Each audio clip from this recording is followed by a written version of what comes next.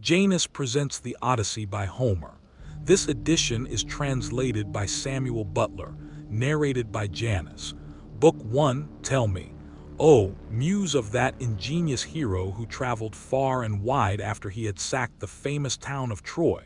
Many cities did he visit, and many were the nations with whose manners and customs he was acquainted. Moreover, he suffered much by sea while trying to save his own life and bring his men safely home. But do what he might, he could not save his men, for they perished through their own sheer folly in eating the cattle of the sun god Hyperion. So the god prevented them from ever reaching home. Tell me too about all these things, O daughter of Jupiter, from whatsoever source you may know them. So now all who escaped death in battle or by shipwreck had got safely home, except Ulysses. And he, though he was longing to return to his wife and country, was detained by the goddess Calypso, who had got him into a large cave and wanted to marry him. But as years went by, there came a time when the gods settled that he should go back to Ithaca. Even then, however, when he was among his own people, his troubles were not yet over. Nevertheless, all the gods had now begun to pity him except Neptune, who still persecuted him without ceasing, and would not let him get home. Now Neptune had gone off to the Ethiopians, who were at the world's end and lie in two halves, the one looking west and the other east. He had gone there to accept a hecatomb of sheep and oxen, and was enjoying himself at his festival. But the other gods met in the house of Olympian Jupiter, and the sire of gods and men spoke first. At that moment he was thinking of Aegis, who had been killed by Agamemnon's son Orestes. So he said to the other gods, "See now how men lay blame upon us gods for what is after all nothing but their own folly. Look at Aegis. He must needs make love to Agamemnon's wife unrighteously and then kill Agamemnon, though he knew it would be the death of him. For I sent Mercury to warn him not to do either of these things, inasmuch as Orestes would be sure to take his revenge when he grew up and wanted to return home. Mercury told him this in all good will, but he would not listen, and now he has paid for everything in full." Then Minerva said, "Father, son of Saturn, king of kings, it served Aegis this right, and so it would anyone else who does as he did. But Aegisthus is neither here nor there. It is for Ulysses that my heart bleeds when I think of his sufferings in that lonely sea-girt island, far away, poor man, from all his friends.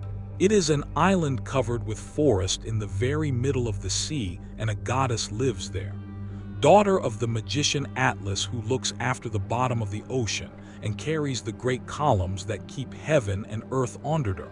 No one else away so dramatic as the fame and wealth that your daughter is described here are here on earth. But back in the time when you first learned of the story of Lord Europa and discovered how he was a good and a perfect person, you now know and will never forget his story. Depicts it sour any kind you try.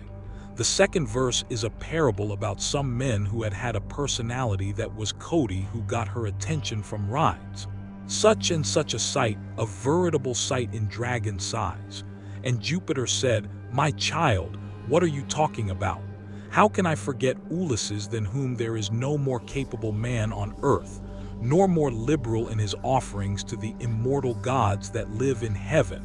Bear in mind, however, that Neptune is still furious with Ulysses for having blinded an eye of Polyphemus, king of the Cyclops. Polyphemus is son to Neptune by the nymph Teucer, daughter to the seeking forces. Therefore, though he will not kill Ulysses outright, he torments him by preventing him from getting home. Still, let us lay our heads together and see how we can help him to return. Neptune will then be pacified, for if we are all of a mind, he can hardly stand out against us. And Minerva said, "Father, son of Saturn, king of kings, if then the gods now mean that Ulysses should get home, we should first send Mercury to the Ocean island to tell Calypso that we have made up our minds and that he is to return. In the meantime, I will go to Ithaca to put heart into Ulysses' son, Telemachus. I will embolden him to call the Ions in assembly and speak out to the suitors of his mother Penelope who persist in eating up any number of his sheep and oxmen. I will also conduct him to Sparta and to Chios to see if he can hear anything about the return of his dear father, for this will make people speak well of him." So saying, she bound on her glittering golden sandals imperishable with which she can fly like the wind over land, or she grasped the redoubtable bronze-shod spear so stout and sturdy and strong, wherewith she quells the ranks of heroes who have displeased her, and down she darted from the topmost summits of Olympus, whereon forthwith she was able to see the sun, wherewith she was in Ithaca at the gateway of Ulysses' house disguised as a visitor, Ments, chief of the Taphians, and she held a bronze spear in her hand. There she found the lordly suitors seated on hides of the oxen which they had killed and eaten, and playing draughts in front of the house. Men, servants, and pages were bustling about to wait upon them, some mixing wine with water in the mixing bowls, some cleaning the house, some cleaning down the tables with wet sponges and laying them out again, and some cutting up great quantities of meat. Telemachus saw her long before anyone else did. He was sitting moodily among the suitors, thinking about his brave father, and how he would send them flying out of the house if he were to come to his own again and be honored as in days gone by. Thus brooding as he sat among them, he caught sight of Minerva and went straight to the gate, for he was vexed that a stranger should be kept waiting for. Admittance, he took her right hand in his own and bade her give him her spear. "Welcome," said he, "to our house. And when you have partaken of food, you shall tell us what you have come for." He led the way as he spoke, and Minerva followed him. When they were within, he took her spear and set it in the spear stand against a strong bearing post along with the many other spears of his army. She was the ing at the silver basin for them to wash their hands, and she drew a clean table beside them. An upper servant brought them bread and offered them many good things of what there was in the house. The carver fetched them plates of all manner of meats and set cups of gold by their side, and a manservant brought them wine and poured it out for them. Then the suitors came in and took their places on the benches and seats. Forthwith men's servants poured water over their hands. Maids went round with the bread baskets. Pages filled the mixing bowls with wine and water, and they laid their hands upon the good things that were before them. As soon as they had had enough to eat and drink, they wanted music and dancing, which are the crowning embellishments of a banquet. So a servant brought a lyre to Phemius, whom they compelled perforce to sing to them as soon as he touched his lyre and began to sing. Telemachus spoke to him. Telemachus spoke low to Minerva with his head close to hers that no man might hear. "I hope, sir," said he, "that you will not be offended with what I am going to say. Singing comes cheap to those who do not pay for it. And all this is done at the cost of one whose bones lie rotting in some wilderness or grinding to powder in the surf. If these men were to see my father come back to Ithaca, they would pray for longer legs rather than a longer purse, for money would not serve them. But he, alas, has fallen on an ill fate. And even when people do sometimes say that he is coming, we no longer heed them. We shall never see him again. And now, sir, tell me and tell me true who you are and where you come from. Tell me of your town and parents, what manner of ship you came in, how your crew brought you to Ithaca, and of what nation they declared themselves to be, for you cannot have come by land. Tell me also truly, for I want to know, are you a stranger to this house, or have you been here in my father's time? In the old days we had many visitors, for my father went about much himself." And Minerva answered, "I will tell you truly and particularly all about it.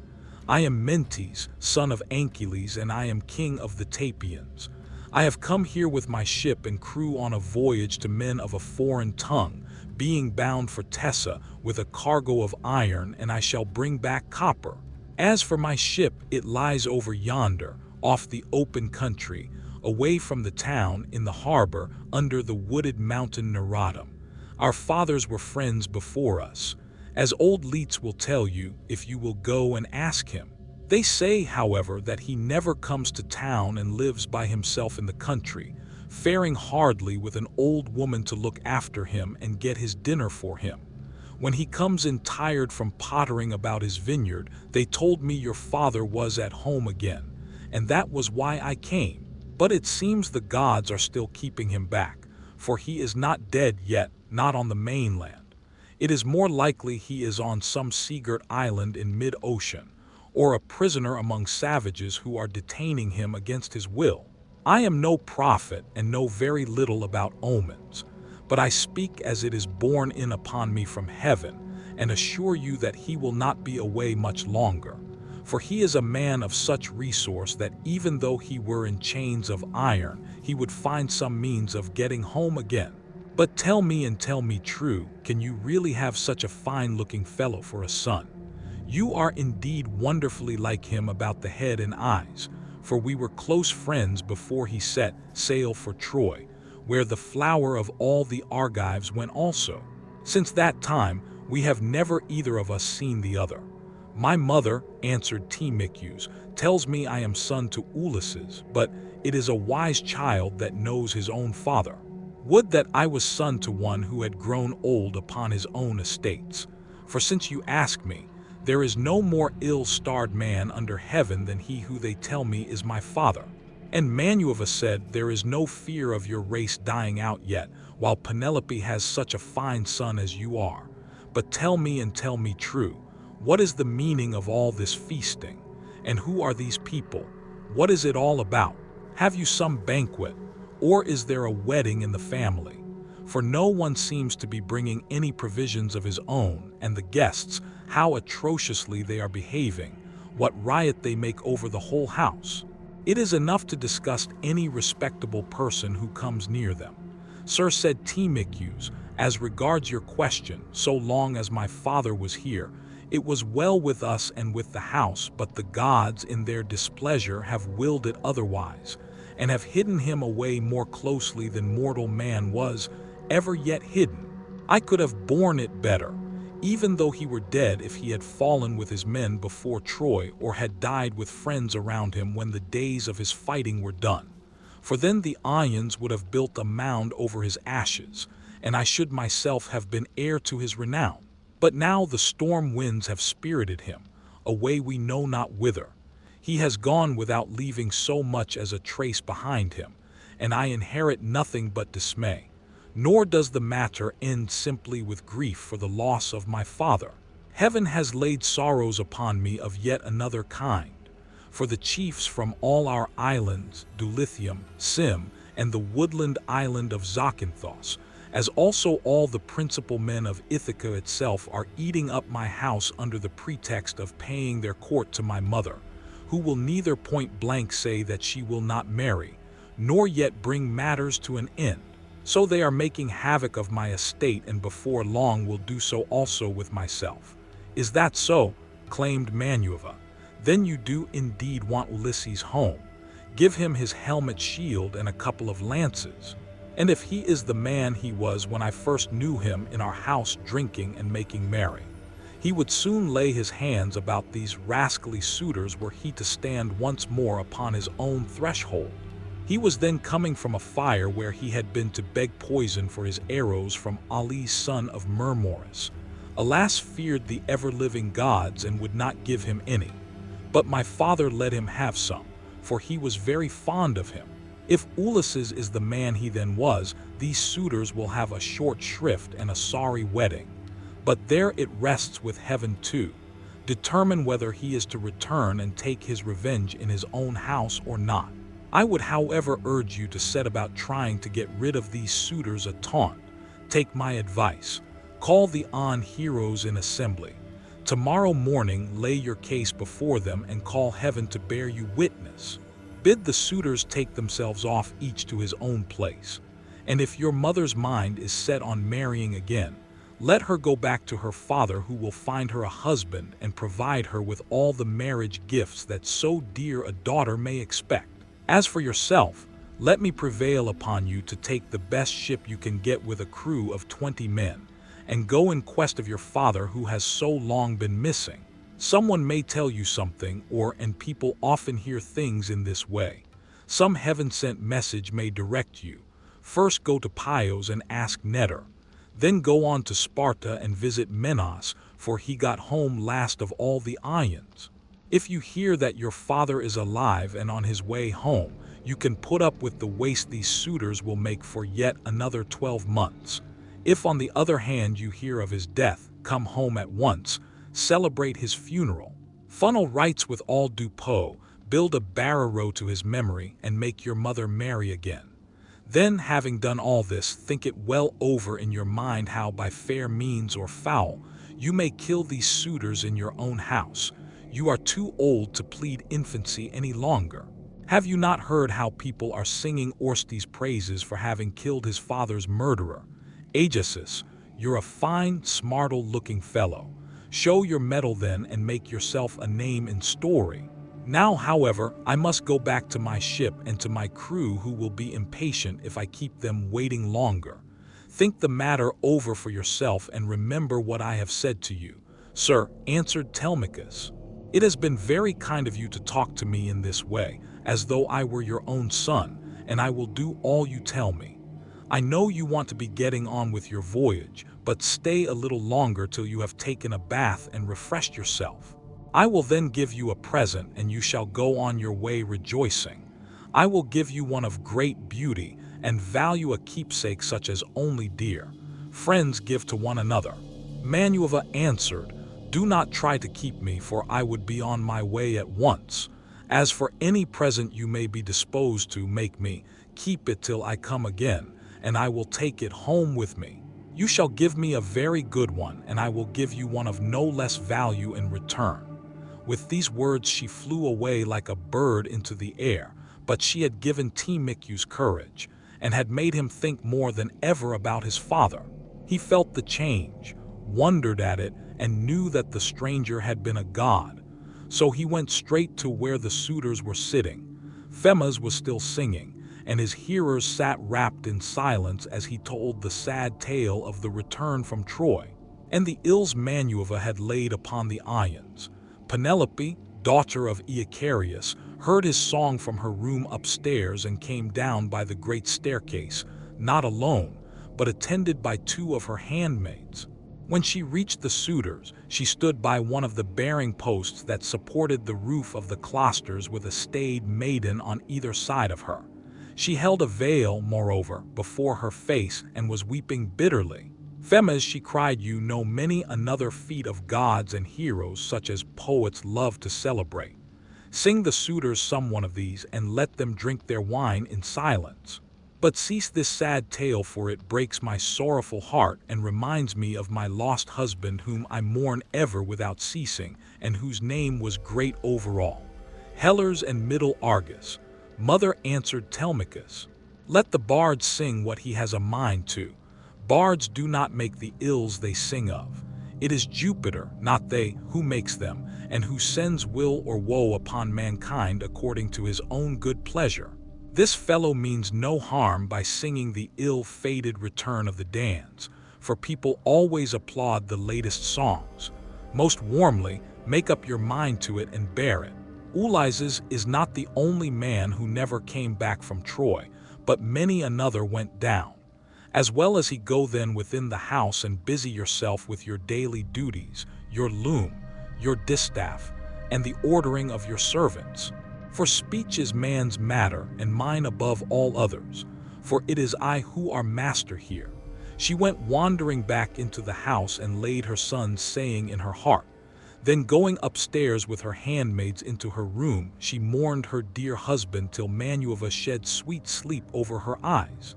But the suitors were clamorous throughout the covered cloisters and prayed each one that he might be her bedfellow. Then Telemachus spoke shameless, he cried, and insolent suitors, let us feast at our pleasure now, and let there be no brawling. For it is a rare thing to hear a man say with such a divine voice as Phemas has. But in the morning meet me in full assembly, that I may give you formal notice to depart and feast at one another's houses, turn and turn about at your own cost. If, on the other hand, you choose to persist in sponging upon one man, heaven help me.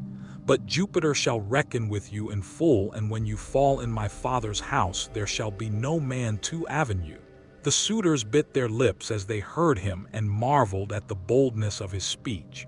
Then Antinous, son of said the god, seemed to have given you lessons in bluster and tall talking. May Jupiter never grant you to be chief in Ithaca as your father was before you. Telemachus answered, Antinous, do not chide with me, but God willing, I will be chief too if I can. Is this the worst fate you can think off of me? It is no bad thing to be a chief, for it brings both riches and honor. Still, now that Ulysses is dead, there are many great men in Ithaca, both old and young, and some other may take the lead among them. Nevertheless, I will be chief in my own house and will rule those whom Ulysses has won for me. Then Euryalus, son of Polybus, answered, It rests with heaven to decide who shall be chief among us, but you shall be master in your own house and over your own possessions. No one, while there is a man in Ithaca, shall do you violence nor rob you. And now, my good fellow, I want to know about this stranger. What country does he come from? Of what family is he? And where is he sustained? Has he brought you news about the return of your father? Or was he on business of his own? He seemed a well-to-do man, but he hurried off so suddenly that he was gone in a moment before we could get to know him.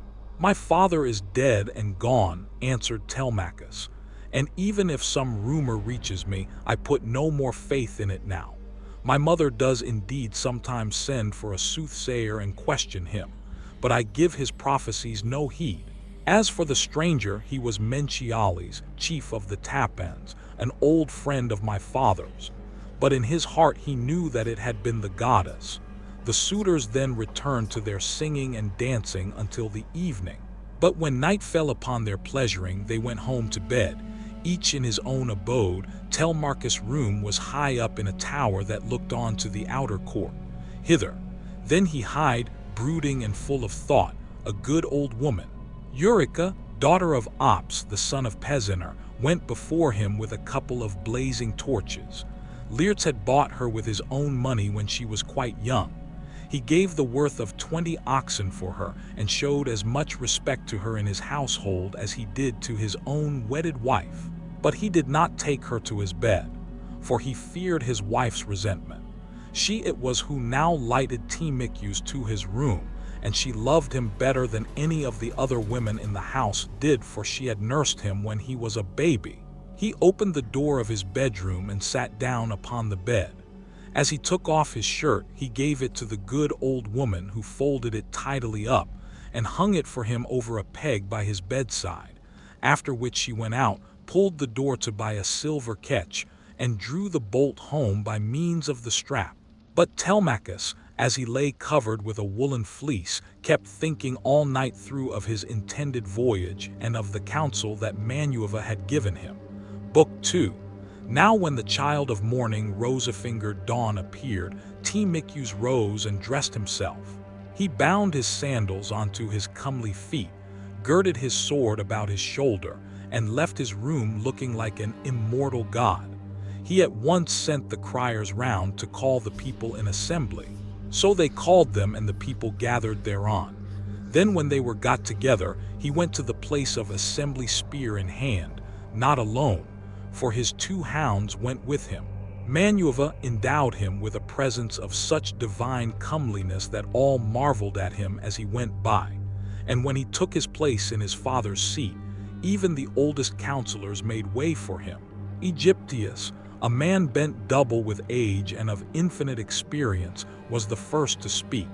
His son Antiphas had gone with Ulysses to Alos, land of noble steeds. But the savage Cyclops had killed him when they were all shut up in the cave, and had cooked his last dinner for him. He had 3 sons left, of whom 2 still worked on their father's land, while the third, Eurynamis, was one of the suitors. Nevertheless, their father could not get over the loss of Antiphas, and was still weeping for him when he began his speech. Men of Ithaca, he said, hear my words. From the day Ulysses left us there has been no meeting of our counselors until now.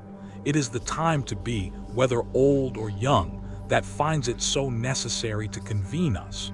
Has he got wind of some host approaching? And does he wish to warn us? Or would he speak upon some other matter of public moment? I am sure he is an excellent person, and I hope Jupiter will grant him his heart's desire." Telemachus took this speech as of good omen and rose at once, for he was bursting with what he had to say. He stood in the middle of the assembly, and the good herald Pisander brought him his staff. Then turning to Aegyptius, "Sir," said he, "it is I, as you will shortly learn, who have convened you, for it is I who am the most aggrieved. I have not got wind of any host approaching about which I would warn you, nor is there any matter of public moment on which I would speak. My grievance is purely personal, and turns on two great misfortunes which have fallen upon my house. The first of these is the loss of my excellent father, who was chief among all you here present, and was like a father to every one of you. The second is much more serious, and ere long will be the utter ruin of my estate. The sons of all the chief men among you are pestering my mother to marry them against her will. They are afraid to go to her father, Icarius, asking him to choose the one he likes best and to provide marriage gifts for his daughter. But day by day they keep hanging about my father's house, sacrificing our oxen, sheep, and fat goats for their banquets, and never giving so much as a thought to the quantity of wine they drink. No estate can stand such recklessness. We have now no Ulysses to ward off harm from our doors, and I cannot hold my own against them. I shall never all my days be as good a man as he was. Still, I would indeed defend myself if I had power to do so, for I cannot stand such recklessness. My house is being disgraced and ruined. Have respect, therefore, to your own consciences and to public opinion. Fear to the wrath of heaven, lest the gods should be displeased and turn upon you. I pray you by Jupiter and Thais, who is the beginning and the end of counsels, do not hold back my friends and leave me single-handed, unless it be that my brave father Ulysses did some wrong to the Ions, which you would now avenge on me by aiding and abetting these suitors. Moreover, if I am to be eaten out of house and home at all, I had rather you did the eating yourselves, for I could then take action against you to some purpose, and serve you with notices from house to house till I got paid in full, whereas now I have no remedy." With this, Telemachus dashed his staff to the ground and burst into tears. Everyone was very sorry for him, but they all sat still, and no one ventured to make him an angry answer, save only Antinous, who spoke thus: "Telemachus, insolent braggart, how dare you try to throw the blame upon us suitors? It is your mother's fault, not ours, for she is a very artful woman. This 3 years past and close on 4. She had been driving us out of our minds by encouraging each one of us and sending him messages without meaning one word of what she says. And then there was that other trick she played us. She set up a great tamar frame in her room and began to work on an enormous piece of fine needlework. 'Sweethearts,' said she, 'Ulysses is indeed dead. Still do not press me to marry again.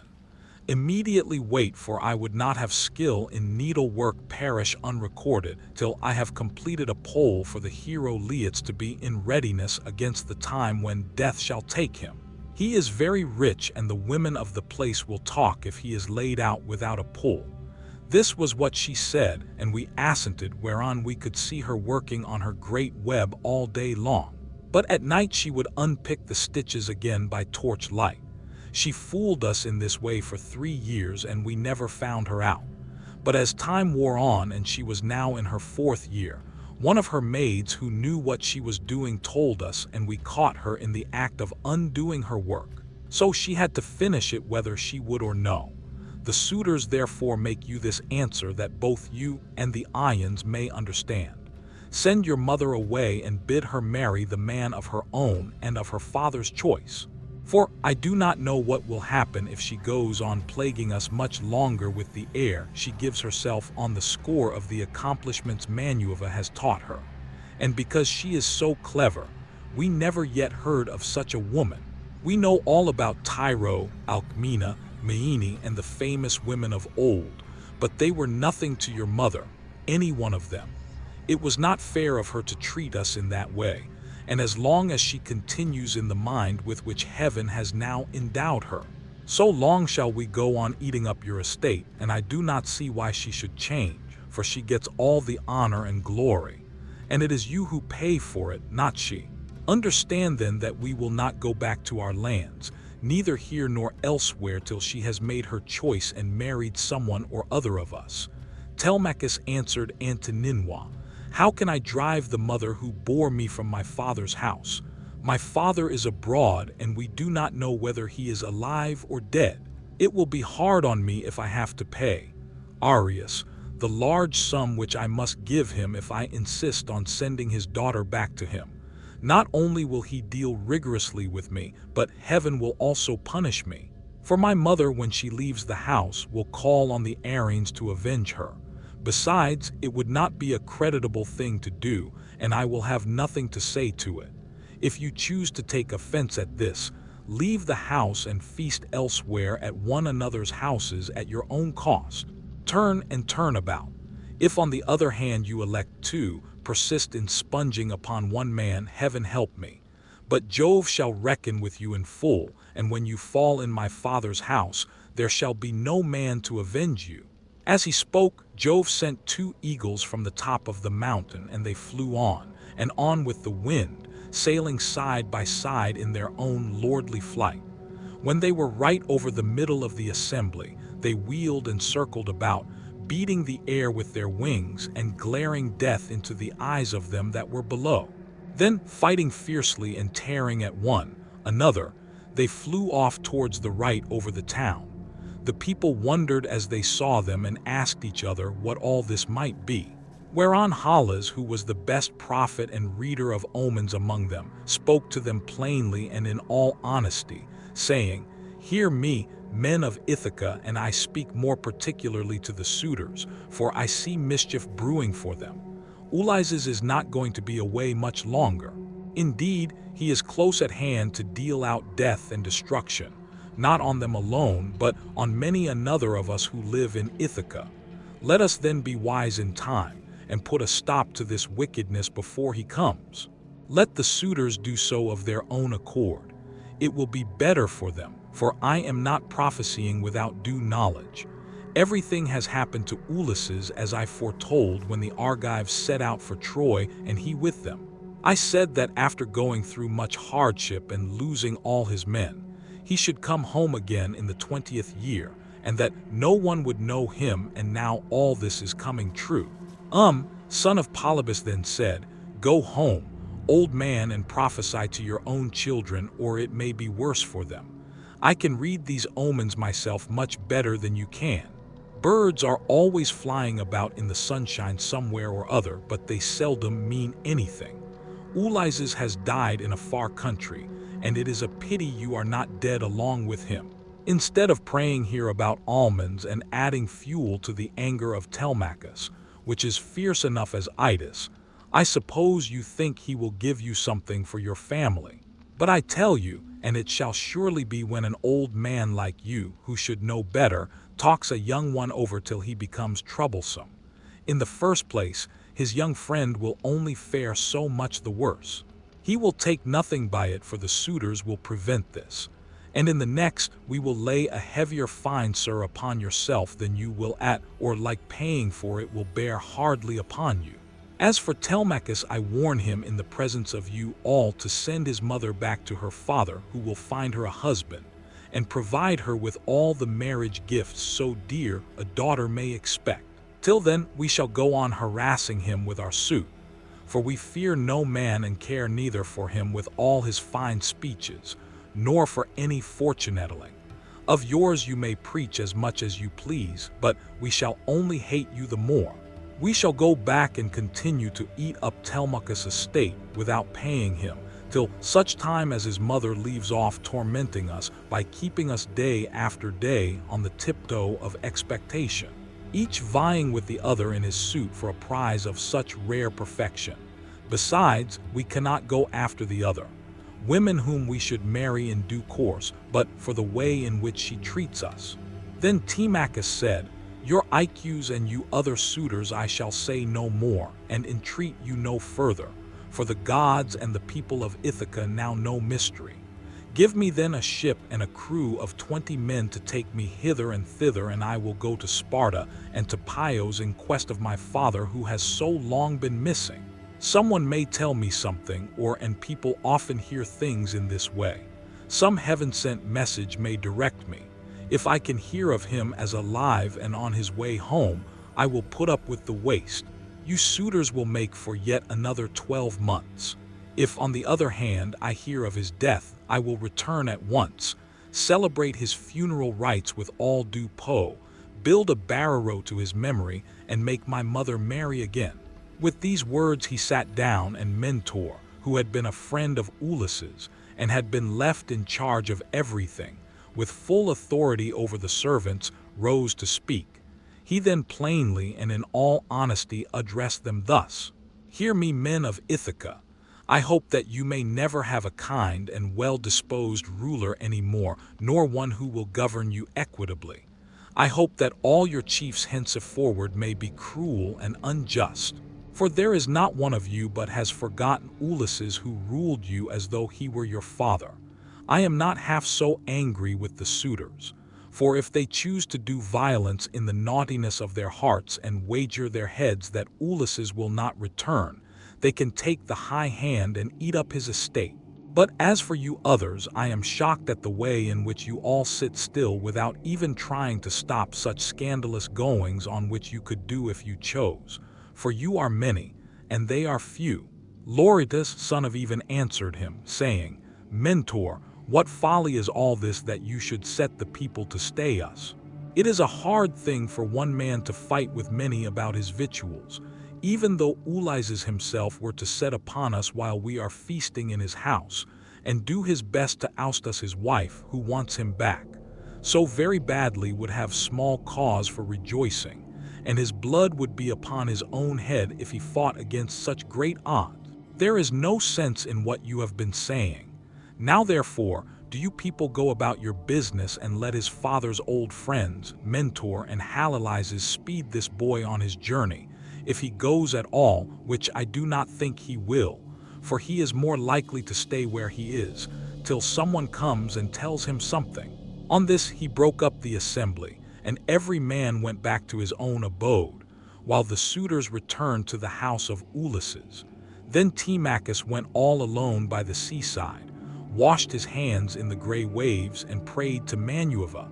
"Hear me," he cried, "you god who visited me yesterday and bade me sail the seas in search of my father who has so long been missing. I would obey you, but the Ions, and more particularly the wicked suitors, are hindering me that I cannot do so." As he thus prayed, Minerva came close up to him in the likeness and with the voice of Mentor. "Telemachus," said she, "if you are made of the same stuff as your father, you will be neither fool nor coward. Henceforward, for Ulysses never broke his word, nor left his work half done. If then you take after him, your voyage will not be fruitless. But unless you have the blood of Ulysses and of Penelope in your veins, I see no likelihood of your succeeding. Sons are seldom as good men as their fathers. They are generally worse, not better. Still, as you are not going to be either fool or coward henceforward, and are not entirely without some share of your father's wise discernment, I look with hope upon your undertaking, but mind you never make common cause with any of them, for they have neither sense nor virtue, and give no thought to death, and to the doom that will shortly fall on one and all of them, so that they shall perish on the same day. As for your voyage, it shall not be long delayed. Your father was such an old friend of mine that I will find you a ship, and will come with you myself. Now, however, return home and go about among the suitors. Begin getting provisions ready for your voyage. See everything well stowed, the wine in jars and the barley meal, which is the staff of life, in leather bags. While I go round the town and beat up volunteers at once, there are many ships in Ithaca, both old and new. I will run my eye over them for you, and will choose the best. We will get her ready and will put out to sea without delay." Thus spoke my father, and spoke Minerva, daughter of Jove. And Telemachus lost no time in doing as the goddess told him. He went moodily home and found the suitors flaying goats and singing pigs in the outer court. Antoninois came up to him at once and laughed as he took his hand in his own, saying, "Telemachus, my fine fire eater, bear no more ill blood, neither in word nor deed, but eat and drink with us as you used to do. The Ions will find you in everything, a ship and a picked crew to boot, so that you can set sail for Pylos at once and get news of your noble father." Antinous answered Telemachus, "I cannot eat in peace, nor take pleasure of any kind with such men as you are. Was it not enough that you should waste so much good property of mine while I was yet a boy? Now that I'm older and know more about it, I am also stronger. And whether here among this people, or by going to Pylos, I will do you all the harm I can. I shall go, and my going will not be in vain. Though thanks to you suitors I have neither ship nor crew of my own, and must be passenger not captain." As he spoke, he snatched his hand from that of Antinous. Meanwhile the others went on getting dinner ready about the buildings, jeering at him tauntingly as they did so.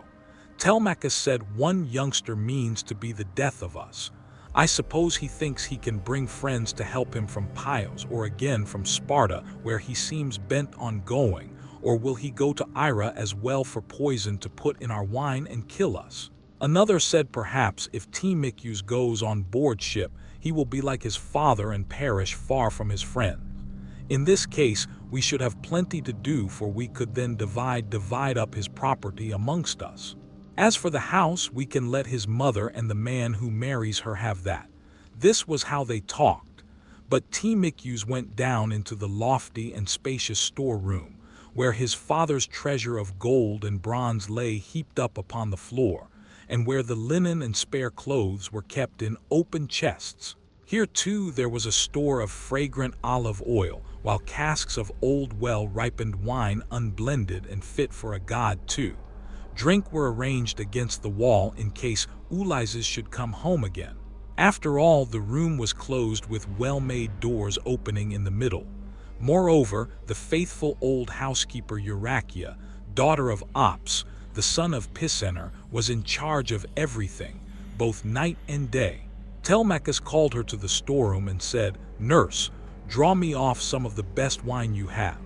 After what you are keeping for my father's own drinking, in case, poor man, he should escape death and find his way home again after all. Let me have 12 jars and see that they all have lids. Also fill me some well-sewn leather bags with barley meal, about 20 measures in all. Get these things put together at once and say nothing about it. I will take everything away this evening as soon as my mother has gone upstairs for the night.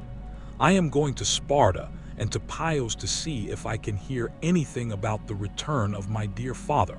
When Euryclea heard this, she began to cry and spoke fondly to him, saying, "My dear child, whatever can have put such notion as that into your head?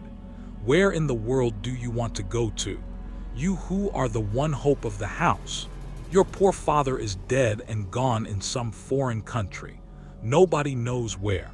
And as soon as your back is turned, these wicked ones here will be scheming to get you put out of the way and will share all your possessions among themselves.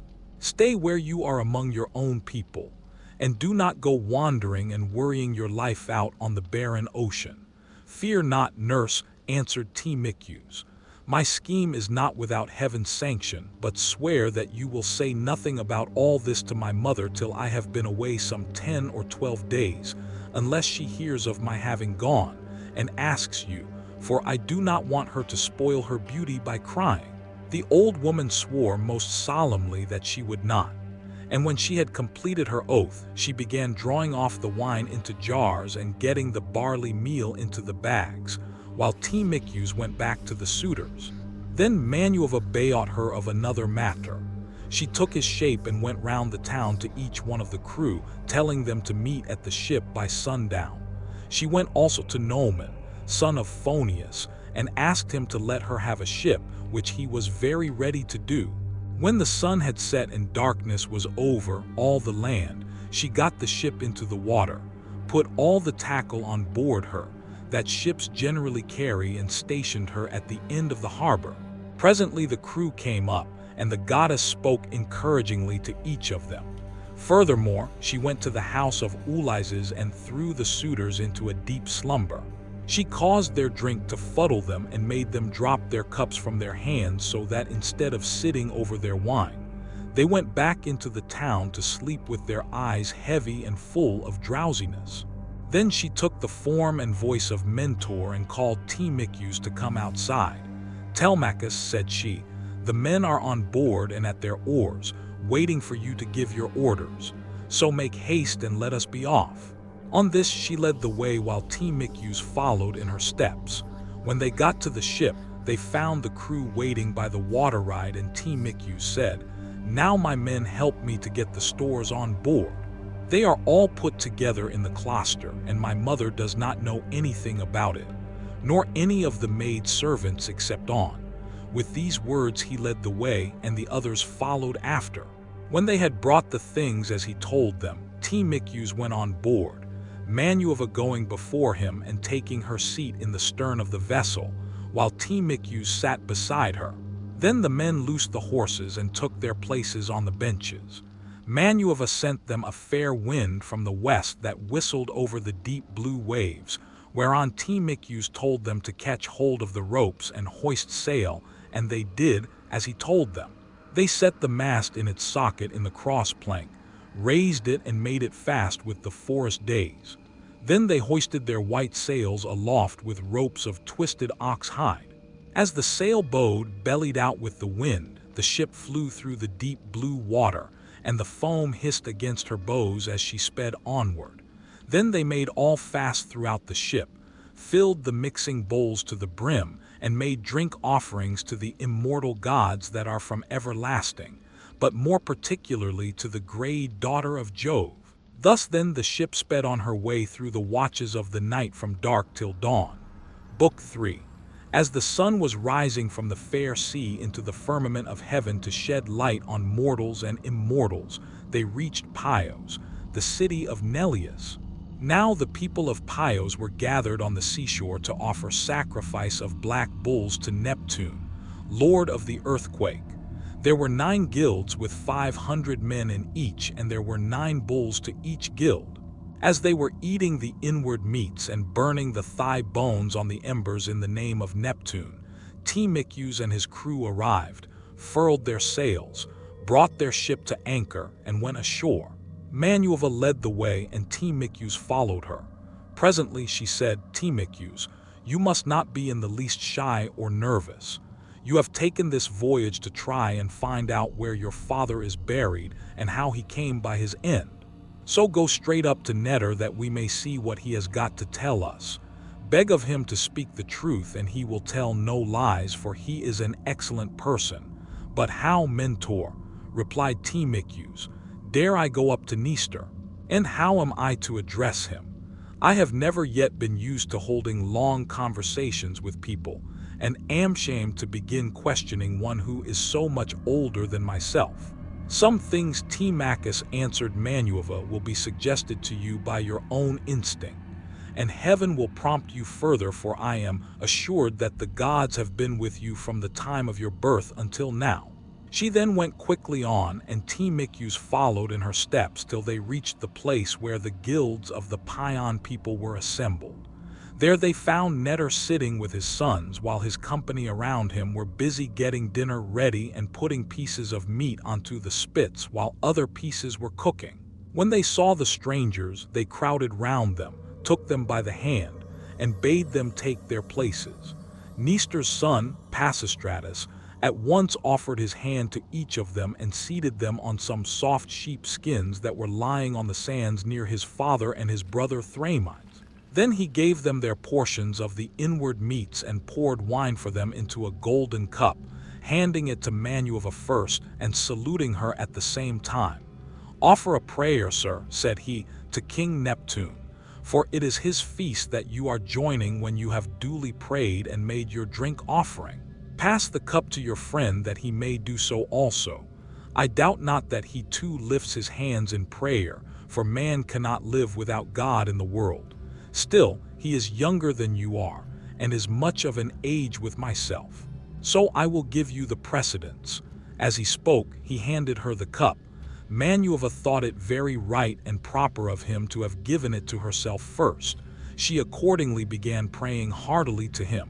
Then she said to Neptune, "O thou," she cried, "that encirclest the earth, vouchsafe to grant the prayers of thy servants that call upon thee. More especially, we pray thee send down thy grace on Nestor and on his sons. Thereafter also make the rest of the Paeon people some handsome return for the goodly hecatomb they are offering you. Lastly, grant Telemachus and myself a happy issue in respect of the matter that has brought us in our ship Pylos." When she had thus made an end of praying, she handed the cup to Telemachus, and he prayed likewise. By and by, when the outer meats were roasted and had been taken off the spits, the carvers gave every man his portion, and they all made an excellent dinner. As soon as they had had enough to eat and drink, Nestor, knight of Goron, began to speak. "Now," said he, "that our guests have done their dinner, it will be best to ask them who they are.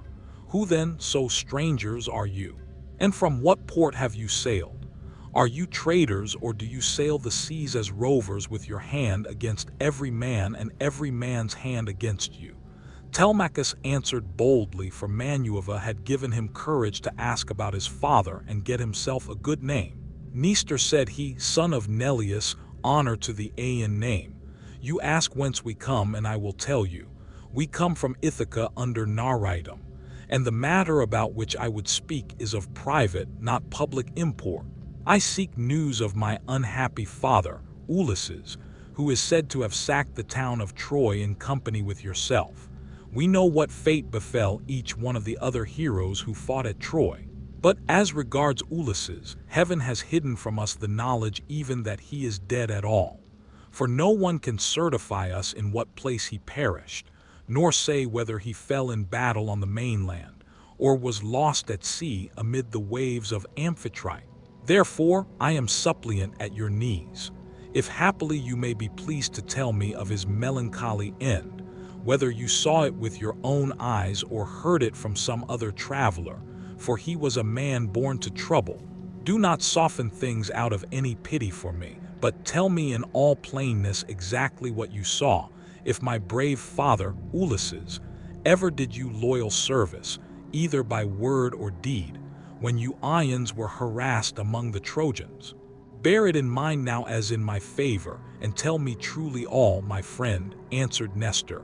"You recall a time of much sorrow to my mind, for the brave Ions suffered much both at sea while privateering under Achilles, and when fighting before the great city of King Priam. Our best men, all of them, fell there.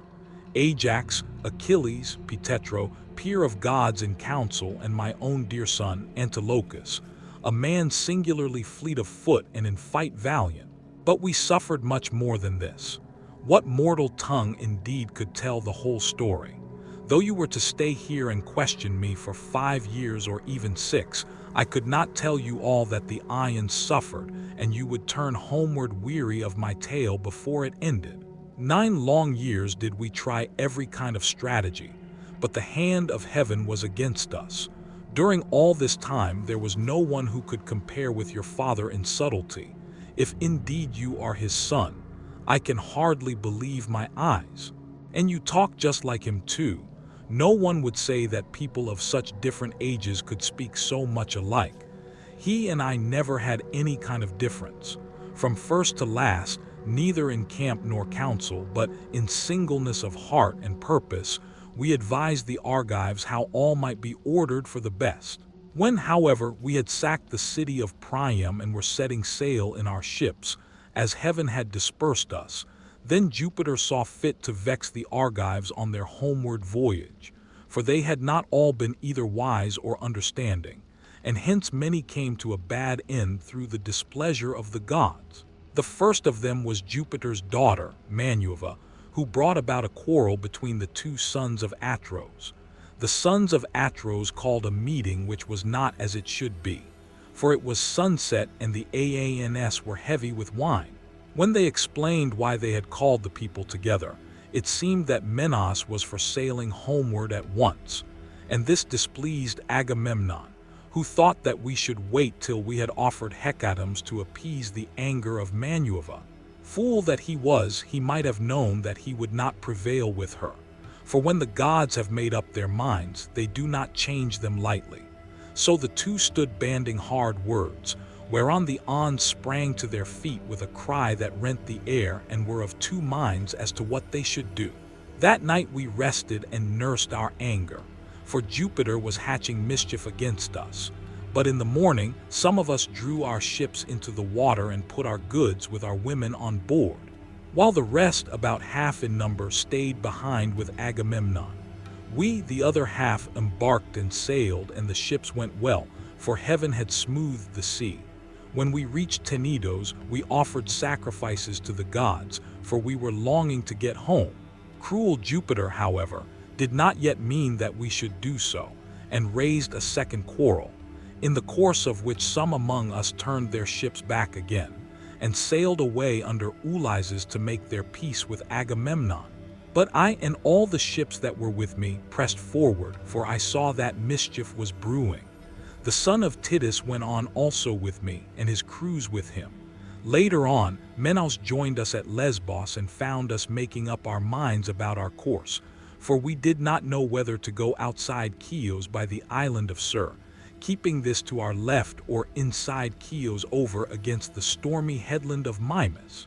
So we asked heaven for a sign, and were shown one to the effect that we should be soonest out of danger, if we headed our ships across the open sea to Euboea. This we therefore did, and a fair wind sprang up, which gave us a quick passage during the night to Gerestus, where we offered many sacrifices to Neptune for having helped us so far on our way. 4 days later, Dame and his men stationed their ships in Argos, but I held on for Chios, and the wind never fell light from the day when heaven first made it fair for me. Therefore, my dear young friend, I returned without hearing anything about the others. I know neither who got home safely, nor who were lost, but, as in duty bound, I will give you without reserve the reports that have reached you since I have been here in my own house. They say, the Myrmidons returned home safely under Achilles' son, Neoptomus.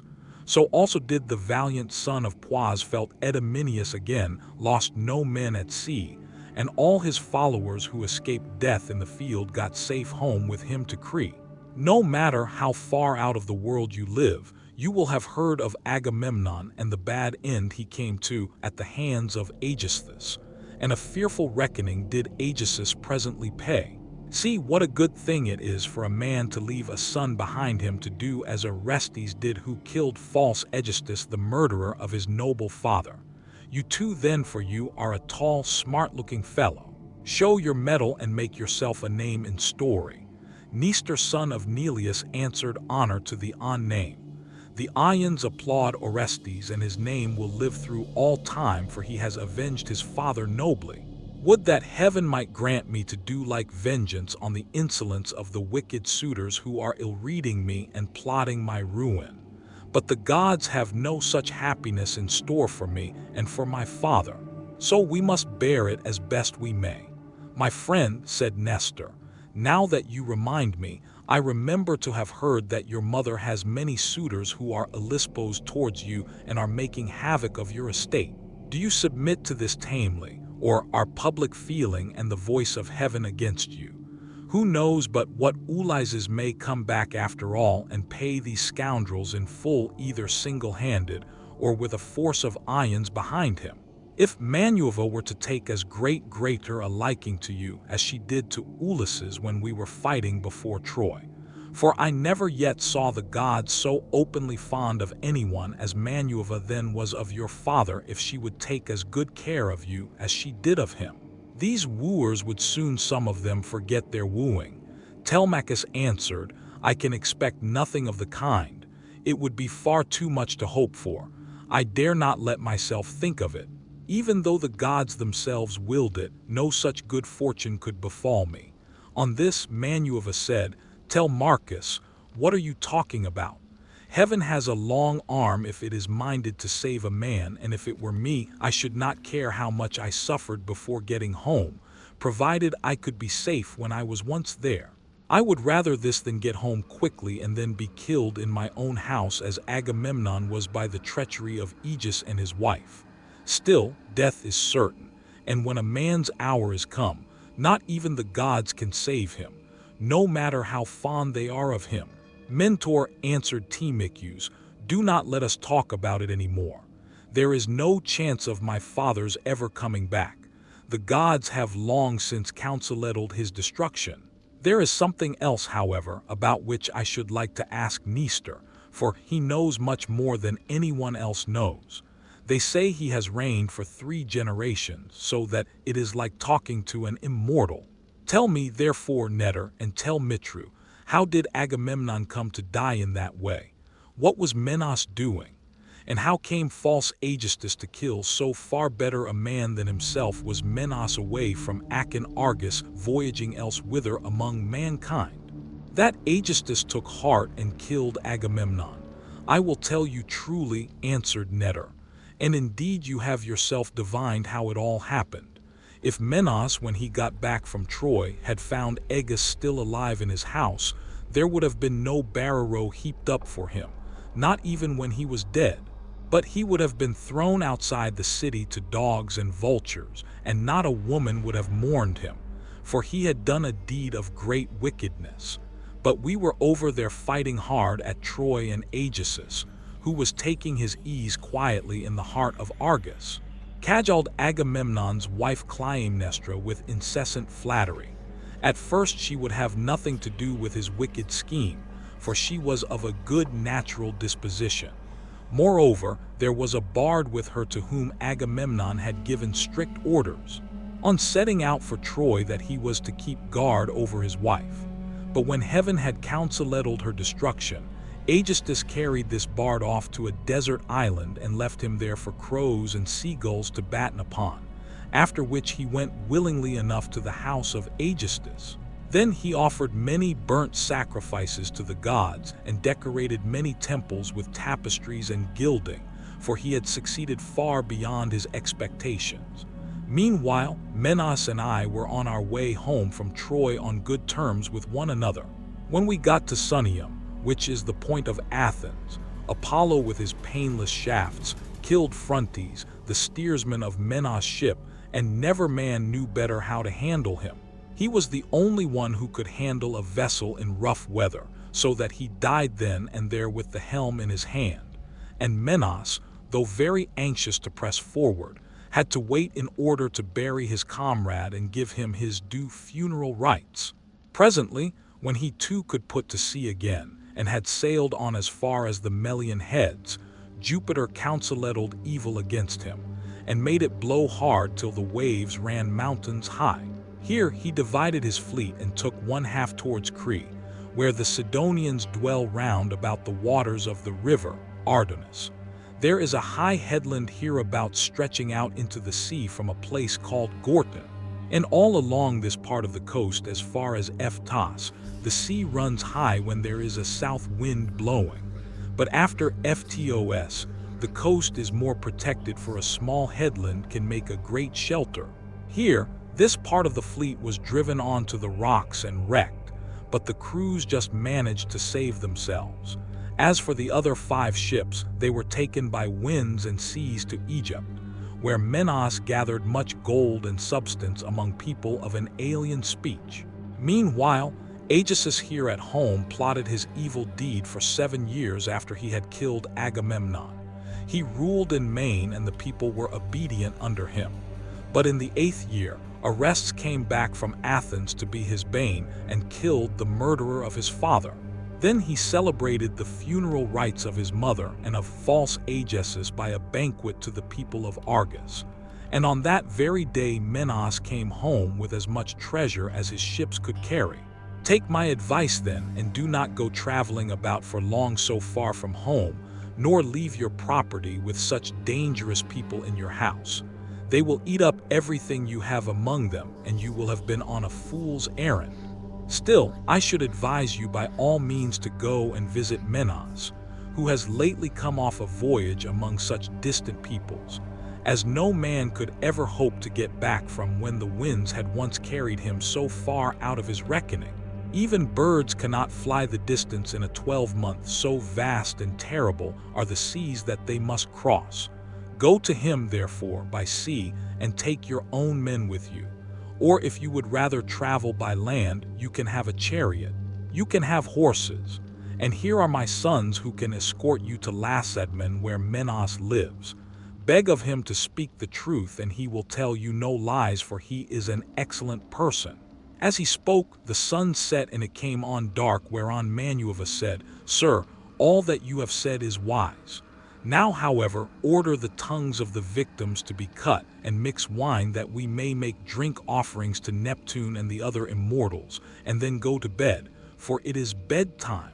People should go away early and not keep late hours at a religious festival."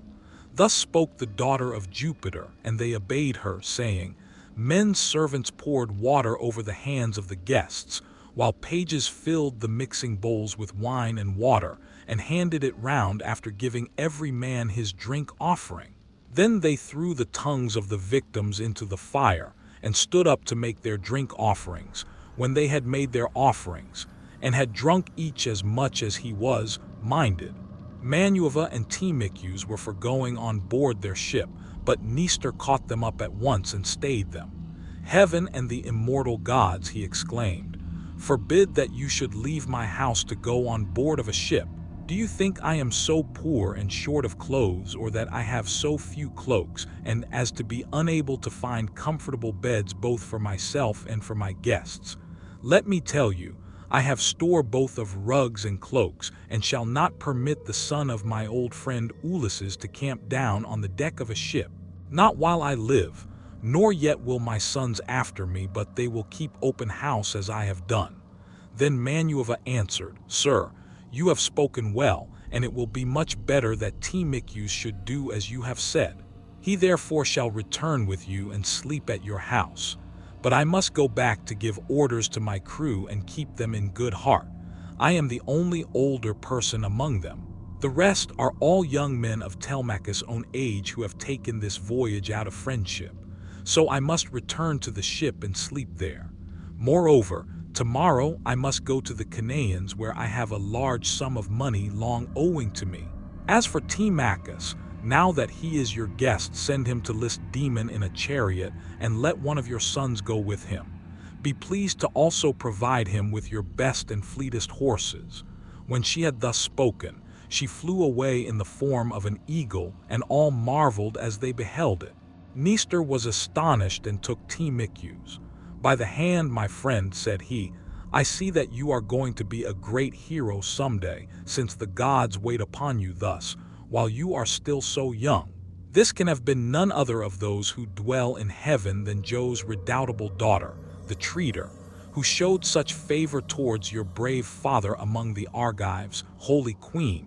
He continued, "Vouchsafe to send down thy grace upon myself, my good wife, and my children. In return, I will offer you in sacrifice a brood here of a year old, unbroken, and never yet brought by man under the yoke. I will gild her horns and will offer her up to you in sacrifice." Thus did he pray, and Manuva heard his prayer. He then led the way to his own house, followed by his sons and sons-in-law. When they had got there and had taken their places on the benches and seats, he mixed them a bowl of sweet wine that was 11 years old.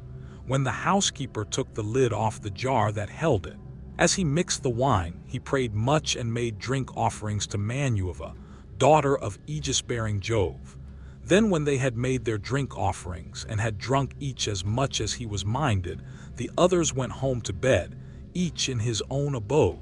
But Nestor put Telemachus to sleep in the room that was over the gateway, along with Pisratus, who was the only unmarried son, now left him.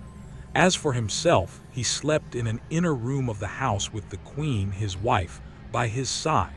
Now when the child of morning rosy-fingered dawn appeared, Nestor left his couch and took his seat on the benches of white and polished marble that stood in front of his house. Here aforetime sat Tynleus, peer of gods, in council, but he was now dead and had gone to the house of Hades. So Netter sat in his seat, scepter in hand as guardian of the public weal. His sons, as they left their rooms, gathered around him: Ashphron, Stratius, Perseus, Aratus, and Thramides. The sixth son was Pisistratus, and when Telemachus joined them, they made him sit with them. Nestor then addressed them. "My sons," said he, "make haste to do as I shall bid you. I wish first and foremost to propitiate the great goddess Minerva, who manifested herself visibly to me during yesterday's festivities. Go then, one or other of you, to the plain. Tell the stockman to look me out a here and come on here with it at once. Another must go to Telemachus's ship and invite all the crew, leaving 2 men only in charge of the vessel. Someone else will run and fetch Lausus the goldsmith to gild the horns of the hare. The rest stay all of you where you are. Tell the maids in the house to prepare an excellent dinner and to fetch seats and logs of wood for a burnt offering. Tell them also to bring me some clear spring water." On this they hurried off on their several errands. The hare was brought in from the plain, and Telemachus' crew came from the ship. The goldsmith brought the anvil, hammer, and tongs with which he worked his gold, and Minerva herself came to accept the sacrifice. Nestor gave out the gold, and the smith gilded the horns of the heifer that the goddess might have pleasure in their beauty. Then Stratius and Ephron brought her in by the horns. Aratus fetched water from the house in a ewe that had a flower pattern on it, and in his other hand he held a basket of barley meal. Sturdy Thrasymede stood by with a sharp axe ready to strike the heifer, while Perseus held a bucket. Then Netter began with washing his hands and sprinkling the barley meal, and he offered many a prayer to Minerva as he threw a lock from the heifer's head upon the fire. When they had done praying and sprinkling the barley meal, Thrasymede dealt his blow and brought the hare down with a stroke that cut through the tendons at the base of her neck, whereon the daughters and daughters-in-law of Netter and his venerable wife Eurydice, she was the eldest daughter to Clemens, screamed with delight. Then they lifted the hare's head from off the ground, and Pisistratus cut her throat. When she had done bleeding and was quite dead, they cut her up. They cut out the thigh bones all in due course, wrapped them round in 2 layers of fat, and set some pieces of raw meat on the top of them. Then Nestor laid them upon the wood fire and poured wine over them, while the young men stood near him with 5-pronged spits in their hands. When the thighs were burned and they had tasted the inward meats, they cut the rest of the meat up small, put the pieces on the spits, and toasted them over the fire. Meanwhile, lovely Polycas, Netter's youngest daughter, washed Telemachus. When she had washed him and anointed him with oil, she brought him a fair mantle and shirt, and he looked like a god, as he came from the bath and took his seat by the side of Netter. When the outer meats were done, they drew them off the spits and sat down to dinner, where they were waited upon by some worthy henchmen, who kept pouring them out their wine in cups of gold. As soon as they had had enough to eat and drink, Nestor said, "Sons, put Telemachus's horses to the chariot that he may start a taunt." Thus did he speak, and they did even as he had said, and yoked the fleet horses to the chariot. The housekeeper packed them up a provision of bread, wine, and sweet meats fit for the sons of princes. Then Telemachus got into the chariot, while Pisistratus gathered up the reins and took his seat beside him. He lashed the horses on, and they flew forward, nothing loath, into the open country, leaving the high citadel of Pios behind them. All that day did they travel, swaying the yoke upon their necks till the sun went down and darkness was over all the land. Then they reached Phear, where Diales lived, who was son to Ortilochus and grandson to Ulpheus. Here they passed the night, and Diocles entertained them hospitably. When the child of morning, rosy-fingered Dawn, appeared, they again yoked their horses and drove out through the gateway. Under the echoing gatehouse, Pisistratus lashed the horses on, and they flew forward, nothing loath. Presently they came to the cornlands of the open country, and in the course of time completed their journey, so well did their steeds take them. Now when the sun had set and darkness was over the land, Book IV, they reached the low-lying city of Lacedaemon, where they drove straight to the abode of Menos, and found him in his own house feasting with his many clansmen in honor of the wedding of his son and also of his daughter, whom he was marrying to the son of that valiant warrior Achilles. He had given his consent and promised her to him while he was still at Troy, and now the gods were bringing the marriage about. So he was sending her with chariots and horses to the city of the Myrmidons, over whom Achilles' son was reigning for his only son. He had found a bride from Sparta, the daughter of Elector. This son Mephinus was born to him of a bondwoman, for heaven vouchsafed Helen no more children after she had borne Hermione, who was fair as golden vanish herself. So the neighbors and kinsmen of Minos were feasting and making merry in his house. There was a bard also to sing to them, and play his lyre, while two tumblers went about performing in the midst of them, when the man struck up with his tune. Telemachus and the son of Nestor stayed their horses at the gate, whereon Echanius' servant to Minos came out, and as soon as he saw them ran hurrying back into the house to tell his master. He went close up to him and said, "Minos, there are some strangers come here, 2 men who look like sons of Jupiter. What are we to do? Shall we take their horses out, or tell them to find friends elsewhere as they best can?" Minos was very angry and said, "Edenas, son of Boat House, you never used to be a fool, but now you talk like a simpleton. Take their horses out, of course, and show the strangers in, that they may have supper. You and I have stayed often enough at other people's houses before we got back here, where heaven grant that we may rest in peace henceforward." So Echanius bustled back and bade the other servants come with him. They took their sweating steeds from under the yoke, made them fast to the mangers, and gave them a feed of oats and barley mixed. Then they leaned the chariot against the end wall of the courtyard and led the way into the house. Telemachus and Peistratus were astonished when they saw it, for its splendor was as that of the sun and moon. Then when they had admired everything to their heart's content, they went into the bathroom and washed themselves. When the servants had washed them and anointed them with oil, they brought them woolen cloaks and shirts, and the two took their seats by the side of Minos. A maid servant brought them water in a beautiful golden ewer and poured it into a silver basin for them to wash their hands, and she drew a clean table beside them. An upper servant brought them bread, and offered them many good things of what there was in the house, while the carver fetched them plates of all manner of meats, and set cups of gold by their side. Minos then greeted them, saying, "Fool to welcome.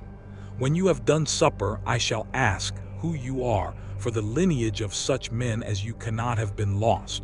You must be descended from a line of scepter-bearing kings, for poor people do not have such sons as you are." On this he handed them a piece of fat roast loin, which had been set near him as being a prime part, and they laid their hands on the good things that were before them.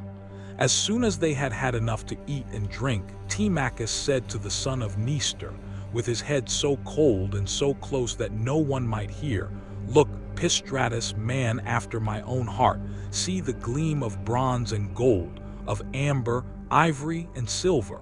Everything is so splendid that it is like seeing the palace of Olympian Jove. I am lost in admiration." Minos overheard him and said, "No one, my sons, can hold his own with Jove for his house, and everything about him is immortal." Minos said, "No one, my sons, can hold his own with Jove for his house, and everything about him is immortal." Minos said, "No one, my sons, can hold his own with Jove. Well, there may be another who has as much wealth as I have, or there may not. But at all events I have traveled much and have undergone much hardship, for it was nearly 8 years before I could get home with my fleet. I went to Cyprus, Phoenicia, and the Egyptians. I went also to the Ethiopians, the Sidonians, and the Arameans, and to Libya, where the lambs have horns as soon as they are born, and the sheep lamb down 3 times a year. Everyone in that country, whether master or man, has plenty of cheese, meat, and good milk, for the use yield all the year round. But while I was traveling and getting great riches among these people, my brother was secretly and shockingly murdered through the parod of his wicked wife. so that I have no pleasure in being lord of all this wealth. Whoever your parents may be, they must have told you about all this and of my heavy loss in the ruin of a stately mansion fully and magnificently furnished. Would that I had only a third of what I now have, so that I had stayed at home and all those were living who perished on the plain of Troy, far from Argos. I often grieve as I sit here in my house for one and all of them. At times I cry aloud for sorrow, but presently I leave off again, for crying is cold and one soon tires of it. Yet grieve for these as I may, I do so for one man more than for them all. I cannot even think of him without, loathing both food and sleep, so miserable does he make me for no one of all that. Ons worked so hard or risked so much as he did. He took nothing by it and has left a legacy of sorrow to myself, for he has been gone a long time, and we know not whether he is alive or dead. His old father, long-suffering wife Penelope, and his son Telemachus, whom he left behind him, an infant in arms, are plunged in grief on his account. Thus spoke Minos, and the heart of Telemachus yearned as he bethought him of his father.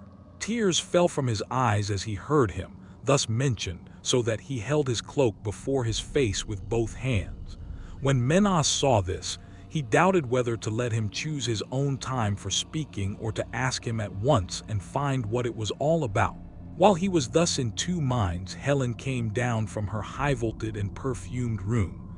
Looking as lovely as Diana herself, a draught brought her a seat, else a soft woolen rug, while Phae fetched her the silver workbox which Alcandra, wife of Polybus, had given her. Polybus lived in Egyptian Thebes, which is the richest city in the whole world. He gave Minos 2 baths both of pure silver, 2 tripods and 10 talents of gold.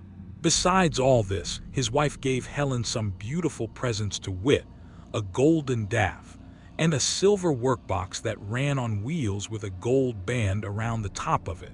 Philo now placed this by her side full of fine spun yarn, and a daff charged with violet-colored wool was laid upon the top of it.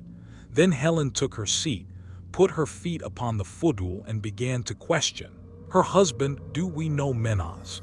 said she.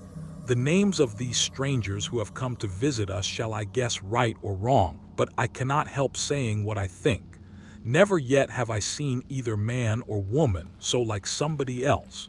Indeed, when I look at him, I hardly know what to think, as this young man is like Telemachus, whom Ulysses left as a baby behind him. When you Ions went to Troy with battle in your hearts on account of my most shameless self." "My dear wife," replied Minos, "I see the likeness just as you do. His hands and feet are just like Ulysses. So is his hair, with the shape of his head and the expression of his eyes.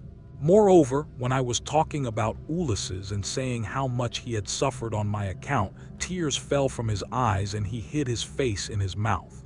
Then Pyostratus said, 'Minos, soon of you, you are right in thinking that this young man is Telemachus, but he is very modest and is ashamed too.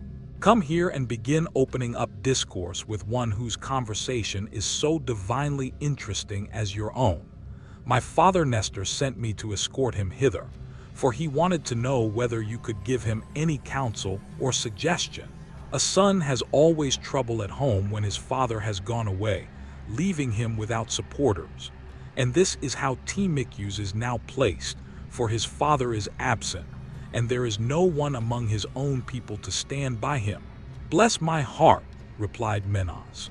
"Then I am receiving a visit from the son of a very dear friend who suffered much hardship for my sake. I had always hoped to entertain him with most marked distinction when heaven had granted us a safe return from beyond these days. I should have founded a city for him in Argos and built him a house. I should have made him leave Ithaca with his goods, his son, and all his people, and should have sacked for them some one of the neighboring cities that are subject to me. We should thus have seen one another continually, and nothing but death could have interrupted so close and happy an intercourse. I suppose, however, that heaven grudged us such great good fortune, for it has prevented the poor fellow from ever getting home at all." Thus did he speak, and his words set them all a-weeping. Helen wept. Telemachus wept, and so did Menas. Nor could Pisistratus keep his eyes from filling. When he remembered his dear brother Antilochus, whom the son of bright dawn had killed thereon, he said to Menas, "Sir, my father Nestor, when we used to talk about you at home, told me you were a person of rare and excellent understanding of the world. I cannot to say that I am not worthy of your respect, that if then it be possible, do as I would urge you. I'm not fond of crying while I am getting my supper. Morning will come in due course, and in the forenoon I care not how much I cry for those that are dead and gone. This is all we can do for the poor things. We can only shave our heads for them and wring the tears from our cheeks. I had a brother who died at Troy. He was by no means the worst man there. You are sure to have known him. His name was Antilochus. I never set eyes upon him myself, but they say that he was singularly fleet of foot and in fight valiant. Your discretion, my friend, answered Menas, is beyond your years. It is plain you take after your father.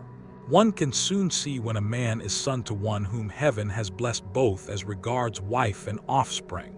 And it has blessed Nestor from first to last all his days, giving him a green old age in his own house with sons about him who are both well disposed and valiant.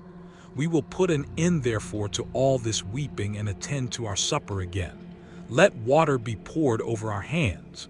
Telemachus and I can talk with one another fully in the morning. On this asphalon, one of the servants poured water over their hands, and they laid their hands on the good things that were before them. Then Jove's daughter Helen besought her of another matter. She drugged the wine with an herb that banishes evil. It is all care, sorrow, and ill humor.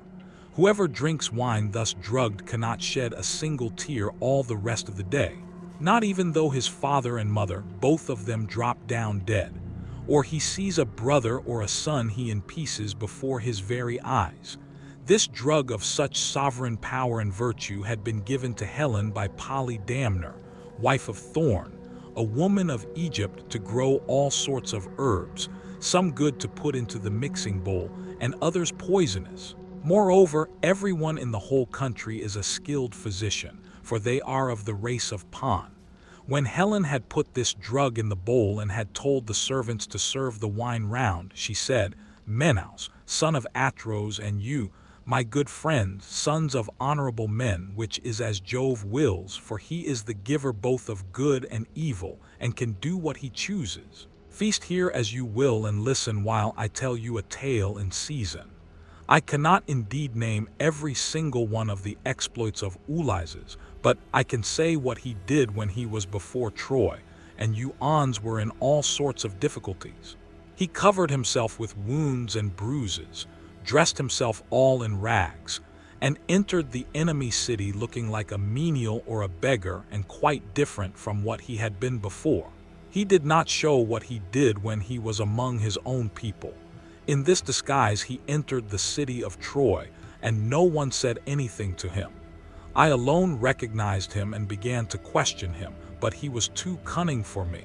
When, however, I had washed and anointed him and had given him clothes, and after I had sworn a solemn oath not to betray him to the Trojans, till he had got safely back to his own camp and to the ships, he told me all that the Ions meant to do. He killed many Trojans, and got much information before he reached the Argive camp, for all which things the Trojan women made lamentation. But for my own part I was glad, for my heart was beginning to yearn after my home, and I was unhappy about the wrong that Venus had done me in taking me over there, away from my country, my girl, and my lawful wedded husband, who is indeed by no means deficient, either in person or understanding. Then Menas said, "All that you have been saying, my dear wife, is true. I have traveled much and have had much to do with heroes, but I have never seen such another man as Ulysses. What endurance, too, and what courage he displayed within the wooden horse, wherein all the bravest of the Argives were lying in wait to bring death and destruction upon the Trojans. At that moment you came up to us. Some god who wished well to the Trojans must have set you on to it, and you had Diabus with you. 3 times did you go all round our hiding place and pat it. You called our chiefs each by his own name and mimicked all our wives. Damed Ulysses and I from our seats. Inside heard what a noise you made. Damed and I could not make up our minds whether to spring out then and there or to answer you from inside. But Ulysses held us all in check. So we sat quite still, all excepted Anticlaus, who was beginning to answer you, when Ulysses clapped his 2 broad hands over his mouth and kept them there. It was this that saved us all, for he muzzled Anticlaus till Manueva took you away again. How sad, exclaimed Telemachus, that all this was of no avail to save him, nor yet his own iron courage. But now, sir, be pleased to send us all to bed that we may lie down and enjoy the blessed boon of sleep.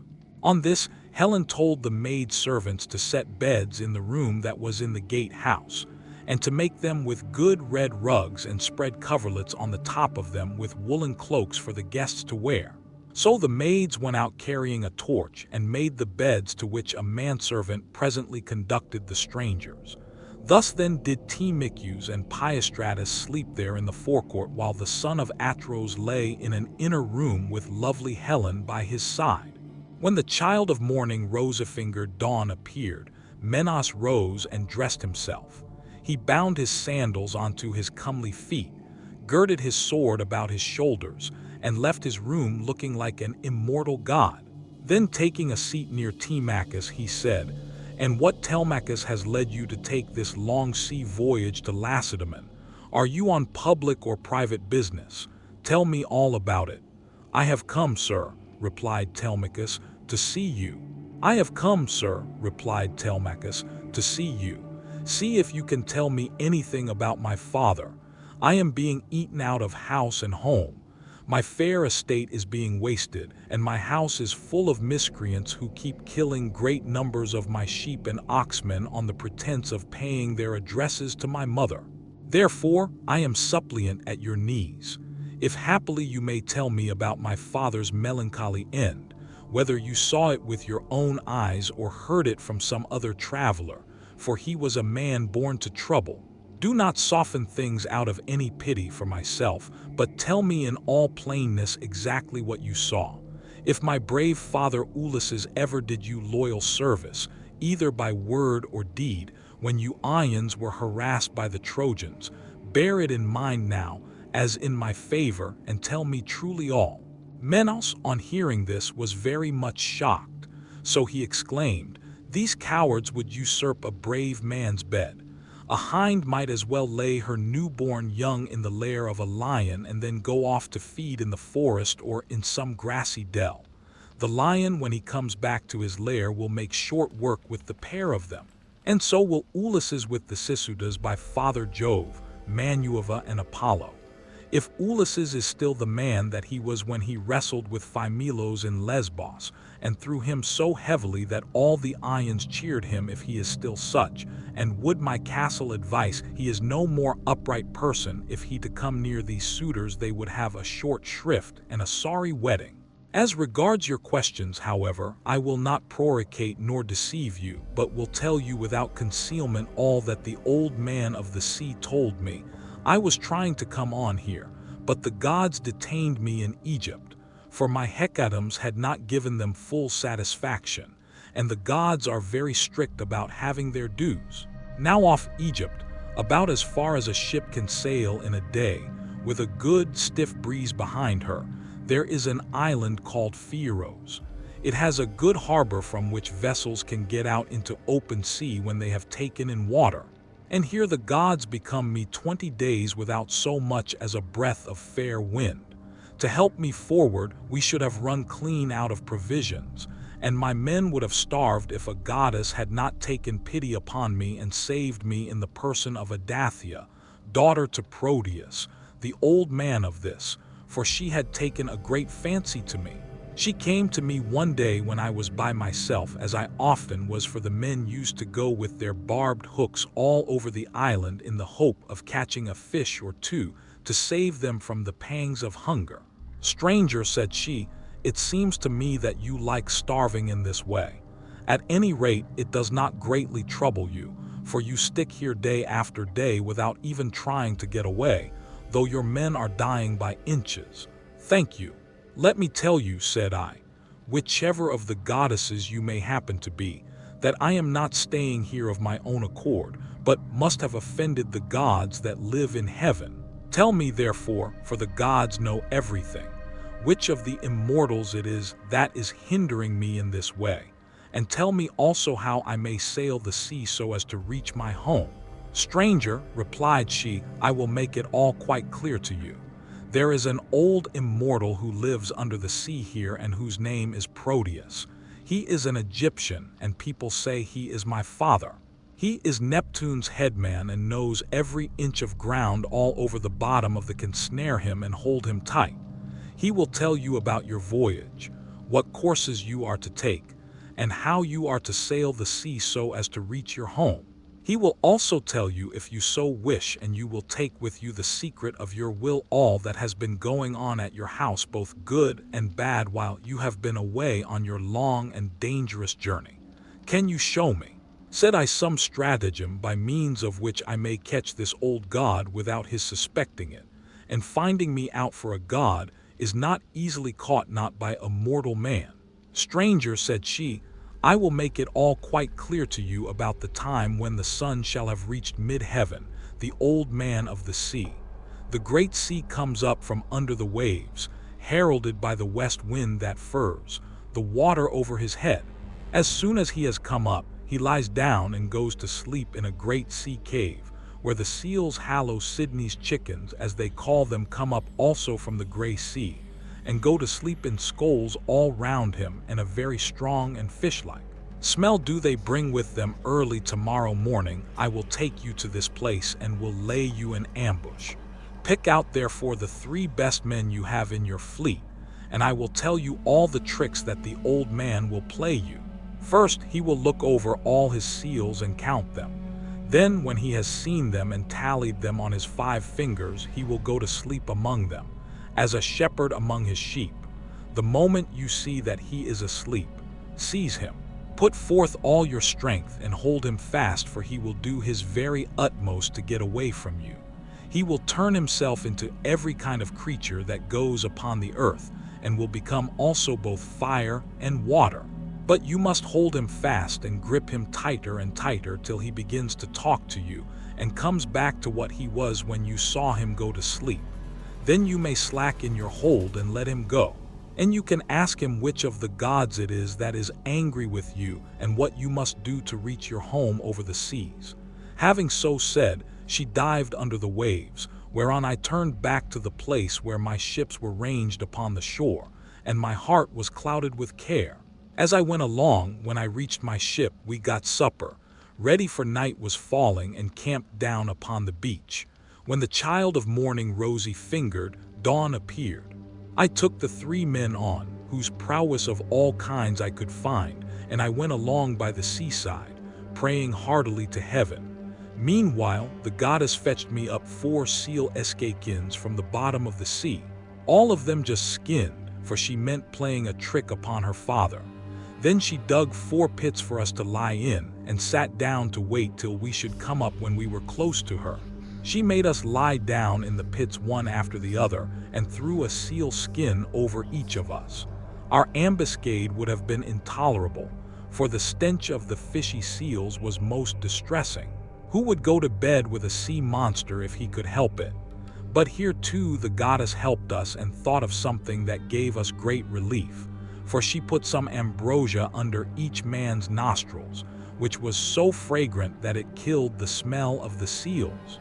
We waited the whole morning and made the best of it, watching the seals come up in hundreds to bask upon the sea, till at noon the old man of the sea came up too. And when he had found his fat seals, he went over them and counted them. We were among the first he counted, and he never suspected any guile, but laid himself down to sleep as soon as he had done counting. Then we rushed upon him with a shout and seized him, on which he began at once with his old tricks, and changed himself first into a lion with a great man. Then all of a sudden he became a dragon, a leopard, Then he became a wild boar. The next moment he was running water, and then again directly he was a tree. But we stuck to him and never lost hold till at last the cunning old creature became distressed and said, "Which of the gods was it, son of Atros, that hatched this plot with you for snaring me and seizing me against my will? What do you want? You know that yourself, old man," I answered. "You will gain nothing by trying to put me off. It is because I have been kept so long in this island and see no sign of my being a bull to get away. I am losing all heart. Tell me then, for you gods know everything, which of the immortals it is that is hindering me. And tell me also how I may sail the sea so as to reach my home." Then he said, "If you would finish your voyage and get home quickly, you must offer sacrifices to Jove and to the rest of the gods before embarking. For it is decreed that you will not be a bull to reach your home. It is decreed that you shall not get back to your friends and to your own house till you have returned to the heaven-fed stream of Egypt and offered holy hecatombs to the immortal gods that reign in heaven. When you have done this, they will let you finish your voyage." I was broken-hearted when I heard that I must go back all that long and terrible voyage to Egypt. "Nevertheless," I answered, "I will do all, old man, that you have laid upon me. But now tell me, and tell me true, whether all the Ions whom Nestor and I left behind us when we set sail from Troy have got home safely, or whether any one of them came to a bad end either on board his own ship or among his friends when the days of his fighting were done." "Son of Atros," he answered, "why ask me better? Not know what I can tell you, for your eyes will surely fill when you have heard my story. Many of those about whom you ask are dead and gone, but many still remain, and only 2 of the chief men among the Achans perished during their return home. As for what happened on the field of battle, you were there yourself. A third leader is still at sea, alive, but hindered from returning. Ajax was wrecked, for Neptune drove him onto the great rocks of Gyre. Nevertheless, he let him get safe out of the water. And in spite of all Manuva's hatred, he would have escaped death if he had not ruined himself by boasting. He said the gods could not drown him, even though they had tried to do so. And when Neptune heard this large talk, he seized his trident in his 2 broi hands and split the rock of Gyre in 2 pieces. The base remained where it was, but the part on which Ajax was sitting fell headlong into the sea and carried Ajax with it. So he drank salt water and was drowned. Your brother and his ships escaped, for Juno protected him. But when he was just about to reach the high promontory of Melia, he was caught by a heavy gale which carried him out to sea again sorely against his will, and drove him to the Phaland where Thys used to dwell. But where Aegisthus was then living by and by, however, it seemed as though he was to return safely after all. For the gods backed the wind into its old quarter, and they reached home, whereon Agamemnon kissed his native soil and shed tears of joy at finding himself in his own country. Now there was a watchman whom Aegisthus kept always on the watch, and to whom he had promised 2 talents of gold. This man had been looking out for a whole year to make sure that Agamemnon did not give him the slip and prepare war. When therefore this man saw Agamemnon go by, he went and told Aegisthus, who at once began to lay a plot for him. He picked 20 of his bravest warriors and placed them in ambuscade on one side, the Closter, while on the opposite side he prepared a banquet. Then he sent his chariots and horsemen to Agamemnon and invited him to the feast, but he meant foul play. He got him there all unsuspicious of the doom that was awaiting him and killed him when the banquet was over as though he were butchering an ox in the shambles. Agamemnon's followers was left alive, nor yet one of Aegis's, but they were all killed there in the cloisters. Thus spoke Proteus, and I was broken-hearted as I heard him. I sat down upon the sands and wept. I felt as though I could no longer bear to live nor look upon the light of the sun. Presently, when I had had my fill of weeping and writhing upon the ground, the old man of the sea said, "Son of Atreus, do not waste any more time in crying so bitterly. It can do no manner of good.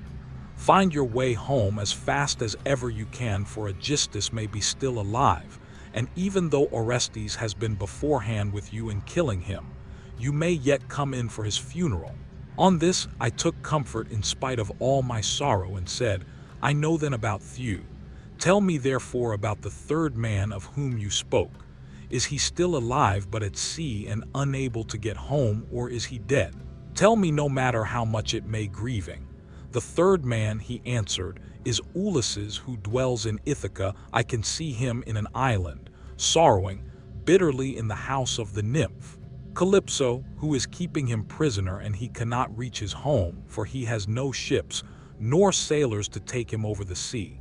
As for your own end, Menas, you shall not die in Argos, but the gods will take you to the Elysian plain, which is at the ends of the world. There fair Rhadamanthus reigns, and men lead an easier life than anywhere else in the world. For in Elysium there falls not rain, nor hail, nor snow, but Oceananes breathes ever with a west wind that sings softly from the sea and gives fresh life to all men. This will happen to you because you have married Helen and are Jove's son-in-law." As he spoke, he dived under the waves, whereon I turned back to the ships with my companions, and my heart was clouded with care as I went along. When we reached the ships, we got supper, ready for night was falling, and camped down upon the beach. When the child of morning, rosy-fingered, dawn appeared, we drew our ships into the water and put our masts and sails within them. Then we went on board ourselves, took our seats on the benches, and smoked the gray sea with our oars. I again stationed my ships in the heaven-fed stream of Egypt, and offered hecatombs that were full and sufficient. When I had thus appeased heaven's anger, I raised a barrow to the memory of Agamemnon, that his name might live forever, after which I had a quick passage home, for the gods sent me a fair wind. And now for yourself. Stay here some 10 or 12 days longer, and I will then speed you on your way. I will make you a noble present of a chariot and 3 horses. I will also give you a beautiful chalice that, so long as you live, you may think of me whenever you make a drink offering to the immortal gods." "Son of Atreus," replied Telemachus, "do not press me to stay longer. I should be contented to remain with you for another 12 months. I find your conversation so delightful that I should never once wish myself at home with my parents. But my crew, whom I have left at Pyos, are already impatient, and you are detaining me from them. As for any present you may be disposed to make me, I had rather that it should be a piece of plate. I will take no horses back with me to Ithaca, but will leave them to adorn your own stables. For you have much flat ground in your kingdom where lotus thrives, as also meadow and wheat and barley, and oats with their white and spreading ears. Whereas in Ithaca we have neither open fields nor race horses, and the country is more fit for goats than horses, and I like it the better for that. None of our islands have much level ground suitable for horses, and Ithaca least of all." Menas smiled and took Telemachus's hand within his own. "What you say," said he, "shows that you come of good family.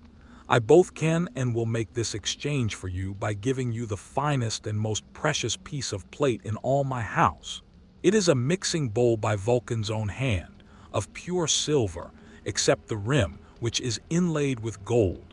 Phadmus, king of the Sidonians, gave it me in the course of a visit which I paid him when I returned thither on my homeward journey. I will make you a present of it." Thus did they converse, and guests kept coming to the king's house. They brought sheep and wine, while their wives had put up bread for them to take with them. So they were busy cooking their dinners in the courts. Meanwhile, the suitors were throwing discs or aiming with spears at a mark on the leveled ground in front of Ulysses' house, and were behaving with all their old insolence. Antinous and Eurymachus, who were their ringleaders and much the foremost among them all, were sitting together when Nolan, son of Phoneus, came up and said to Antinous, "Have we any idea, Antinous, on what day Telemachus returns from Pyos? He has a ship of mine, and I want it to cross over to Elese. I have 12 broodmares there with yielding mule foss by their side, not yet broken in, and I want to bring one of them over here and break him." They were astounded when they heard this, for they had made sure that Telemachus had not gone to the city of Neleus. They thought he was only away somewhere on the farms and was with the sheep or with the swine herd. So Antinous said, "When did he go?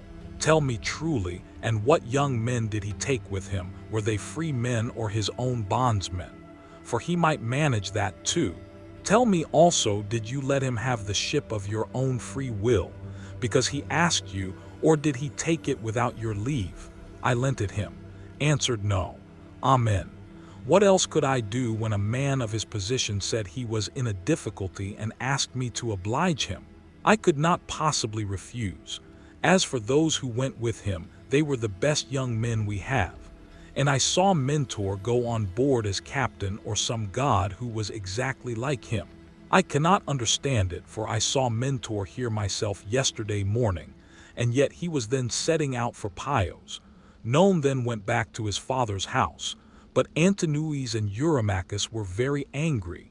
They told the others to leave off playing and to come and sit down along with themselves.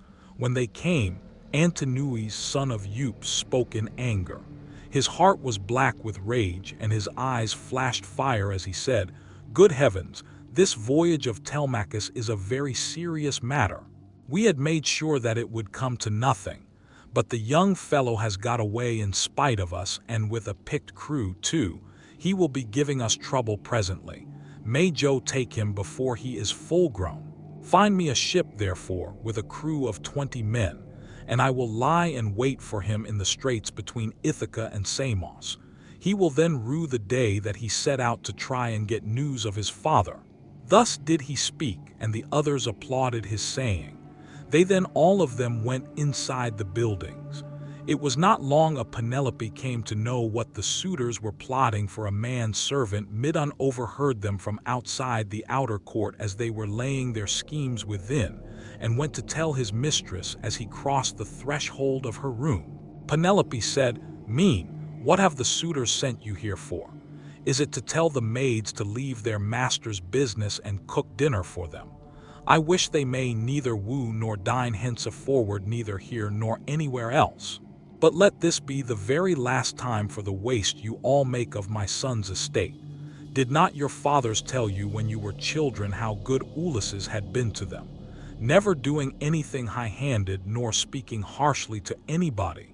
Kings may say things sometimes, and they may take a fancy to one man and dislike another. But Ulysses never did an unjust thing by anybody, which shows what bad things he, and that there is no such thing as gratitude left in this world, did." Then Medon said, "I wish, madam, that this were all, but they are plotting something much more dreadful now. May heaven frustrate their design. They are going to try and murder Telemachus as he is coming home from Pyos and Lacedaemon, where he has been to get news of his father." Then Penelope's heart sank within her, and for a long time she was speechless. Her eyes filled with tears, and she could find no utterance. At last, however, she said, "Why did my son leave me? What business had he to go sailing off in ships that make long voyages over the ocean like seahorses? Does he want to die without leaving anyone behind him to keep up his name?" "I do not know," answered Medon, "whether some god set him onto it, or whether he went on his own impulse to see if he could find out if his father was dead or alive, and on his way home." Then he went downstairs again, leaving Penelope in an agony of grief. There were plenty of seats in the house, but she had no heart for sitting on any one of them. She could only fling herself on the floor of her own room and cry, whereon all the maids in the house, both old and young, gathered round her and began to cry too, till at last, in a transport of sorrow, she exclaimed, "My dears, heaven has been pleased to try me with more affliction than any other woman of my age and country. First I lost my brave and lion-hearted husband, who had every good quality under heaven, and whose name was great over all Hellas and middle Argus. And now my darling son is at the mercy of the winds and waves, without my having heard one word about his leaving home. You husses, there was not one of you who would so much as think of giving me a call. Out of my bed, though you all of you very well knew when he was starting. If I had known he meant taking this voyage, he would have had to give it up, no matter how much he was bent upon it, or leave me a corpse behind him, one or the other. Now, however, go some of you and call old Dolius, who was given me by my father on my marriage, and who is my gardener. Bid him go at once and tell everything to Laertes, who may be able to hit on some plan for enlisting public sympathy on our side as against those who are trying to exterminate his own race and that of Ulysses." Then the dear old nurse Eurycle said, "You may kill me, madam, or let me live on in your house, whichever you please, but I will tell you the real truth. I knew all about it and gave him everything he wanted in the way of bread and wine. But he made me take my solemn oath that I would not tell you anything for some 10 or 12 days, unless you asked or happened to hear of his having gone. For he did not want you to spoil your beauty by crying. And now, madam, wash your face. Change your dress and go upstairs with your maids to offer prayers to Manueva, daughter of Aias bearing Jove, for she can save him even though he be in. The jaws of death do not trouble Laertes. He has trouble enough already. Besides, I cannot think that the gods hate the race of the son of Archas so much. But there will be a son left to come up after him and inherit both the house and the fair fields that lie far all around it." With these words she made her mistress leave off crying and dried the tears from her eyes. Penelope washed her face, changed her dress, and went upstairs with her maids. She then put some bruised barley into a basket and began praying to Manueva. "Hear me," she cried, "daughter of O's bearing Jove unwearable. If ever Ulysses while he was here burned you fat thigh bones of sheep or heifer, bear it in mind now as in my favor, and save my darling son from the villain of the suitors." She cried aloud as she spoke, and the goddess heard her prayer. Meanwhile the suitors were clamorous throughout the covered cloister, and one of them said, "The queen is preparing for her marriage with one or other of us. Little does she dream that her son has now been doomed to die." This was what they said, but they did not know what was going to happen. Then Antinous said, "Comrades, let there be no loud talking, lest some of it get carried inside. Let us be up and do that in silence about which we are all of a mind." He then chose 20 men, and they went down to their ship and to the seaside. They drew the vessel into the water and got her mast and sails inside her. They bound the oars to the pins with twisted thongs of leather all in due course, and spread the white sails aloft while their fine servants brought them their armor. Then they made the ship fast a little way. Out, came on shore again, got their suppers, and waited till night should fall. But Penelope lay in her own room upstairs, unable to eat or drink, and wondering whether her brave son would escape or be overpowered by the wicked suitors. Like a lioness caught in the toils, with huntsmen hemming her in on every side, she thought and thought, till she sank into a slumber and lay on her bed bereft of thought and motion. Then Manueva bethought her of another matter, and made a vision in the likeness of Penelope's sister Ithaca, daughter of Icarius, who had married Eumelus and lived in Phae. She told the vision to go to the house of Ulysses and to make Penelope leave off crying. So it came into her room by the hole through which the thong went for pulling the door to, and hovered over her head, saying, "You are asleep, Penelope. The gods who live at ease will not suffer you to weep and be so sad. Your son has done them no wrong, so he will yet come back to you." Penelope, who was sleeping sweetly at the gates of dreamland, answered, "Sister, why have you come here? You do not come very often. But I suppose that is because you live such a long way off. Am I then to leave off crying and refrain from all the sad thoughts that torture me? I who have lost my brave and lion-hearted husband, who had every good quality under heaven, and whose name was great over all Hellas and middle Argus. And now my darling son has gone off on board of a ship, a foolish fellow who has never been used to roughing it nor to going about among gatherings of men. I am even more anxious about him than about my husband. I am all in a tremble when I think of him, lest something should happen to him. either from the people among whom he has gone or by sea, for he has many enemies who are plotting against him and are bent on killing him before he can return home. Then the vision said, "Take heart and be not so much dismayed. There is one gone with him whom many a man would be glad enough to have stand by his side.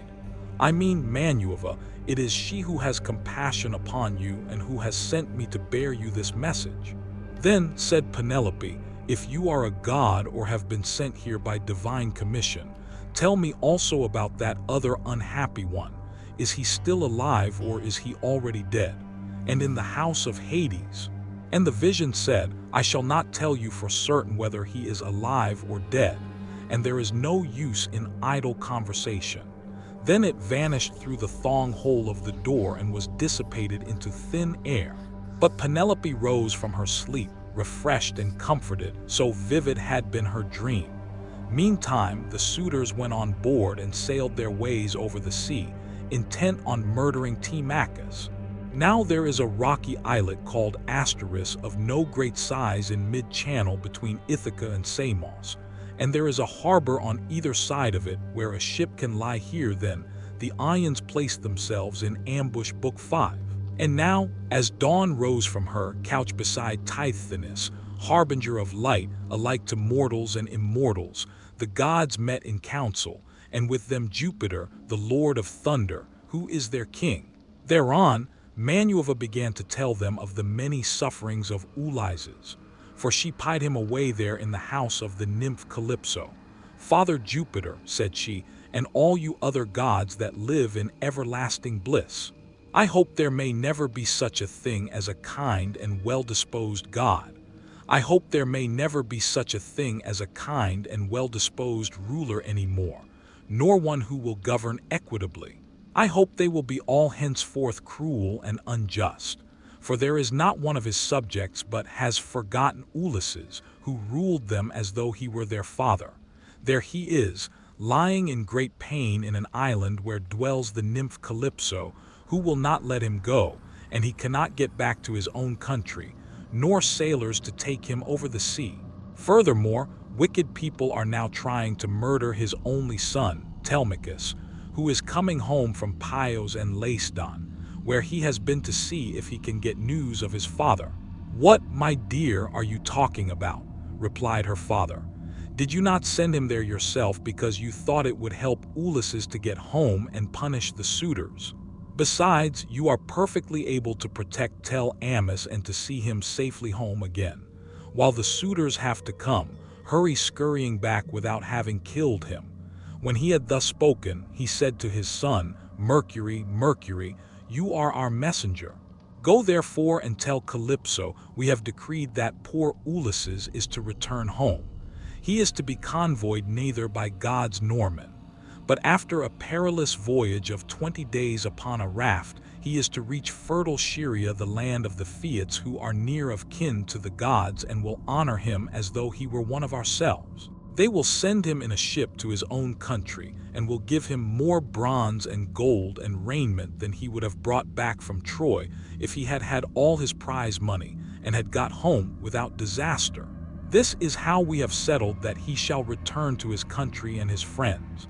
Thus he spoke, and Mercury, guide and guardian, slayer of Argus, did as he was told. Forthwith he bound on his glittering golden sandals with which he could fly like the wind over land and sea. He took the wand with which he seals men's eyes in sleep, or wakes them just as he pleases, and flew holding it in his hand over Phieria.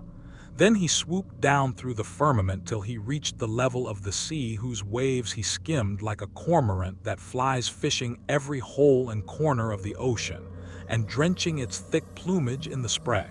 He flew and flew over many a weary wave. But when at last he got to the island which was his journey's end, he left the sea and went on by land till he came to the cave where the nymph Calypso lived. He found her at home. There was a large fire burning on the hearth, and one could smell from far the fragrant reek of burning cedar and sandalwood. As for herself, she was busy at her loom, shooting her golden shuttle through the warp and singing beautifully.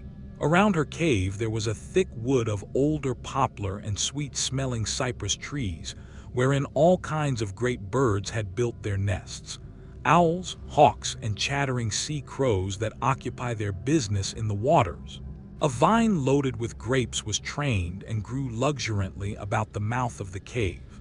There were also many birds and also 4 running reels of water in channels cut pretty close together, and turned hither and thither so as to irrigate the beds of violets and luscious herbage over which they flowed.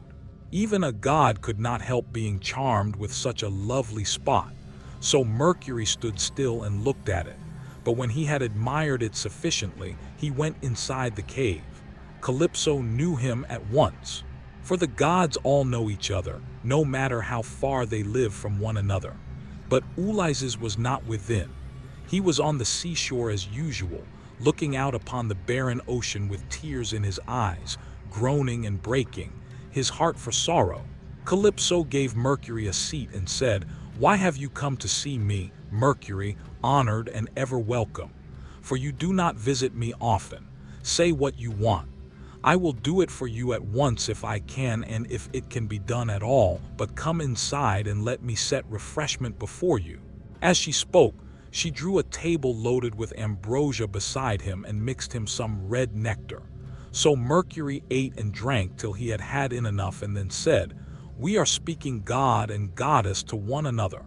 And you ask me why I have come here, and I will tell you truly as you would have me do. Joe, it was no doing of mine. Who could possibly want to come all this way over the sea where there are no cities full of people to offer me sacrifices or choice hecatombs? Nevertheless, I had to come, for none of us other gods can cross Jove nor transgress his orders. He says that you have here the most ill-starred of all those who fought 9 years before the city of King Pri, and sailed home in the 10th year after having sacked it. On their way home, they sinned against Manuva, who raised both wind and waves against them, so that all his brave companions perished, and he alone was carried hither by wind and tide. Jove says that you are to let this man go at once, for it is decreed that he shall not perish here, far from his own people, but shall return to his house and country and see his friends again." Calypso trembled with rage when she heard this. "You gods," she exclaimed, "ought to be ashamed of yourselves. You are always jealous and hate seeing a goddess take a fancy to a mortal man and live with him in open matrimony. So when rosy-fingered Dawn made love to Orion, you precious gods were all of you furious till Diana went and killed him in Ortygia. So again, when Sir fell in love with Aetion and yielded to him in a thrice plowed foul field, Jove came to hear of it before so very long, and killed Aetion with his thunderbolts. And now you're angry with me too, because I have a man here. I found the poor creature sitting all alone astride of a keel. For Jove had struck his ship with lightning and sunk it in mid-ocean, so that all his crew were drowned while he himself was driven by wind and waves onto my island. I got fond of him and cherished him and had set my heart on making him immortal so that he should never grow old all his days. Still, I cannot cross Jove, nor bring his counsels to nothing. Therefore, if he insists upon it, let the man go beyond the seas again. But I cannot send him anywhere myself, for I have neither ships nor men who can take him. Nevertheless, I will readily give him such advice in all good faith, as will be likely to bring him safely to his own country. Then send him away," said Mercury, "or Jove will be angry with you and punish you." On this he took his leave, and Calypso went out to look for Ulysses, for she had heard Jove's message. She found him sitting upon the beach with his eyes ever filled with tears and dying of sheer homesickness, for he had got tired of Calypso. And though he was forced to sleep with her in the cave by night, it was she, not he, that would have it so. As for the daytime, he spent it on the rocks and on the seashore, weeping, crying aloud for his despair, and always looking out upon the sea. Calypso then went close up to him and said, "My poor fellow, you shall not stay here, grieving and FTting your life out any longer. I am going to send you away of my own free will." So go cut some beams of wood and make yourself a large raft with an upper deck that it may carry you safely over the sea. I will put bread, wine, and water on board to save you from starving. I will also give you clothes and will send you a fair wind to take you home, if the gods in heaven so will it, for they know more about these things and can settle them better than I can." Ulysses shuddered as he heard her. "Now, goddess," he answered, "there is something behind all this. You cannot be really meaning to help me home when you bid me do such a dreadful thing as put to sea with such a larger raft. Not even a well-found ship with a fair wind could venture on such a distant voyage. Nothing that you can say or do shall make me go on board a raft, unless you first solemnly swear that you mean me no mischief." Calypso smiled at this and caressed him with her hand. "You know a great deal," said she, "but you are quite wrong here. May heaven above and earth below be my witnesses with the waters of the river Styx. And this is the most solemn oath which a blessed God can take, that I mean you no sort of harm. And I'm only advising you to do exactly what I should do myself in your place. I am dealing with you quite straightforwardly. My heart is not made of iron, and I am very sorry for you." When she had thus spoken, she led the way rapidly before him, and Ulysses followed in her steps. So the pair, goddess and man, went on, and on till they came to Calypso's cave, where Ulysses took the seat that Mercury had just left. Calypso set meat and drink before him, of the food that mortals eat, but her maids brought ambrosia and nectar for herself, and they laid their hands on the good things that were before them. When they had satisfied themselves with meat and drink, Calypso spoke, saying, "Ulysses, noble son of Letes, so you would start home to your own land at once. Good luck go with you. But if you could only know how much suffering is in store for you before you get back to your own country, you would stay where you are, keep house along with me, and let me make you immortal. No matter how anxious you may be to see this wife of yours, of whom you are thinking all the time, day after day. Yet I flatter myself that I am no whit less tall or well-looking than she is. For it is not to be expected that a mortal woman should compare in beauty with an immortal goddess," replied Ulysses. "Do not be angry with me about this. I am quite aware that my wife Penelope is nothing like so tall or so beautiful as yourself. She is only a woman, whereas you are an immortal. Nevertheless, I want to get home and can think of nothing else. If some god wrecks me when I'm on the sea, I will bear it and make the best of it. I have had infinite trouble both by land and sea already. So let this go with there." Presently the sun set, and it became dark, whereon the pair retired into the inner part of the cave and went to bed. When the child of morning, rosy-fingered Dawn, appeared, Ulysses put on his shirt and cloak, while the goddess wore a dress of a light gossamer fabric, very fine and graceful, with a beautiful golden girdle about her waist and a veil to cover her head. She at once set herself to think how she could speed Ulysses on his way. So she gave him a great bronze axe that suited his hands. It was sharpened on both sides and had a beautiful olive wood handle fitted firmly onto it. She also gave him a sharp adze and then lured the way to the far end of the island, where the largest trees grew, alder, poplar, and pine, that reached the sky, very dry and well seasoned, so as to sail light for him in the water. Then when she had shown him where the best trees grew, Calypso went home, leaving him to cut them, which he soon finished doing. He cut down 20 trees in all and added them smooth, squaring them by rule in good, workmanlike fashion.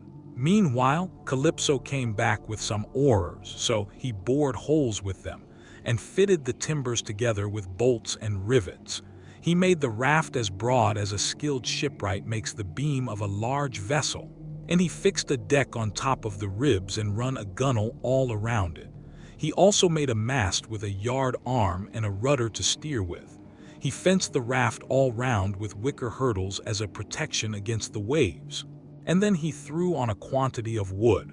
By and by, Calypso brought him some linen to make the sails, and he made these too, excellently, making them fast with braces and sheets. Last of all, with the help of levers, he drew the raft down into the water.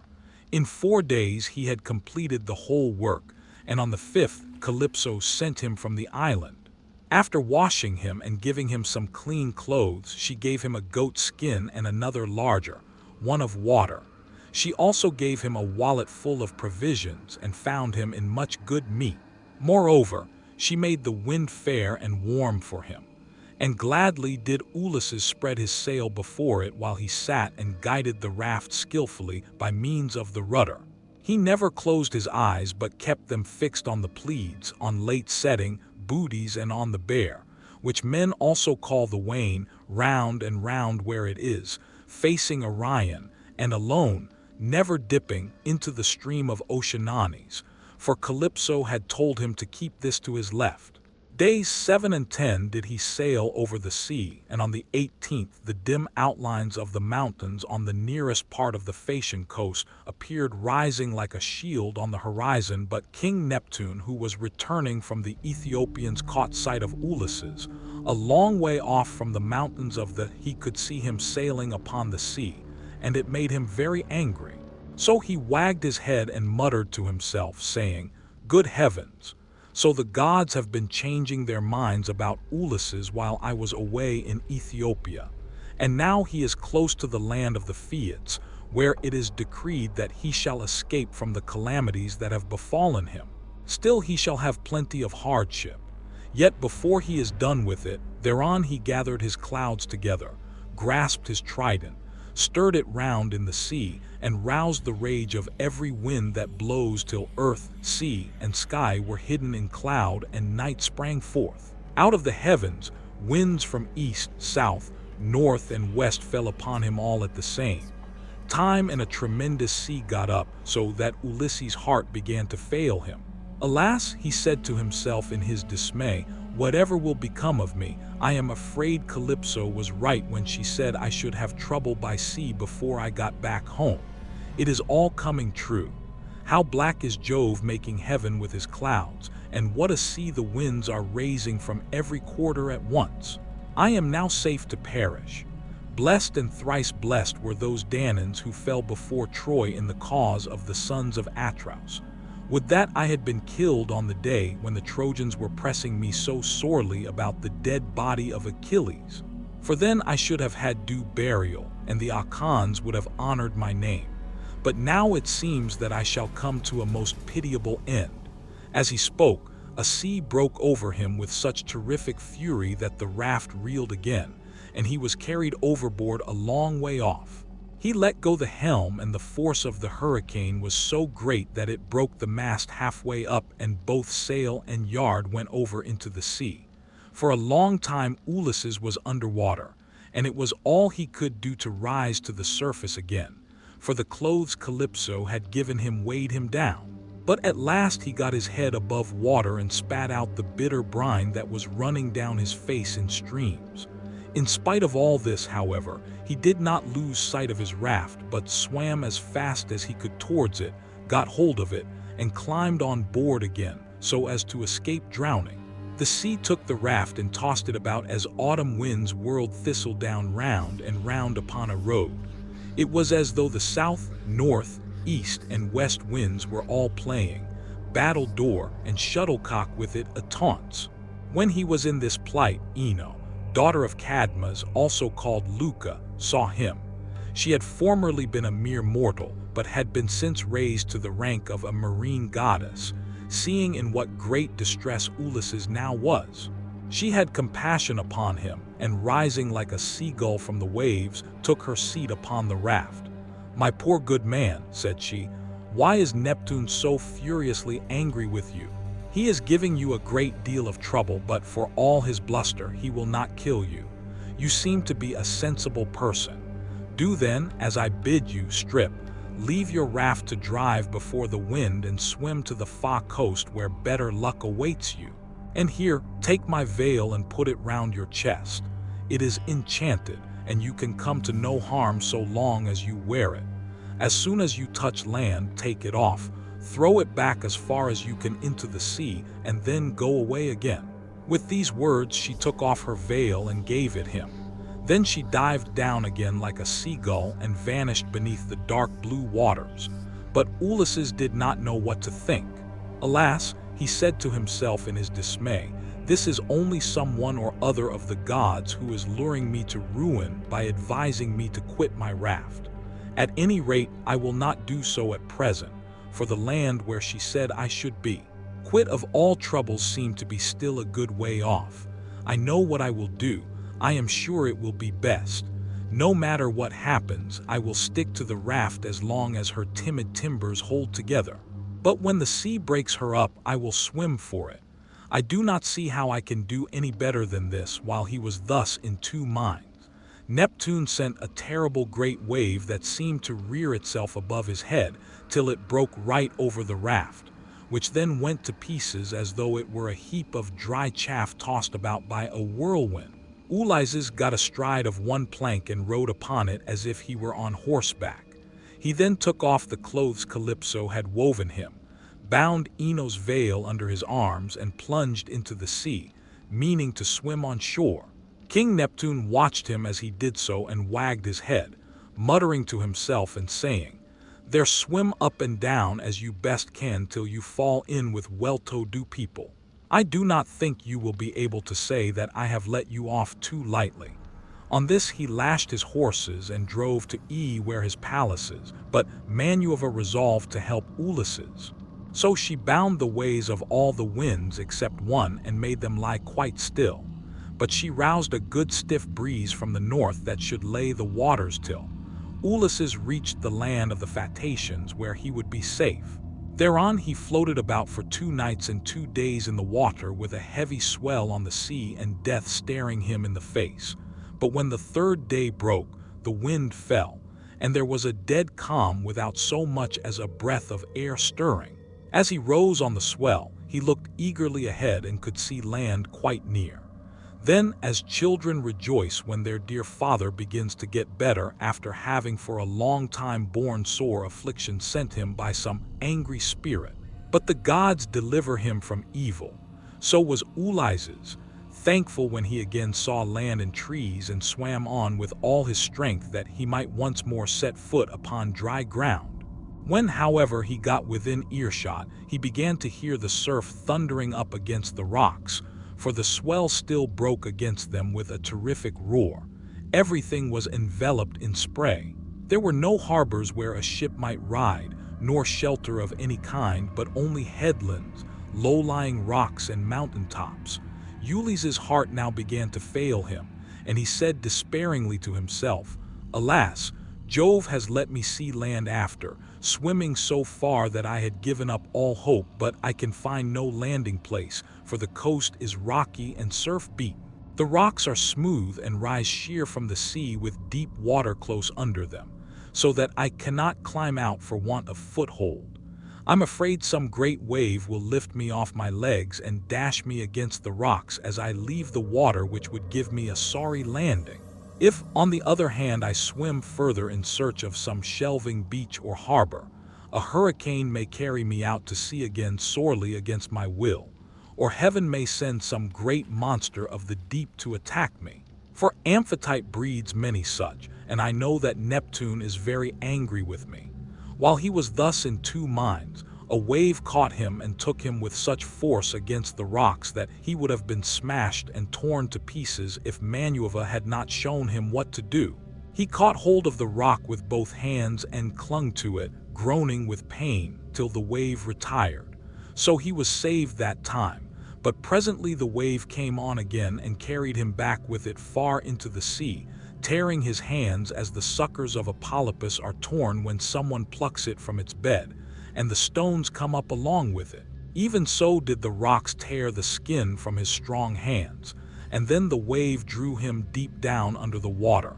Here poor Ulysses would have certainly perished even in spite of his own destiny, if Minerva had not helped him to keep his wits about him.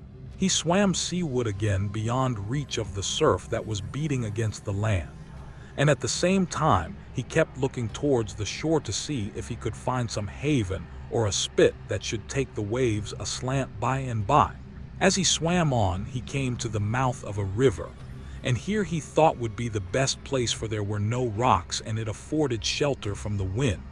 He felt that there was a current, so he prayed inwardly and said, "Hear me, O king, whoever you may be, and save me from the anger of the sea god Neptune, for I approach you prayerfully.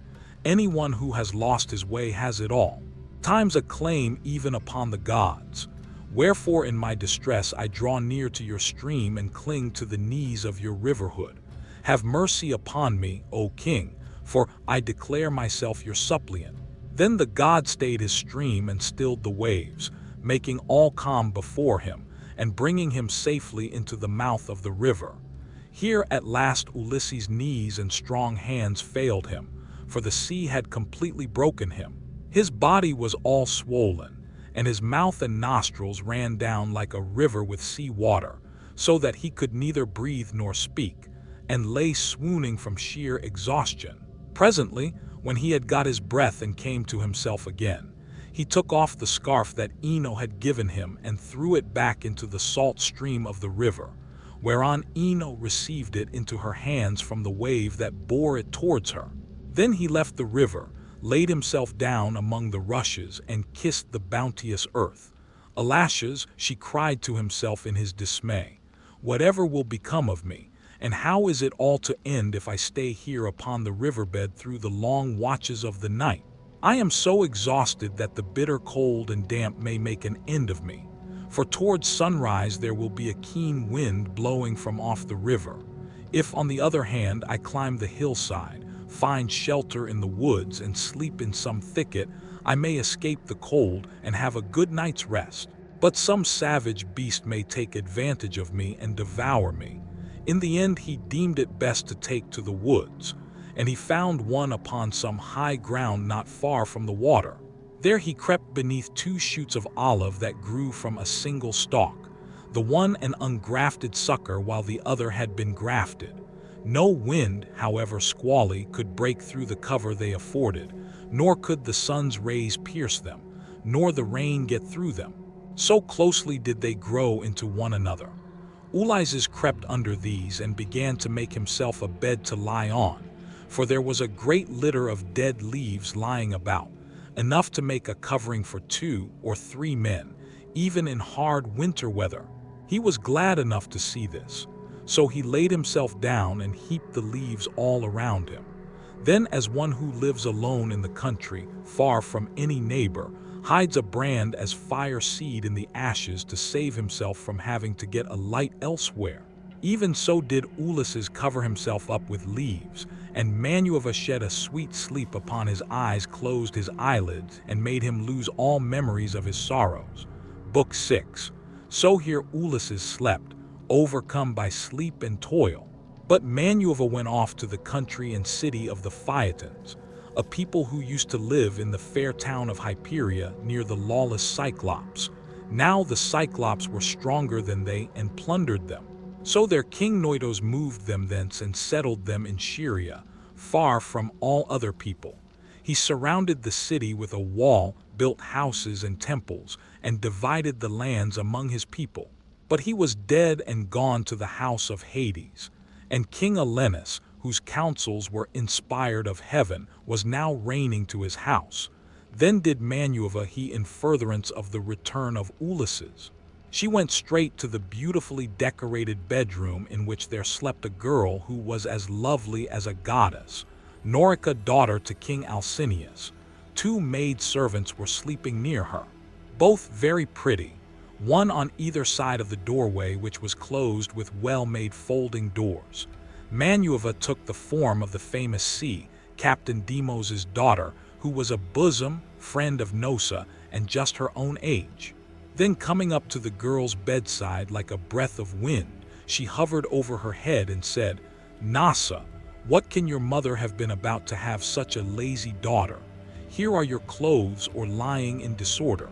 Yet you are going to be married almost immediately and should not only be well dressed yourself, but should find good clothes for those who attend you. This is the way to get yourself a good name and to make your father and mother proud of you.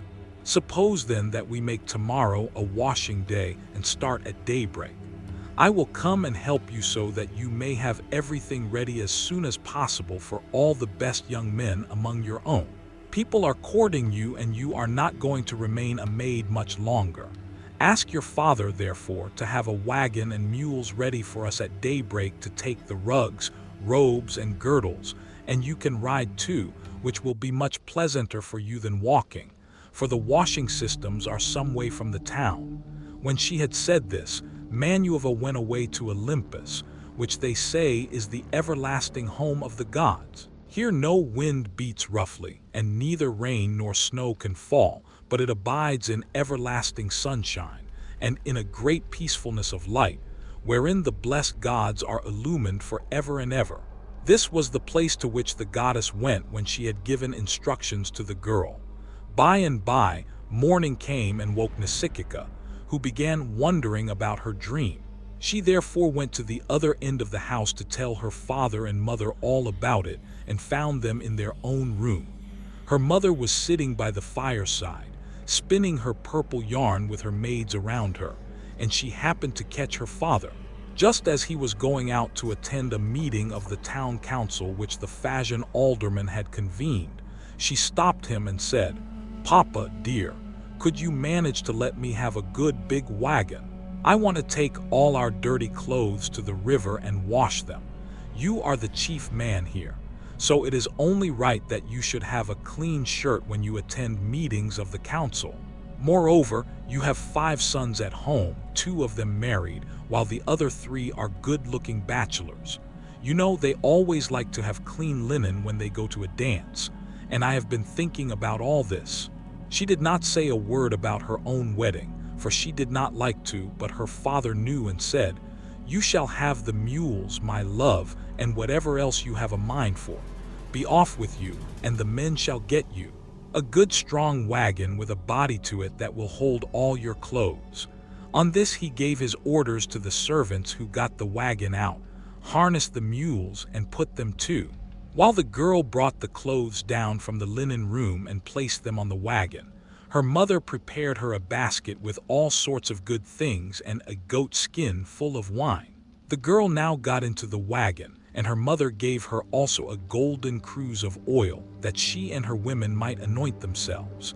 Then she took the whip and lashed the mules on, whereon they set off, and their hooves clattered on the pulled without flagging, and carried not only her wash of clothes, but the maids also who were with her.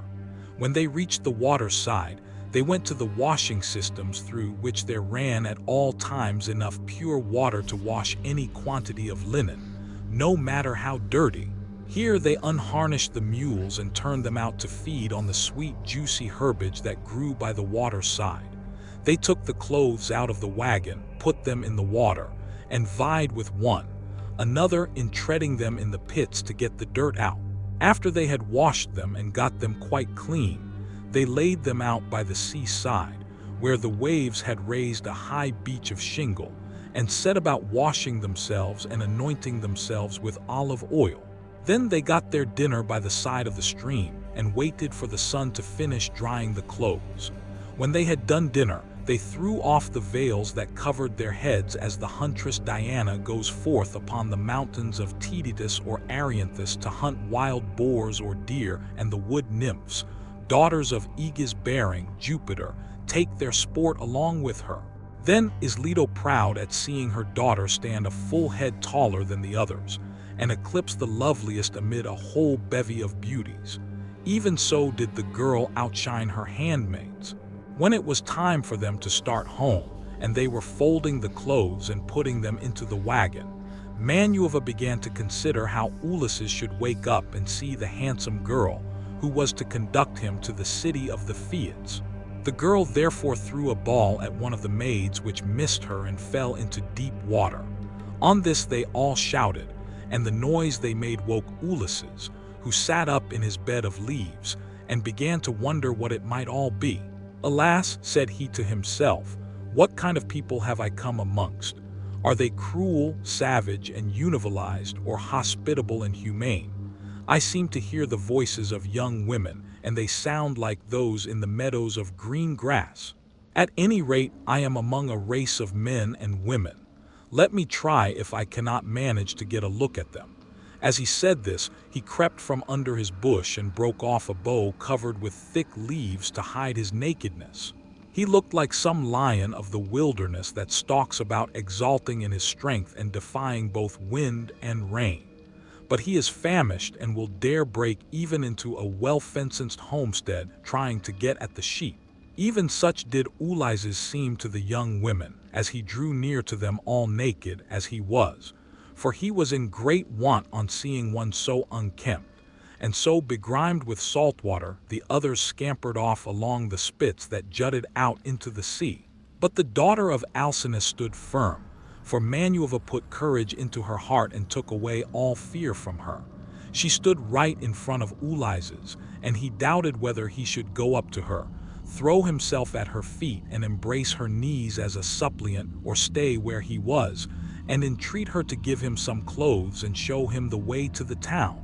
In the end, he deemed it best to entreat her from a distance in case the girl should take offense at his coming near, enough to clasp her knees. So he addressed her in honeyed and persuasive language.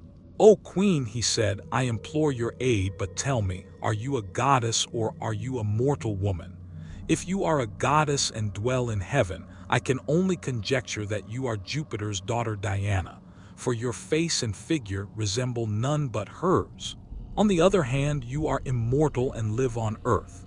Thrice happy are your father and mother. Thrice happy too are your brothers and sisters. How proud and delighted they must feel when they see so fair a scion as yourself going out to a dance. Most happy, however, of all will he be whose wedding gifts have been the richest and who takes you to his own home. I never yet saw anyone so beautiful, neither man nor woman, and am lost in admiration as I behold you.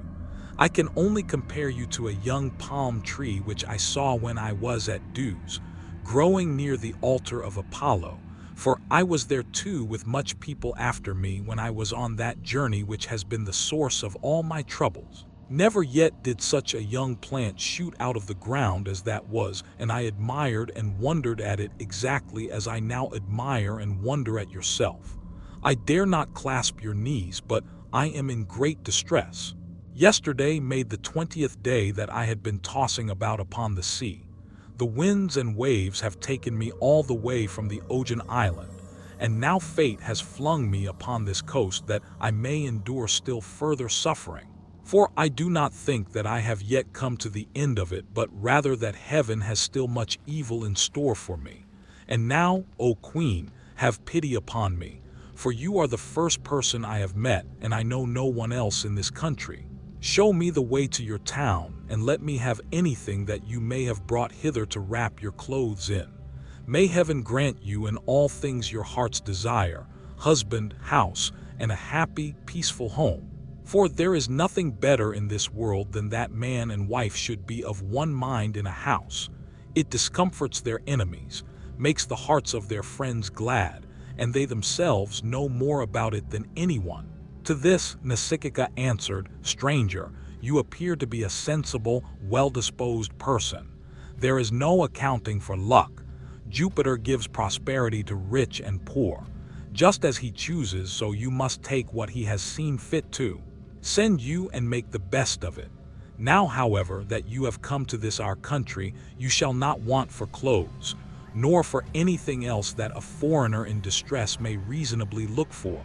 I will show you the way to the town and will tell you the name of our people. We are called Phaeacians, and I am daughter to Alcinous, in whom the whole power of the state is vested." Then she called her maids and said, "Stay where you are, you girls. Can you not see a man without running away from him?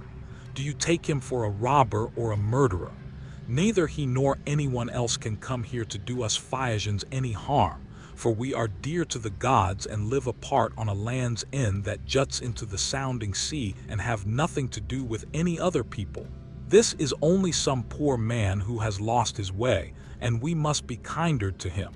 For strangers and foreigners in distress are under Jupiter's protection and will take what they can get and be thankful. So girls, give the poor fellow something to eat and drink and wash him in the stream at some place that is sheltered from the wind. On this the maids left off running away and began calling one another back. They made Ulysses sit down in the shelter as Nausicaa had told them and brought him a shirt and cloak. They also brought him the little golden cruse of oil and told him to go and wash in the stream. But Ulysses said, "Young women, please to stand a little on one side that I may wash the brine from my shoulders and anoint myself with oil, for it is long in enough since my skin has had a drop of oil upon it. I cannot wash as long as you all keep standing there. I am ashamed to strip before a number of good-looking young women." Then they stood on one side and went to tell the girl, while Ulysses washed himself in the stream and scrubbed the brine from his back and from his broad shoulders. When he had thoroughly washed himself and had got the brine out of his hair, he anointed himself with oil and put on the clothes which the girl had given him. Minerva then made him look taller and stronger than before. She also made the hair grow thick on the top of his head and flow down in curls like hyacinth blossoms. She glorified him about the head and shoulders as a skillful workman who has studied art of all kinds under Vulcan. And Minerva enriches a piece of silver plate by gilding it, and his work is full of beauty. Then he went and sat down a little way off upon the beach, looking quite young and handsome, and the girl gazed on him with admiration. Then she said to her maids, "Hush, my dears, for I want to say something. I believe the gods who live in heaven have sent this man to the field. When I first saw him, I thought him plain, but now his appearance is like that of the gods who dwell in heaven.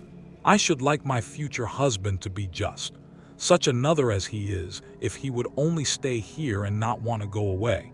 However, give him something to eat and drink." They did as they were told and set food before Ulysses, who ate and drank ravenously, for it was long since he had had food of any kind. Meanwhile, Nausicaa besought her of another matter. She got the linen folded and placed in the wagon. She then yoked the mules, and as she took her seat she called Ulysses. "Stranger," said she, "rise and let us be going back to the town. I will introduce you at the house of my excellent father, where I can tell you that you will meet all the best people among the Phaeacians. But be sure and do as I bid you, for you seem to be a sensible person. As long as we are going past the fields and farmlands, follow briskly behind the wagon along with the maids, and I will lead the way myself. Presently, however, we shall come to the town, where you will find a high wall running all around it, and a good harbor on either side with a narrow entrance into the city, and the ships will be drawn up by the roadside, for everyone has a place where his own ship can lie. You will see the marketplace with a temple of Neptune in the middle of it, and paved with large stones bedded in the earth.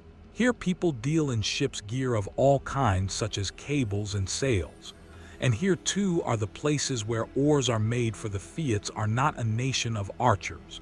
They know nothing about bows and arrows, but are a seafaring folk and pride themselves on their masts, oars, and ships with which they travel far over the sea. I am afraid of the gossip and scandal that may be set on foot against me later on. For the people here are very ill-natured, and some low fellow, if he met us, might say, 'Who is this fennel-looking stranger that is going about with Nausicaa? Where did she find him? I suppose she is going to marry him. Perhaps he is a vagabond sailor whom she has taken from some foreign vessel. For we have no neighbors, or some god has at last come down from heaven in answer to her prayers, and she is going to live with him all the rest of her life.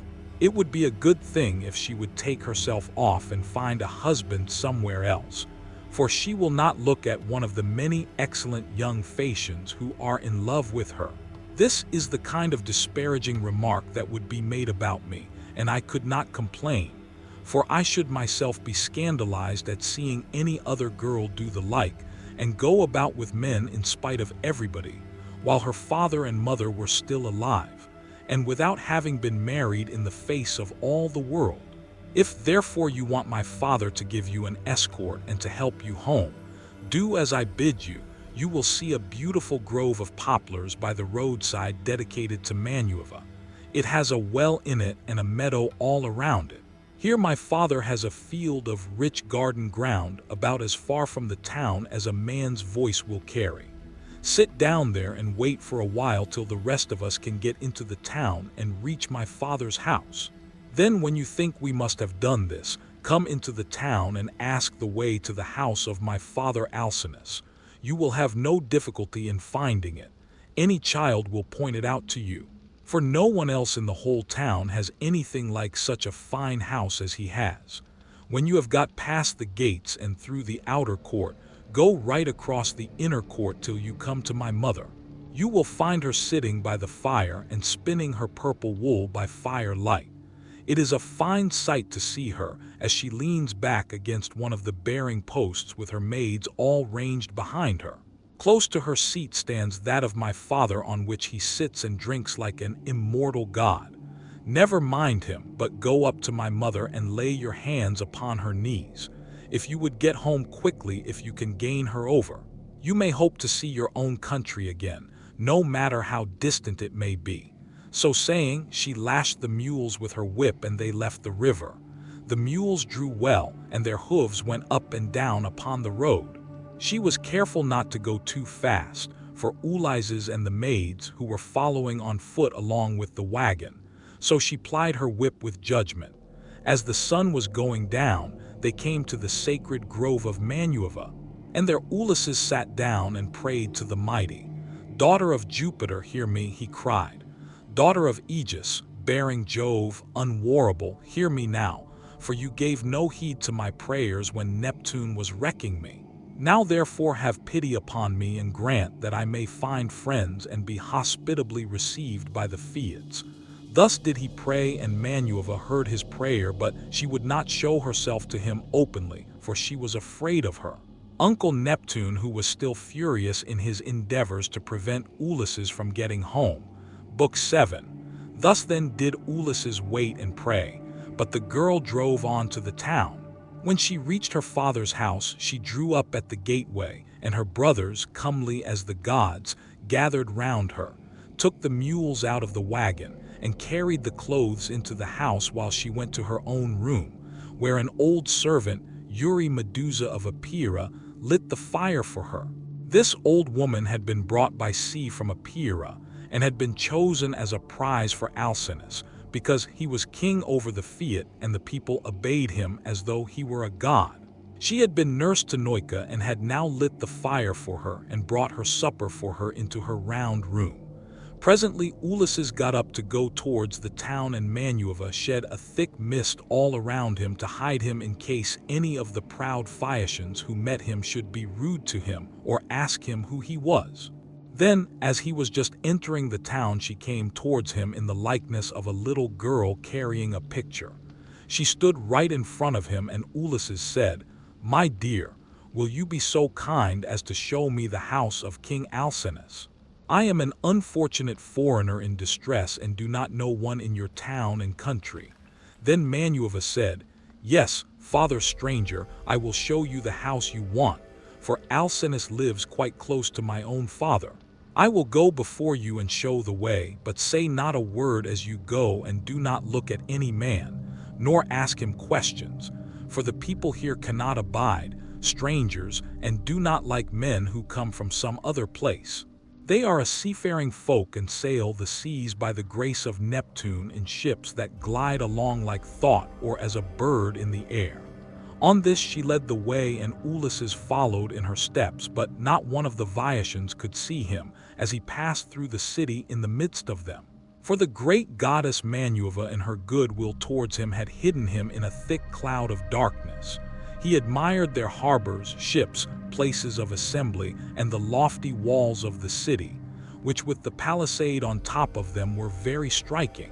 And when they reached the king's house, Manueva said, "This is the house, father stranger, which you would have me show you. You will find a number of great people sitting at table, but do not be afraid. Go straight in. For the bolder a man is, the more likely he is to carry his point, even though he is a stranger. First find the queen. Her name is Arite, and she comes of the same family as her husband Alcinous. They both descend originally from Neptune, who was father to Nasith house by Perea, a woman of great beauty. Perbia was the youngest daughter of Eurymedon, who at one time reigned over the giants, but he ruined his ill-fated people and lost his own life to boot. Neptune, however, lay with his daughter, and she had a son by him, the great Norith house who reigned over the Phaeacians. Nor's house had two sons, Rhexenor and Alcinous. Apollo killed the first of them while he was still a bridegroom and without male issue, but he left a daughter, Arete, whom Alenus married and honors as no other. Woman is honored of all those that keep house along with their husbands. Thus she both was and still is respected beyond measure by her children, by Alcinous himself, and by the whole people who look upon her as a goddess and greet her whenever she goes about the city. For she is a thoroughly good woman both in head and heart, and when any women are friends of hers, she will help their husbands also to settle their disputes. If you can gain her goodwill, you may have every hope of seeing your friends again and getting safely back to your home and country. Then Manuva left Scheria and went away over the sea. She went to Marathon and to the spacious streets of Athens, where she entered the abode of Erichthus. But Ulysses went on to the house of Alcinous, and he pondered much as he paused a while before reaching the threshold of bronze, for the splendor of the palace was like that of the sun or moon. The walls on either side were of bronze from end to end, and the cornice was of blue enamel. The doors were gold and hung on pillars of silver that rose from a floor of bronze, while the lintel was silver, and the hook of the door was of gold. On either side there stood gold and silver mastiffs, which Vulcan, with his consummate skill, had fashioned expressly to keep watch over the palace of King Alcinous, so they were immortal and could never grow old. Seats were arranged all along the wall here and there from one end to the other, with coverings of fine woven work which the women of the house had made here. The chief persons of the Phaeacians used to sit and eat and drink, for there was abundance at all seasons, and there were golden figures of young men with lighted torches in their hands, raised on pedestals to give light by night to those who were at table. There are 50 maid servants in the house, some of whom are always grinding rich, yellow grain at the mill. Others work at the loom or sit and spin, and their shuttles go backwards and forwards like the fluttering of aspen leaves, while the linen is so closely woven that it will turn oil. As the Phaeacians are the best sailors in the world, so their women excel all others in weaving, for Manuva has taught them all manner of useful arts, and they are very intelligent.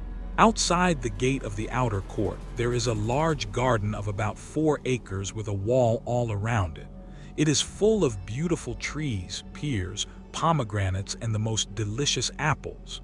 There are luscious figs also and olives in full growth. The fruits never rot nor fail all the year, round neither winter nor summer, for the air is so soft that a new crop ripens before the old has dropped. Pear grows on pear, apple on apple, and fig on fig, and so also with the grapes, for there is an excellent vineyard on the level ground of a part of this. The grapes are being made into raisins. In another part they are being gathered. Some are being trodden in the wine tubs. Others further on have shed their blossom and are beginning to show fruit. Others again are just changing color. In the furthest part of the ground there are beautifully arranged beds of flowers that are in bloom all the year round. 2 streams go through it. The one turned in ducts throughout the whole garden, while the other is carried under the ground of the outer court to the house itself, and the townspeople draw water from it. Such then were the splendors with which the gods had endowed the house of King Sinus. So here Ulysses stood for a while and looked about him. But when he had looked long enough, he crossed the threshold and went within the precinct of the house. There he found all the chief people among the Phaeacians making their drink offerings to Mercury, which they always did the last thing before going away for the night. He went straight through the court, still hidden by the cloak of darkness in which Manuva had enveloped him, till he reached Arete and King Alenus. Then he laid his hands upon the knees of the queen, And at that moment the miraculous darkness fell away from him, and he became visible. Everyone was speechless with surprise at seeing a man there. But Ulysses began at once with his petition.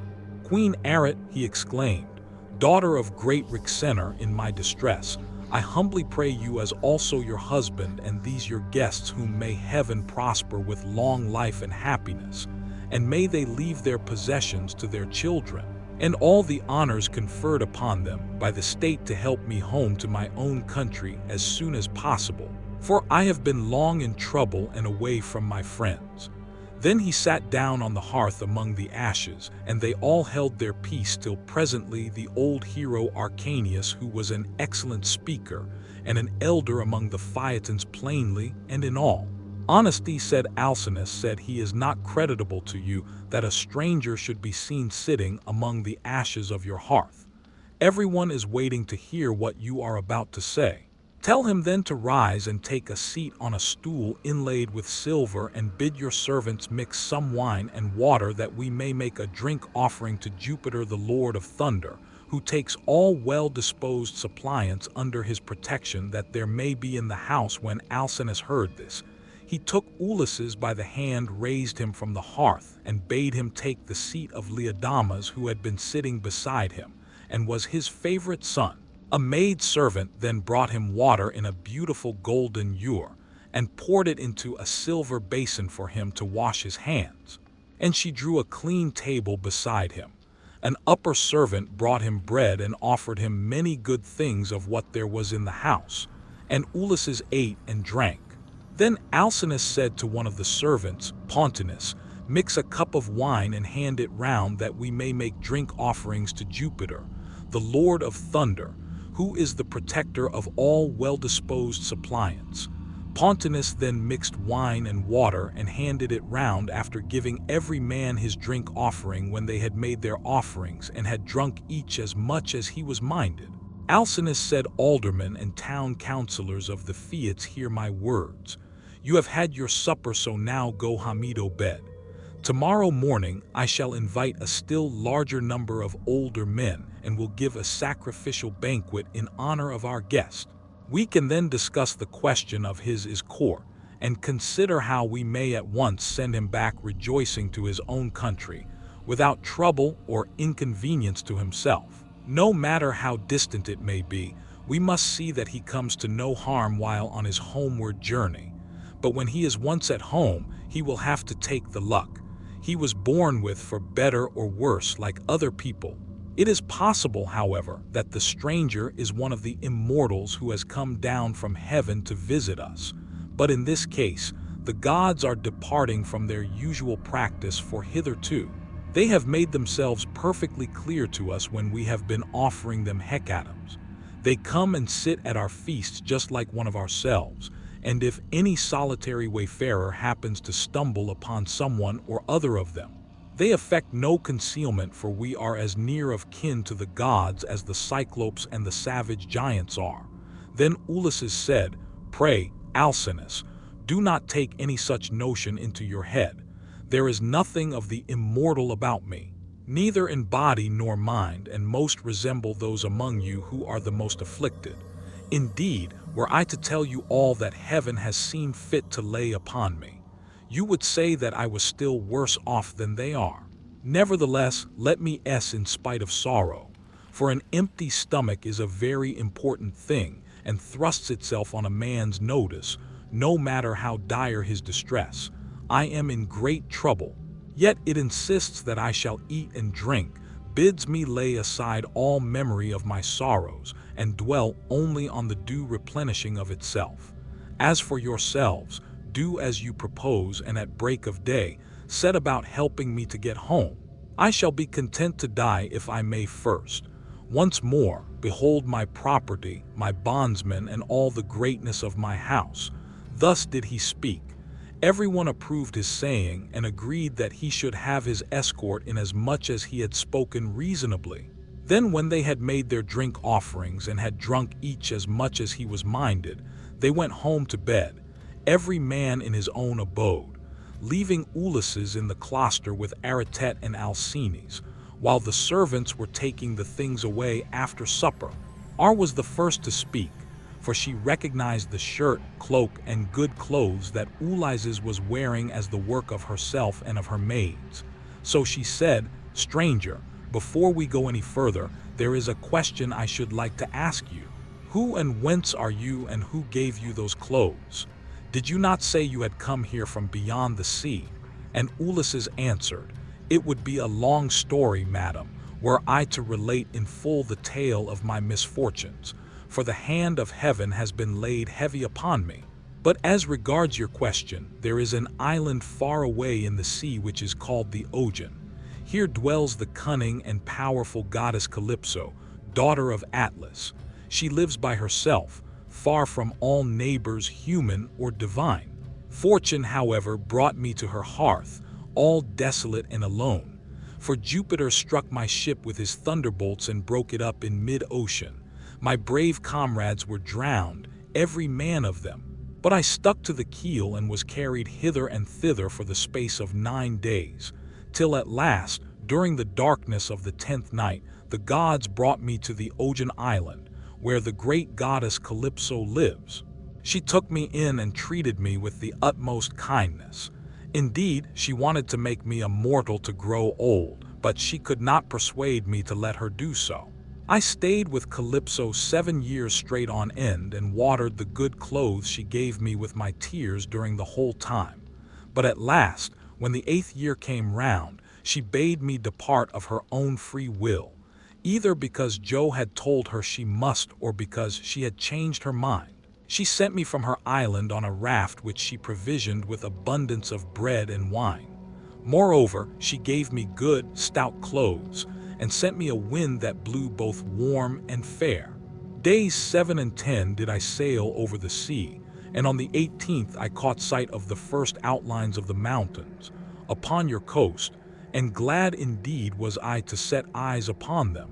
Nevertheless, there was still much trouble in store for me, for at this point Neptune would let me go no further, and raised a great storm against me.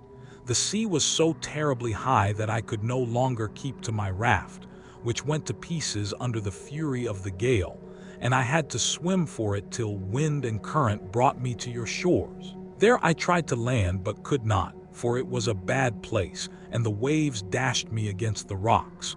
So I again took to the sea and swam on till I came to a river that seemed the most likely landing place, for there were no rocks, and it was sheltered from the wind here. Then I got out of the water and gathered my senses together again. Night was coming on. So I left the river and went into a thicket where I covered myself all over with leaves, and presently heaven sent me off into a very deep sleep. Sick and sorry as I was, I slept among the leaves all night and through the next day till afternoon, when I woke as the sun was westering, and saw your daughter's maid, servants playing upon the beach, and your daughter among them, looking like a goddess. I besought her aid, and she proved to be of an excellent disposition, much more so than could be expected from so young a person, for young people are apt to be thoughtless. She gave me plenty of bread and wine, and when she had me washed in the river, she also gave me the clothes in which you see me now. Therefore, though it has pained me to do so, I have told you the whole truth."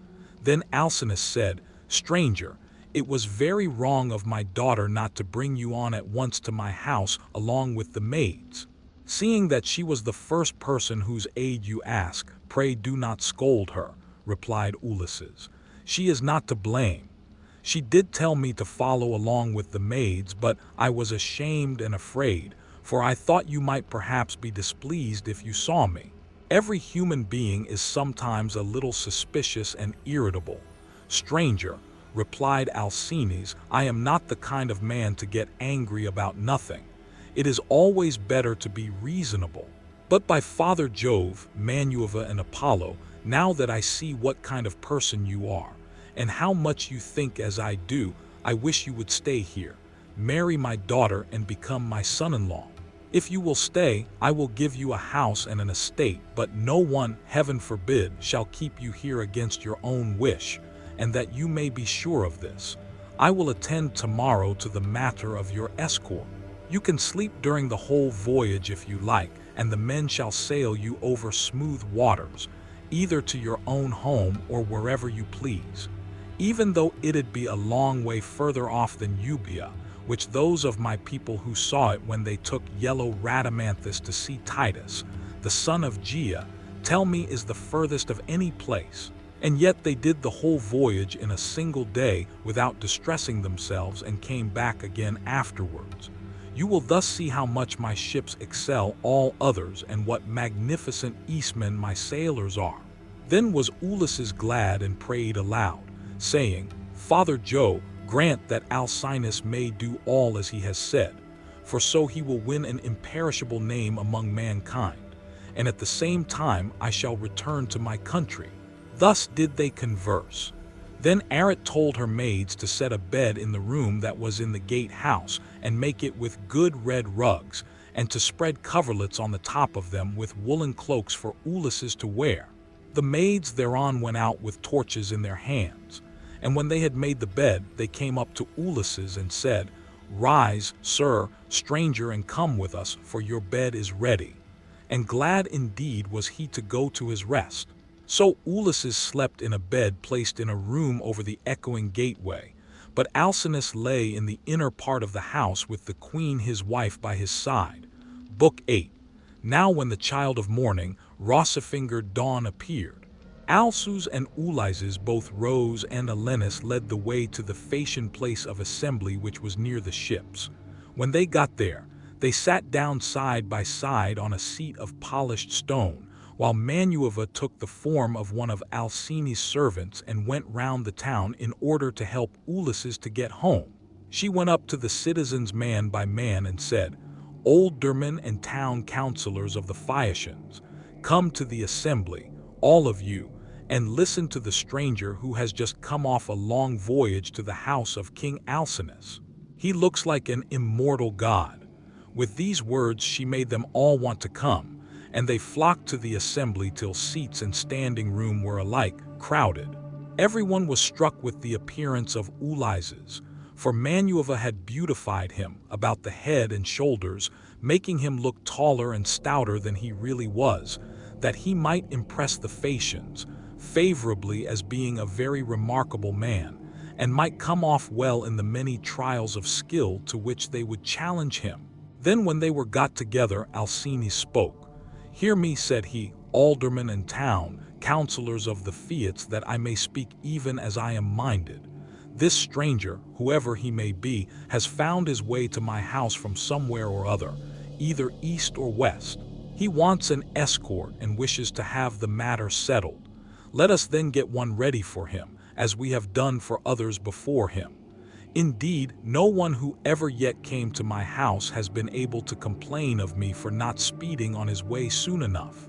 Let us draw a ship into the sea, one that has never yet made a voyage, and man her with 52 of our smartest young sailors.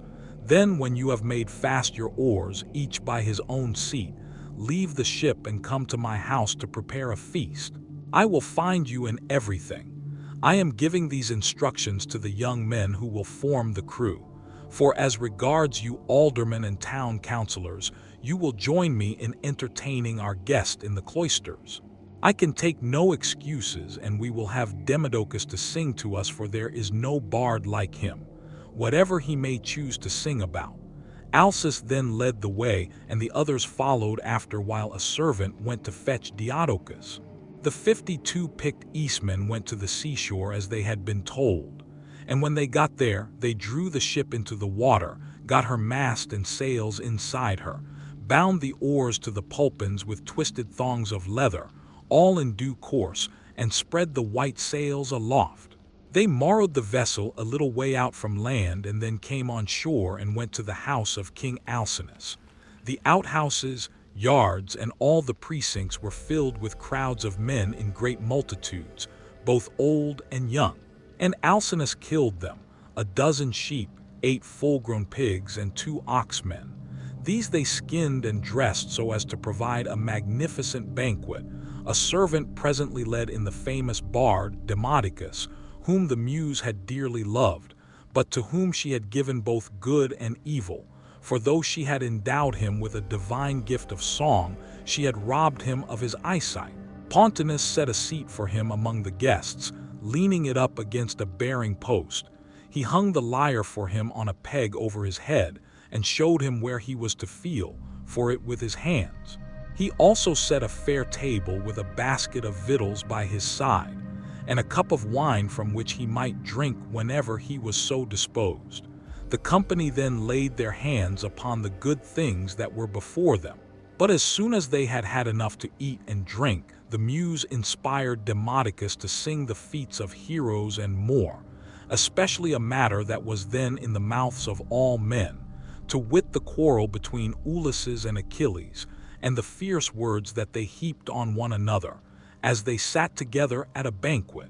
But Agamemnon was glad when he heard his chieftains quarreling with one another, for Apollo had foretold him this at Po, when he crossed the stone floor to consult the oracle.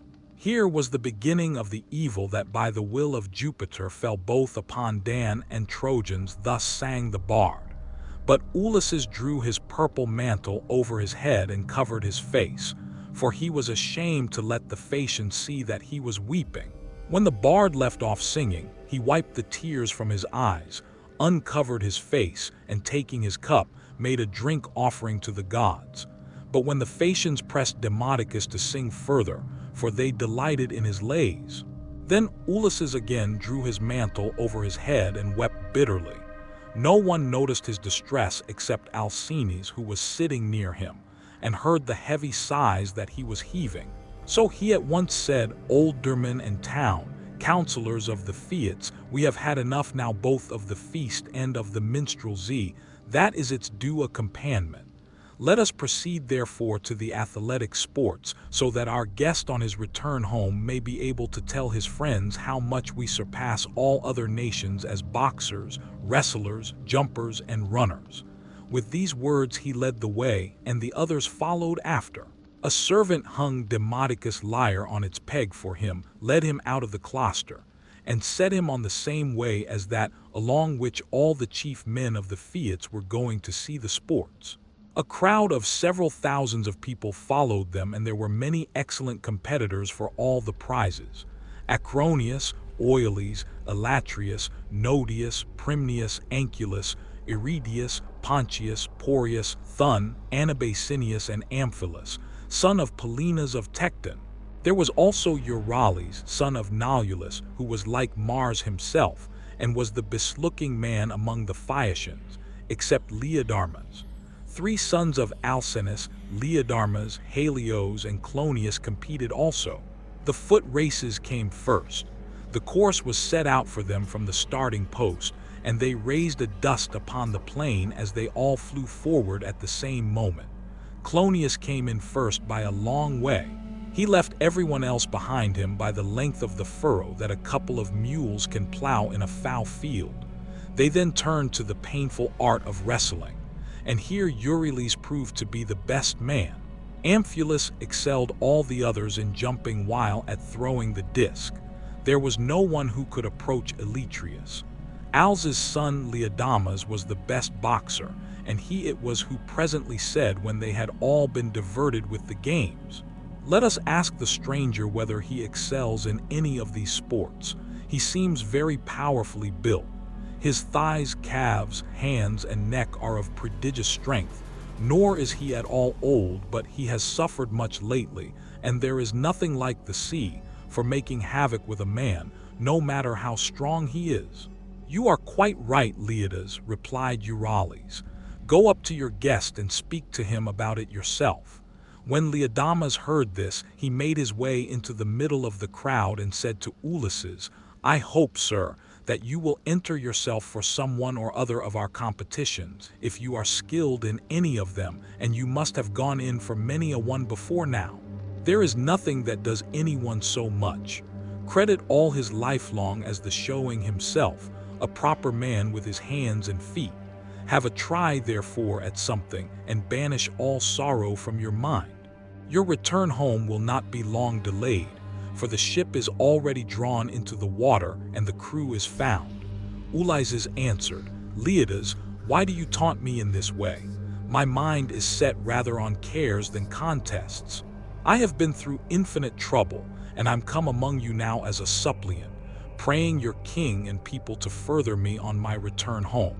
Then Euryalus reviled him outright and said, "I gather then that you are unskilled in any of the many sports that men generally delight in. I suppose you are one of those grasping traders that go about in ships as captains or merchants, and who think of nothing but of their outward freights and homeward cargoes. There does not seem to be much of the athlete about you." "For shame, sir," answered Ulysses fiercely. "You are an insolent fellow. So true is it that the gods do not grace all men alike in speech, person, and understanding. One man may be of weak presence, but heaven has adorned this with such a good conversation that he charms everyone who sees him. His honeyed moderation carries his hearers with him so that he is leader in all assemblies of his fellows, and wherever he goes, he is looked up to. Another may be as handsome as a god, but his good looks are not crowned with discretion. This is your case. No god could make a finer-looking fellow than you are. But you are a fool. Your ill-judged remarks have made me exceedingly angry, and you are quite mistaken, for I excel in a great many athletic exercises. Indeed, so long as I had youth and strength, I was among the first athletes of the age. Now, however, I am worn out by labor and sorrow, for I have gone through much, both on the field of battle and by the waves of the weary sea. Still, in spite of all this, I will compete, for your taunts have stung me too." The quick, so he hurried up without even taking his cloak off, and seized a disc larger, more massive, and much heavier than those used by the Phaeacians when disc throwing, among themselves. Then swinging it back, he threw it from his broi hand, and it made a humming sound in the air as he did so. The Phaeacs quailed beneath the rushing of its flight as it sped gracefully from his hand, and flew beyond any mark that had been made, yet in the form of a man came and marked the place where it had fallen. "A blind man, sir," said she, "could easily tell your mark by groping for it. It is so far ahead of any other. You may make your mind easy about this contest, for no Phaeacian can come near to such a throw as yours." Ulysses was glad when he found he had a friend among the lookers-on, so he began to speak more pleasantly. "Young men," said he, "come up to that throw if you can, and I will throw another disc as heavy or even heavier. If anyone wants to have a bout with me, let him come on, for I am exceedingly angry. I will box, wrestle, or run. I do not care what it is with any man of you all, except Laodamas, but not with him, because I am his guest, and one cannot compete with one's own personal friend. At least I do not think it a prudent or a sensible thing for a guest to challenge his host's family at any game, especially when he is in a foreign country. He will cut the ground from under his own feet if he does, but I make no exception as regards anyone else, for I want to have the matter out and know which is the best man. I am a good hand at every kind of athletic sport known among mankind. I am an excellent archer. In battle, I am always the first to bring a man down with my arrow, no matter how. Many more are taking aim at him alongside of me. Felt was the only man who could shoot better than I could when we are before Troy, and in practice. I far except everyone else in the whole world of those who still eat bread upon the face of the earth. But I should not like to shoot against the mighty dead such as Hercules or Eurytus the Oaken, men who could shoot against the gods themselves. This in fact was how Eurytus came prematurely by his end, for Apollo was angry with him and killed him, because he challenged him as an archer. I can throw a dart farther than anyone else can shoot an arrow. Running is the only point in respect of which I am afraid some of the Phaeacians might beat me, for I have been brought down very low at sea. My provisions ran short, and therefore I am still weak. They all held their peace except King Alcinous, who began, "Sir, we have had much pleasure in hearing all that you have told us, from which I understand that you are willing to show your prowess as having been displeased with some insolent remarks that have been made to you by one of our athletes, and which could never have been uttered by anyone who knows how to talk with propriety. I hope you will apprehend my meaning, and will explain to any one of your chief men who may be dining with yourself and your family when you get home, that we have an hereditary aptitude for accomplishments of all kinds. We are not particularly remarkable for our boxing, nor yet as wrestlers, but we are singularly fleet of foot and are excellent sailors. We are extremely fond of good dinners, music, and dancing. We also like frequent changes of linen, warm baths, and good beds. So now please, some of you who are the best dancers, set about dancing, that our guest on his return home may be a bull to tell his friends how much we surpass all other nations as sailors, runners, dancers, and minstrels. Demodocus has left his lyre at my house, so run someone or other of you and fetch it for him." On this, a servant hurried off to bring the lyre from the king's house, and the 9 men who had been chosen as stewards stood forward. It was their business to manage everything connected with the sports, so they made the ground smooth and marked a wide space for the dancers. Presently the servant came back with Demodocus' lyre, and he took his place in the midst of them, whereon the best young dancers in the town began to foot and trip it so nimbly that Ulysses was delighted with the merry twinkling of their feet. Meanwhile the bard began to sing the loves of Mars and Venus, and how they first began their intrigue in the house of Vulcan. Mars made Venus many presents and defiled King Vulcan's marriage bed. So the son who saw what they were about told Vulcan. Vulcan was very angry when he heard such dreadful news. So he went to his smithy brooding mischief, got his great anvil into its place, and began to forge some chains which none could either unloose or break, so that they might stay there in that place. When he had finished his snare, he went into his bedroom and festooned the bedposts all over with chains like cobwebs. He also let many hang down from the great beam of the ceiling. Not even a god could see them, so fine and subtle were they. As soon as he had spread the chains all over the bed, he made as though he were setting out for the fair state of Lemnos, which of all places in the world was the one he was most fond of.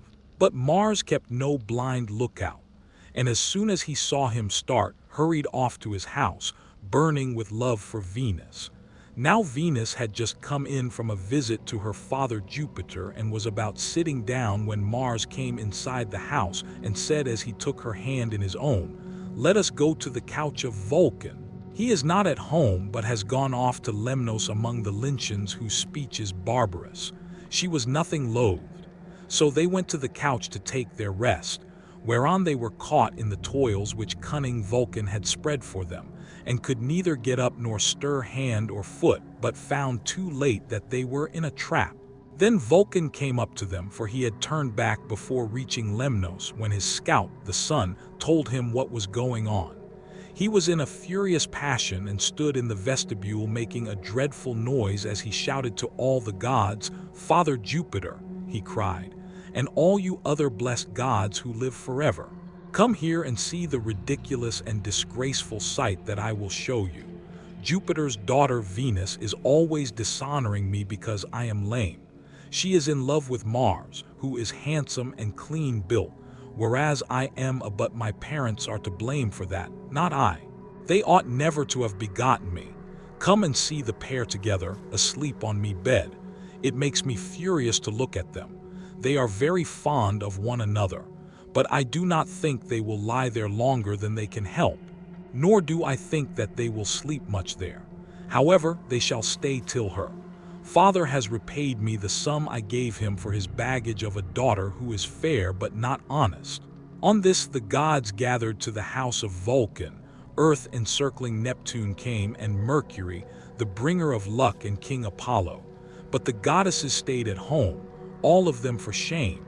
Then the givers of all good things stood in the doorway, and the blessed gods roared with inextinguishable laughter, as they saw how cunning Vulcan had been, whereon one would turn towards his neighbor, saying, "Ill deeds do not prosper, and the weak confound the strong.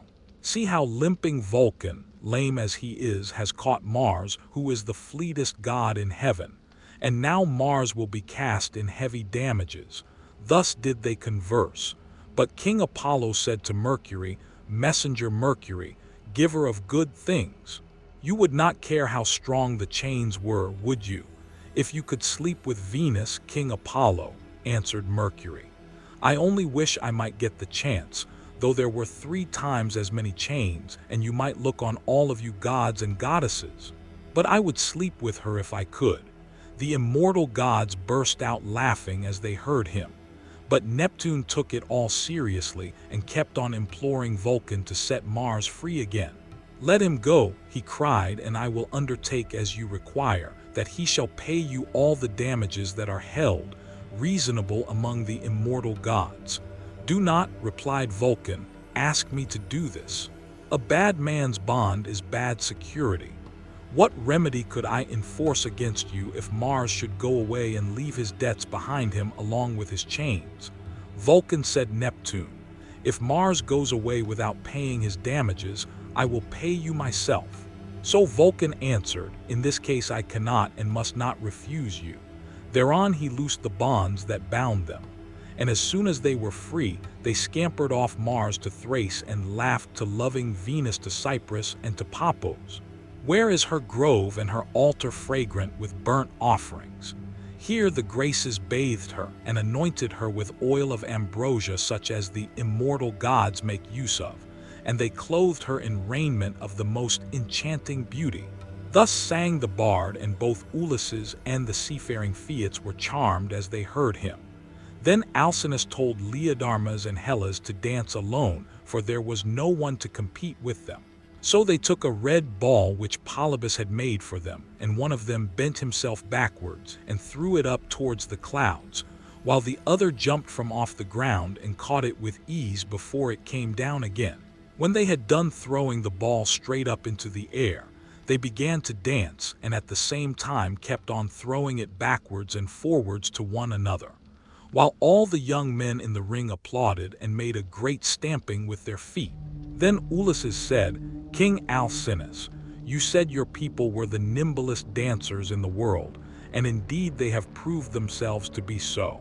I was astonished as I saw them." The king was delighted at this and exclaimed to the Phaeacians, older men and town councilors, "Our guest seems to be a person of singular judgment. Let us give him such proof of our hospitality as he may reasonably expect. There are 12 chief men among you, and counting myself, there are 13. Contribute each of you a clean cloak, a shirt, and a talent of fine gold. Let us give him all this in a lump down at once, so that when he gets his supper, he may do so with a light heart. As for Euryalus, he will have to make a formal apology and a present too, for he has been rude." Thus did he speak. The others, all of them, applauded his saying and sent their servants to fetch the presents. Then Euryalus said, "King Alcinous, I will give the stranger all the satisfaction you require. He shall have my sword, which is of bronze, all but the hilt, which is of silver. I will also give him the scabbard of newly sworn ivory into which it fits. It will be worth a great deal to him." As he spoke, he placed the sword in the hands of Ulysses and said, "Good luck to you, father stranger. If anything has been said amiss, may the winds blow it away with them, and may heaven grant you a safe return. For I understand you have been long away from home and have gone through much hardship." To which Ulysses answered, "Good luck too. You too, my friend, and may the gods grant you every happiness. I hope you will not miss the sword you have given me along with your apology." With these words he girded the sword about his shoulders, and towards sundown the presents began to make their appearance as the servants of the donors kept, bringing them to the house of King Alcinous. Here his sons received them and placed them under their mother's charge.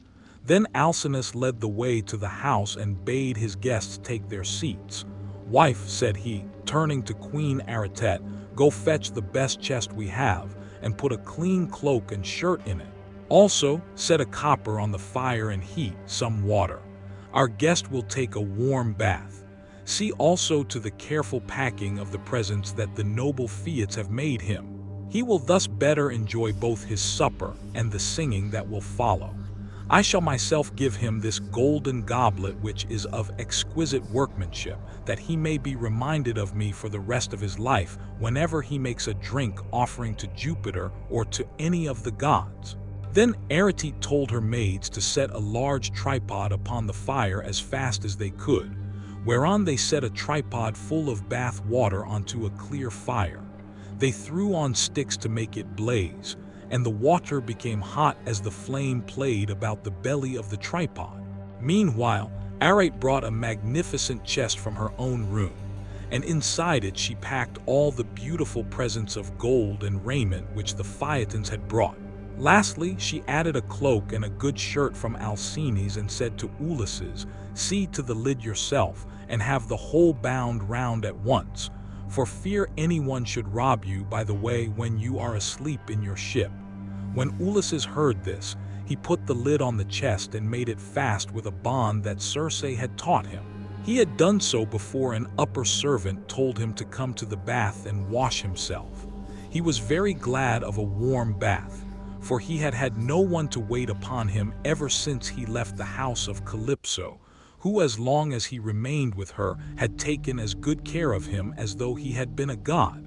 When the servants had done washing and anointing him with oil and had given him a clean cloak and shirt, he left the bathroom and joined the guests who were sitting over their wine.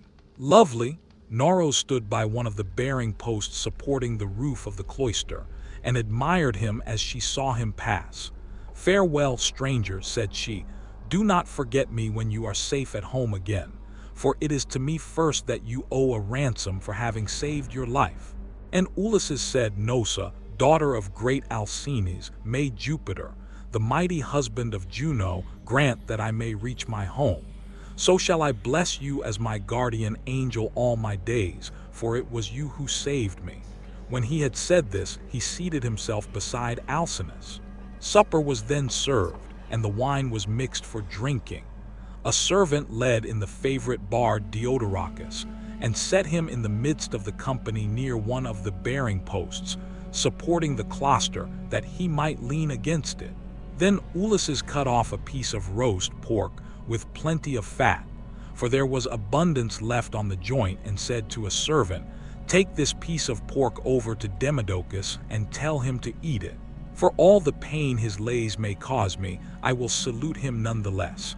Bards are honored and respected throughout the world, for the muse teaches them their songs and loves them. The servant carried the pork in his fingers over to Demodocus, who took it and was very much pleased. They then laid their hands on the good things that were before them, and as soon as they had had to eat and drink, Ulysses said to Demodocus, "Demodocus, there is no one in the world whom I admire more than I do you. You must have studied under the Muse, Jupiter's daughter, and under Apollo. So accurately do you sing the return of the Ions with all their sufferings and adventures. If you were not there yourself, you must have heard it all from Summer was. Now, however, change your song and tell us of the wooden horse which made with the assistance of Manueva, and which Ulysses got by stratagem into the fort of Troy after freighting it with the men who afterwards sacked the city. If you will sing this tale right, I will tell all the world how magnificently heaven has endowed you." The bard inspired of heaven took up the story at the point where some of the Argives set fire to their tents and sailed away, while others hidden within the horse were waiting with Ulysses in the Trojan place of assembly. For the Trojans themselves had drawn the horse into their fortress, and it stood there while they sat in council round it, and were in 3 minds as to what they should do. Some were for breaking it up then, and their others would have it dragged to the top of the rock on which the fortress stood and then thrown down the precipice, while yet others were for letting it remain as an offering and propitiation for the gods. And this was how they settled it in the end. For the city was doomed when it took in that horse, within which were all the bravest of the Argives, waiting to bring death and destruction on the Trojans. Anon, he sang how the sons of the Ions issued from the horse and sacked the town, breaking out from their ambuscade. He sang how they overran the city hither and thither and ravaged it. and how Ulysses went raging like Mars along with Minos to the house of Deiphobus. It was there that the fight raged most furiously. Nevertheless, by Manuva's help, he was victorious. All this he told, but Ulysses was overcome as he heard him, and his cheeks were wet with tears. He wept as a woman weeps when she throws herself on the body of her husband who has fallen before his own city, and people fighting bravely in defense of his home and children. She screams aloud and flings her arms about him as he lies gasping for breath and dying. But her enemies beat her from behind about the back and shoulders and carry her off into slavery to a life of labor and sorrow, and the beauty fades from her cheeks. Even so piteously did Ulysses weep, but none of those present perceived his tears except Alcinous, who was sitting near him, and could hear the sobs and sighs that he was heaving. The king therefore at once rose and said, "Aldermen and town councillors of the Phaeacians, let Demodocus cease his song, for there are those present who do not seem to like it." From the moment that we had done supper and Demodocus began to sing, our guest has been all the time groaning and lamenting. He is evidently in great trouble. So let the bard leave off that we may all enjoy ourselves, hosts and guests alike. This will be much more as it should be. For all these festivities with the escort and the presents that we are making with so much goodwill are wholly in his honor. And anyone with even a moderate amount of right feeling knows that he ought to treat a guest and a suppliant as though he were his own brother. Therefore, sir, do you on your part affect no more concealment nor reserve in the matter about which I shall ask you. It will be more polite in you to give me a plain answer. Tell me the name by which your father and mother over yonder used to call you, and by which you are known among your neighbors and fellow citizens. There is no one neither rich nor poor who is absolutely without any name. Whatever for people's fathers and mothers, give them names as soon as they are born. Tell me also your country, nation, or city, that our ships may shape their purpose accordingly and take you there. For the Phaeacians have no pilots, their vessels have no rudders as those of other nations have. But the ships themselves understand what it is that we are thinking about and want. They know all the cities and countries in the whole world and can traverse the sea just as well, even when it is covered with mist and cloud, so that there is no danger of being wrecked or coming to any harm. Still, I do remember hearing my father say that Neptune was angry with us for being too easygoing in the matter of giving people escorts. He said that one of these days he should wreck a ship of ours as it was returning from having escorted someone and bury our city under a high mountain. This is what my father used to say, but whether the god will carry out his threat or no is a matter which he will decide for himself. And now tell me and tell me true, where have you been wandering, and in what countries have you traveled?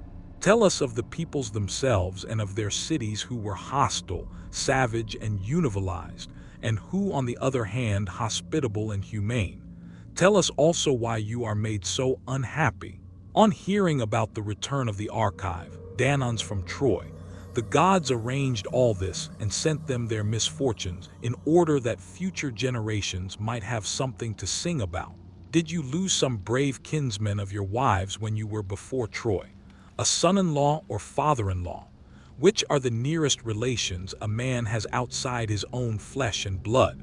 Or was it some brave and kindly-natured comrade?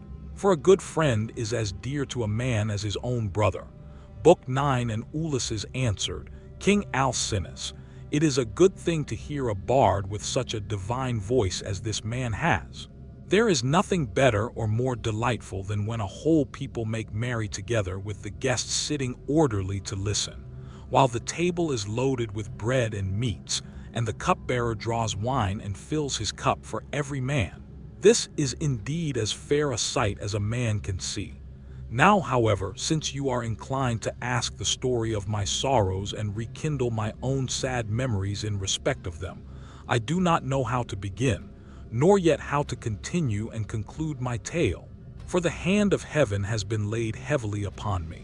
Firstly, then I will tell you my name that you too may know it, and one day, if I outlive this time of sorrow, may become my guests, though I live so far away from all of you. I am Ulysses, son of Laertes, renowned among mankind for all manner of subtlety, so that my fame ascends to heaven. I live in Ithaca, where there is a high mountain called Narrated covered with forests, and not far from it there is a group of islands very near to one another, Delicium Sam and the wooded island of Zakynthos. It lies squat on the horizon, all highest up in the sea towards the sunset, while the others lie away from it towards dawn. It is a rugged island, but it breeds brave men, and my eyes know none that they better love to look upon. The goddess Calypso kept me with her in her cave and wanted me to marry her, as did also the cunning goddess Circe, but they could neither of them persuade me. For there is nothing dearer to a man than his own country and his parents, and however splendid a home he may have in a foreign country, if it be far from father or mother, he does not care about it. Now, however, I will tell you of the many hazardous adventures which by Jupiter's will I met with on my return from Troy. When I had set sail thence, the wind took me first to Issus, which is the city of the suitors. There I sacked the town and put the people to the sword. We took their wives, and so much booty, which we divided equitably amongst us, so that none might have reason to complain. I then said that we had better make off at once. But my men very foolishly would not obey me. So they stayed there drinking much wine and killing great numbers of sheep and oxen on the seashore. Meanwhile, the Psychic cried out for help to others who lived in land. These were more in number and stronger, and they were more skilled, for they could fight either from chariots or on foot, as the occasion served. In the morning, therefore, they came as thick as leaves and bloom in summer, and the hand of heaven was against us, so that we were hard-pressed. They set the battle in array near the ships, and the hosts aimed their bronze, shot spears at one another. So long as the day waxed and it was still morning, we held our own against them, though they were more in number than we. But as the sun went down towards the time when men loosed their oxen, the Sicyoneers got the better of us, and we lost 6 men from every ship we had. So we got away with those that were left. Thence we sailed onward with sorrow in our hearts, but glad to have escaped death, though we had lost our comrades. Nor did we leave till we had thrice invoked each one of the poor fellows who had perished by the hands of the sea cones. Then Jupiter raised the north wind against us, till it blew a hurricane, so that land and sky were hidden in thick clouds, and night sprang forth out of the heavens. We let the ships run before the gale, but the force of the wind tore our sails to tatters. So we took them down for fear of shipwreck and rowed our hardest towards the land. There we lay 2 days and 2 nights, suffering much alike from toil and distress of mind. But on the morning of the 3rd day, we again raised our masts, set sail, and took our places, letting the wind and steersman direct our ship. I should have got home at that time unharmed had not the north wind and the currents been against me as I was doubling Cape Malea, and set me off my course hard by the island of Scytha. I was driven thence by foul winds for a space of 9 days upon the sea. But on the 10th day we reached the land of the lotus eaters, who live on a food that comes from a kind of flower.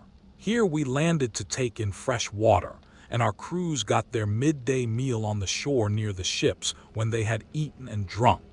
I sent 2 of my company to see what manner of men the people of the place might be, and they had a 3rd man under them. They started at once and went about among the lotus eaters, who did them no hurt, but gave them to eat of the lotus, which was so delicious that those who ate of it left off caring about home, and did not even want to go back and say what had happened to them, but were for staying and munching lotus with the lotus eaters, without thinking further of their return. Nevertheless, though they wept bitterly, I forced them back to the ships and made them fast under the benches. Then I told the rest to go on board at once, lest any of them should taste of the lotus and leave off wanting to get home. So they took their places and smoked the gray sea with their oars. We sailed hence, always in much distress, till we came to the land of the lawless and inhuman Cyclopes. Now the Cyclopes neither plant nor plow nor trust in providence, and live on such wheat, barley and grapes as grow wild without any kind of tillage. And their wild grapes yield them wine as the sun, and the rain may grow them. They have no laws nor assemblies of the people, but live in caves on the tops of high mountains. Each is lord and master in his family, and they take no account of their neighbors. Now off their harbor there lies a wooded and fertile island, not quite close to the land of the Cyclopes. Not far it is overrun with wild goats that breed there in great numbers, and are never disturbed by foot of man. For sportsmen who as a rule will suffer so much hardship in forest or among mountain precipices do not go there. Nor yet again is it ever plowed or fed down, but it lies a wilderness until unsown from year to year, and has no living thing upon it but only goats. For the Cyclopes have no ships, nor yet shipwrights who could make ships for them. They cannot therefore go from city to city or sail over the sea to one another's country, as people who have ships can do. If they had had these, they would have colonized the island, for it is a very good one, and would yield everything in due season. There are meadows that in some places come right down to the seashore, well watered and full of luscious grass. Grapes would do there excellently. There is level land for plowing, and it would always yield heavily at harvest time, for the soil is deep. There is a good harbor where no cables are wanted, nor yet anchors, nor need a ship be borrowed, but all one has to do is to beach one's vessel and stay there till the wind becomes fair for putting out to sea again. At the head of the harbor there is a spring of clear water coming out of a cave, and there are poplars growing all around it. Here we entered, but so dark was the night that some god must have brought us in, for there was nothing whatever to be seen. A thick mist hung all around our ships. The moon was hidden behind a mass of clouds, so that no one could have seen the island if he had looked for it. Nor were there any breakers to tell us we were close inshore before we found ourselves upon the land itself. When, however, we had beached the ships, we took down the sails, went ashore, and camped upon the beach till daybreak. When the child of morning rosy-fingered, dawn appeared. We admired the island and wandered all over it, while the nymphs, Jupiter's daughters, roused the wild goats that we might get some meat for our dinner. On this we fetched our spears and bows and arrows from the ships, and dividing ourselves into 3 bands began to shoot. The goats heaven sent us excellent sport. I had 12 ships with me, and each ship got 9 goats, while my own ship had 10. Thus through the live long day to the going down of the sun, we ate and drank our fill, and we had plenty of wine left for. Each one of us had taken many jars full. When we sacked the city of the Sacones, and this had not yet run out. While we were feasting, we kept turning our eyes towards the land of the Cyclopes, which was hard by, and saw the smoke of their stubble fires. We could almost fancy we heard their voices and the bleating of their sheep and goats. But when the sun went down and it came on dark, we camped down upon the beach. And next morning I called a council. "Stay here, my brave fellows," said I, "all the rest of you, while I go with my ship and exploit these people myself. I want to see if they are univilized savages or a hospitable and humane race." I went on board, bidding my men to do so also, and loose the horses. So they took their places and smoked the gray sea with their oars. When we got to the land, which was not far, there on the face of a cliff near the sea, we saw a great cave overhung with laurels. It was a station for a great many sheep and goats, and outside there was a large yard with a high wall around it, made of stones built into the ground, and of trees, both pine and oak. This was the abode of a huge monster who was then away from home shepherding his flocks. He would have nothing to do with other people, but led the life of an outlaw. He was a horrid creature, not like a human being at all, but resembling rather some crag that stands out boldly against the sky on the top of a high mountain. I told my men to draw the ship ashore and stay where they were, all but the 12 best among them who were to go along with myself. I also told my men to take a goat skin of sweet black wine which had been given me by Merin son of Euanthes, who was priest of Apollo, the patron god of Isismarus, and lived within the wooded precincts of the temple. When we were sacking the city, we respected him, and spared his life as also his wife and child. So he made me some presents of great value, 7 talents of fine gold, and a bowl of silver with 12 jars of sweet wine, and of the most exquisite flavor. Not a man nor maid in the house knew about it, but only himself, his wife, and one housekeeper. When he drank it, he mixed 20 parts of water to 1 of wine, and yet the fragrance from the mixing bowl was so exquisite that it was impossible to refrain from drinking. I filled a large skin with this wine, and took a wallet full of provisions with me, for my mind misgave me that I might have to deal with some savage who would be of great strength, and would respect neither right nor law. We soon reached his cave, but he was out shepherding, so we went inside and took stock of all that we could see. His cheese racks were loaded with cheeses, and he had more lambs and kids than his pens could hold. They were kept in separate flocks. First there were the hodgets, then the oldest of the younger lambs, and lastly the very young ones, all kept apart from one another. As for his dairy, all the vessels, bowls, and milk pails into which he milked were swimming with whey. When they saw all this, my men begged me to let them first steal some cheeses and make off with them to the ship.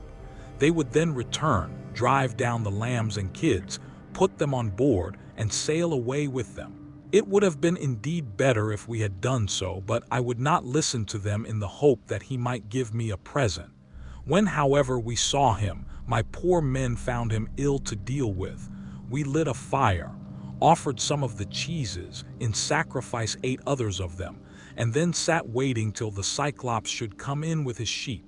When he came, he brought in with him a huge load of dry firewood to light the fire for his supper. And this he flung with such a noise onto the floor of his cave that we hid ourselves for fear at the far end of the cavern. Meanwhile he drove all the ewe inside as well as the she-goats that he was going to milk, leaving the males, both rams and he-goats, outside in the yards. Then he rolled a huge stone to the mouth of the cave, so huge that 22 strong 4W-wheeled wagons would not be enough to draw it from its place against the doorway. When he had so done, he milked his ewes and goats all in due course, and then let each of them have her own young. He curdled half the milk and set it aside in wicker strainers, but the other half he poured into bowls that he might drink it for his supper. When he had got through with all his work, he lit the fire and then caught sight of us, whereon he said, "Strangers, who are you? Where do you sail from? Are you traders, or do you sail the sea as rovers, and every man's hand against you?"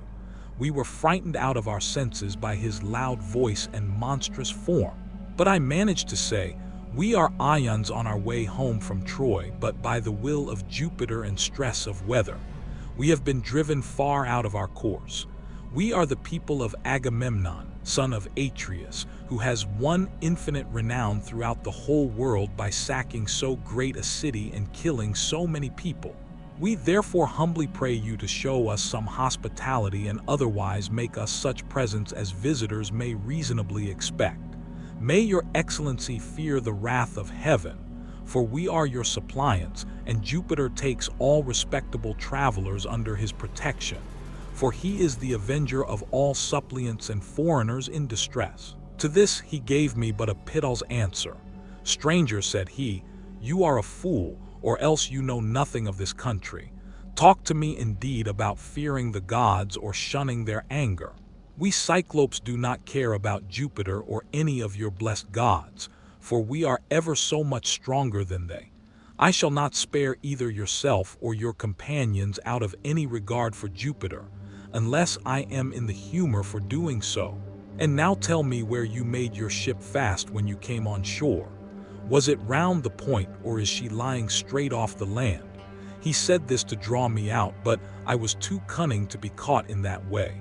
So I answered with a lie, Neptune said, I sent my ship onto the rocks at the far end of your country and wrecked it. We were driven onto them from the open. See, but I and those who are with me escaped the jaws of death. The cruel wretch vouched me not one word of answer, but with a sudden clutch he gripped up 2 of my men at once, and dashed them down upon the ground as though they had been puppies. Their brains were shed upon the ground, and the earth was wet with their blood. Then he tore them limb from limb, and esped upon them. He gobbled them up like a lion in the wilderness, flesh, bones, marrow, and entrails, without leaving anything uneaten. As for us, we wept and lifted up our hands to heaven on seeing such a horrid sight, for we did not know what else to do. But when the Cyclops had filled his huge paunch and had washed down his meal of human flesh with a drink of neat milk, he stretched himself full length upon the ground among his sheep, and went to sleep. I was at first inclined to seize my sword, draw it, and drive it into his vitals. But I reflected that if I did, we should all certainly be lost, for we should never be a bull to shift the stone which the monster had put in front of the door.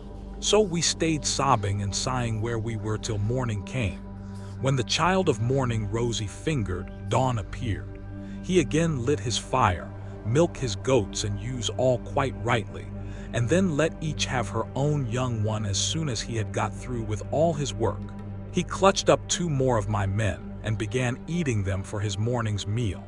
Presently, with the utmost ease, he rolled the stone away from the door and drove out his sheep. But he at once put it back again, as easily as though he were merely clapping the lid onto a quiver full of arrows. As soon as he had done so, he shouted and cried, "Shoo, shoo," after his sheep to drive them onto the mountain. So I was left to scheme some way of taking my revenge and covering myself with glory. In the end, I deemed it would be the best plan to do as follows. The Cyclops had a great club, which was lying near one of the sheep pens. It was of green olive wood, and he had cut it, intending to use it for a staff as soon as it should be dry. It was so huge that we could only compare it to the mast of a 20-odd merchant vessel of large burden, and able to venture out into open sea. I went up to this club and cut off about 6 ft of it. I then gave this piece to the men and told them to fine it evenly off at one end, which they proceeded to do. And lastly, I brought it to a point myself, charring the end in the fire to make it harder.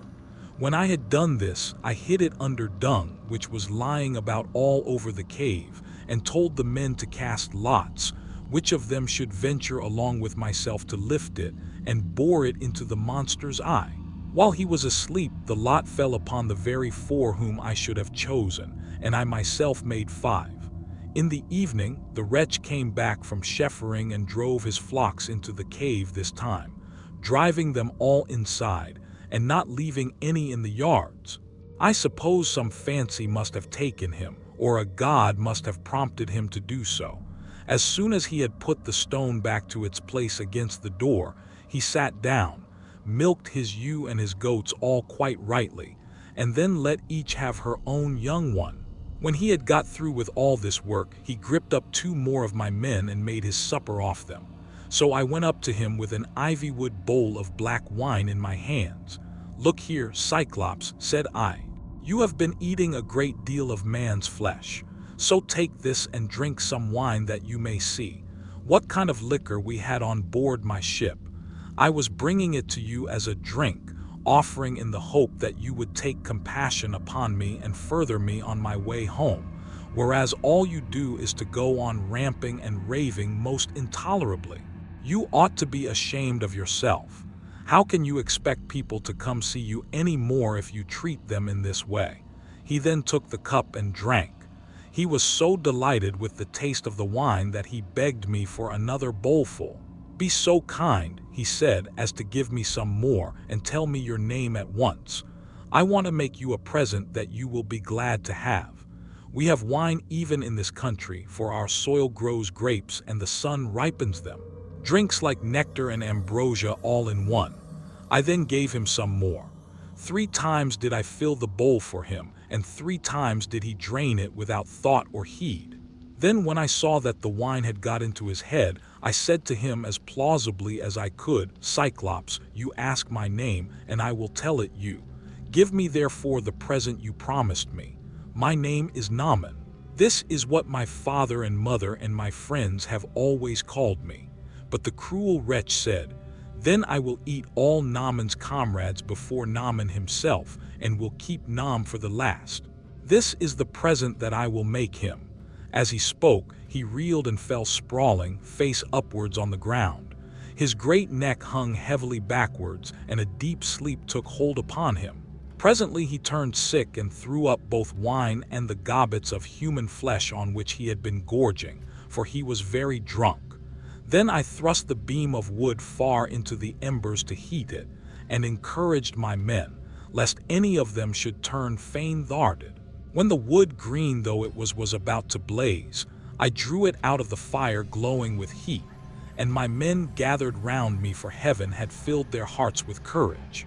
We drove the sharp end of the beam into the monster's eye, and bearing upon it with all my weight, I kept turning it round and round as though I were boring a hole in a ship's plank with an orga which 2 men with a wheel and strap can keep on turning as long as they choose. Even thus did we bore the red-hot beam into his eye till the boiling blood bubbled all over it as we worked it round and round, so that the steam from the burning eyeball scalded his eyelids and eyebrows, and the roots of the eye sputtered in the fire as a blacksmith plunges an axe or hatchet into cold water to temper it. For it is this that gives strength to the iron, and it makes a great hiss as he does so even. Thus did the Cyclops' eye hiss round the beam of olive wood, and his hideous yells made the cave ring again. We ran away in a fright, but he plucked the beam all besmirched with gore from his eye, and hurled it from him in a frenzy of rage and pain, shouting as he did so to the other Cyclopes who lived on the bleak headlands near him. So they gathered from all quarters round his cave when they heard him crying, and asked what was the matter with him. What ails you, Polyphemus, said they, that you make such a noise, breaking the stillness of the night, and preventing us from being able to sleep? Surely no man is carrying off your sheep. Surely no man is trying to kill you either by fraud or by force. But Polyphemus shouted to them from inside the cave, No man is killing me by fraud. No man is killing me by force. Then said they, If no man is attacking you, you must be ill. When Jupiter makes people ill, there is no help for it, and you had better pray to your father Neptune. Then they went away, and I laughed inwardly at the success of my clever stratagem. But the Cyclops, groaning, and in an agony of pain, felt about with his hands till he found the stone, and took it from the door. Then he sat in the doorway and put his hands in front of it to catch anyone going out with the sheep, for he thought I might be foolish enough to attempt this. As for myself, I kept on puzzling to think how I could best save my own life, and those of my companions. I schemed and schemed as one who knows that his life depends upon it, for the danger was very great. In the end, I deemed that this plan would be the best. The male sheep were well grown and carried a heavy black fleece, so I bound them nolessly in 3s, together with some of the wise on which the wicked monster used to sleep. There was to be a man under the middle sheep, and the 2 on either side were to cover him, so that there were 3 sheep to each man. As for myself, there was a ram finer than any of the others. So I caught hold of him by the back, ensconced myself in the thick wool under his belly, and hung on patiently to his fleece face upwards, keeping a firm hold on it all the time. Thus then did we wait in great fear of mind till morning came. But when the child of morning, rosy-fingered dawn, appeared, the male sheep hurried out to feed, while the ewe remained bleating about the pens, waiting to be milked, for their udders were full to bursting. But their master, in spite of all his pain, felt the backs of all the sheep as they stood upright, being sharp enough to find out that the men were underneath their bellies. As the ram was going out last of all, heavy with its fleece and with the weight of my crafty self, Polyphemus laid hold of it and said, My good ram, what is it that makes you the last to leave my cave this morning? You are not wont to let the ewe go before. You but lead the mob with a run, whether to flowery me or bubbling fountain, and are the first to come home again at night. But now you lag last of all. Is it because you know your master has lost his eye, and are sorry, because that wicked no man and his horrid crew have got him down in his drink and blinded him? But I will have his life. Yet, if you could understand and talk, you would tell me where the wretch is hiding, and I would dash his brains upon the ground till they flew all over the cave. I should thus have some satisfaction for the harm this no good Nam has done me." As he spoke, he drove the ram outside, but when we were a little way out from the cave and yards, I first got from under the ram's belly and then freed my comrades. As for the sheep, which were very fat, by constantly heading them in the right direction, we managed to drive them down to the ship. The crew rejoiced greatly at seeing those of us who had escaped death, but wept for the others whom the Cyclops had killed. However, I made signs to them by nodding and frowning that they were to hush their crying, and told them to get all the sheep on board at once and put out to sea. So they went aboard, took their places, and smote out the gray sea with their oars. Then when I had got as far out as my voice would reach, I began to jeer at the Cyclops. "Cyclops," said I, "you should have taken me. Better measure of your man before eating up his comrades in your cave. You wretch, eat up your visitors in your own house. You might have known that your sin would find you out. And now Jupiter and the other gods have punished you." He got more and more furious as he heard me. So he tore the top from off a high mountain and flung it just in front of my ship, so that it was within a little of hitting the end of the rudder. The sea quacked as the rock fell into it, and the wash of the wave it raised carried us back to the ship. I was not alone. I was not alone. I was not alone. I was not alone. I discovered the sea. I was not alone. I was not alone. It was a land, not the land. Now I was charming, but not an island. The whole of Europe is not alone. I want to be a man that can junk in the deep. How are you?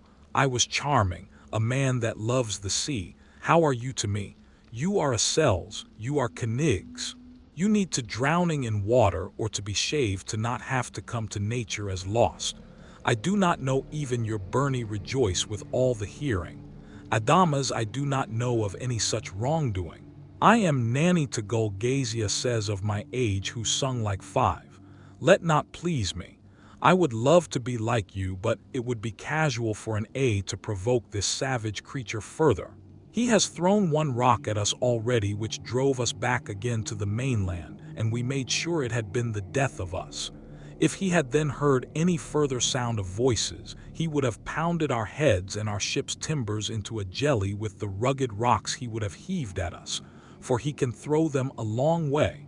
But I would not listen to them and shouted out to him in my rage, "Cyclops, if anyone asks you who it was that put your eye out and spoiled your beauty, say it was the valiant warrior Ulysses, son of Laertes, who lives in Ithaca."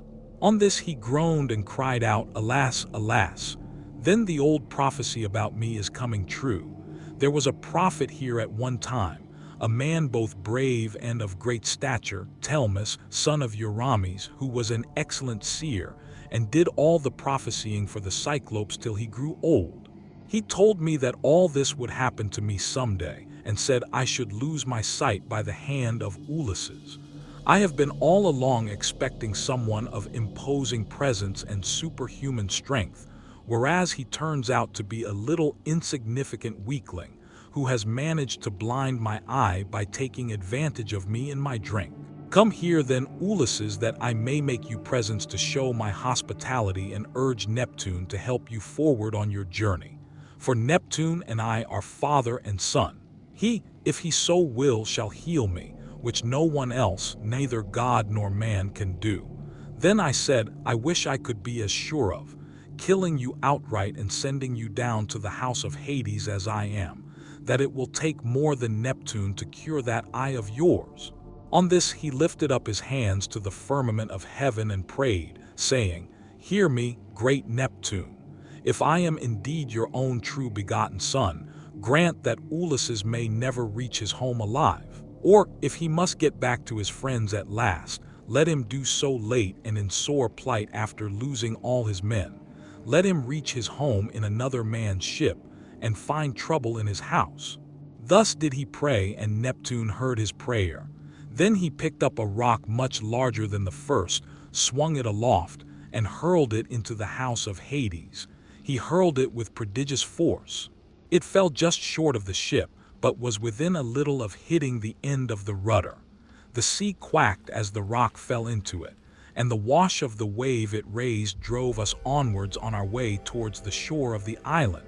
When at last we got to the island where we had left the rest of our ships, we found our comrades lamenting us and anxiously awaiting our return. We ran our vessel upon the sands and got out of her onto the seashore. We also landed the Cyclops sheep and divided them equitably amongst us so that none might have reason to complain. As for the ram, my companions agreed that I should have it as an extra share. So I sacrificed it on the seashore and burned its thigh bones to Jupiter, who is the Lord of all. But he heeded not my sacrifice and only thought how he had done it so he might destroy both my ships and my comrades. Thus through the live long day to the going down of the sun, we feasted our fill on meat and drink. But when the sun went down and it came on dark, we camped upon the beach. When the child of morning rose-fingered dawn appeared, I bade my men on board and loosed the horses. Then they took their places and smoked the gray sea with their oars. So we sailed on with sorrow in our hearts, but glad to have escaped death, though we had lost our comrades. Book 10 in Se. We went on to the Aeolian island where lives Aeolus, son of Hippotas, dear to the immortal gods. It is an island that floats as it were upon the sea, iron bound with a wall that girds it. Now Aeolus has 6 daughters and 6 lustins. So he made the sons marry the daughters, and they all live with their dear father and mother, feasting and enjoying every conceivable kind of luxury. All day long the atmosphere of the house is loaded with the savor of roasting meats till it groans again, yard and all, but by night they sleep on their well-made bedsteads, each with his own wife between the blankets. These were the people among whom we had now come. Aeolus entertained me for a whole month, asking me questions all the time about Troy, the Argive fleet, and the return of the Ions. I told him exactly how everything had happened, and when I said I must go and asked him to further me on my way, he made no sort of difficulty but set about doing so at once. Moreover, he flayed me a prime ox hide to hold the ways of the roaring winds, which he shut up in the hide, as in a sack, for Jupiter had made his way. Aeolus said that he would not let him captain over the winds, and he could stir or still each one of them, according to his own pleasure. He put the sack in the ship and bound the mouth so tightly with a silver thread that not even a breath of a side wind could blow from any quarter. The west wind, which was fair for us, did he alone let blow as it chose, but it all came to nothing, for we were lost through our own folly. 9 days and 9 nights did we sail, and on the 10th day our native land showed on the horizon.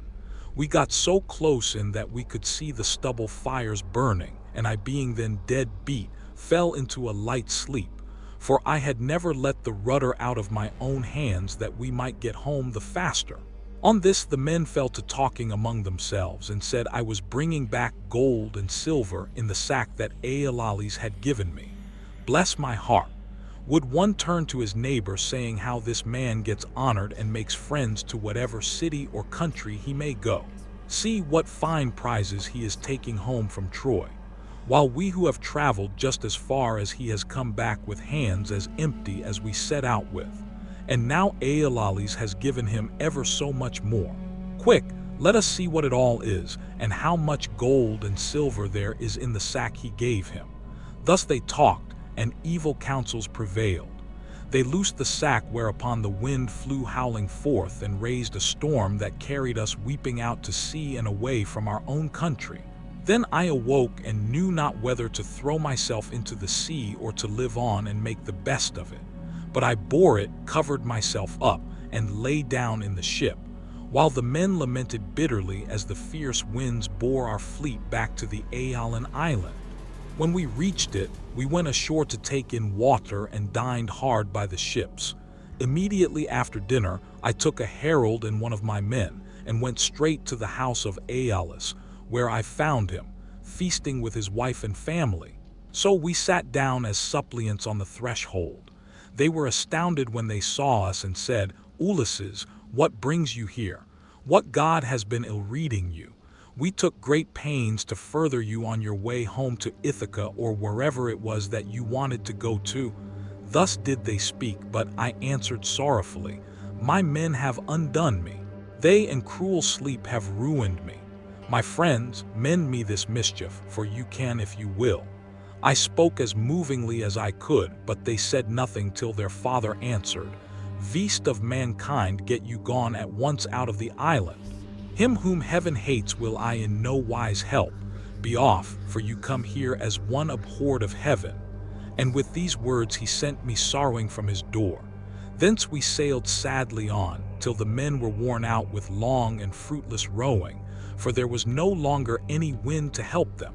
6 days night and day did we toil, and on the 7th day we reached the rocky stronghold of Lamius, tall pillows, the city of the Lystrianians, where the shepherd who is driving in his sheep and goats to be milked salutes him, who is driving out his flock to feed. And this last answers the salute. In that country a man who could do without sleep might earn double wages, one as a herdsman of cattle and another as a shepherd, for they work much the same by night as they do by day. When we reached the harbor, we found it landlocked under steep cliffs with a narrow entrance between two headlands. My captains took all their ships inside and made them fast close to one another, for there was never so much as a breath of wind inside, but it was always dead calm. I kept my own ship outside and moored it to a rock at the very end of the point. Then I climbed a high rock to reconnoiter, but could see no sign, neither of man nor cattle, only some smoke rising from the ground. So I sent 2 of my company with an attendant to find out what sort of people the inhabitants were. The men, when they got on shore, followed a level road by which the people draw their firewood from the mountains into the town, till presently they met a young woman who had come outside to fetch water, and who was daughter to a Lystrianian named Antipates. She was going to the fountain Art from which the people bring in their water. And when my men had come close up to her, they asked her who the king of that country might be and over what kind of people he ruled. So she directed them to her father's house. But when they got there, they found his wife to be a giantess as huge as a mountain, and they were horrified at the sight of her. She at once called her husband Antipates. From the place of assembly and forthwith he set about killing my men. He snatched up one of them and began to make his dinner off him then and there, whereon the other 2 ran back to the ships as fast as ever they could. But Antipates raised a hue and cry after them, and thousands of sturdy Lystrianians sprang up from every quarter. Ogres, not men. They threw vast rocks at us from the cliffs as though they had been mere stones, and I heard the horrid sound of the ships crunching up against one another, and the death cries of my men, as the Lystragonians speared them like fishes and took them home to eat them. While they were thus killing my men within the harbor, I drew my sword, cut the cable of my own ship, and told my men to row with all their might, if they too would not fare like the rest. So they laid out for their lives, and we were thankful enough when we got into open water out of reach of the rocks they hurled at us. As for the others, there was not one of them left. Then we sailed sadly on, glad to have escaped death, though we had lost our comrades, and came to the Aean island, where Circe lives, a great and cunning goddess who is own sister to the magician, for they are both children of the sun by Perse, who is daughter to Oceananes. We brought our ship into a safe harbor without a word, for some god guided us thither, and having landed, we lay there for 2 days and 2 nights, worn out in body and mind. When the morning of the 3rd day came, I took my spear and my sword and went away from the ship to reconnoiter and see if I could discover signs of human handiwork or hear the sound of voices. Climbing to the top of a high lookout, I espied the smoke of Circe's house rising upwards amid a dense forest of trees. And when I saw this, I doubted whether, having seen the smoke, I would not go on at once and find out more. But in the end, I deemed it best to go back to the ship, give the men their dinners, and send some of them instead of going myself.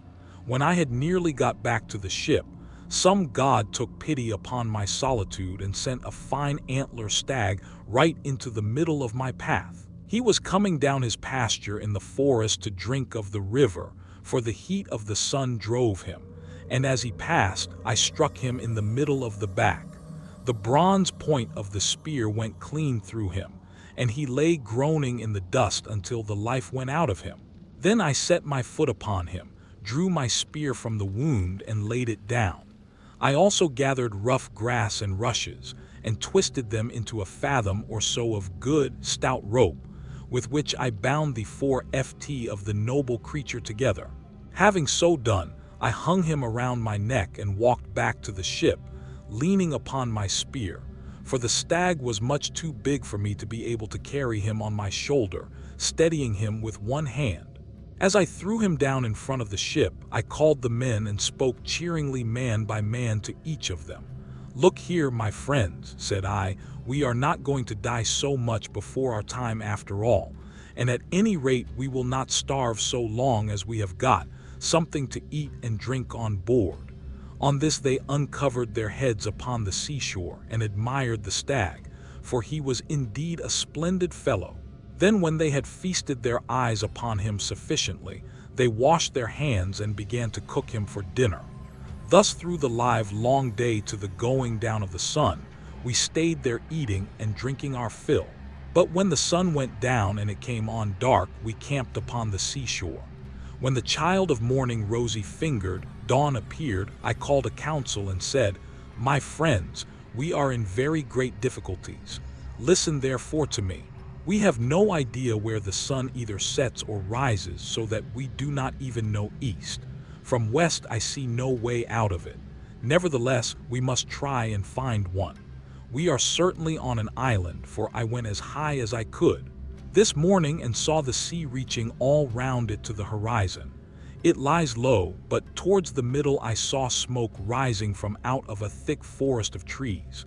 Their hearts sank as they heard me, for they remembered how they had been treated by the least Straionian Antipates and by the savage ogre Polyphemus.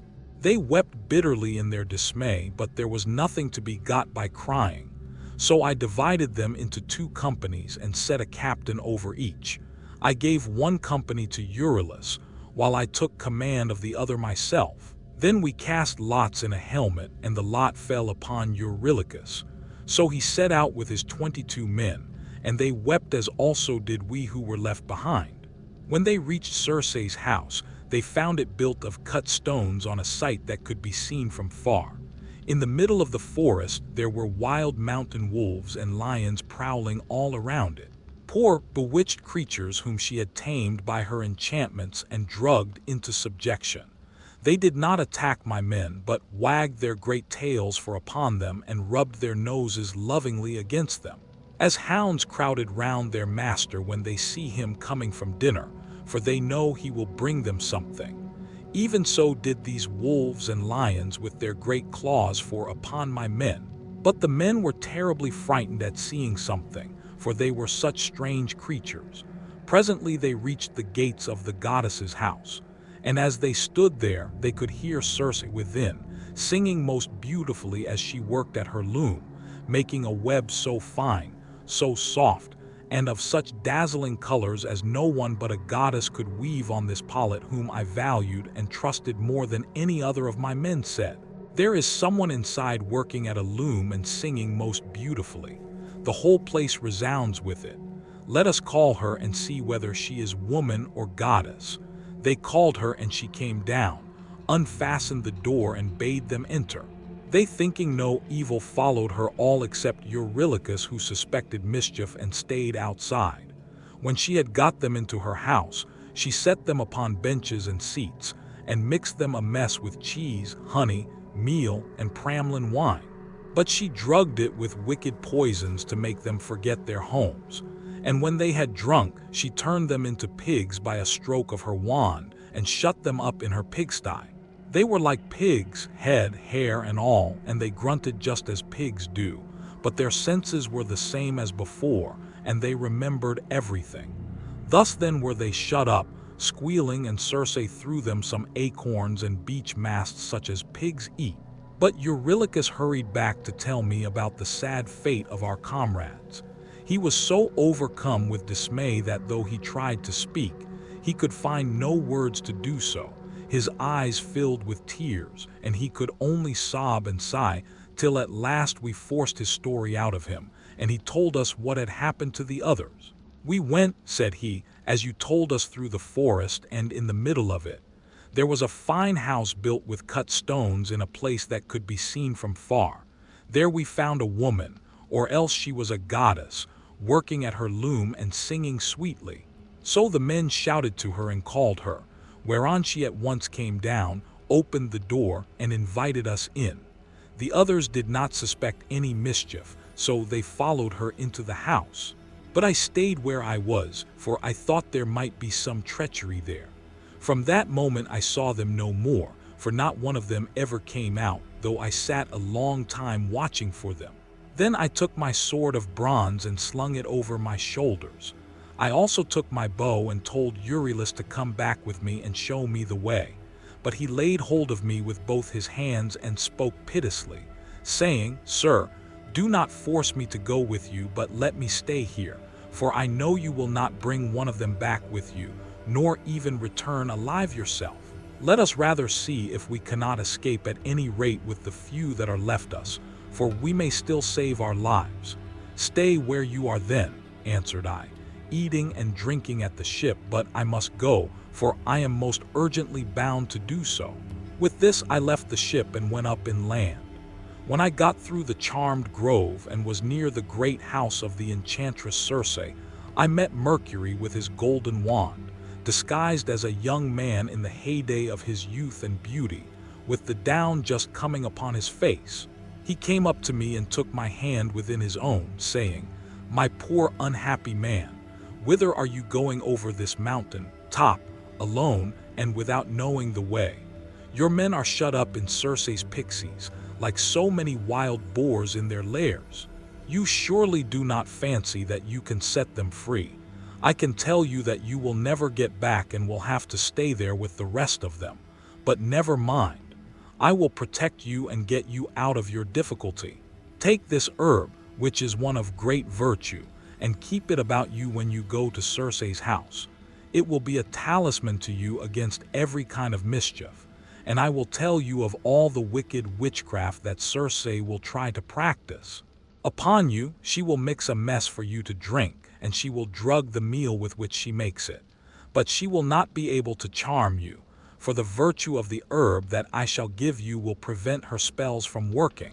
I will tell you all about it.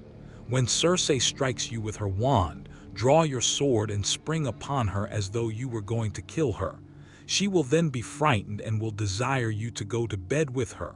On this, you must not point-blank refuge her, for you want her to set your companions free and to take good care also of yourself. But you must make her swear solemnly by all the blessed gods that she will plot no further mischief against you. Or else when she has got you naked she will unman you and make you fit for nothing.' As he spoke he pulled the herb out of the ground and showed me what it was like. The root was black while the flower was white. The gods call it moly, and mortal men cannot uproot it, but the gods can do whatever they like. Then Mercury went back to high Olympus, passing over the wooded island. But I fared onward to the house of Circe, and my heart was clouded with care as I walked along. When I got to the gates, I stood there and called the goddess. And as soon as she heard me, she came down, opened the door, and asked me to come in. So I followed her, much troubled in my mind. She set me on a richly decorated seat inlaid with silver. There was a footstool also under my feet, and she mixed a mess in a golden goblet for me to drink. But she drugged it, for she meant me mischief. When she had given it to me and I had drunk it without its charming me, she struck me with her wand. "There now," she cried, "be off to the pigs' dye and make your lair with the rest of them." But I rushed to her with my sword drawn as though I would kill her, whereon she fell with a loud scream, clasped my knees and spoke piteously, saying, "Who and whence are you? From what place and people have you come? How can it be that my drugs have no power to charm you? Never yet was any man able to stand so much as a taste of the herb I gave you. You must be spellroof. Surely you can be none other than the bold hero Ulysses, who Mercury always said would come here someday with his ship while on his way home from Troy. So be it then. Sheath your sword and let us go to bed that we may make friends and learn to trust each other." And I answered, "Circe, how can you expect me to be friendly with you when you have just been turning all my men into pigs? And now that you have got me here myself, you mean me mischief when you ask me to go to bed with you and will unman me and make me fit for nothing. I shall certainly not consent to go to bed with you, unless you will first take your solemn oath to plot no further harm against me." So she swore at once as I had told her, and when she had completed her oath, then I went to bed with her. Meanwhile, her 4 servants, who are her housemaids, set about their work. They are the children of the groves and fountains, and of the holy waters that run down into the sea. One of them spread a fair purple cloth over a seat and laid a carpet underneath it. Another brought tables of silver up to the seats and set them with baskets of gold. A third mixed some sweet wine with water in a silver bowl and put golden cups upon the tables, while the fourth brought in water and set it to boil in a large cauldron over a good fire which she had lighted. When the water in the cauldron was boiling, she poured cold water into it till it was just as I liked it. And then she set me in a bath and began washing me from the cauldron about the head and shoulders to take the tire and stiffness out of my limbs.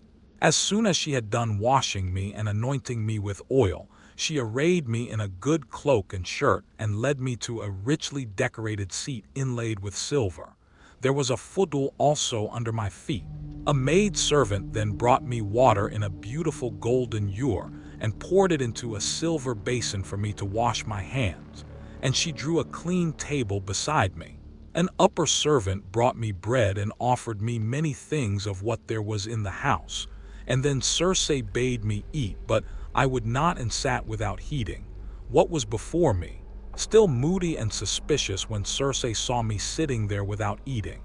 And in great grief she came to me and said, "Ulysses, why do you sit like that as though you were dumb, gnawing at your own heart and refusing both meat and drink? Is it that you are still suspicious? You ought not to be, for I have already sworn solemnly that I will not hurt you." And I said, "Circe, no man with any sense of what is right can think of either eating or drinking in your house, until you have set his friends free and let him see them.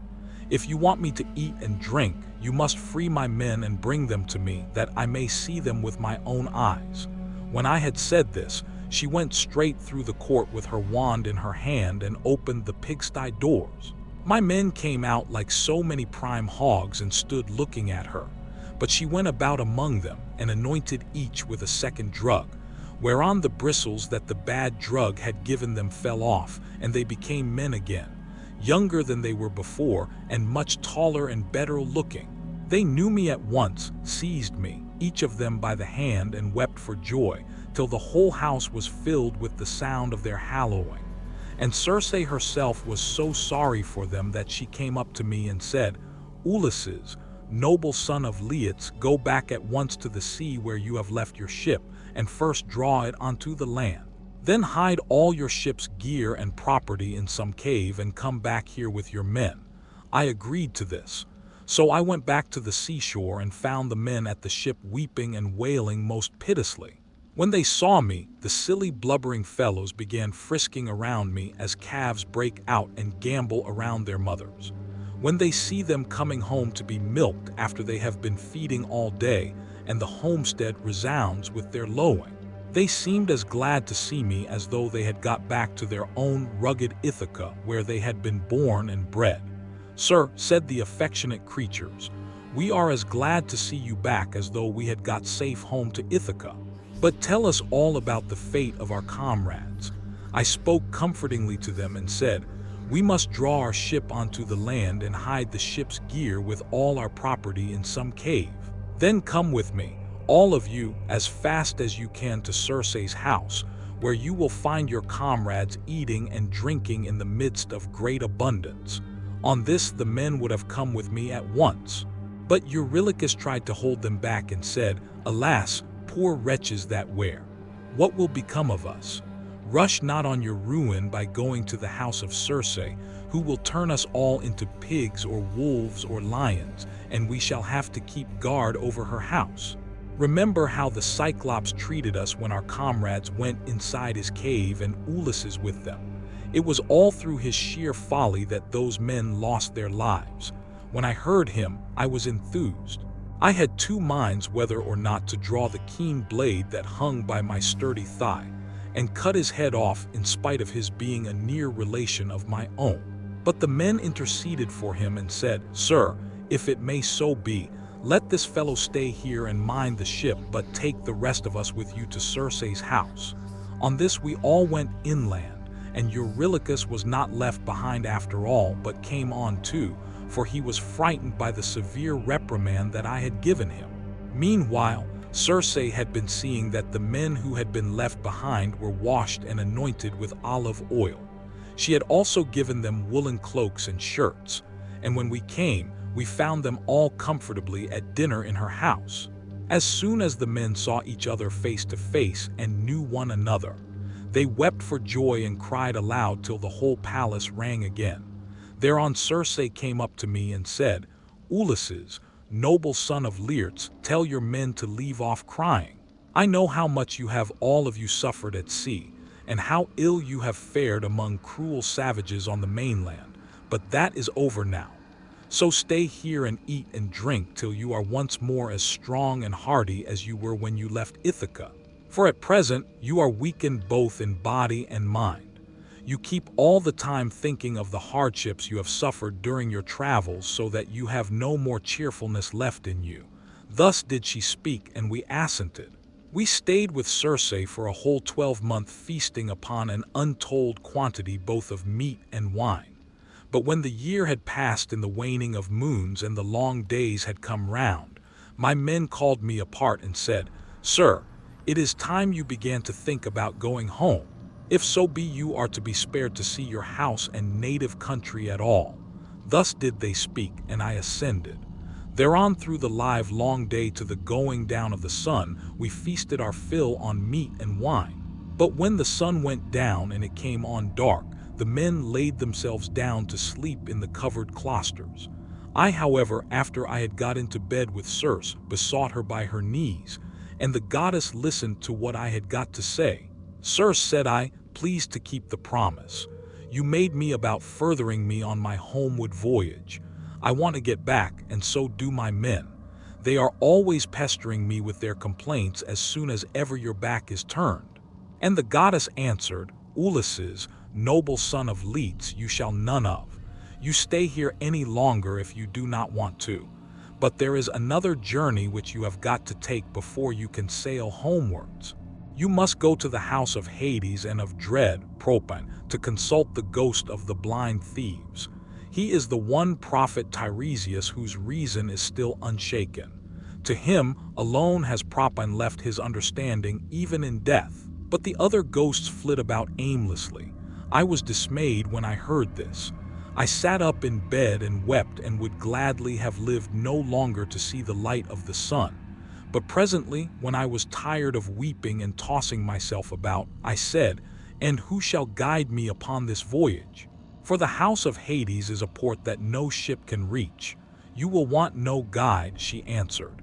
"Raise your mast, set your white sails, sit quite still, and the north wind will blow you there of itself. When your ship has traversed the waters of Oceananes, you will reach the fertile shore of Proerene's country with its groves of tall poplars and willows that shed their fruit untimely. Here, beat your ship upon the shore of Oceananes and go straight onto the dark abode of Hades. You will find it near the place where the rivers Periplethen and Cocytus, which is a branch of the river Styx, flow into Aran, and you will see a rock near it, just where the two roaring rivers run into one another. When you have reached this spot, as I now tell you, dig a trench a cubit or so in length, breadth, and depth, and pour into it as a drink offering to all the dead. First honey mixed with milk, then wine, and in the third place, water sprinkling white barley meal over the whole. Moreover, you must offer many prayers to the poor feeble ghosts and promise them that, when you get back to Ithaca, you will sacrifice a barren heifer to them, the best you have, and will load the pea with good things. More particularly, you must promise that Tiresias shall have a black sheep all to himself, the finest in all your flocks. When you shall have thus besought the ghosts with you, offer them a ram and a black ewe, bending their heads towards Erebus, but yourself turn away from them as though you would make towards the river. On this, many dead men's ghosts will come to you, and you must tell your men to skin the 2 sheep that you have just killed, and offer them as a burnt sacrifice with prayers to Hades and to Proin. Then draw your sword and sit there so as to prevent any other poor ghost from coming near the spilt path before Tiresias shall have answered your questions. The seer will presently come to you and will tell you about your voyage, what stages you are to make, and how you are to sail the sea so as to reach your home. It was daybreak by the time she had done speaking, so she dressed me in my shirt and cloak. As for herself, she threw a beautiful light gossamer of fabric over her shoulders, fastening it with a golden girdle round her waist, and she covered her head with a veil. Then I went about among the men everywhere all over the house and spoke kindly to each of them, man by man. You must not lie sleeping here any longer, said I to them. We must be going, for Circe has told me all about it. And on this they did as obey them. Even so, however, I did not get them away. Without misadventure, we had with us a certain youth named Elpenor, not very remarkable for sense or courage, who had got drunk and was lying on the housetop, away from the rest of the men to sleep off his liquor in the cool, when he heard the noise of the men bustling about. He jumped up on a sudden and forgot all about coming down by the main staircase. So he tumbled right off the roof and broke his neck, and his soul went down to the house of Hades. When I had got the men together, I said to them, You think you're about to start home again, but Circe has explained to me that instead of this, we have got to go to the house of Hades and Propin, too. Consult the ghost of the Thene prophet Tiresias. The men were broken-hearted as they heard me and threw themselves on the ground, groaning and tearing their hair. But they did not mend matters by crying. When we reached the seashore, weeping and lamenting our fate, Circe brought the ram and the ewe, and we made them fast hard by the ship. She passed through the midst of us without our knowing it. For who can see the comings and goings of a god if the god does not wish to be seen? Book 11. Then when we had got down to the seashore, we drew our ship into the water and got her mast and sails into her. We also put the sheep on board and took our places weeping and in great distress of mind. Circe, that great and cunning goddess, sent us a fair wind that blew dead after and stayed steadily with us, keeping our sails all the time well filled. So we did whatever wanted doing to the ship's gear and let her go as the wind and helmsman headed her. All day long her sails were full as she held her course over the sea. But when the sun went down and darkness was over all the earth, we got into the deep waters of the river Oiones, where lie the land and city of the Cimmerians, who live enshrouded in mist and darkness, which the rays of the sun never pierce, neither at his rising, nor as he goes down again out of the heavens. But the poor wretches live in one long melancholy night. When we got there, we beached the ship, took the sheep out of her, and went along by the waters of Oceaniones till we came to the place of which Circe had told us. Here Pyramus and Eurylochus held the victims, while I drew my sword and dug the trench, a cubit each way. I made a drink offering to all the dead. First with honey and milk, then with wine, and thirdly with water, and I sprinkled white barley meal over the whole, praying earnestly to the poor feckless ghosts, and promising them that when I got back to Ithaca, I would sacrifice a barren he for them, the best I had, and would load the pea with good things. I also particularly promised that Tiresias should have a black sheep to himself, the best in all my flocks. When I had prayed sufficiently to the dead, I cut the throats of the 2 sheep and let the blood run into the trench whereon the ghosts came trooping up from. Arabus brides, young bachelors, old men worn out with toil, maids who had been crossed in love, and brave men who had been killed in battle, with their armor still smirched with blood. They came from every quarter and flitted round the trench with a strange kind of screaming sound that made me turn pale with fear. When I saw them coming, I told the men to be quick and flee the carcasses of the 2 dead sheep and make burnt offerings of them, and at the same time to repeat prayers to Hades and to Proeren. But I sat where I was with my sword drawn and would not let the poor feckless ghosts come near the blood, till Tiresias should have answered my questions. The first ghost that came was that of my comrade Eleanor, for he had not yet been laid beneath the earth.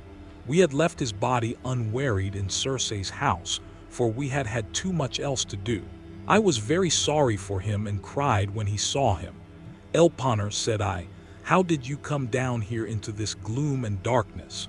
"You have got here on foot quicker than I have with my ship, sir," he answered with a groan. "It was all bad luck and my own unspeakable drunkenness. I was lying asleep on the top of Circe's house, and never thought of coming down again by the great staircase, but fell right off the roof and broke my neck. So my soul came down to the house of Hades. And now I beseech you by all those whom you have left behind you, though they are not here, by your wife, by the father who brought you up when you were a child, and by Telemachus, who is the one hope of your house. Do what I shall now ask you. I know that when you leave this limbo, you will again hold your ship for the Aean island. Do not go thence, leaving me unwearied behind you, or I may bring heaven's anger upon you, but burn me with whatever armor I have. Build a barrow for me on the seashore. That may tell people in days to come what a poor unlucky fellow I was, and plant over my grave the oar I used to row with when I was yet alive and with my messmates. And I said, my poor fellow, I will do all that you have asked of me. Thus then did we sit and hold sad talk with one another.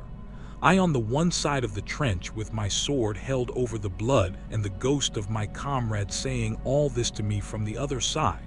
Then came the ghost of my dead mother Anticle, daughter to Ortuicus. I had left her alive when I set out for Troy, and was moved to tears when I saw her. But even so, for all my sorrow, I would not let her come near the blood till I had asked my questions of Tiresias. Then came also the ghost of Ban, Tiresias with his golden scepter in his hand. He knew me and said, Ulysses, noble son of Leots, why, poor man, have you left the light of day and come down to visit the dead in this sad place? Stand back from the trench and withdraw your sword, that I may drink of the blood and answer your questions truly. So I drew back and she my sword, whereupon, when he had drank of the blood, he began with his prophecy. You want to know, said he, about your return home, but heaven will make this hard for you. I do not think that you will escape the eye of Neptune, who still nurses his bitter grudge against you for having blinded his son. Still, after much suffering, you may get home if you can restrain yourself and your companions when your ship reaches the Thracian island, where you will find the sheep and cattle belonging to the sun, who sees and gives ear to everything. If you leave these flocks unharmed and think of nothing but getting home, you may yet after much hardship reach Ithaca. But if you harm them, then I forewarn you of the destruction both of your ship and of your men. Even though you may yourself escape, you will return in bad plight after losing all your men in another man's ship, and you will find trouble in your house, which will be overrun by high-handed people who are devouring your substance under the pretext of paying court and making presents to your wife. When you get home, you will take your revenge on these suitors, and after you have killed them by force or fraud in your own house, you must take a well-made oar and carry it on, till you come to a country where the people have never heard of the sea and do not even mix salt with their food, nor do they know anything about ships and oars that are as the wings of a ship. I will give you this certain token which cannot escape your notice. A wayfarer will meet you, and will say it must be a winnowing shovel that you have got upon your shoulder. On this you must fix the oar in the ground and sacrifice a ram, a bull, and a boar to Neptune. Then go home and offer hecatombs to all the gods in heaven one after the other. As for yourself, death shall come to you from the sea, and your life shall ebb away very gently when you are full of years, and peace of mind, and your people shall bless you. All that I have said will come true. This, I answered, must be as it may please.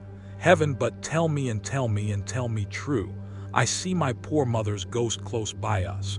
She is sitting by the blood without saying a word. And though I am her own son, she does not remember me and speak to me.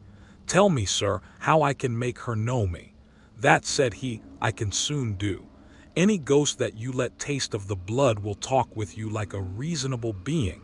But if you do not let them have any blood, they will go away again. On this the ghost of Tiresias went back to the house of Hades, for his prophecies had now been spoken. But I sat still where I was until my mother came up and tasted the blood. Then she knew me at once and spoke fondly to me, saying, "My son, how did you come down to this abode of darkness while you are still alive? It is a hard thing for the living to see these places. For between us and them there are great and terrible waters, and there is Oceananes, which no man can cross on foot, but he must have a good ship to take him. Are you all this time trying to find your way home from Troy? And have you never yet got back to Ithaca, nor seen your wife in your own house?" "Mother," said I was forced to come here to consult the ghost of the Thene prophet. "Tyrus, I have never yet been near the on land, nor set foot on my native country, and I have had nothing but one long series of misfortunes from the very first day that I set out with Agamemnon for Elis, the land of noble steeds, to fight the Trojans. But tell me, and tell me true, in what way did you die? Did you have a long illness, or did heaven vouchsafe you a gentle, easy passage to eternity? Tell me also about my father and the son whom I left behind me. Is my property still in their hands, or has someone else got hold of it? Who thinks that I shall not return to claim it? Tell me again what my wife intends doing and in what mind she is. Does she live with my son and guard my estate securely, or has she made the best match she could and married again?" My mother answered, "Your wife still remains in your house, but she is in great distress of mind and spends her whole time in tears, both night and day. No one as yet has got possession of your house, nor your fine property, and Telemachus still holds your lands undisturbed. He has to entertain largely, as of course he must, considering his position as a magistrate and how everyone invites him. Your father remains at his old place in the country and never goes near the town. He has no comfortable bed nor bedding. In the winter he sleeps on the floor in front of the fire with the men and goes about all in rags. But in summer, when the warm weather comes, on again he lies out in the vineyard on a bed of vine leaves, thrown anyhow upon the ground. He grieves continually about your never having come home, and suffers more and more as he grows older. As for my own end, it was in this wise heaven did not take me swiftly and painlessly in my own house. Nor was I attacked by any illness such as those that generally wear people out and kill them, but my longing to know what you were doing and the force of my affection for you. This it was that was the death of me. Then I tried to find some way of embracing my poor mother's ghost. Thrice I sprang towards her and tried to clasp her in my arms, but each time she flitted from my embrace as if it were a dream or phantom. And being touched to the quick, I said to her, "Mother, why do you not stay still when I would embrace you? If we could throw our arms around one another, we might find sad comfort in the sharing of our sorrows. Even in the house of Hades does Proerin want to lay a still further load of grief upon me by mocking me with a phantom only. My son, she answered, most ill-fated of all mankind, it is not Proerin that is beguiling you, but all people are like this when they are dead. The senes no longer hold the flesh and bones together. These perish in the fierceness of consuming fire as soon as life has left the body and the soul flits away as though it were a dream. Now, however, go back to the light of day as soon as you can, and note all these things that you may tell them to your wife hereafter. Thus did we converse, and anon Perpine sent up the ghosts of the wives and daughters of all the most famous men. They gathered in crowds about the blood, and I considered how I might question them severally. In the end, I deemed that it would be best to draw the keen blade that hung by my sturdy thigh and keep them from all, drinking the blood at once. So they came up one after the other, and each one, as I questioned her, told me her race and lineage. The first I saw was Tyro. She was daughter of Salmoneus and wife of Crius the king, the son of Aeolus. She fell in love with the river Anipius, who is much the most beautiful river in the whole world. Once when she was taking a walk by his side as usual, Neptune, disguised as her lover, lay with her at the mouth of the river, and a huge blue wave arched itself like a mountain over them to hide both woman and god, whereon he loosed her, virgin girdle, and laid her in a deep slumber. When the god had accomplished the deed of love, he took her hand in his own and said, rejoice in all good will. The embraces of the gods are not fruitless, and you will have fine twins about this time 12 months. Take great care of them. I am Neptune. So now go home, but hold your tongue and do not tell anyone. Then he dived under the sea, and she in due course bore Peleus and Nalus, who both of them served Jupiter with all their might. Peleus was a great breeder of sheep and lived in Iulcus, but the other lived in Pios.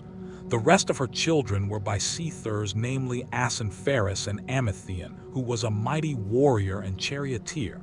Next to her I saw Antiope, daughter to Acis, who could boast of having slept in the arms of even Jupiter himself, and who bore him 2 sons, Amphon and Zethers. These founded Thebes with its 7 gates and built a wall all around it. For strong though they were, they could not hold Thebes till they had walled it. Then I saw Almana, the wife of Amphitryon, who also bore to Jupiter, indomitable Hercules, and Megur, who was daughter to great King Creon, and married the redoubtable son of Amphitryon. I also saw a fair Epic, mother of King Oedipus, whose awful lot it was to marry her own son without suspecting it. He married her after having killed his father, but the gods proclaimed the whole story to the world, whereon he remained king of Thebes in great grief for the spite the gods had borne him. But Epicaste went to the house of the mighty jailer Hades, having hanged herself for grief, and the avenging spirits haunted him, as for an outraged mother to his ruining bitterly thereafter.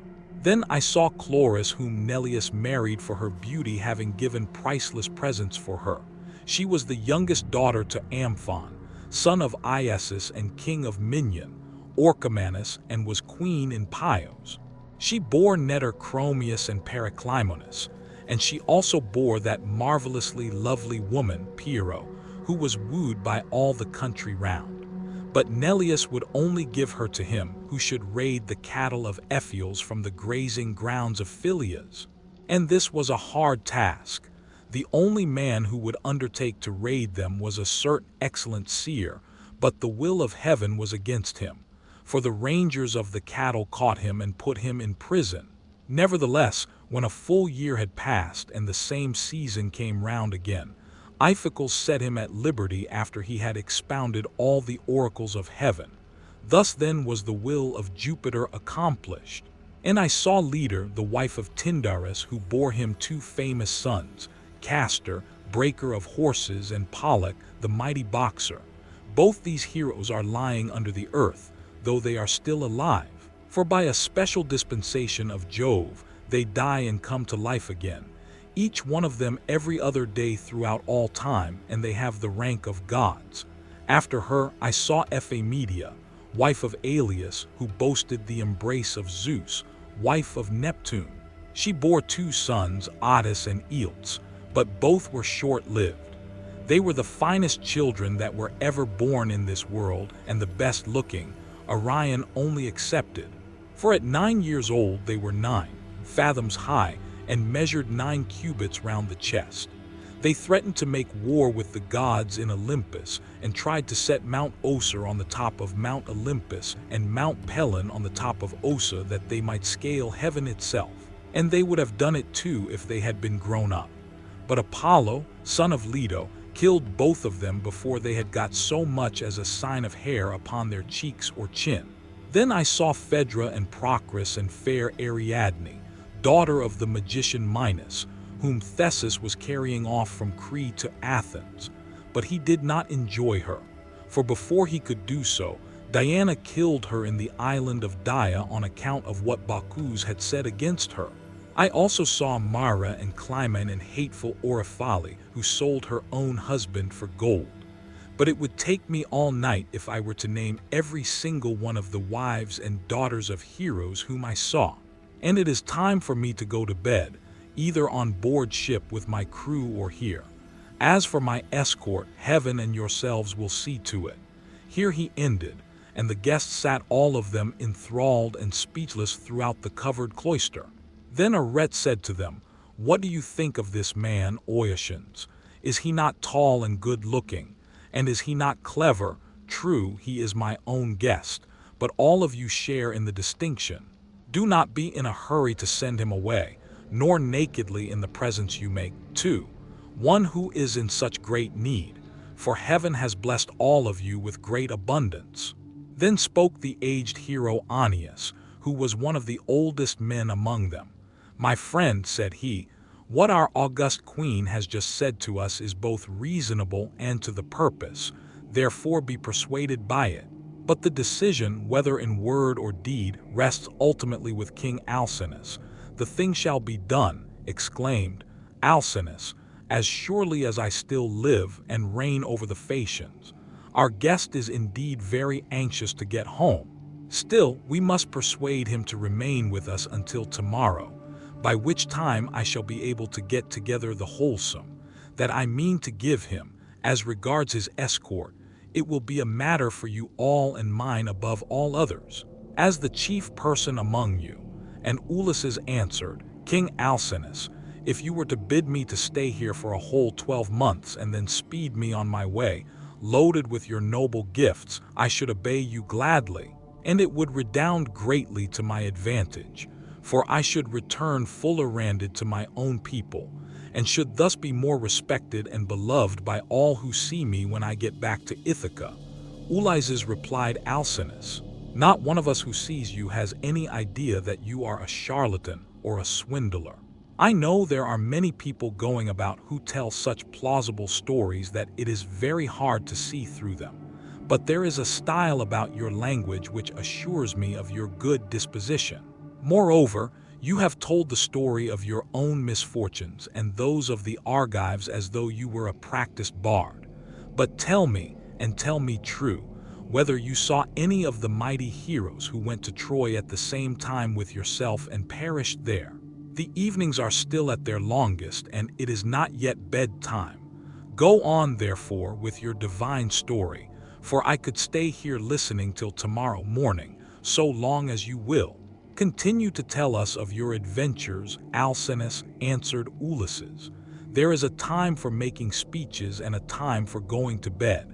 Nevertheless, since you so desire, I will not refrain from telling you the still same story, the sadder tale of those of my comrades who did not fall fighting with the Trojans, but perished on their return through the treachery of a wicked woman. When Prone had dismissed the female ghosts in all directions, the ghost of Agamemnon, son of Atros, came sadly up to me, surrounded by those who had perished with him in the house of Aegisthus. As soon as he had tasted the blood, he knew me, and weeping bitterly stretched out his arms towards me to embrace me. but he had no strength nor substance any more. And I too wept and pied him as I beheld him. How did you come by your death? Said I, King Agamemnon. Did Neptune raise his winds and waves against you when you were at sea? Or did your enemies make an end of you on the mainland when you were cattle lifting or sheep stealing, or while they were fighting in defense of their wives and city? Ulysses, he answered, noble son of Laertes, I was not lost at sea in any storm of Neptune's raising, nor did my foes dispatch me upon the mainland. But Augustus and my wicked wife were the death of me between them. He asked me to his house, feasted me, and then butchered me most miserably, as though I were a fat beast in a slaughter-house, while all around me my comrades were slain like sheep or pigs. For the wedding breakfast or picnic or gorgeous banquet of some great nobleman, you must have seen numbers of men killed either in a general engagement or in single combat, but you never saw anything so truly pitiable as the way in which we fell in that cloister with the mixing bowl and the loaded tables lying all about and the ground reeking with our blood. I heard Priam's daughter Cassandra scream as Clystra killed her close beside him. I lay dying upon the earth with the sword in my body and raised my hands to kill thee of a murderess, but she slipped away from me. She would not even close my lips, nor my eyes when I was dying. For there is nothing in this world so cruel and so shameless as a woman when she has fallen into such guilt as hers was. Fancy murdering her own husband. I thought I was going to be welcomed home by my children and my servants, but her abominable crime has brought disgrace on herself and all women who shall come after, even on the good ones. And I said, in truth, Jove has hated the house of Atros from first to last in the matter of their women's counsels. See how many of us fell for Helen's sake, and now it seems that Clytemnestra hatched mischief against you too during your absence. Be sure, therefore, continued Agamemnon, and not be too friendly even with your own wife. Do not tell her all that you know perfectly well yourself. Tell her a part only, and keep your own counsel about the rest. Not that your wife Ulysses is likely to murder you, for Penelope is a very admirable woman and has an excellent nature. We left her a young bride with an infant at her breast when we set out for Troy. This child, no doubt, is now grown up happily to man's estate, and he and his father will have a joyful meeting, and embrace one another, as it is right they should do, whereas my wicked wife did not even allow me the happiness of looking upon my son, but killed me, ere I could do so. Furthermore, I say, and lay my saying to your heart, do not tell people when you are bringing your ship to Ithaca, but steal a march upon them. For after all this there is no trusting women. But now tell me, and tell me true. Can you give me any news of my sons? Is he in Achaemenus or at Chios, or is he at Sparta with Menos? For I presume that he is still living. And I said, Agamemnon, why do you ask me? I do not know whether your son is alive or dead, and it is not right to talk when one does not know. As we two sat weeping and talking thus sadly with one another, the ghost of Achilles came up to us with Patroclus, Antilochus, and Ajax, who was the finest and goodliest man of all the Damans after the son of Peleus. The fleet descendant of Acus knew me and spoke piteously, saying, Ulysses, noble son of Laertes, what deed of daring will you undertake next that you venture down to the sea to the house of Hades among silly dead, who are but the ghosts of them that can labor no more? And I said, Achilles, son of Peleus, foremost champion of the Ions, I came to consult Tyrus and see if he could advise me about my return home to Ithaca, for I have never yet been able to get near thee on land, nor to set foot in my own country, but have been in trouble all the time. As for you, Achilles, no one was ever yet so fortunate as you, nor ever will be. For you were adored by all us Argives as long as you were alive, and now that you are here, you are a great prince among the dead. Do not therefore take it so much to heart. Even if you are dead, say not a word, he answered, in death's favor. I would rather be a paid servant in a poor man's house and be above ground than king of kings among the dead. But give me news about my son. Is he gone to the wars, and will he be a great soldier? Or is this not so? Tell me also if you have heard anything about my father Peleus. Does he still rule among the Myrmidons? Or do they show him no respect throughout and fear now that he is old and his limbs fail him? Could I but stand by his side in the light of day with the same strength that I had when I killed the bravest of our foes upon the plain of Troy? Could I but be as I then was and go even for a short time to my father's house? Anyone who tried to do him violence or supersede him would soon rue it. I have heard nothing. I answered of Peleus. But I can tell you all about your son Neoptomus, for I took him in my own ship from Skyros with the Achans. In our councils of war before Troy, he was always first to speak, and his judgment was unerring. Netter and I were the only two who could surpass him, and when it came to fighting on the plain of Troy, he would never remain with the body of his men, but would dash on far in front, foremost of them all in valor. Many a man did he kill in battle. I cannot name every single one of those whom he slew while fighting on the side of the Argives, but will only say how he killed that valiant hero Eurytice. He was the son of Eurypylales, son of Tulphus, who was the handsomest man I ever saw, except Menon. Many others also of the Cetians fell around him by reason of a woman's bribes. Moreover, when all the bravest of the Argives went inside the horse that Epeius had made, and it was left to me to settle when we should either open the door of our ambuscade or close it, though all the other leaders and chief men among the Danons were drying their eyes and quaking in every limb, I never once saw him turn pale, nor wipe a tear from his cheek. He was all the time urging me to break out from the horse, grasping the handle of his sword and his bronze shaw spear, and breathing fury against the foe. Yet when we had sacked the city of Priam, he got his handsome share of the prize money and went on board, such as the fortune of war, without a wound upon him, neither from a thrown spear, nor in close combat, for the rage of Mars is a matter of great chance. When I had told him this, the ghost of Achilles strode off across a meadow full of asphodel, exulting over what I had said concerning the prowess of his son. The ghosts of other dead men stood near me and told me each his own melancholy tale, but that of Ajax, son of Telamon, alone held aloof, still angry with me for having won the cause in our dispute about the armor of Achilles. Thetis had offered it as a prize, but the Trojan prisoners and Manuva were the judges would that I had never gained the day in such a contest, for it cost the life of Ajax, who was foremost of all the Duns after the son of Peleus alike in stature and prowess. When I saw him, I tried to pacify him and said, Ajax, will you not forget and forgive even in death? But must the judgment about that hateful armor still rankle with you? It cost us Argives dear enough to lose such a tower of strength as you were Taus. We mourned you as much as we mourned Achilles, son of Peleus himself. Nor can the blame be laid on anything but on the spite which Jove bore against the Danons, for it was this that made him counsel your destruction. Come hither therefore, bring your proud spirit into subjection, and hear what I can tell you. He would not answer, but turned away to Erebus and to the other ghosts.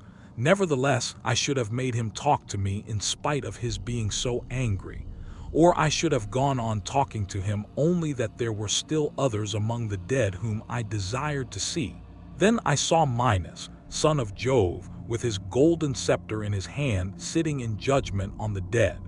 And the ghosts were gathered sitting and standing around him in the spacious house of Hades to learn his sentences upon them. After him, I saw huge Orion in a meadow full of asphodel, driving the ghosts of the wild beasts that he had killed upon the mountains, and he had a great bronze club in his hand, unbreakable forever and ever. And I saw Theseus, son of Gaea, stretched upon the plain and covering some 9 acres of ground. 2 vultures on either side of him were digging their beaks into his liver, and he kept on trying to beat them off with his hands, but could not, for he had violated Jove's mistress, Leto, as she was going through Panopeus on her way to Po. I saw also the dreadful fate of Tantalus, who stood in a lake that reached his chin. He was dying to quench his thirst, but could never reach the water. For whenever the poor creature stooped to drink, it dried up and vanished, so that there was nothing but dry ground parched by the spite of heaven. There were tall trees, moreover, that shed their fruit over his head, pears, pomegranates, apples, sweet figs, and juicy olives. But whenever the poor creature stretched out his hand to take some, the wind tossed the branches back again to the clouds. And I saw Sisyphus at his endless task, raising his prodigious stone with both his hands. With hands and feet he tried to roll it up to the top of the hill, but always just before he could roll it over onto the other side, its weight would be too much for him, and the pitiful stone would come thundering down again onto the plain. Then he would begin trying to push it uphill again, and the sweat ran off him, and the steam rose after him. After him I saw mighty Hercules, but it was his phantom only, for he is feasting ever with the immortal gods, and has lovely he to wife, who is the daughter of Jove and Jupiter. The ghost was screaming around him like scared birds flying all whithers. He looked black as night with his bare bow in his hand, and his arrow on the string glaring around as though ever on the point of taking aim. About his breast there was a wondrous golden belt adorned in the most marvelous fashion with bears, wild boars, and lions with gleaming eyes. There was also war, battle, and death. The man who made that belt do what he might would never be able to make another like it. Hercules knew me at once when he saw me, and spoke piteously, saying, "My poor Ulysses, noble son of Leids, are you too leading the same sorry kind of life that I did when I was above ground? I was son of Jove, but I went through an infinity of suffering. For I became bondsman to one who was far beneath me, a low fellow who set me all manner of labors. He once sent me here to fetch the hellhound, for he did not think he could find anything harder for me than this. But I got the hound out of Hades and brought him to him, for Mercury and Manuva helped me." On this, Hercules went down again into the house of Hades. But I stayed where I was in case some other of the mighty dead should come to me, and I should have seen still other of them that had gone before, whom I would fain have seen, Theseus and Pythus, glorious children of the gods. But so many thousands of ghosts came round me and uttered such appalling cries that I was panic-stricken, lest Property should send up from the house of Hades the head of that awful monster Gorgon. On this, I hastened back to my ship and ordered my men to go on board at once and loose the horses. So they embarked and took their places, whereon the ship went down the stream of the river Oceananes. We had to row at first, but presently a fair wind sprang up. Book 12. After we were clear of the river Oceananes and had got out into the open sea, we went on till we reached the Aeaean island, where there is dawn and sunrise as in other places. We then drew our ship onto the sands and got out of her onto the shore, where we went to sleep and waited till day should break. Then when the child of morning, rosy-fingered Dawn, appeared, I sent some men to Circe's house to fetch the body of Elpenor. We cut firewood from a wood where the headland jutted out into the sea, and after we had wept over him and lamented him, we performed his funeral rites when his body and armor had been burned to ashes. We raised a can, set a stone over it, and at the top of the can we fixed the oar that he had been used to row with. While we were doing all this, Circe, who knew that we had got back from the house of Hades, dressed herself and came to us as fast as she could, and her maid servants came with her, bringing us bread, meat, and wine. Then she stood in the midst of us and said, "You have done a bold thing in going down alive to the house of Hades, and you will have died twice to other people's once. Now then, stay here for the rest of the day. Feast your fill and go on with your voyage at daybreak tomorrow morning. In the meantime, I will tell Ulysses about your course and will explain everything to him so as to prevent your suffering from misadventure, either by land or sea." We agreed to do as she had said, and feasted through the lifelong day to the going down of the sun. But when the sun had set and it came on dark, the men laid themselves down to sleep by the stern cables of the ship. Then Circe took me by the hand and bade me be seated away from the others, while she reclined by my side and asked me all about our adventures. "So far so good," said she, when I had ended my story, "and now pay attention to what I'm about to tell you. Heaven itself indeed will recall it to your recollection. First you will come to the sirens who enchant all who come near them.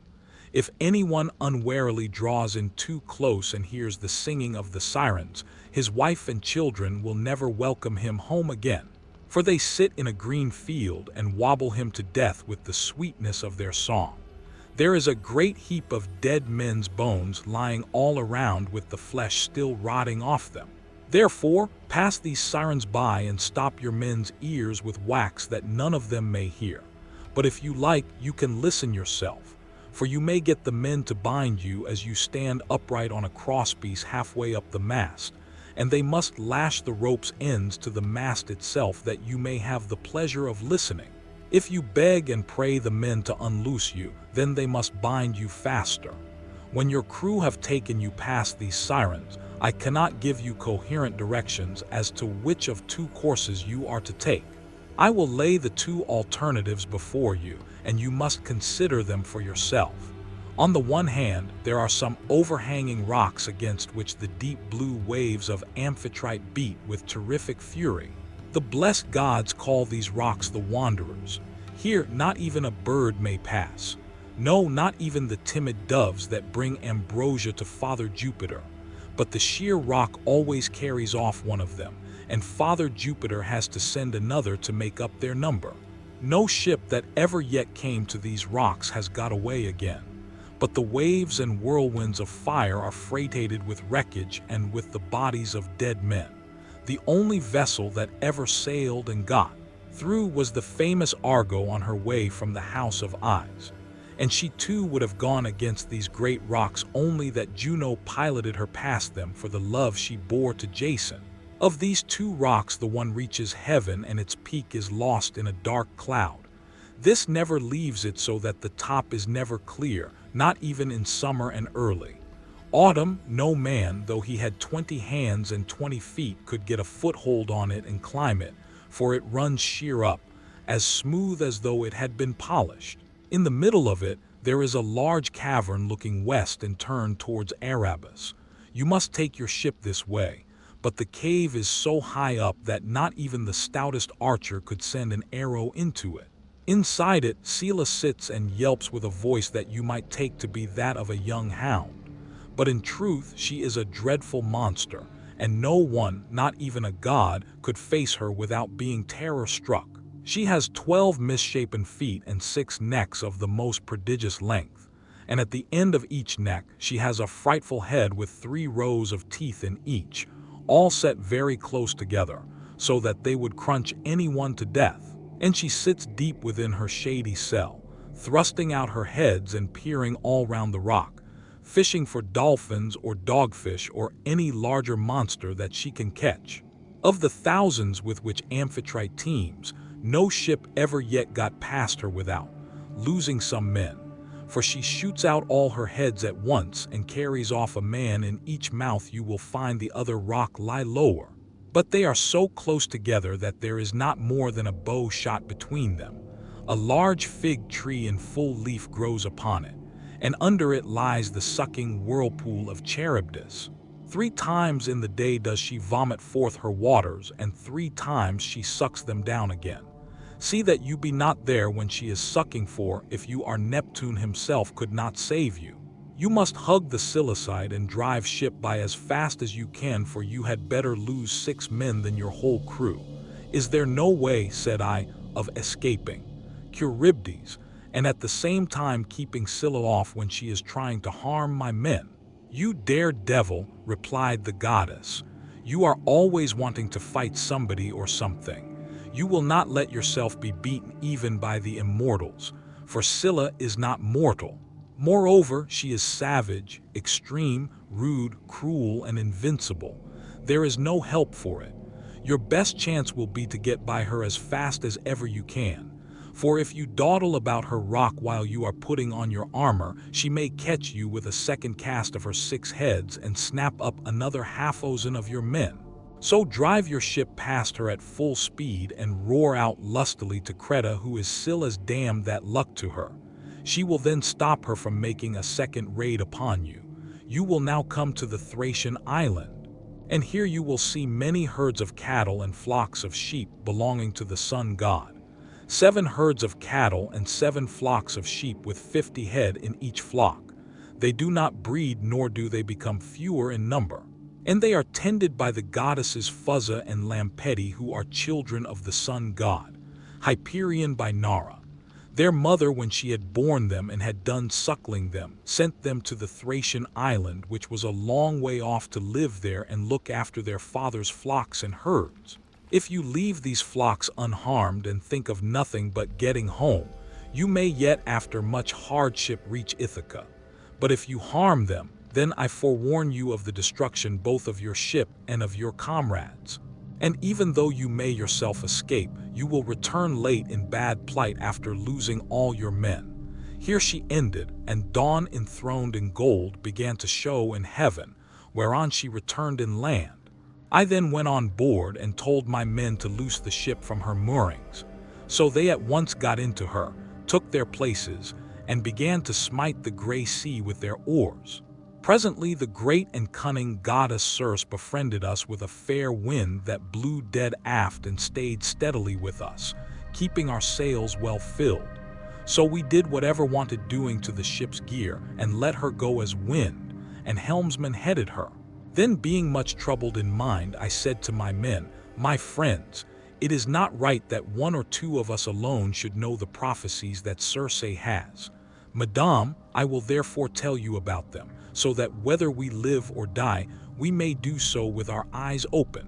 First, she said, we were to keep clear of the sirens who sit and sing most beautifully in a field of flowers. But she said, I might hear them myself so long as no one else did. Therefore, take me and bind me to the crosspiece halfway up the mast. Bind me as I stand upright with a bond so fast that I cannot possibly break away, and lash the rope's ends to the mast itself. If I beg and pray you to set me free, then bind me more tightly still. I had hardly finished telling everything to the men before we reached the island of the 2 sirens, for the wind had been very favorable.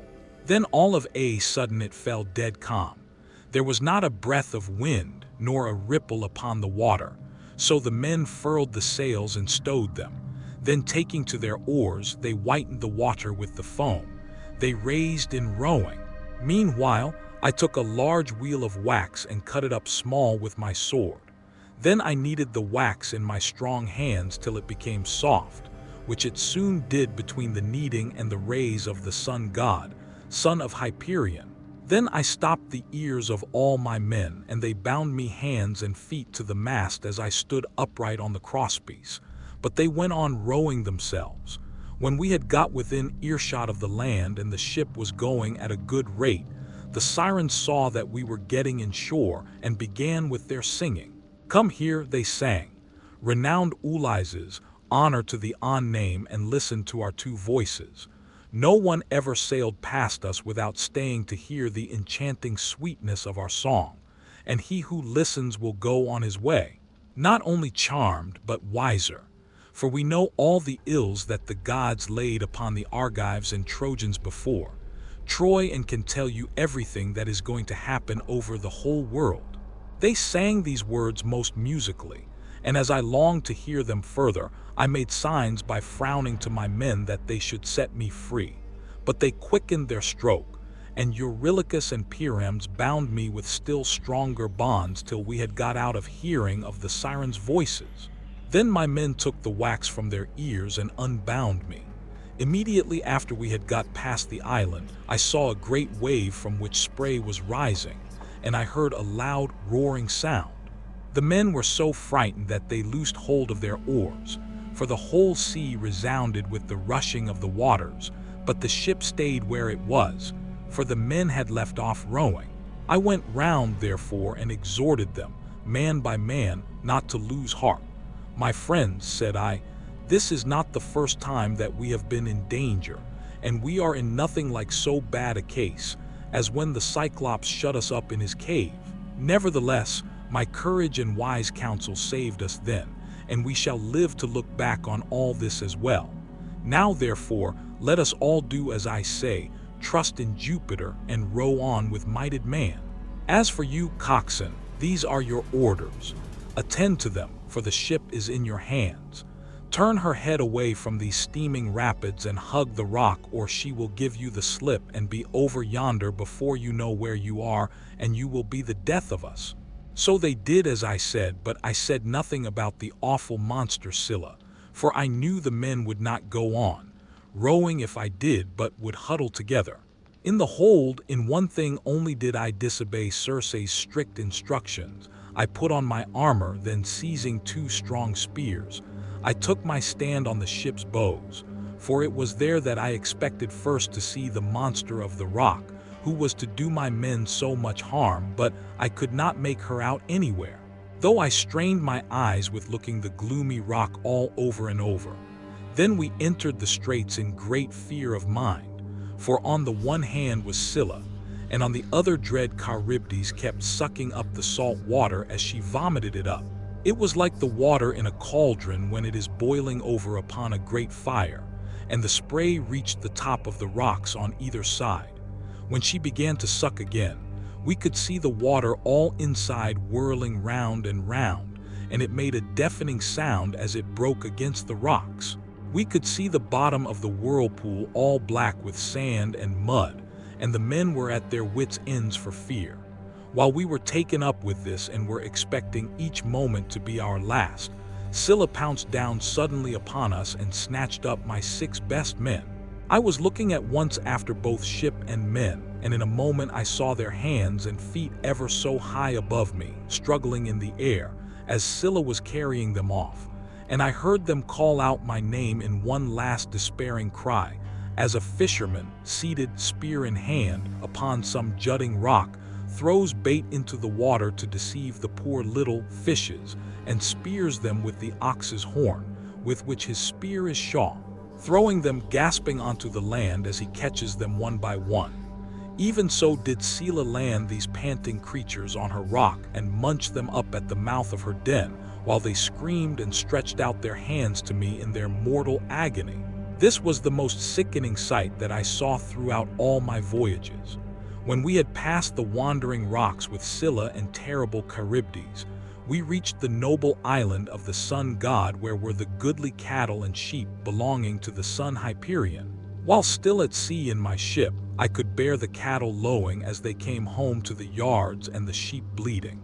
Then I remembered what the blind Thene prophet Tiresias had told me, and how carefully Aeon Circe had warned me to shun the island of the blessed sun god. So being much troubled, I said to the men, "My men, I know you are hard-pressed, but listen while I tell you the prophecy that Tiresias made me, and how carefully Aeon Circe warned me to shun the island of the blessed sun god, for it was here," she said, "that our worst danger would lie. Head the ship, therefore, away from Thailand." The men were in despair at this, and Eurylochus at once gave me an insolent answer. "Ulysses," said he, "you are cruel, you are very strong yourself, and never get worn out. You seem to be made of iron, and now, though your men are exhausted with toil and want of sleep, you will not. Let them land and cook themselves a good supper upon this island, but bid them put out to sea and go faring fruitlessly on through the watches of the flying night. It is by night that the winds blow hardest and do so much damage. How can we escape should one of those sudden squalls spring up from southwest or west, which so often wreck a vessel when our lords the gods are unpropitious? Now therefore let us obey the behests of night and prepare our supper here hard by the ship. Tomorrow morning we will go on board again and put out to sea." Thus spoke Euryalus, and the men approved his words. I saw that heaven meant us a mischief and said, "You force me to yield, for you are many against one. But at any rate, each one of you must take his solemn oath that if he meet with a herd of cattle or a large flock of sheep, he will not be so mad as to kill a single man." He will not kill head of either, but will be satisfied with the food that Circe has given us." They all swore as I bade them, and when they had completed their oath, we made the ship fast in a harbor that was near a stream of fresh water, and the men went ashore and cooked their suppers as soon as they had had enough to eat and drink. They began talking about their poor comrades whom Scylla had snatched up and eaten. This set them weeping, and they went on crying till they fell off into a sound sleep. In the third watch of the night, when the stars had shifted their places, Jupiter raised a great gale of wind that flew a hurricane so that land and sea were covered with thick clouds, and night sprang forth out of the heavens. When the child of morning rosy-fingered, dawn appeared. We brought the ship to land and drew her into a cave wherein the sea nymphs hold their courts and dances, and I called the men together in council. "My friends," said I, "we have meat and drink in the ship. Let us mind therefore and not touch the cattle, or we shall suffer for it, for these cattle and sheep belong to the mighty sun, who sees and gives ear to everything." And again they promised that they would obey. For a whole month the wind blew steadily from the south, and there was no other wind but only south and east, as long as corn and wine held out. The men did not touch the cattle when they were hungry. When, however, they had eaten all there was in the ship, they were forced to go further afield with hook and line, catching birds and taking whatever they could lay their hands on, for they were starving. One day, therefore, I went up inland that I might pray heaven to show me some means of getting away. When I had gone far enough to be clear of all my men, and had found a place that was well sheltered from the wind, I washed my hands and prayed to all the gods in Olympus, till by and by they sent me off into a sweet sleep. Meanwhile, Eurylochus had been giving evil counsel to the men. "Listen to me," said he, "my poor comrades. All deaths are bad enough, but there is none so bad as famine. Why should not we drive in the best of these cows and offer them in sacrifice to the immortal gods? If we ever get back to Ithaca, we can build a fine temple to the sun god and enrich it with every kind of ornament. If, however, he is determined to sink our ship out of revenge for these horned cattle and the other gods are of the same mind, I for one would rather drink salt water once for all, and have done with it than be starved to death by inches in such a desert island as this is."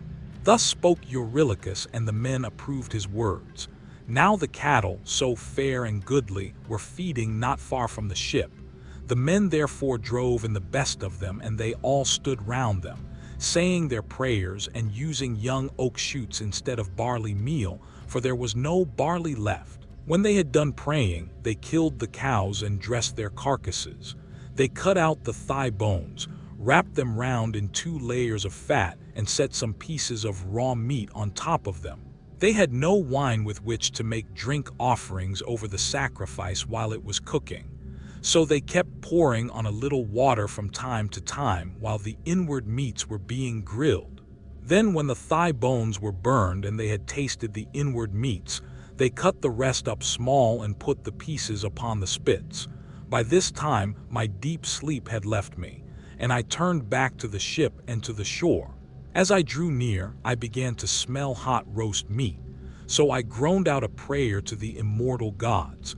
"Father Jupiter," I exclaimed, "and all you other gods who live in everlasting bliss, you have done me a cruel mischief by the sleep into which you have sent me.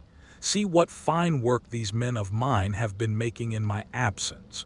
Meanwhile, Lampetti went straight off to the sun and told him we had been killing his cows, whereon he flew into a great rage, and said to the immortal Father Jupiter, "And all you other gods who live in everlasting bliss, I must have vengeance on the crew of Ulysses' ship.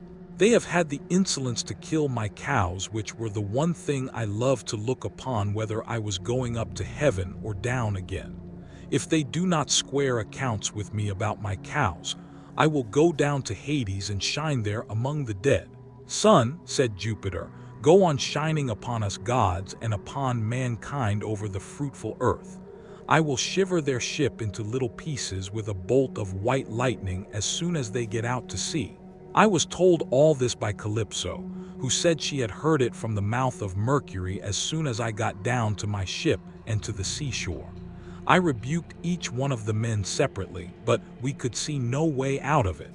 For the cows were dead already, and indeed the gods began at once to show signs and wonders among us. For the hides of the cattle crawled about, and the joints upon the spits began to low like cows, and the meat, whether cooked or raw, kept on making a noise, just as cows do. For 6 days my men kept driving in the best cows and feasting upon them.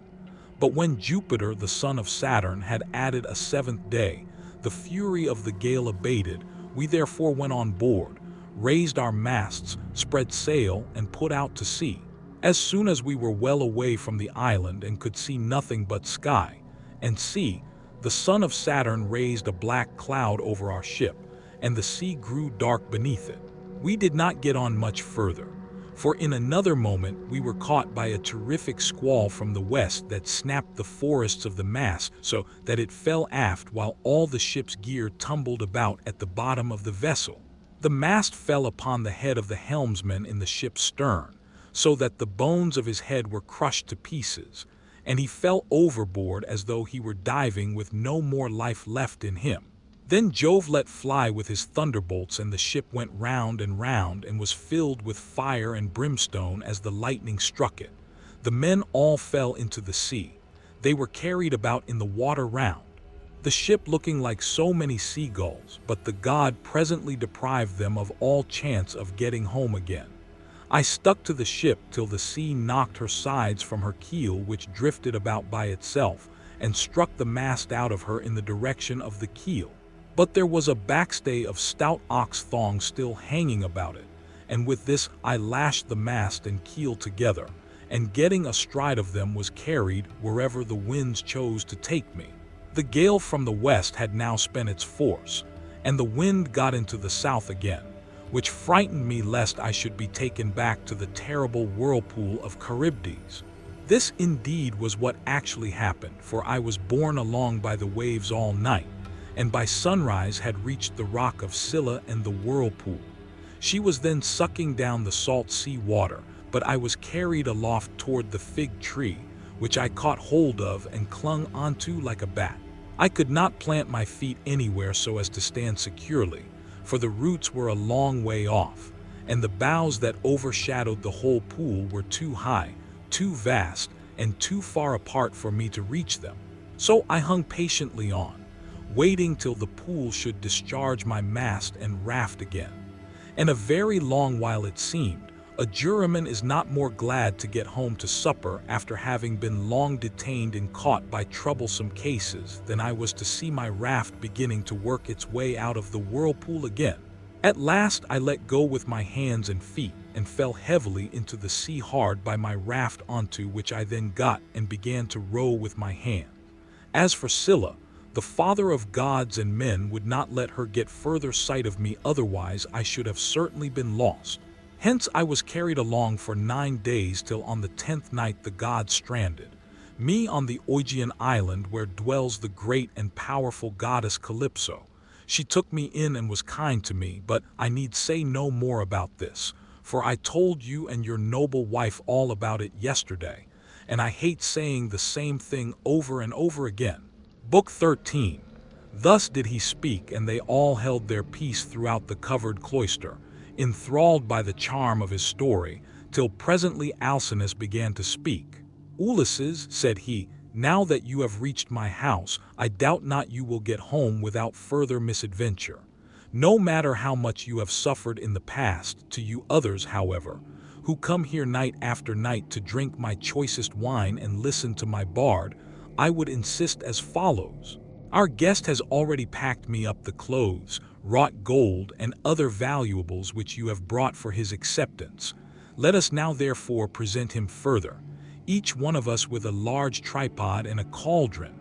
We will recoup ourselves by the levy of a general rate, for private individuals cannot be expected to bear the burden of such a handsome present. Everyone approved of this, and then they went home to bed, each in his own abode.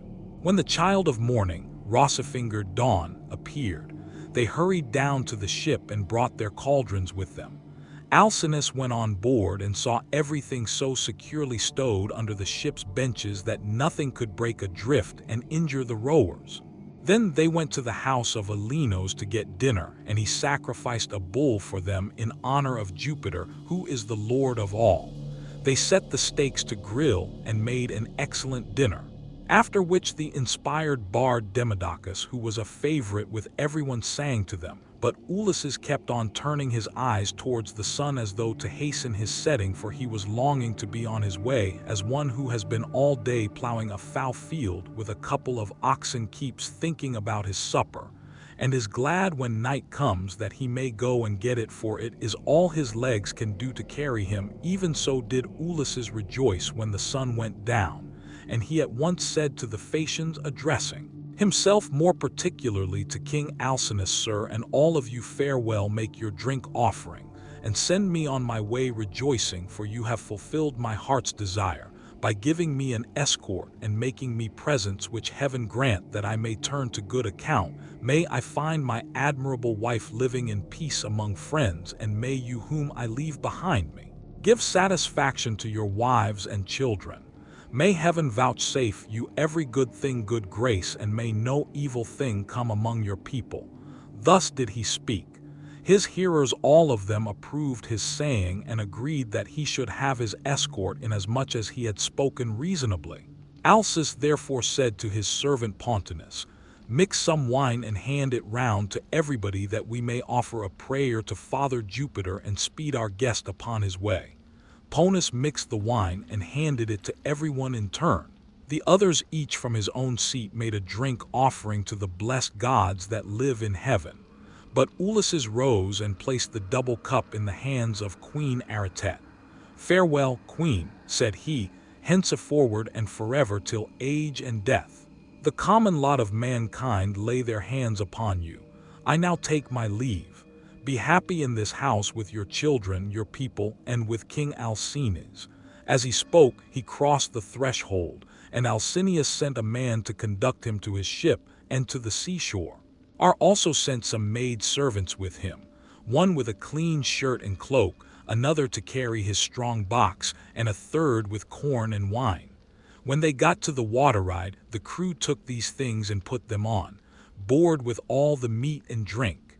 But for Ulysses, they spread a rug and a linen sheet on deck, that he might sleep soundly in the stern of the ship. Then he too went on board and lay down without a word. But the crew took every man his place and loosed the horror from the pier stone to which it had been bound. Thereon, when they began rowing out to sea, Ulysses fell into a deep, sweet, and almost death-like slumber. The ship bounded forward on her way as a four-in-hand chariot flies over the course when the horses feel the whip. Her prow coveted as it were the neck of a stallion, and a great wave of dark blue water seethed in her wake. She held steadily on her course, and even a falcon, swiftest of all birds, could not have kept pace with her thus.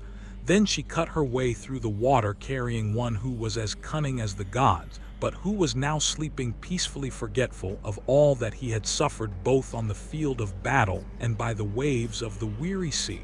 When the bright star that heralds the approach of dawn began to show, the ship drew near to land.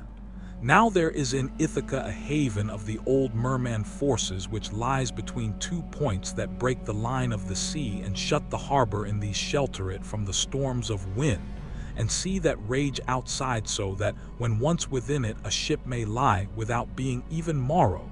At the head of this harbor there is a large olive tree, and at no distance a fine overarching cavern, sacred to the nymphs, who are called naiads. There are mixing bowls within it and wine, jars of stone, and the bees hive there. Moreover, there are great looms of stone on which the nymphs weave their robes of sea purple, very curious to see, and at all times there is water within it.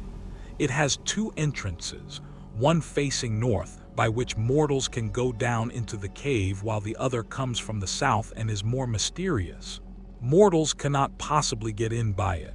It is the way taken by the gods into this harbor. Then they took their ship, for they knew the place. She had so much weight upon her that she ran half her own length onto the shore. When, however, they had landed, the first thing they did was to lift Ulysses with his rug and linen sheet out of the ship and lay him down upon the sand, still fast asleep. Then they took out the presents which Minerva had persuaded the Phaeacians to give him when he was setting out on his voyage homewards. They put these all together by the root of the olive tree, away from the road, for fear some passer-by might come and steal them before Ulysses awoke. And then they made the best of their way home again. But Neptune did not forget the threats with which he had already threatened Ulysses, so he took counsel with Jupiter. "Father Jupiter," said he, "I shall no longer be held in any sort of respect among you. Gods, if mortals like the Phaetons, who are my own flesh and blood, show such small regard for me. I said I would let Ulysses get home when he had suffered sufficiently. I did not say that he should never get home at all, for I knew you had already nodded your head about it and promised that he should do so.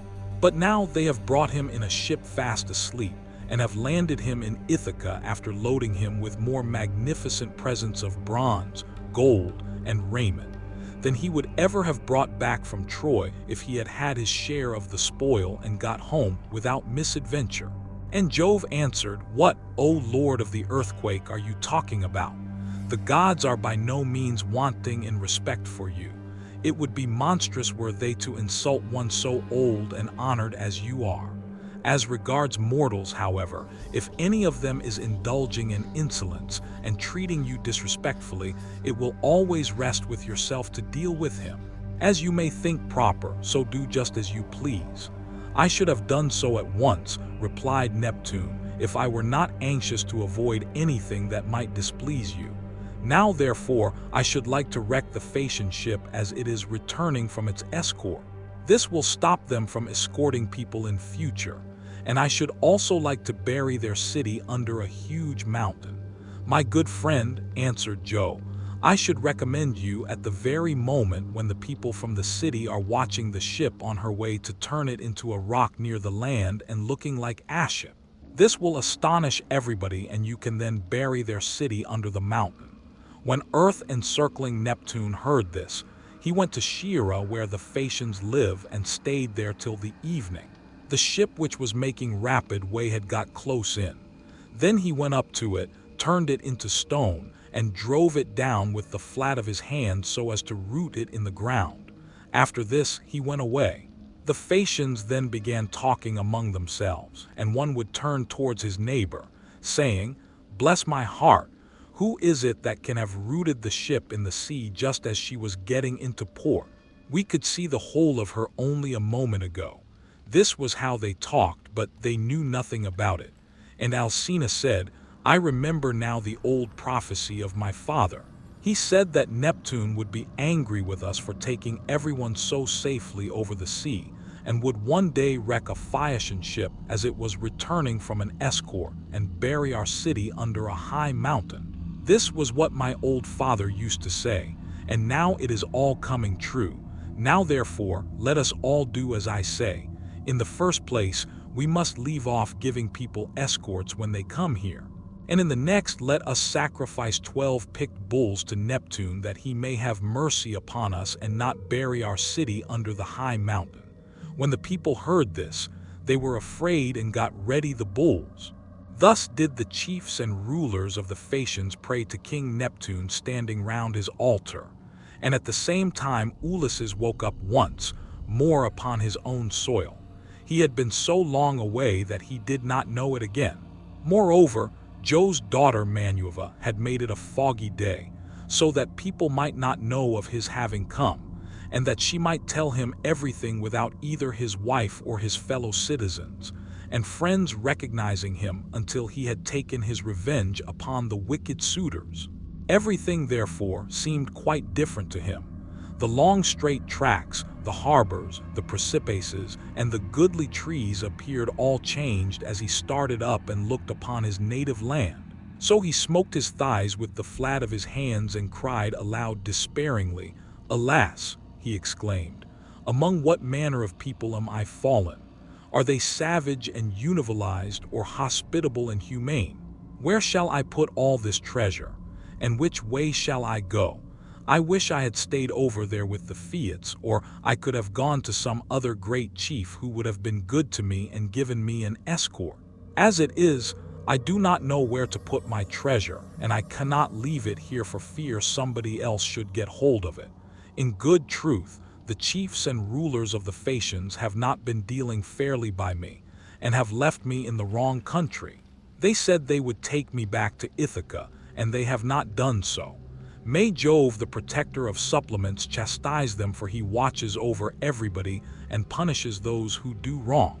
Still, I suppose I must count my goods and see if the crew have gone off with any of them. He counted his goodly coppers and cauldrons, his gold and all his clothes, but there was nothing missing. Still, he kept grieving about not being in his place. He did not want to be in his own country, and wandered up and down by the shore of the sounding sea, bewailing his hard fate. Then Minerva came up to him, disguised as a young shepherd of delicate and princely man, with a good cloak folded double about her shoulders. She had sandals on her comely feet and held a javelin in her hand. Ulysses was glad when he saw her and went straight up to her. "My friend," said he, "you are the first person whom I have met with in this country. I salute you therefore, and beg you to be well disposed towards me. Protect these my goods and myself too, for I embrace your knees and pray to you as though you were a god. Tell me then, and tell me truly, what land and country is this? Who are its inhabitants? Am I on an island, or is this the seaboard of some continent?" Minerva answered, "Stranger, you must be very simple, or must have come from somewhere a long way off not to know what country this is. It is a very celebrated place, and everybody knows it east and west. It is rugged and not a good driving country, but it is by no means a bad island. For what there is of it, it grows any quantity of corn and also wine. For it is watered both by rain and dew. It breeds cattle also and goats. All kinds of timber grow here and there. Our watering places where the water never runs dry. So, sir, the name of Ithaca is known even as far as Troy, which I understand to be a long way off from this own country." Ulysses was glad at finding himself, as Minerva told him, in his own country, and he began to answer. But he did not speak the truth, and made up a lying story in the instinctive wyness of his heart. "I heard of Ithaca," said he, "when I was in Crete beyond the seas, and now it seems I have reached it with all these treasures. I have left as much more behind me for my children, but I'm flying because I killed Asilochus, son of Idinius, the fleetest runner in Crete. I killed him because he wanted to rob me of the spoils I had got from Troy with so much trouble and danger, both on the field of battle and by the waves of the weary sea. He said I had not served his father so early at Troy as vassal, but had set myself up as an independent ruler. So I lay in wait for him with one of my followers by the roadside, and speared him as he was coming into town from the country. It was a very dark night, and nobody saw us. It was not known, therefore, that I had killed him. But as soon as I had done so, I went to a ship and besought the owners, who were Phoenicians, to take me on board and set me in Chios as a fool, giving them as much spoil as satisfied them. They meant no guile, but the wind drove them off their course, and we sailed on till we came hither by night. It was all we could do to get inside the harbor, and none of us said a word about supper, though we wanted it badly. But we all went on shore and lay down just as we were. I was very tired and fell asleep directly. So they took my goods out of the ship and placed them beside me, where I was lying upon the sand. Then they sailed away to Cydonia, and I was left here in great distress of mind. Such was his story. But Minerva smiled and caressed him with her hand. Then she took the form of a woman, fair, stately, and wise. "He must be indeed a shifty lying fellow," said she, "who could surpass you in all manner of craft, even though you had a god. For your antagonist, daredevil that you are, full of guile, unwearying in deceit. Can you not drop your tricks and your instinctive falsehood even now that you are in your own country again? We will say no more, however, about this, for we can both of us deceive upon occasion. You are the most accomplished counselor and orator among all mankind, while I, for diplomacy and subtlety, have no equal among the gods. Did you not know Jove's daughter Minerva, me who have been ever with you, who kept watch over you in all your troubles, and who made the Phaeacians take so great a liking to you? And now again, I am come here to talk things over with you and help you to hide the treasure I made the Fates give you. I want to tell you about the troubles that await you in your own house. You have got to face them, but tell no one. Neither man nor woman bear everything and put up with every man's insolence without a word. And Ulysses answered, a man, goddess, may know a great deal, but you are so constantly changing your appearance that when he meets you, it is a hard matter for him to know whether it is you or not. This much, however, I know exceedingly well. You were very kind to me as long as we Achaeans were fighting before Troy. But from the day on which we went on board ship after having sacked the city of Priam and heaven dispersed us, from that day, Minerva, I saw no more of you and cannot ever remember your coming to my ship to help me in a difficulty. I had to wander on sick and sorry till the gods delivered me from evil, and I reached the city of the Phaeacians where you encouraged me and took me into the town, and now I beseech you in your father's name, tell me the truth, for I do not believe I'm really back in Ithaca. I am in some other country and you are mocking me and deceiving me in all you have been saying. Tell me, then truly have I really got back to my own country? You are always taking something of that sort in your head, replied Minerva, and that is why I cannot desert you in your afflictions. You are so plausible, shrewd, and shifty. Anyone but yourself on returning from so long a voyage would at once have gone home to see his wife and children. But you do not seem to care about asking after them or hearing any news about them till you have exploited your wife, who remains at home, vainly grieving for you and having no peace, night or day, for the tears she sheds on your behalf. As for my not coming near you, I was never uneasy about you, for I was certain you would get back safely, though you would lose all your men, and I did not wish to quarrel with my uncle Neptune, who never forgave you for having blinded his son. I will now, however, point out to you the lie of the land, and you will then perhaps believe me. This is the haven of the old merman forces, and here is the olive tree that grows at the head of it. Near it is the cave sacred to the Naiads. Here too is the overarching cavern in which you have offered many an acceptable hecatomb to the nymphs, and this is the wooded mountain, Narrated. As she spoke, the goddess dispersed the mist and the land appeared.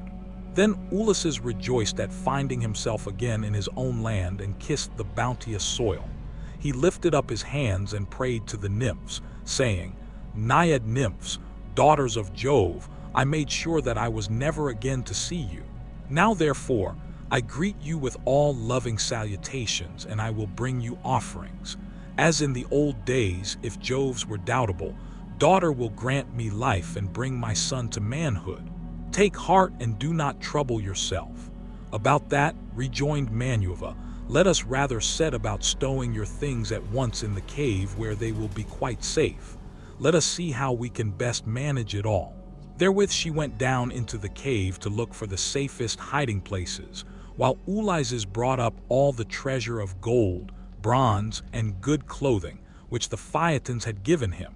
They stowed everything carefully away, and Minerva set a stone against the door of the cave. Then the two sat down by the root of the great olive and consulted how to compass the destruction of the wicked suitors. Ulysses said, Minerva, noble son of Leots, think how you can lay hands on these disreputable people who have been lording it in your house these 3 years, courting your wife and making wedding presents to her, while she does nothing but lament your absence, giving hope and sending encouraging messages to every one of them, but meaning the very opposite of all she says. And Ulysses answered, in good truth, goddess, it seems I should have come to much the same bad end in my own house as Agamemnon did, if you had not given me such timely information. Advise me how I shall best avenge myself. Stand by my side and put your courage into my heart as on the day when we loosed Troy's fair diadem from her brow. Help me now as you did then, and I will fight 300 men if you goddess will be with me. Trust me for that, said she. I will not lose sight of you when once we set about it. And I imagine that some of those who are devouring your substance will then bespatter the pavement with their blood and brains. I will begin by disguising you so that no human being shall know you. I will cover your body with wrinkles. You shall lose all your yellow hair. I will clothe you in a garment that shall fill all who see it with loathing. I will blare your fine eyes for you and make you an unseemly object in the sight of the suitors of your wife and of the son whom you left behind you. Then go at once to the swineherd who is in charge of your pigs. He has been always well affected towards you and is devoted to Penelope and your son. You will find him feeding his pigs near the rock that is called Raven by the fountain Arthusa, where they are fattening on beech mast and spring water after their manner. Stay with him and find out how things are going while I proceed to Sparta and see your son who is with Menas at Lacedaemon, where he has gone to try and find out whether you are still alive. But why? Said Ulysses. Did you not tell him? For you knew all about it. Did you want him too to go sailing about amid all kinds of hardship while others are eating up his estate? Manuva answered, Never mind about him. I sent him that he might be well spoken of. For having gone, he is in no sort of difficulty but is staying quite comfortably with Menas and is surrounded with abundance of every kind. The suitors have put out to sea and are lying in wait for him, for they mean to kill him before he can get home. I do not much think they will succeed, but rather that some of those who are now eating up your estate will first find a grave themselves. As she spoke, Manuva touched him with her wand and covered him with wrinkles, took away all his yellow hair, and withered the flesh over his whole body. She bleeded his eyes, which were naturally very fine ones. She changed his clothes and threw an old rag of a wrap about him and a tunic tattered filthy and begrimed with smoke. She also gave him an undressed deer skin as an outer garment, and furnished him with a staff and a wallet all in holes, with a twisted thong for him to sling it over his shoulder. When the pair had thus laid their plans, they parted, and the goddess went straight to Lacedaemon to fetch Telemachus. Book 14. Ulysses now left the haven and took the rough track up through the wooded country and over the crest of the mountain till he reached the place where Manuva had said that he would find the swineherd who was the most thrifty servant he had. He found him sitting in front of his hut, which was by the yards that he had built on a site which could be seen from far. He had made them spacious and fair to see, with a free run for the pigs all around them. He had built them during his master's absence of stones which he had gathered out of the ground, without saying anything to Penelope or Laertes, and he had fenced them on top with thorn bushes. Outside the yard he had run a strong fence of oak posts split and set pretty close together, while inside he had built 12 stees near one another for the Esta line. There were 50 pigs wallowing in each stay, all of them breeding so, but the bow slept outside and were much fewer in number, for the suitors kept on eating them, and the swineherd had to send them the best he had continually. There were 360 boar pigs, and the herdsman's 4 hounds, which were as fierce as wolves, slept always with them. The swineherd was at that moment cutting out a pair of sandals from a good stout ox hide. 3 of his men were out hurrying the pigs in one place or another, and he had sent the 4th to town with a boar that he had been forced to send the suitors that they might eat. When the hounds saw Ulysses, they set up a furious barking and flew at him. But Ulysses was cunning enough to sit down and loose his hold of the stick that he had in his hand. Still, he would have been torn by them in his own homestead had not the swineherd dropped his ox hide, rushed full speed through the gate of the yard, and driven the dogs off by shouting and throwing stones at them.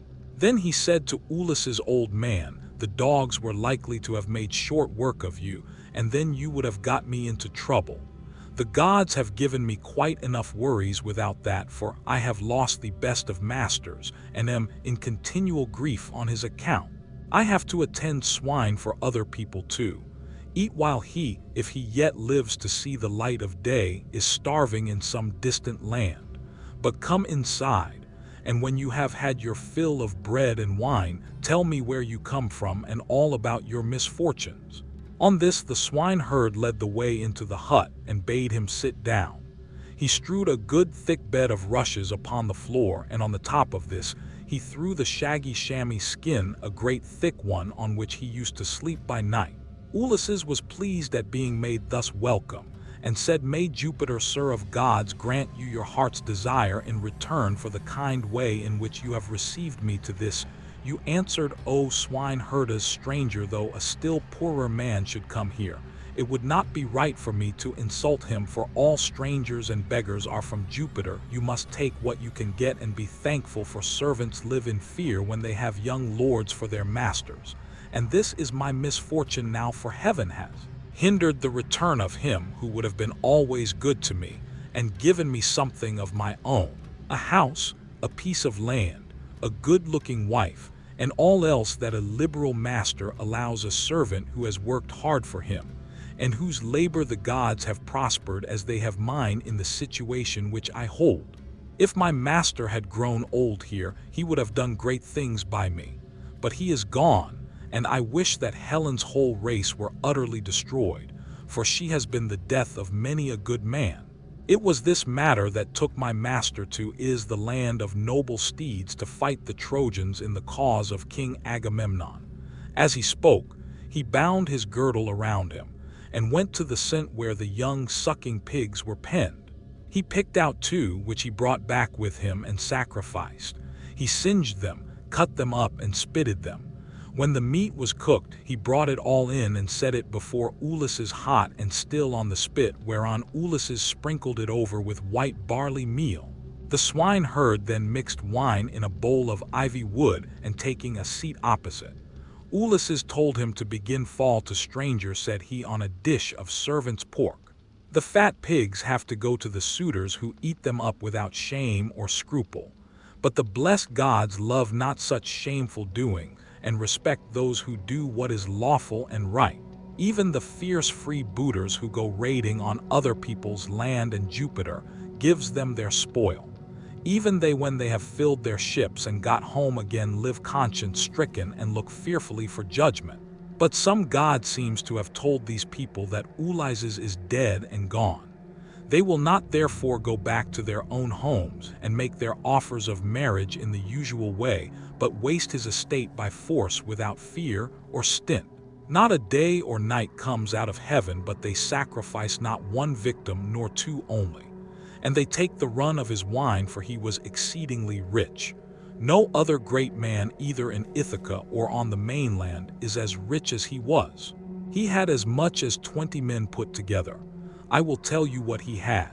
There are 12 herds of cattle upon the mainland and as many flocks of sheep.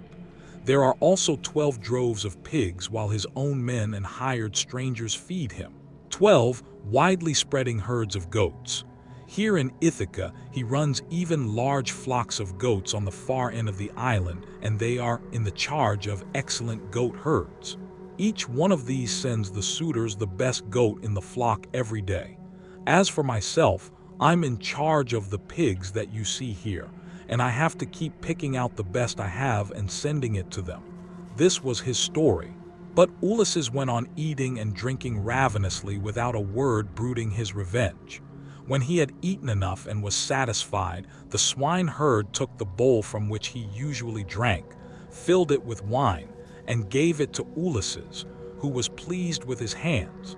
"My friend, who was this master of yours that bought you and paid for you so rich and so powerful as you tell me? You say he perished in the cause of King Agamemnon. Tell me who he was, in case I may have met with such a person.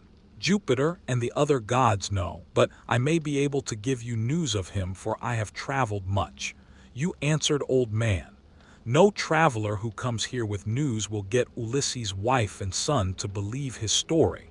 Nevertheless, Tramps in want of a lodging keep coming with their mouths full of lies and not a word of truth.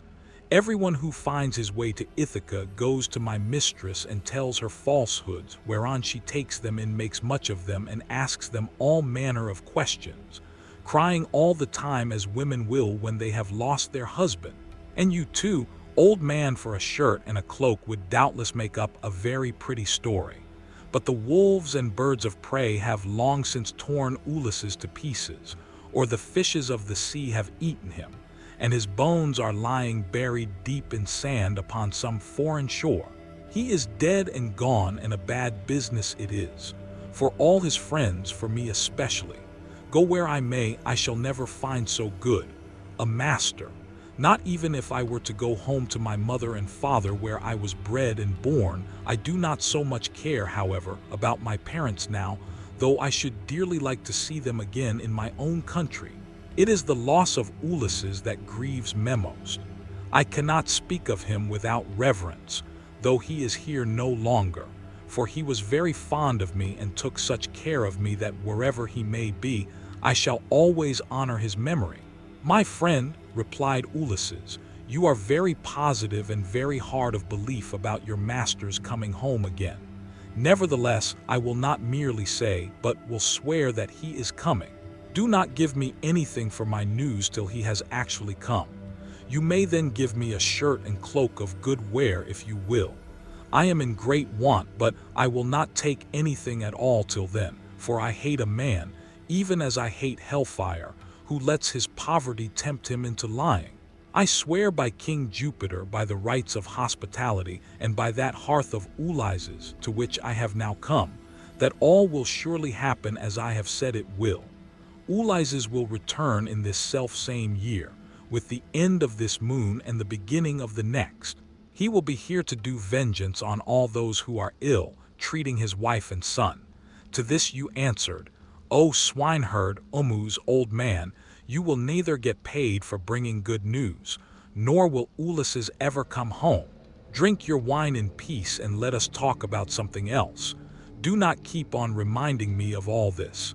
It always pains me when anyone speaks about my honored master. As for your oath, we will let it alone. But I only wish he may come, as do Penelope, his old father Laertes, and his son Telemachus. I am terribly unhappy too about this same boy of his. He was running up fast into manhood and bade fair to be no worse man face and figure than his father. But someone, either God or man, has been unsettling his mind.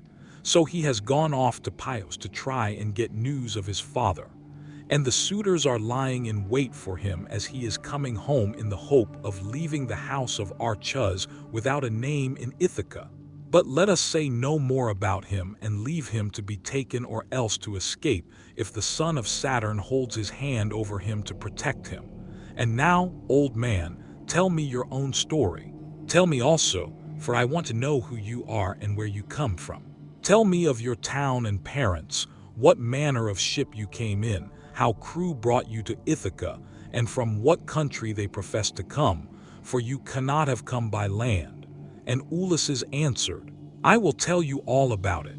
If there were meat and wine enough, and we could stay here in the hut with nothing to do but to eat and drink, while the others go to their work, I could easily talk on for a whole 12 months, without ever finishing the story of the sorrows with which it has pleased heaven to visit me.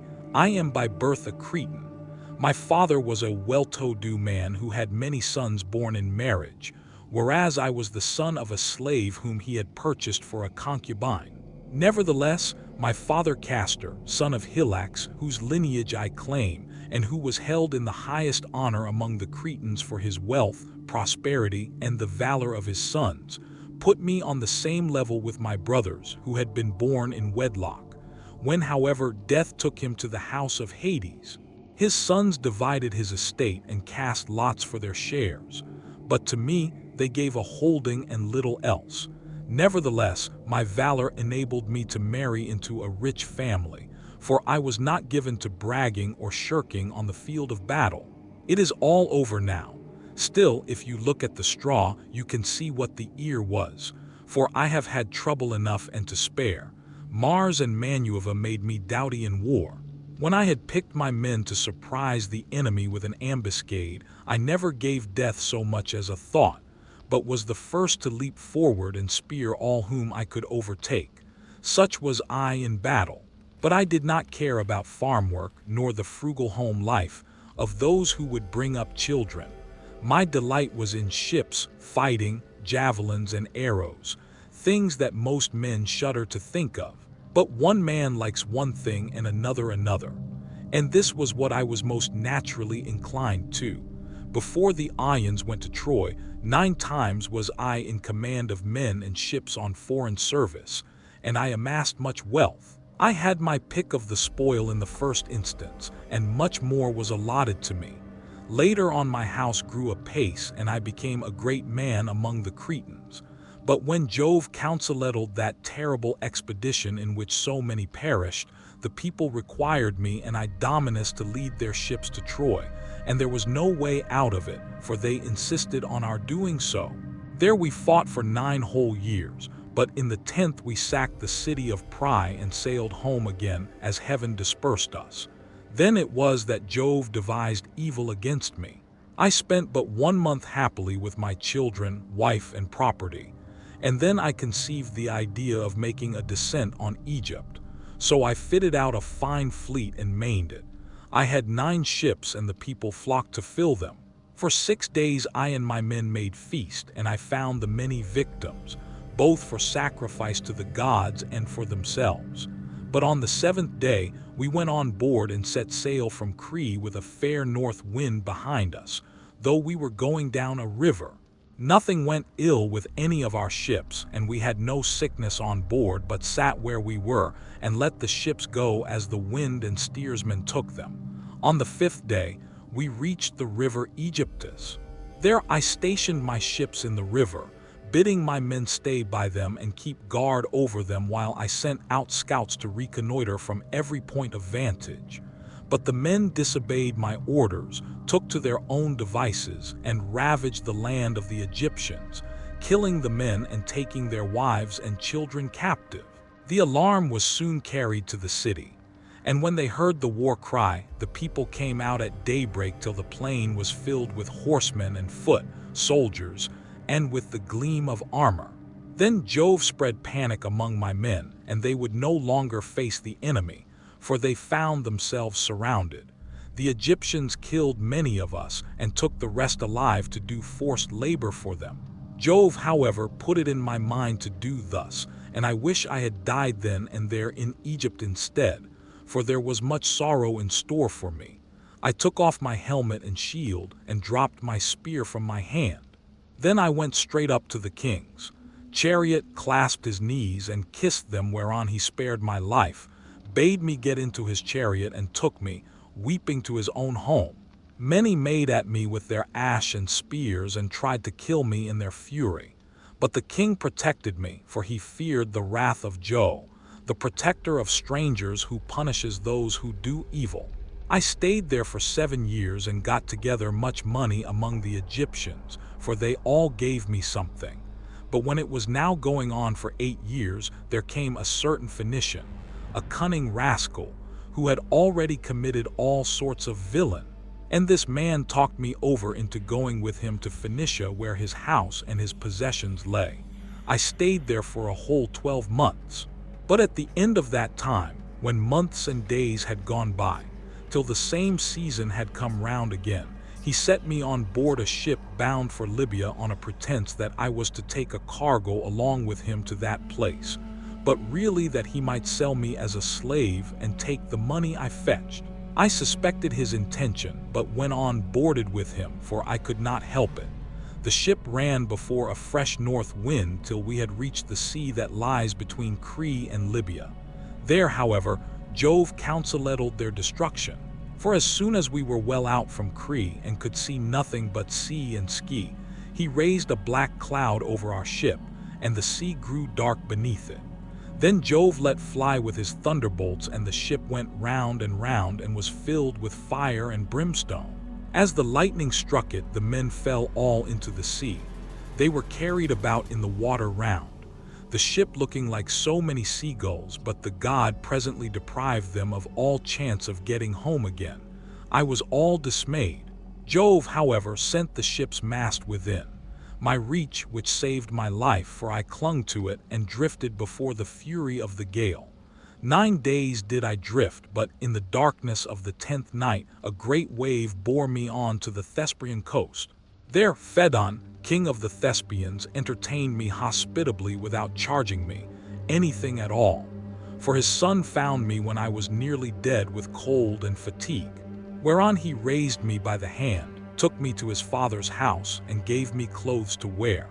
There it was that I heard news of Ulysses, for the king told me he had entertained him, and shown him much hospitality while he was on his homeward journey. He showed me also the treasure of gold and wrought iron that Ulysses had got together. There was enough to keep his family for 10 generations. So much had he left in the house of King Phaedon.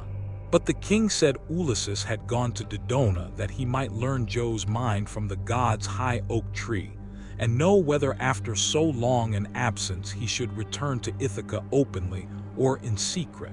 Moreover, the king swore in my presence, making drink offerings in his own house, as he did so that the ship was by the water side, and the crew found that should take him to his own country.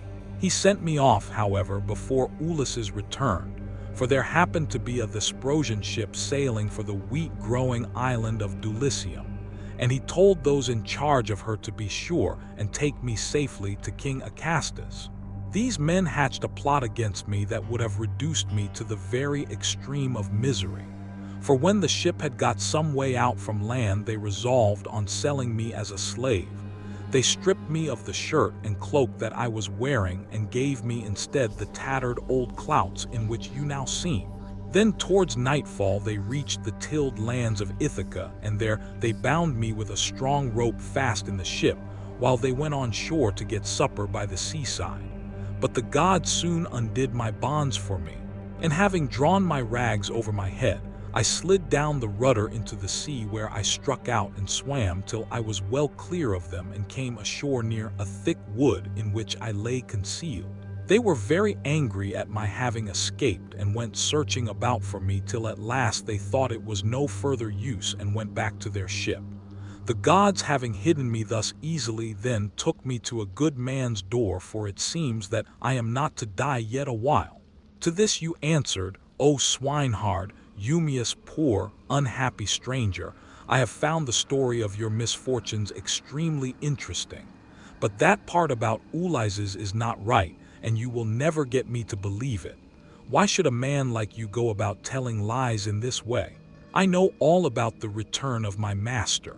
The gods won, and all of them detest him, or they would have taken him before Troy, or let him die with friends around him, when the days of his fighting were done. For then the Achans would have built a mound over his ashes, and his son would have been heir to his renown. But now the storm winds have spirited him away, we know not whither. As for me, I live out of the way here with the pigs, and never go to the town unless when Penelope sends for me on the arrival of some news about Ulysses. Then they all sit round and ask questions, both those who grieve over the king's absence and those who rejoice at it because they can eat up his property without paying for it. For my own part, I have never cared about asking anyone else since the time I was taken in by Anatolian, who had killed a man and come a long way till at last he reached my station, and I was very kind to him.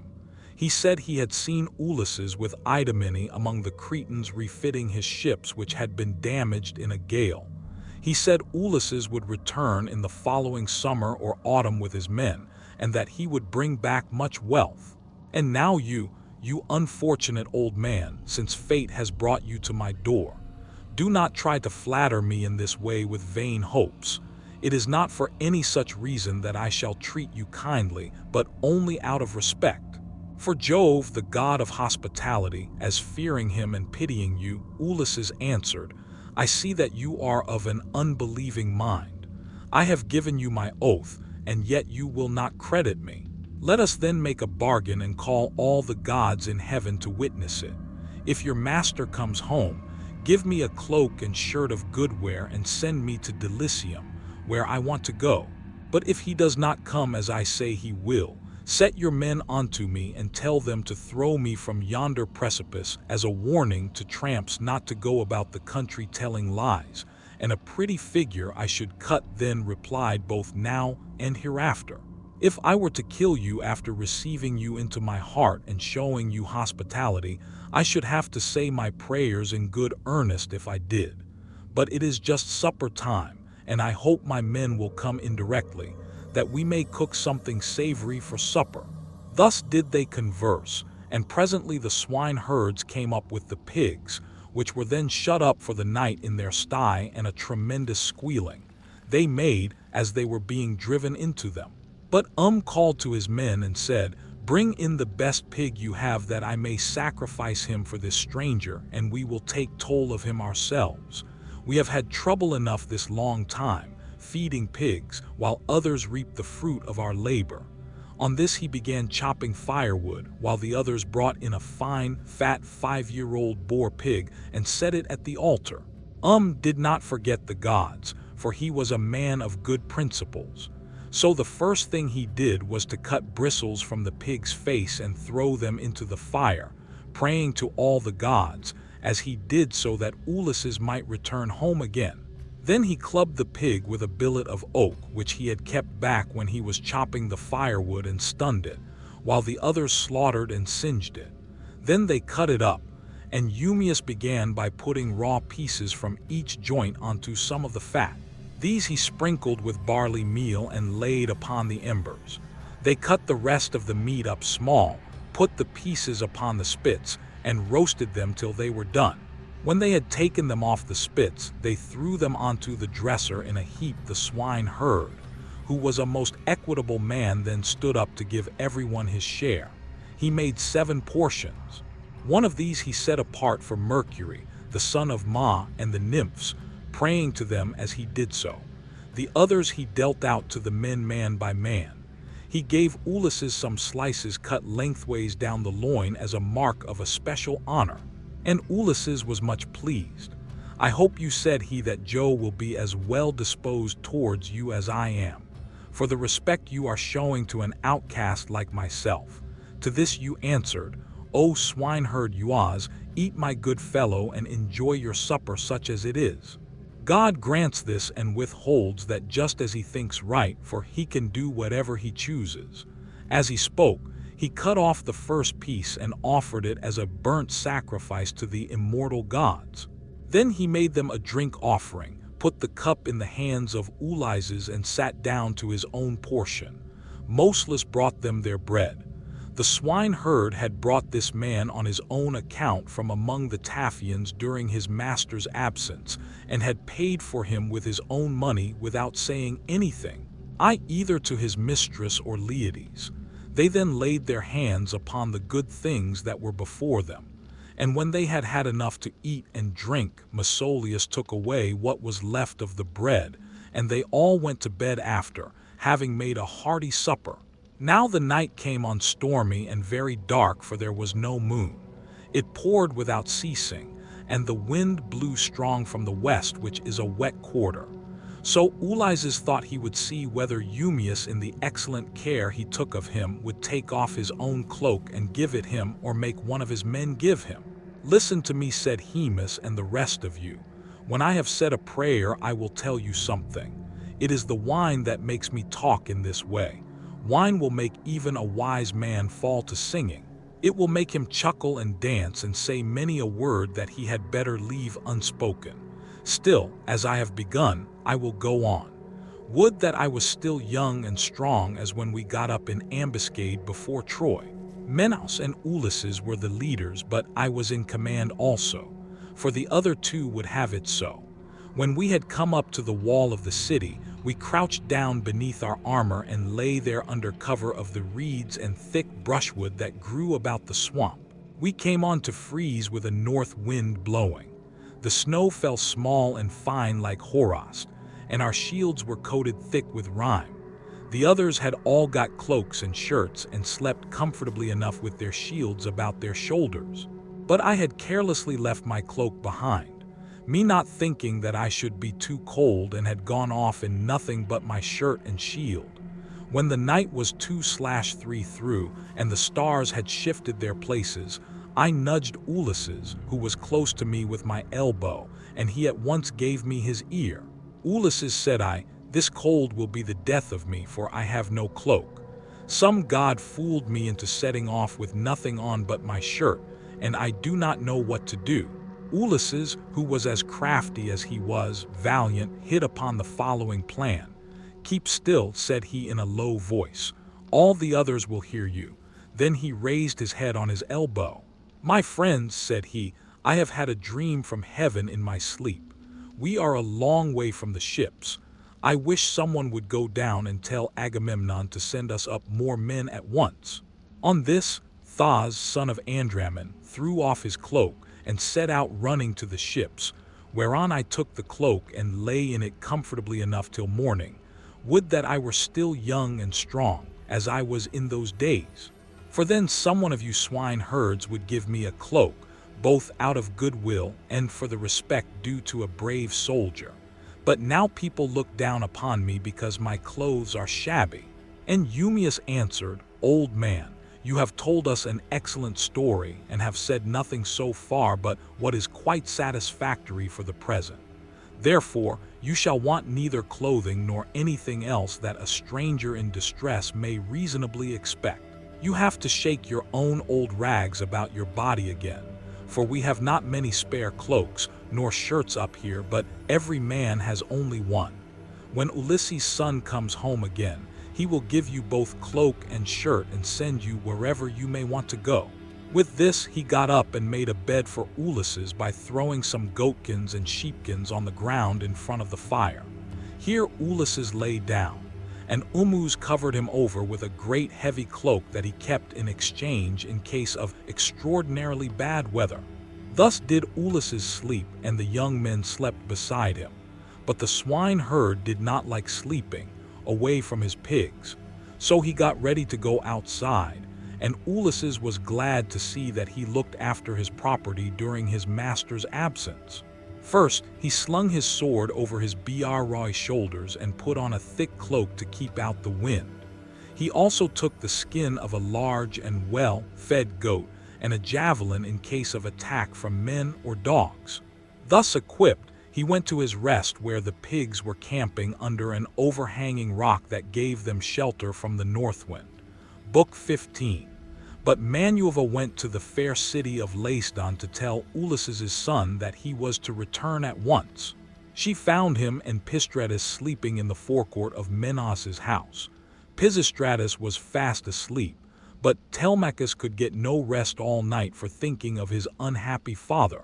So Manuva went close up to him and said, Tellus, you should not remain so far away from home any longer, nor leave your property with such dangerous people in your house. They will eat up everything you have among them, and you will have been on a fool's errand. Ask Minos to send you home at once and find your excellent mother still there. When you get back, her father and brothers are already urging her to marry Euryacus, who has given her more than any of the others and has been greatly increasing his wedding presents. I hope nothing valuable may have been taken from the house in spite of you, but you know what women are. They always want to do the best they can for the man who marries them, and never give another thought to the children of their first husband, nor to their father either, nor to their mother. Go home, therefore, and put everything in charge of the most respectable woman servant that you have, until it shall please heaven to send you a wife of you round. Let me tell you also of another matter which you had better attend to. The chief men among the suitors are lying in wait for you in the strait between Ithaca and Samos, and they mean to kill you before you can reach home. I do not much think they will succeed. It is more likely that some of those who are now eating up your property will find a grave themselves, sail night and day, and keep your ship well away from the islands. The god who watches over you and protects you will send you a fair wind. As soon as you get to Ithaca, send your ship and men onto the town. But yourself, go straight to the swineherd who has charge of your pigs. He is well disposed towards you, Stay with him, therefore, for the night, and then send him to Penelope to tell her that you have got back safe from Pios." Then she went back to Olympus. But Telemachus stirred Pisistratus with his heel to rouse him and said, "Wake up, Pisistratus, and yoke the horses to the chariot, for we must set off home." But Pisistratus said, "No matter what hurry we are in, we cannot drive in the dark. It will be morning soon.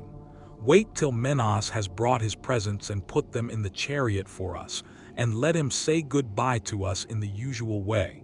So long as he lives, a guest should never forget a host who has shown him kindness."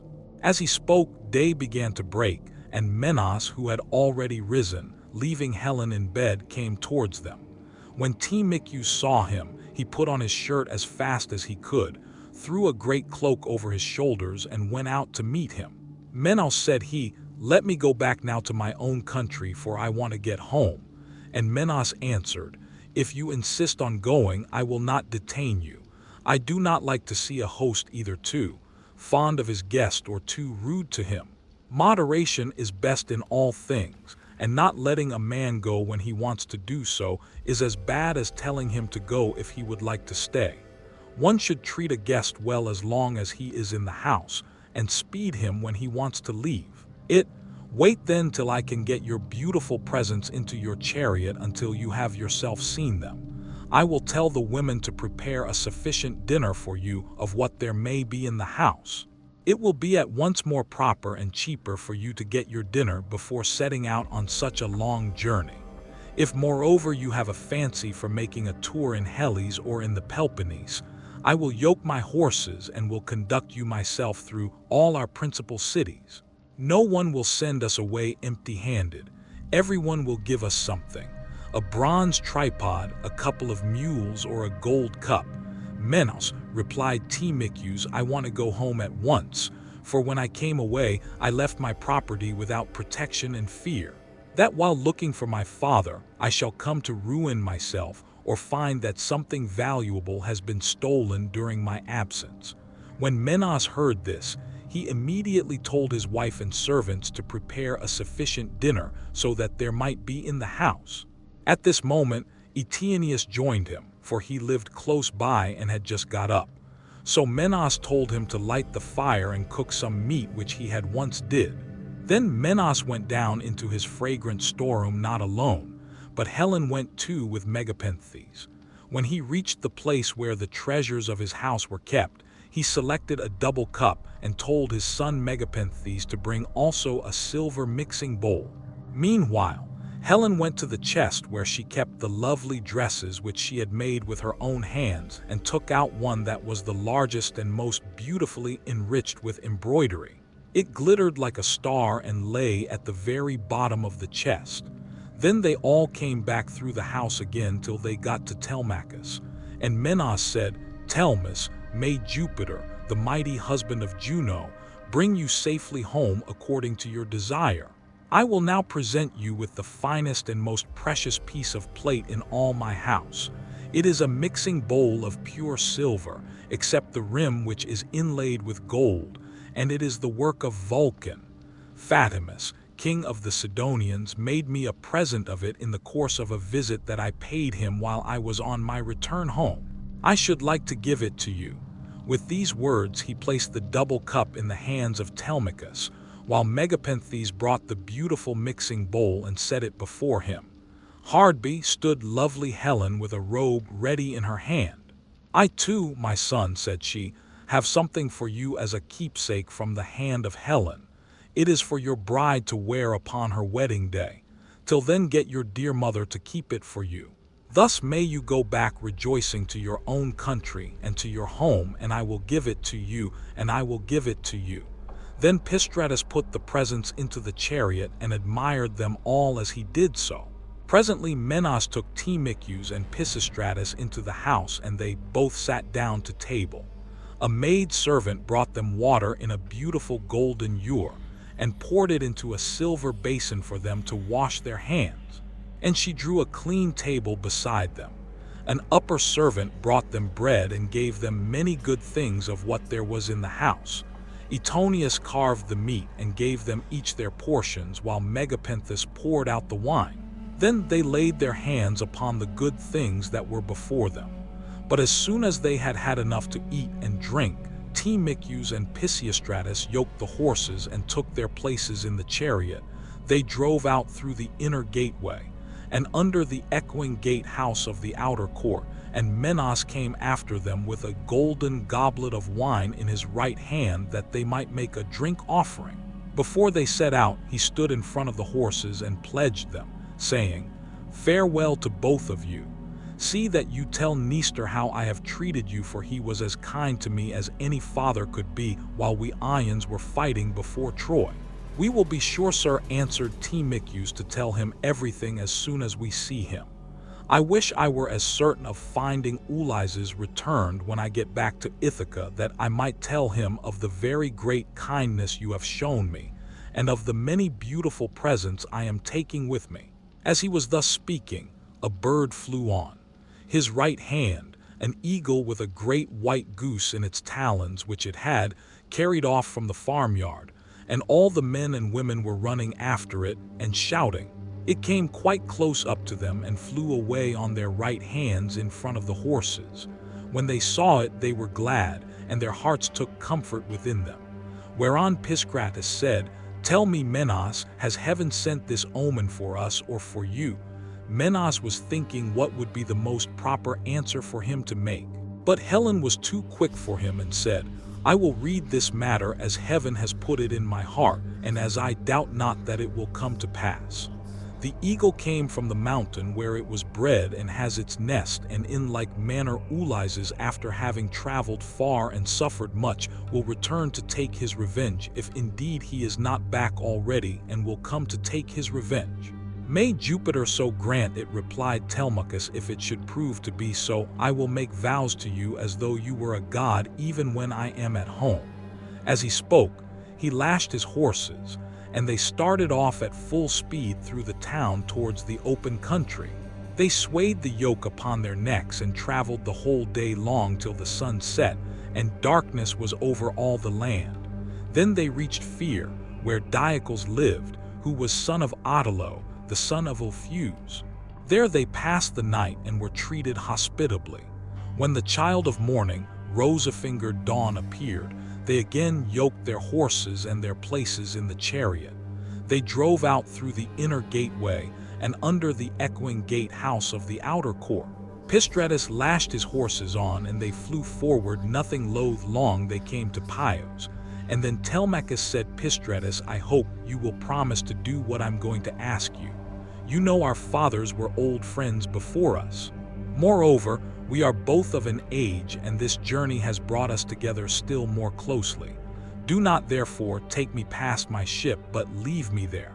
Go to your father's house. He will try to keep me in the warmth of his good will towards me, and I must go home at once." Pisistratus thought how he should do as he was asked, and in the end he deemed it best to turn his horses towards the ship and put Menas's beautiful presents of gold and raiment in the stern of the vessel. Then he said, "Go on board at once and tell your men to do so also before I can reach home to tell my father. I know how obstinate he is, and I'm sure he will not let you go. He will come down here to fetch you, and he will not go back without you, but he will be very angry." With this, he drove his goodly steeds back to the city of the Paelons, and soon reached his home. But Telemachus called the men together and gave his orders. "Now, my men," said he, "get everything in. Order on board the ship and let us set out home." And they went on board even as he had said. But as Telemachus was thus busied, praying also and sacrificing to Manuva in the ship's stern, there came to him a man from a distant country, a seer, who was flying from Argos because he had killed a man. He was descended from Mempus, who used to live in Pios, the land of sheep. He was rich and owned a great house, but he was driven into exile by the great and powerful King Neleus. Neleus seized his goods and held them for a whole year, during which he was a close prisoner in the house of King Phalasicus, and in much distress of mind, both on account of the daughter of Nalas, and because he was haunted by a great sorrow that dread Aaron's had laid upon him. In the end, however, he escaped with his life, drove the cattle from Phileus to Pios, avenged the wrong that had been done him, and gave the daughter of Nalus to his brother. Then he left the country where it was, ordained that he should reign over much people. There he married, established himself, and had two famous sons, Antiphytes and Mantis. Antiphytes became father of Uclus and Uclus of Ephyros, who was dearly loved both by Jupiter and by Apollo. But he did not live to old age, for he was killed in Thebes by reason of a woman's gifts. His sons were Alcem and Amphilochus. Mantius, the other son of Mempus, was father to Polyphe and Cleotis. Aurora, throned in gold, carried off Cletus for his beauty's sake, that he might dwell among the immortals. But Apollo made Polys the greatest seer in the whole world. Now that Ephyros was dead, he quarreled with his father and went to live in Hyperese, where he remained and prophesied for all men.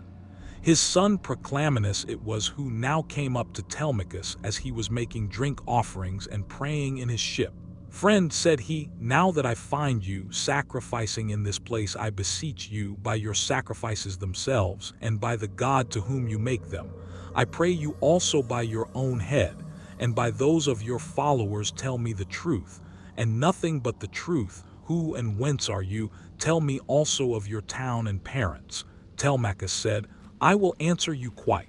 I am from Ithaca, and my father is Ulysses, as surely as that he ever lived. But he has come to some miserable end. Therefore I have taken this ship and got my crew together to see if I can hear any news of him, for he has been away a long time. I too," answered Theoclymenus, "am exile, for I have killed a man of my own race.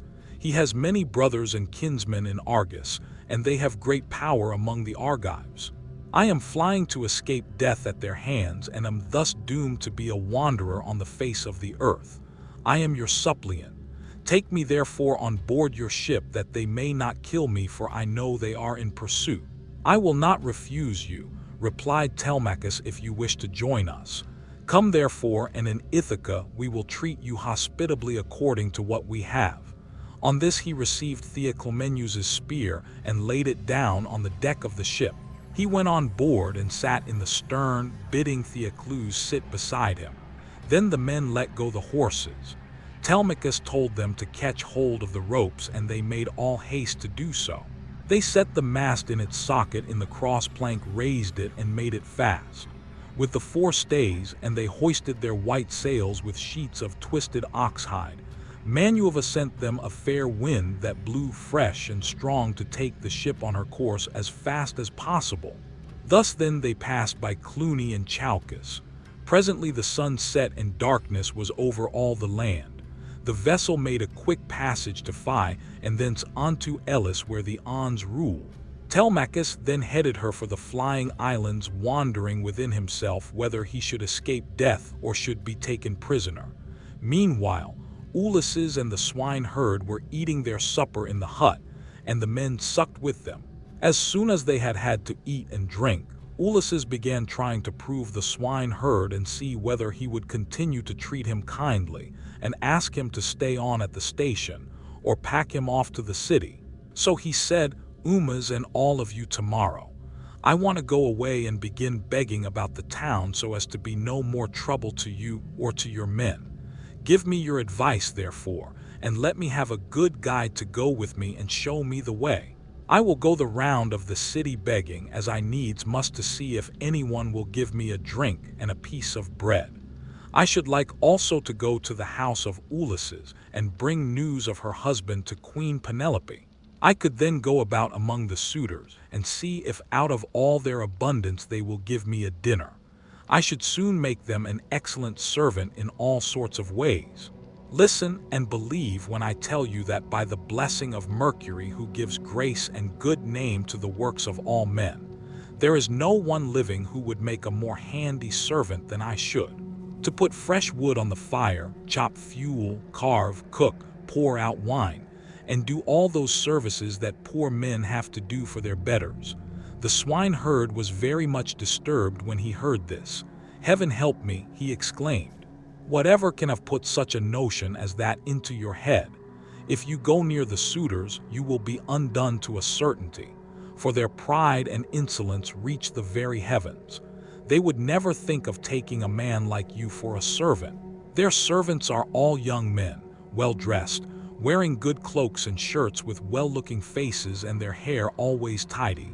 The tables are kept quite clean and are loaded with bread, meat, and wine. Stay where you are then. You are not in anybody's way. I do not mind your being here. No more do any of the others. And when Telemachus comes home, he will give you a shirt and cloak and will send you wherever you want to go." Ulysses answered, "I hope you may be as dear to the gods as you are to me, for having saved me from going about and getting into trouble. There is nothing worse than being always on the still. When men have once got low down in the world, they will go through a great deal on behalf of their miserable bellies, since, however, you press me to stay here and await the return of Telemachus. Tell me about Ulysses' mother and his father, whom he left on the threshold of old age when he set out for Troy. Are they still living, or are they already dead and in the house of Hades? I will tell you all about them," replied. "Laertes is still living and prays heaven to let him depart peacefully in his own house, for he is terribly distressed about the absence of his son, and also about the death of his wife, which grieved him greatly and aged him more than anything else did. She came to an unhappy end through sorrow for her son. May no friend or neighbor who was dealt kindly by me come to such an end as she did, as long as she was still living, though she was always grieving. I used to like seeing her and asking her how she did, for she brought me up along with her daughter Cayman, the youngest of her children. We were boy and girl together, and she made little difference between us. When, however, we both grew up, they sent Katie to Same and received a splendid dowry for her. As for me, my mistress gave me a good shirt and cloak with a pair of sandals for my feet and sent me off into the country. But she was just as fond of me as ever. This is all over now. Still, it has pleased heaven to prosper my work in the situation which I now hold. I have enough to eat and drink and can find something for any respectable stranger who comes here. But there is no getting a kind word or deed out of my mistress, for the house has fallen into the hands of wicked people. Servants want sometimes to see their mistress and have a talk with her. They like to have something to eat and drink at the house and something to take back with them into the country. This is what will keep servants in a good humor." Ulysses answered, "Then you must have been a very little fellow, Ulysses, when you were taken so far away from your home and parents. Tell me, and tell me true, was the city in which your father and mother lived sacked and pillaged, or did some enemies carry you off when you were alone, tending sheep or cattle, ship you off here, and sell you for whatever your master gave them?" "Stranger," replied, "as regards your question, sit still, make yourself comfortable, drink your wine, and list o' me. The nights are now at their longest. There is plenty of time, both for sleeping and sitting up talking together. You ought not to go to bed till bedtime. Too much sleep is as bad as too little. If any one of the others wishes to go to bed, let him leave us and do so. He can then take my master's pigs out when he has done breakfast in the morning. We two will sit here eating and drinking in the hut and telling one another stories about our misfortunes. For when a man has suffered much and been buffeted about in the world, he takes pleasure in recalling the memory of sorrows that have long gone by. As regards your question, then my tale is as follows. You may have heard of an island called Sira that lies over above, where the land begins to turn round and look in another direction. It is not very thickly peopled, but the soil is good with much pasture, fit for cattle and sheep, and it abounds with wine and wheat. Dirt never comes there, nor are the people plagued by any sickness. But when they grow old, Apollo comes with Diana and kills them with his painless shafts. It contains 2 communities, and the whole country is divided between these 2. My father Chesius, son of Ormenus, a man comparable to the gods, reigned over both. Now to this place there came some cunning traders from Phoenicia, for the Phoenicians are great mariners in a ship which they had freighted with all kinds. There happened to be a Phoenician woman in my father's house, very tall and comely and an excellent servant. These scoundrels got hold of her one day when she was washing near their ship, seduced her, and cajoled her in ways that no woman can resist, no matter how good she may be by nature. The man who had seduced her asked her who she was and where she came from, and on this she told him her father's name. "I come from Poseidon," said she, "and am daughter to Erebus, a man rolling in wealth. One day as I was coming into the town from the country, some Taphian pirates seized me and took me here over the sea, where they sold me to the man who owns this house, and he gave them their price for me. The man who had seduced her then said, 'Would you like to come along with us to see the house of your parents and your parents themselves? They are both alive and are said to be well off.' 'I will do so gladly,' answered she, 'if you men will first swear me a solemn oath that you will do me no harm by the way.' They all swore as she told them, and when they had completed their oath, the woman said, 'Hush, and if any of your men meets me in the street or at the well, do not let him speak to me for fear. Someone should go and tell my master, in which case he would suspect something. He would put me in prison and would have all of you murdered. Keep your own counsel, therefore. Buy your merchandise as fast as you can and send me word when you have done a loading. I will bring as much gold as I can lay my hands on. And there is something else also that I can do towards paying my fare. I am nurse to the son of the good man of the house, a funny little fellow just able to run about. I will carry him off in your ship, and you will get a great deal of money for him, if you take him and sell him in foreign parts." On this she went back to the house. The Phoenicians stayed a whole year till they had loaded their ship with much precious merchandise. And then when they had got freight enough, they sent to tell the woman their messenger. A very cunning fellow came to my father's house, bringing a necklace of gold with amber beads strung among it. And while my mother and the servants had it in their hands, admiring it and bargaining about it, he made a sign quietly to the woman, and then went back to the ship, whereon she took me by the hand and led me out of the house. In the fore part of the house she saw the tables set with the cups of guests who had been feasting with my father, as being in attendance on him. These were now all gone to a meeting of the public assembly.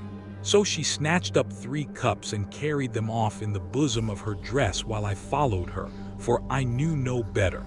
The sun was now set and darkness was over all the land. So we hurried on as fast as we could till we reached the harbor where the Phoenician ship was lying. When they had got on board, they sailed their ways over the sea, taking us with them, and Jupiter sent then a fair wind. 6 days did we sail both night and day. But on the 7th day Diana struck the woman, and she fell heavily down into the ship's hold as though she were a seagull, alighting on the water. So they threw her overboard to the seals and fishes, and I was left all sorrowful and alone. Presently the winds and waves took the ship to Ithaca, where Letes gave sundry of his chattels for me. And thus it was that ever I came to set eyes upon this country. Ulysses answered, "Umas, I have heard the story of your misfortunes with the most lively interest and pity, but Jupiter has given you good as well as evil. And in spite of everything, you have a good master who sees that you always have enough to eat and drink, and you lead a good life, whereas I am still going about, begging my way from city to city." Thus did they converse, and they had only a very little time left for sleep, for it was soon daybreak. In the meantime, Telemachus and his crew were nearing land, so they loosed the sails, took down the mast, and rowed the ship into the harbor. They cast out their mooring stones and made fast the horses. They then got out upon the seashore, mixed their wine, and got dinner ready. As soon as they had had enough to eat and drink, Telemachus said, "Take the ship on to the town, but leave me here, for I want to look after the herdsmen on one of my farms. In the evening, when I have seen all I want, I will come down to the city, and tomorrow morning, in return for your trouble, I will give you all a good dinner with meat and wine." Then Theoclymenus said, And what, my dear young friend, is to become of me, to whose house among all your chief men am I to repair? Or shall I go straight to your own house and to your mother? At any other time, replied Telemachus, I should have bidden you go to my own house, for you would find no want of hospitality at the present moment. However, you would not be comfortable there, for I shall be away, and my mother will not see you. She does not often show herself even to the suitors, but sits at her loom weaving in an upper chamber out of their way. But I can tell you a man whose house you can go to. I mean Eurymachus, the son of Polybus, who is held in the highest estimation by everyone in Ithaca. He is much the best man and the most persistent of all those who are paying court to my mother, and trying to take Ulysses' place. Job, however, in heaven alone, knows whether or not they will come to a bad end before the marriage takes place. As he was speaking, a bird flew by upon his right hand, a hawk, Apollo's messenger. It held a dove in its talons, and the feathers, as it tore them off, was found midway between Telemachus and the ship. On this, Theoclymenus called him apart and caught him by the hand. Telemachus, said he, that bird did not fly on your right hand without having been sent there by some god. As soon as I saw it, I knew it was in men. It means that you will remain powerful and that there will be no house in Ithaca more royal than your own. I wish it may prove so, answered Telemachus. If it does, I will show you so much goodwill and give you so many presents that all who meet you will congratulate you. Then he said to his friend Paris, son of Clitius, you have throughout shown yourself the most willing to serve me of all those who have accompanied me to Pylos. I wish you would take this stranger to your own house and entertain him hospitably till I can come for him. And Paris answered, Telemachus, you may stay away as long as you please, but I will look after him for you, and he shall find no lack of hospitality. As he spoke, he went on board and bade the others do so also and loose the horses. So they took their places in the ship. But Telemachus bound on his sandals and took a long and doughty spear with a head of sharpened bronze from the deck of the ship.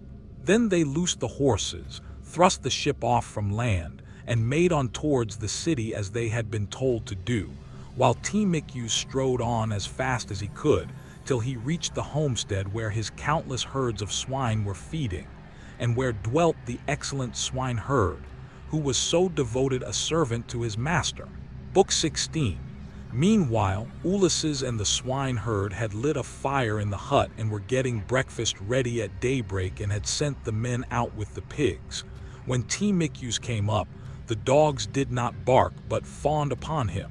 So Ulysses, hearing the sound of feet and noticing that the dogs did not bark, said to Eumaeus, Eumaeus, I hear footsteps. I suppose one of your men or someone of your acquaintance is coming here, for the dogs are falling upon him and not barking. The words were hardly out of his mouth. Eumaeus sprang to his feet, and the bowls in which he was mixing wine fell from his hands as he made towards his master. He kissed his head and both his beautiful eyes and wept for joy. A father could not be more delighted at the return of an only son, the child of his old age, after 10 years' absence in a foreign country. And after having gone through much hardship, he embraced him, kissed him all over as though he had come back from the dead, and spoke fondly to him, saying, So you are come, Telemachus, light of my eyes that you are. When I heard you had gone to Pylos, I made sure I was never going to see you any more. Come in, my dear child, and sit down that I may have a good look at you now. You are home again. It is not very often you come into the country to see us herdsmen. You stick pretty close to the town generally. I suppose you think it better to keep an eye on what the suitors are doing. So be it, old friend, answered Telemachus. But I am come now because I want to see you, and to learn whether my mother is still at her old home, or whether someone else has married her so that the bed of Ulysses is without bedding and covered with cobwebs. She is still at the house, replied Omus, grieving and breaking her heart and doing nothing but weep both night and day continually. As he spoke, he took Telemachus's spear, whereon he crossed the stone threshold and came inside. Ulysses rose from his seat to give him place as he entered, but Telemachus checked him. "Sit down, stranger," said he. "I can easily find another seat, and there is one here who will lay it for me." Ulysses went back to his own place, and Umus strewed some green brushwood on the floor and threw a sheepskin on top of it for Telemachus to sit upon. Then the swineherd brought them platters of cold meat, the remains from what they had eaten the day before, and he filled the bread baskets with bread as fast as he could. He mixed wine also in bowls of ivy wood and took his seat facing Ulysses. Then they laid their hands on the good things that were before them, and as soon as they had had enough to eat and drink, Telemachus said, "Thomas, old friend, where does this stranger come from? How did his crew bring him to Ithaca? And who were they? For assuredly he did not come here by land." To this you answered, "O swinehardmus, my son, I will tell you the real truth. He says he is a Cretan and that he has been a great traveler. At this moment he is running away from a Thespian ship and has taken refuge at my station. So I will put him into your hands. Do whatever you like with him. Only remember that he is your suppliant." "I am very much distressed," said Telemachus, "by what you have just told me. How can I take this stranger into my house? I am as yet young, and I'm not strong enough to hold my own if any man attacks me. My mother cannot make up her mind whether to stay where she is and look after the house out of respect for public opinion and the memory of her husband, or whether the time is now come for her to take the best man of those who are wooing her, and the one who will make her the most advantageous offer. Still, as the stranger has come to your station, I will find him a cloak and shirt of good wear with a sword and sandals, and will send him wherever he wants to go. Or, if you like, you can keep him here at the station, and I will send him clothes and food that he may be no burden on you and on your men. But I will not have him go near the suitors, for they are very insolent and are sure to ill-treat him in a way that would greatly grieve me. No matter how valiant a man may be, he can do nothing against numbers, for they will be too strong for him." Then Ulysses said, "Sir, it is right that I should say something myself. I am much shocked about what you have said, about the insolent way in which the suitors are behaving in despite of such a man as you are. Tell me, do you submit to such treatment tamely? Or has some god set your people against you?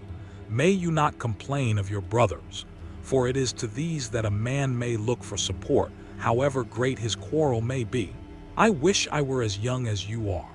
And in my present mind, if I were son to Ulysses, or indeed Ulysses himself, I would rather someone came and cut my head off, but I would go to the house and be the bane of every one of these men if they were too many for me. I being single-handed, I would rather die fighting in my own house than see such disgraceful sights day after day, strangers grossly maltreated, and men dragging the women, servants about the house in an unseemly way, wine drawn recklessly and bread wasted all to no purpose for an end that shall never be accomplished." And Telemachus answered, "I will tell you truly everything. There is no enmity between me and my people, nor can I complain of brothers to whom a man may look for support, however great his quarrel may be. Jupiter has made us a race of only sons. Laertes was the only son of Archias and Ulysses only son of Laertes. I am myself the only son of Ulysses who left me behind him when he went away, so that I have never been of any use to him. Hence it comes that my house is in the hands of numberless marauders for the chiefs from all the neighboring island. Dulichium seems Zakynthos, as also all the principal men of Ithaca itself, are eating up my house under the pretext of paying court to my mother, who will neither say point blank that she will not marry, nor yet bring matters to an end. So they are making havoc of my estate, and before long will do so with myself into the bargain. The issue, however, rests with heaven. But do you, old friend, go at once and tell Penelope that I am safe and have returned from Pyos. Tell it to herself alone, and then come back here without letting anyone else know, for there are many who are plotting mischief against me." "I understand and heed you," replied Umus. you need instruct me no further. Only, as I am going that way, say whether I had not better let poor Leots know that you are returned. He used to superintend the work on his farm in spite of his bitter sorrow about Ulysses, and he would eat and drink at will along with his servants. But they tell me that from the day on which you set out for Chios, he has neither eaten nor drunk as he ought to do. Nor does he look after his farm, but sits weeping and wasting the flesh from off his bones. More's the pity, answered Telemachus. I am sorry for him, but we must leave him to himself just now. If people could have everything their own way, the first thing I should choose would be the return of my father, but go and give your message, then make haste back again. And do not turn out of your way to tell Laertes. Tell my mother to send one of her women secretly with the news at once, and let him hear it from her. Thus did he urge the swineherd. Therefore took his sandals, bound them to his feet, and started for the town. Manueva watched him well off the station, and came up to it in the form of a woman, fair, stately, and wise. She stood against the side of the entry and revealed herself to Ulysses. But Telemachus could not see her, and knew not that she was there, for the gods do not let themselves be seen by everybody. Ulysses saw her, and so did the dogs, for they did not bark, but went scared and whining off to the other side of theirs. She nodded her head and motioned to Ulysses with her eyebrows, whereon he left the hut and stood before her outside the main wall of the yards. Then she said to him, Ulysses, noble son of Laertes, it is now time for you to tell your son. Do not keep him in the dark any longer, but lay your plans for the destruction of the suitors and then make for the town. I will not be long in joining you, for I too am eager for the fray. As she spoke, she touched him with her golden wand. First she threw a fair, clean shirt and cloak about his shoulders. Then she made him younger and of more imposing presence. She gave him back his color, filled out his cheeks, and let his beard become dark again. Then she went away, and Ulysses came back inside the hut. His son was astounded when he saw him, and turned his eyes away for fear he might be looking upon a god. Stranger, said he, how suddenly you have changed from what you were a moment or two ago. You are dressed differently, and your color is not the same. Are you someone or other of the gods that live in heaven? If so, be propitious to me till I can make you do sacrifice and offerings of wrought gold. Have mercy upon me. And Ulysses said, I am no god. Why should you take me for one? I am your father who grieve and suffer so much at the hands of lawless men. As he spoke, he kissed his son, and a tear fell from his cheek onto the ground, for he had restrained all tears till now. But Telemachus could not yet believe that it was his father, and said, You are not my father, but some god is flattering me with vain hopes that I may grieve the more hereafter. No mortal man could have himself contrived to do as you have been doing and make yourself old and young at a moment's notice unless a god were with him. A second ago you were old and all in rags, and now you are like some god come down from heaven. Ulysses answered, You ought not to be so immeasurably astonished at my being really here. There is no other Ulysses who will come hereafter such as I am. It is I who, after long wandering and much hardship, have got home in the 20th year to my own country. What you wonder at is the work of the redoubtable goddess Manueva, who does with me whatever she will, for she can do what she pleases. At one moment she makes me like a beggar, and the next I am a young man with good clothes on my back. It is an easy matter for the gods who live in heaven to make any man look either rich or poor. As he spoke, he sat down, and Telemachus threw his arms about his father and wept. They were both so much moved that they cried aloud like eagles or vultures with crooked talons that had been robbed of their half-fledged young by peasants. Thus piteously did they weep, and the sun would have gone down upon their mourning if Telemachus had not suddenly said, In what ship, my dear father, did my crew bring you to Ithaca? Of what nation did they declare themselves to be? For you cannot have come by land. I will tell you the truth, my son, replied Ulysses. It was the Phaeacians who brought me here. They are great sailors and are in the habit of giving escorts to anyone who reaches their coasts. They took me over the sea while I was fast asleep, and landed me in Ithaca after giving me many presents in bronze, gold, and raiment. They are lying concealed in a cave, and I am now come here on the suggestion of Manueva that we may consult about killing our enemies. First, therefore, give me a list of the suitors with their number that I may learn who and how many they are. I can then turn the matter over in my mind and see whether we too can fight the whole body of them ourselves, or whether we must find others to help us. To this Telemachus answered, Father, I have always heard of your renown, both in the field and in council, but the task you talk of is a very great one. I am awed at the mere thought of it. 2 men cannot stand against many and brave ones. There are not 10 suitors only, nor twice 10, but 10 many times over.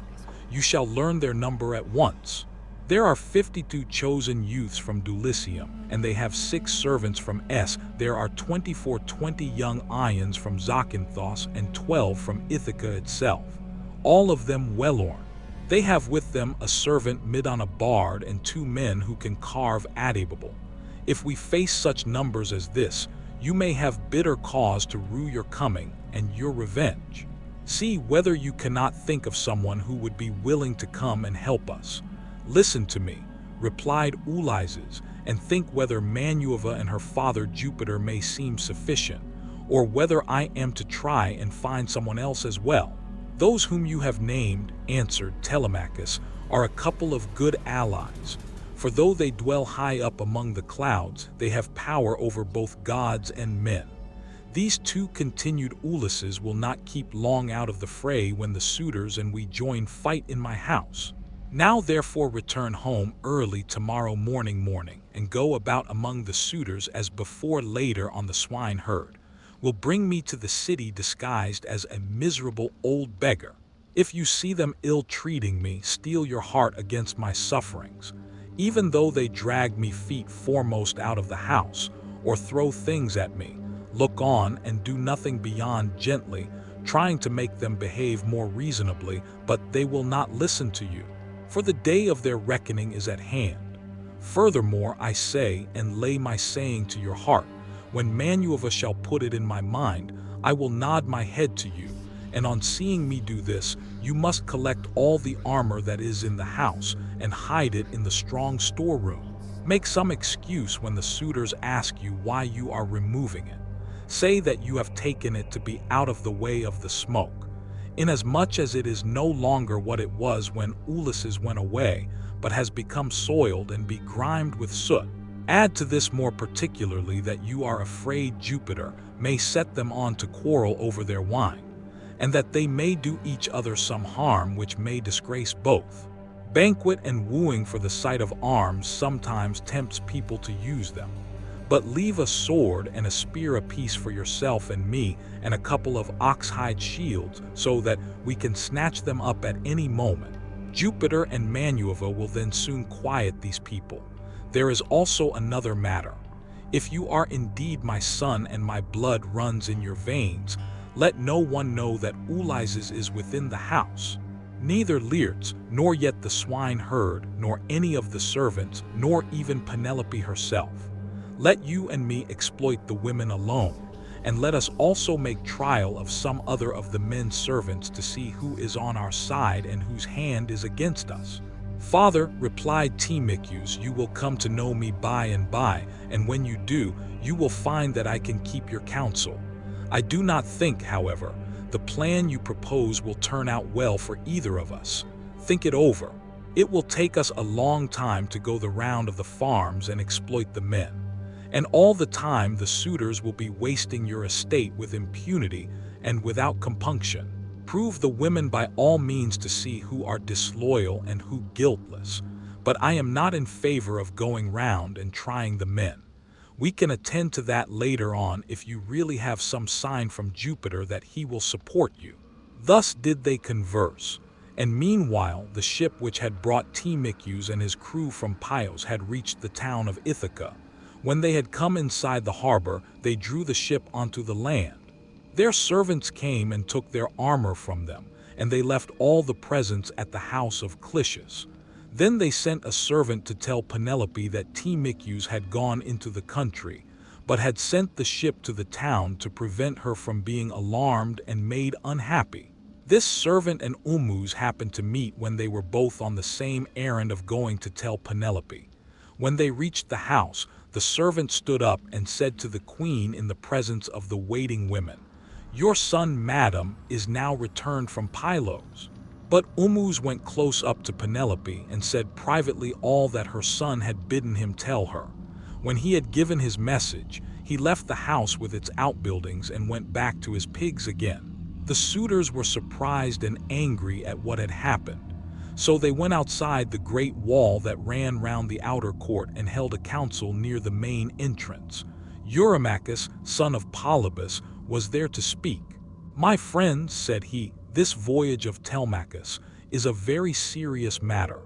We had made sure that it would come tow-ing.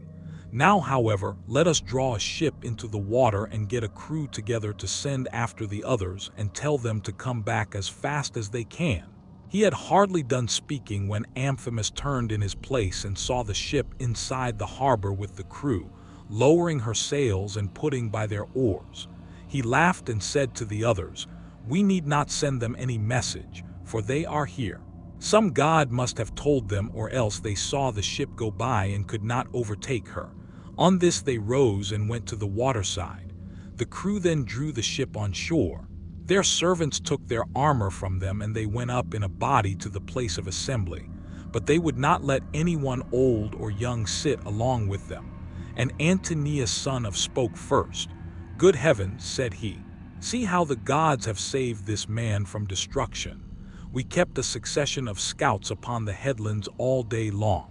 And when the sun was down, we never went on shore to sleep, but waited in the ship all night till morning in the hope of capturing and killing him. But some god has conveyed him home in spite of us. Let us consider how we can make an end of him. He must not escape us.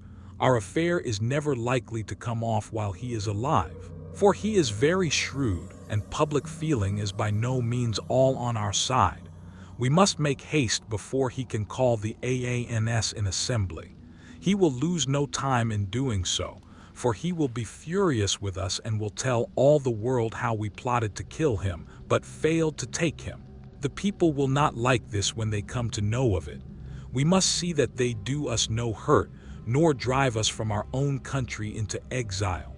Let us try and lay hold of him, either on his farm, away from the town, or on the road hither. Then we can divide up his property amongst us, and let his mother and the man who marries her have the house. If this does not please you and you wish Telemachus to live on and hold his father's property, then we must not gather here and eat up his goods in this way, and let Penelope eat from his own house, and she can marry the man who will give the most for her, and whose lot it is to win her." They all held their peace until Amphimus rose to speak. He was the son of Nisus, who was son to Kingas, and he was foremost among all the suitors from the wheat-growing and well-grassed island of Delicia. His conversation, moreover, was more agreeable to Penelope than that of any of the other suitors, for he was a man of good natural disposition. "My friends," said he, speaking to them plainly and in all honesty, "I am not in favor of killing Telemachus. It is a heinous thing to kill one who is of noble blood. Let us first take counsel of the gods. And if the oracles of Job advise it, I will both help to kill him myself and will urge everyone else to do so. But if they dissuade us, I would have you hold your hands." Thus did he speak, and his words pleased them well. So they rose forthwith and went to the house of Ulysses, where they took their accustomed seats. Then Penelope resolved that she would show herself to the suitors. She knew of the plot against Telemachus, for the servant Medon had overheard their counsels and had told her. She went down therefore to the court, attended by her maidens, and when she reached the suitors, she stood by one of the bearing posts supporting the roof of the cloister, holding a veil before her face, and rebuked Antonius, saying, "Antonius, insolent and wicked schemer, they say, You are the best speaker and counselor of any man your own age in Ithaca, but you are nothing of the kind. Madman, why should you try to compass the death of Telemachus and take no heed of suppliants whose witness is Jove himself? It is not right for you to plot thus against one another. Do you not remember how your father fled to this house in fear of the people who were enraged against him for having gone with some Taphian pirates and plundered the Thesprones who were at peace with us? They wanted to tear him in pieces and eat up everything he had. But Ulysses stayed their hands, although they were infuriated.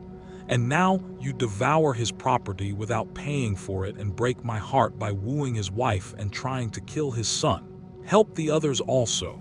To this Eurymachus, son of Polybus, answered, Take heart, Queen Penelope, daughter of Vicarius, and do not trouble yourself about these matters. The man is not yet born, nor never will be. Who shall lay hands upon your son Telemachus while I yet live to look upon the face of the earth? I say, and it shall surely be that my spear shall be re-end with his blood. For many a time as Ulysses taken me on his knees held wine up to my lips to drink, and put pieces of meat into my hands. Therefore, Telemachus is much the dearest friend I have, and has nothing to fear from the hands of our suitors. Of course, if death comes to him from the gods, he cannot escape it. He said this to quiet her, but in reality, he was plotting against Telemachus. Then Penelope went upstairs again and warned her husband till Manueva shed sleep over her eyes. In the evening, Ulysses got back to Ulysses and his son, who had just sacrificed a young pig of a year old, and were helping one another to get supper ready.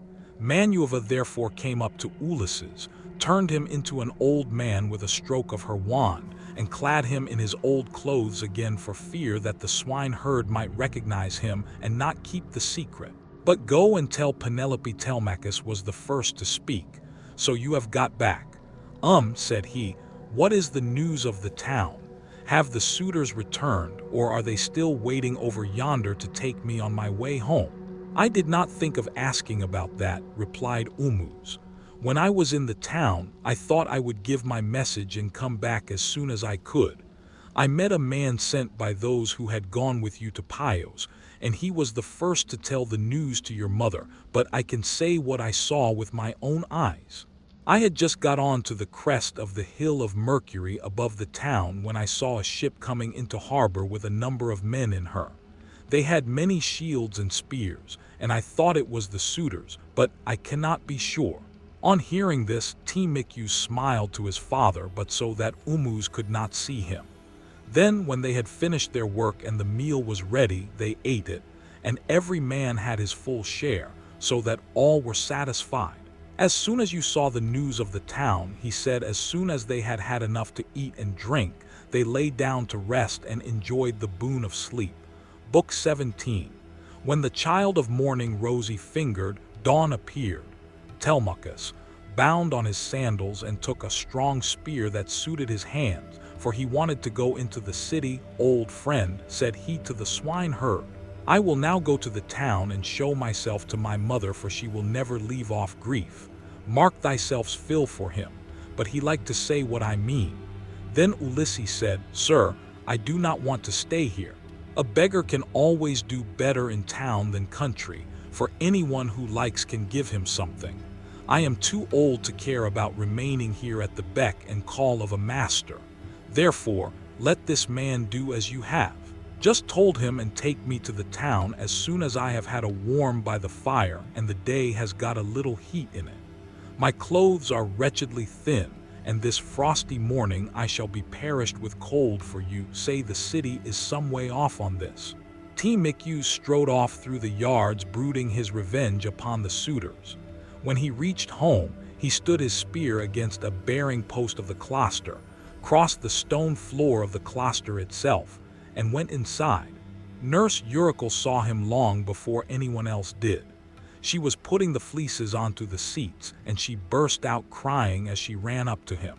All the other maids came up too, and covered his head and shoulders with their kisses.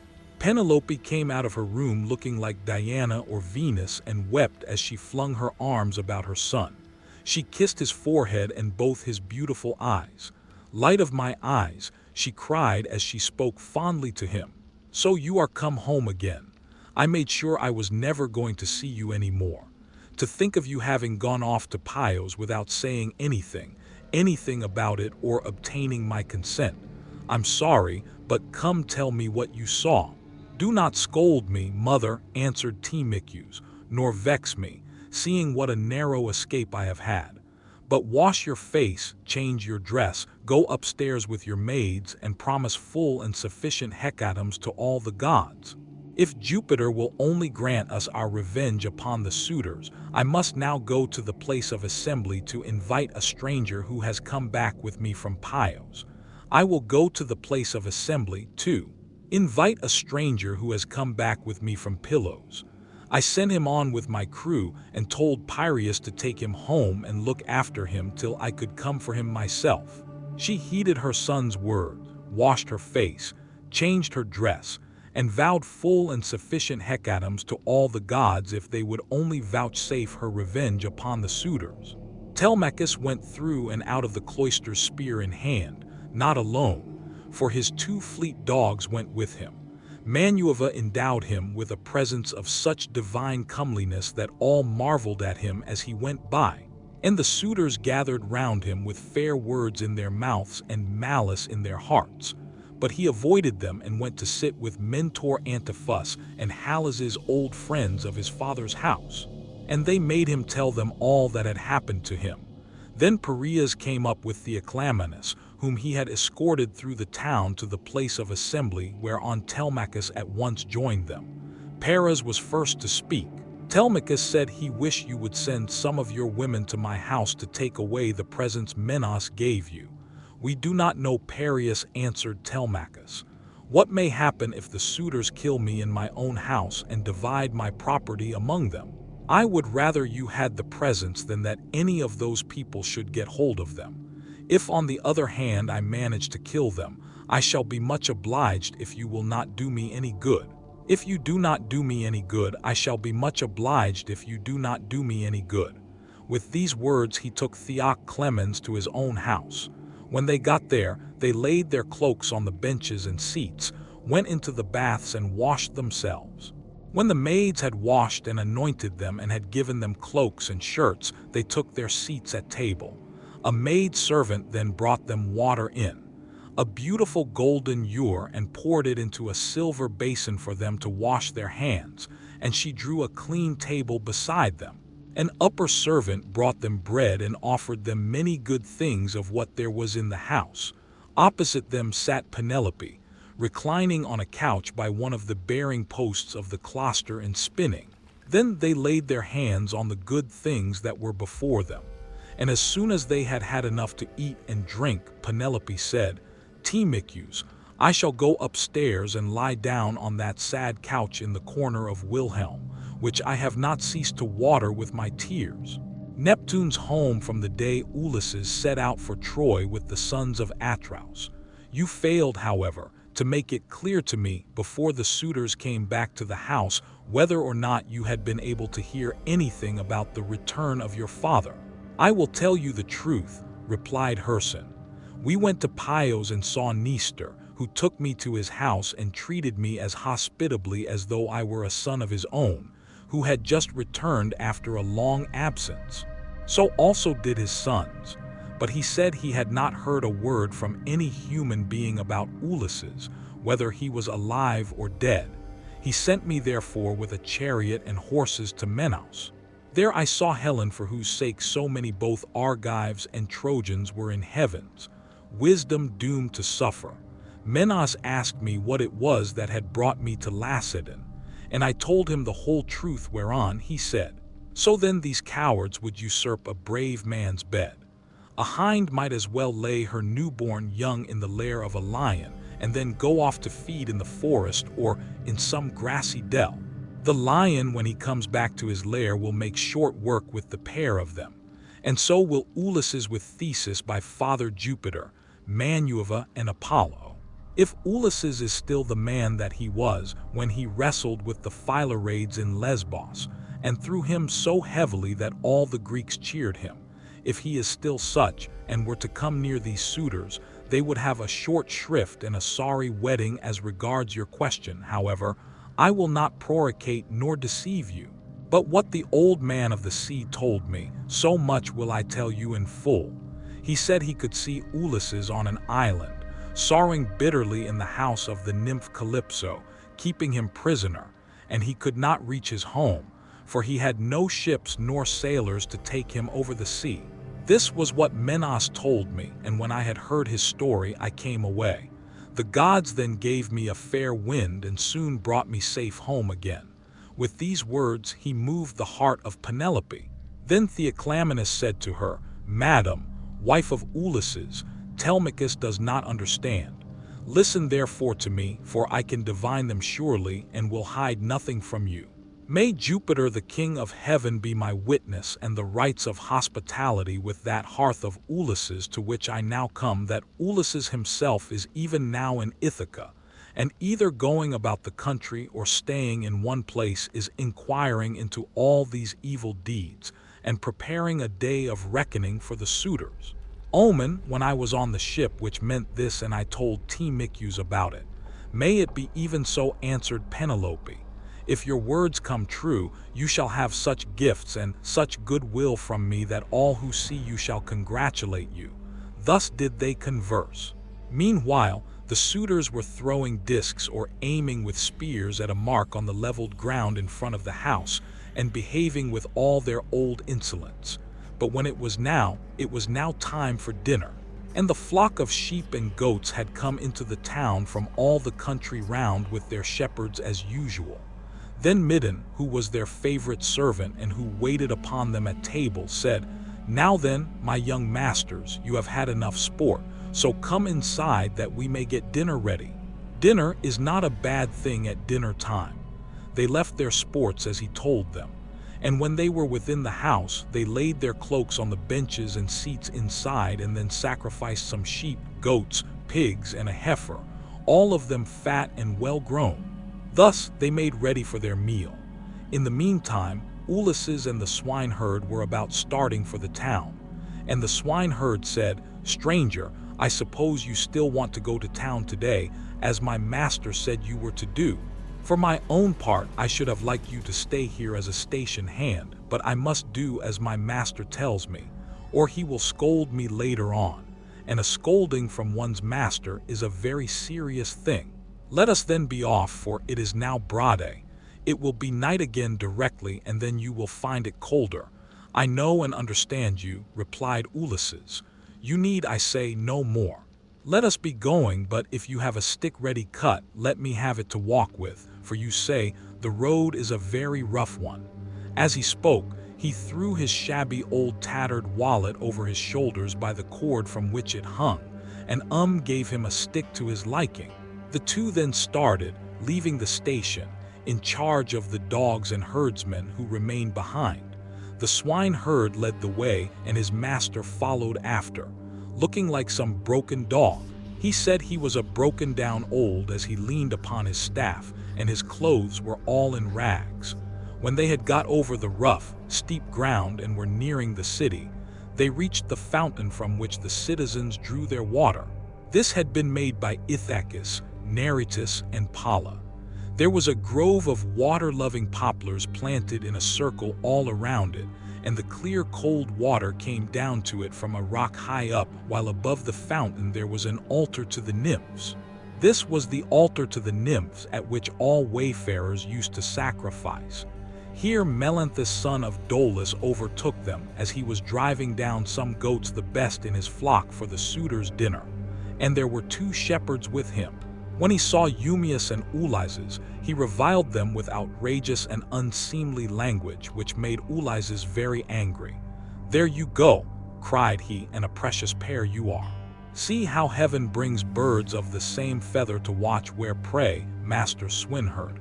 Are you taking this poor miserable object? It would make anyone sick to see such a creature at table. A fellow like this never won a prize for anything in his life, but will go about rubbing his shoulders against every man's doorpost and begging not for swords and cauldrons like a man, but only for a few scraps not worth begging for. If you would give him to me for a hand on my station, he might do to clean out the folds or bring a bit of sweet feed to the kids, and he could fatten his thighs as much as he pleased on way. But he is taken to bad ways and will not go about any kind of work. He will do nothing but beg victuals all the town over to feed his insatiable belly. I say therefore, and it shall surely be, if he goes near Ulysses' house, he will get his head broken by the stools. They will fling at him till they turn him out. On this, as he passed, he gave Ulysses a kick on the head. He kicked him on the hip out of pure wantonness, but Ulysses stood firm and did not budge from the path. For a moment he doubted whether or not to fly at Mnestheus and kill him with his staff or fling him to the ground and beat his brains out. He resolved, however, to endure it and keep himself in check. But the swineherd looked straight at Mnestheus and rebuked him, lifting up his hands and praying to heaven as he did so. "Fountain nymphs," she cried, "children of Jupiter, if ever Ulysses burned you thigh bones covered with fat, whether of lambs or kids, grant my prayer that heaven may send him home. He would soon put an end to the swaggering threats with which such men as you go about insulting people gadding all over the town, while your flocks are going to ruin through bad shepherding."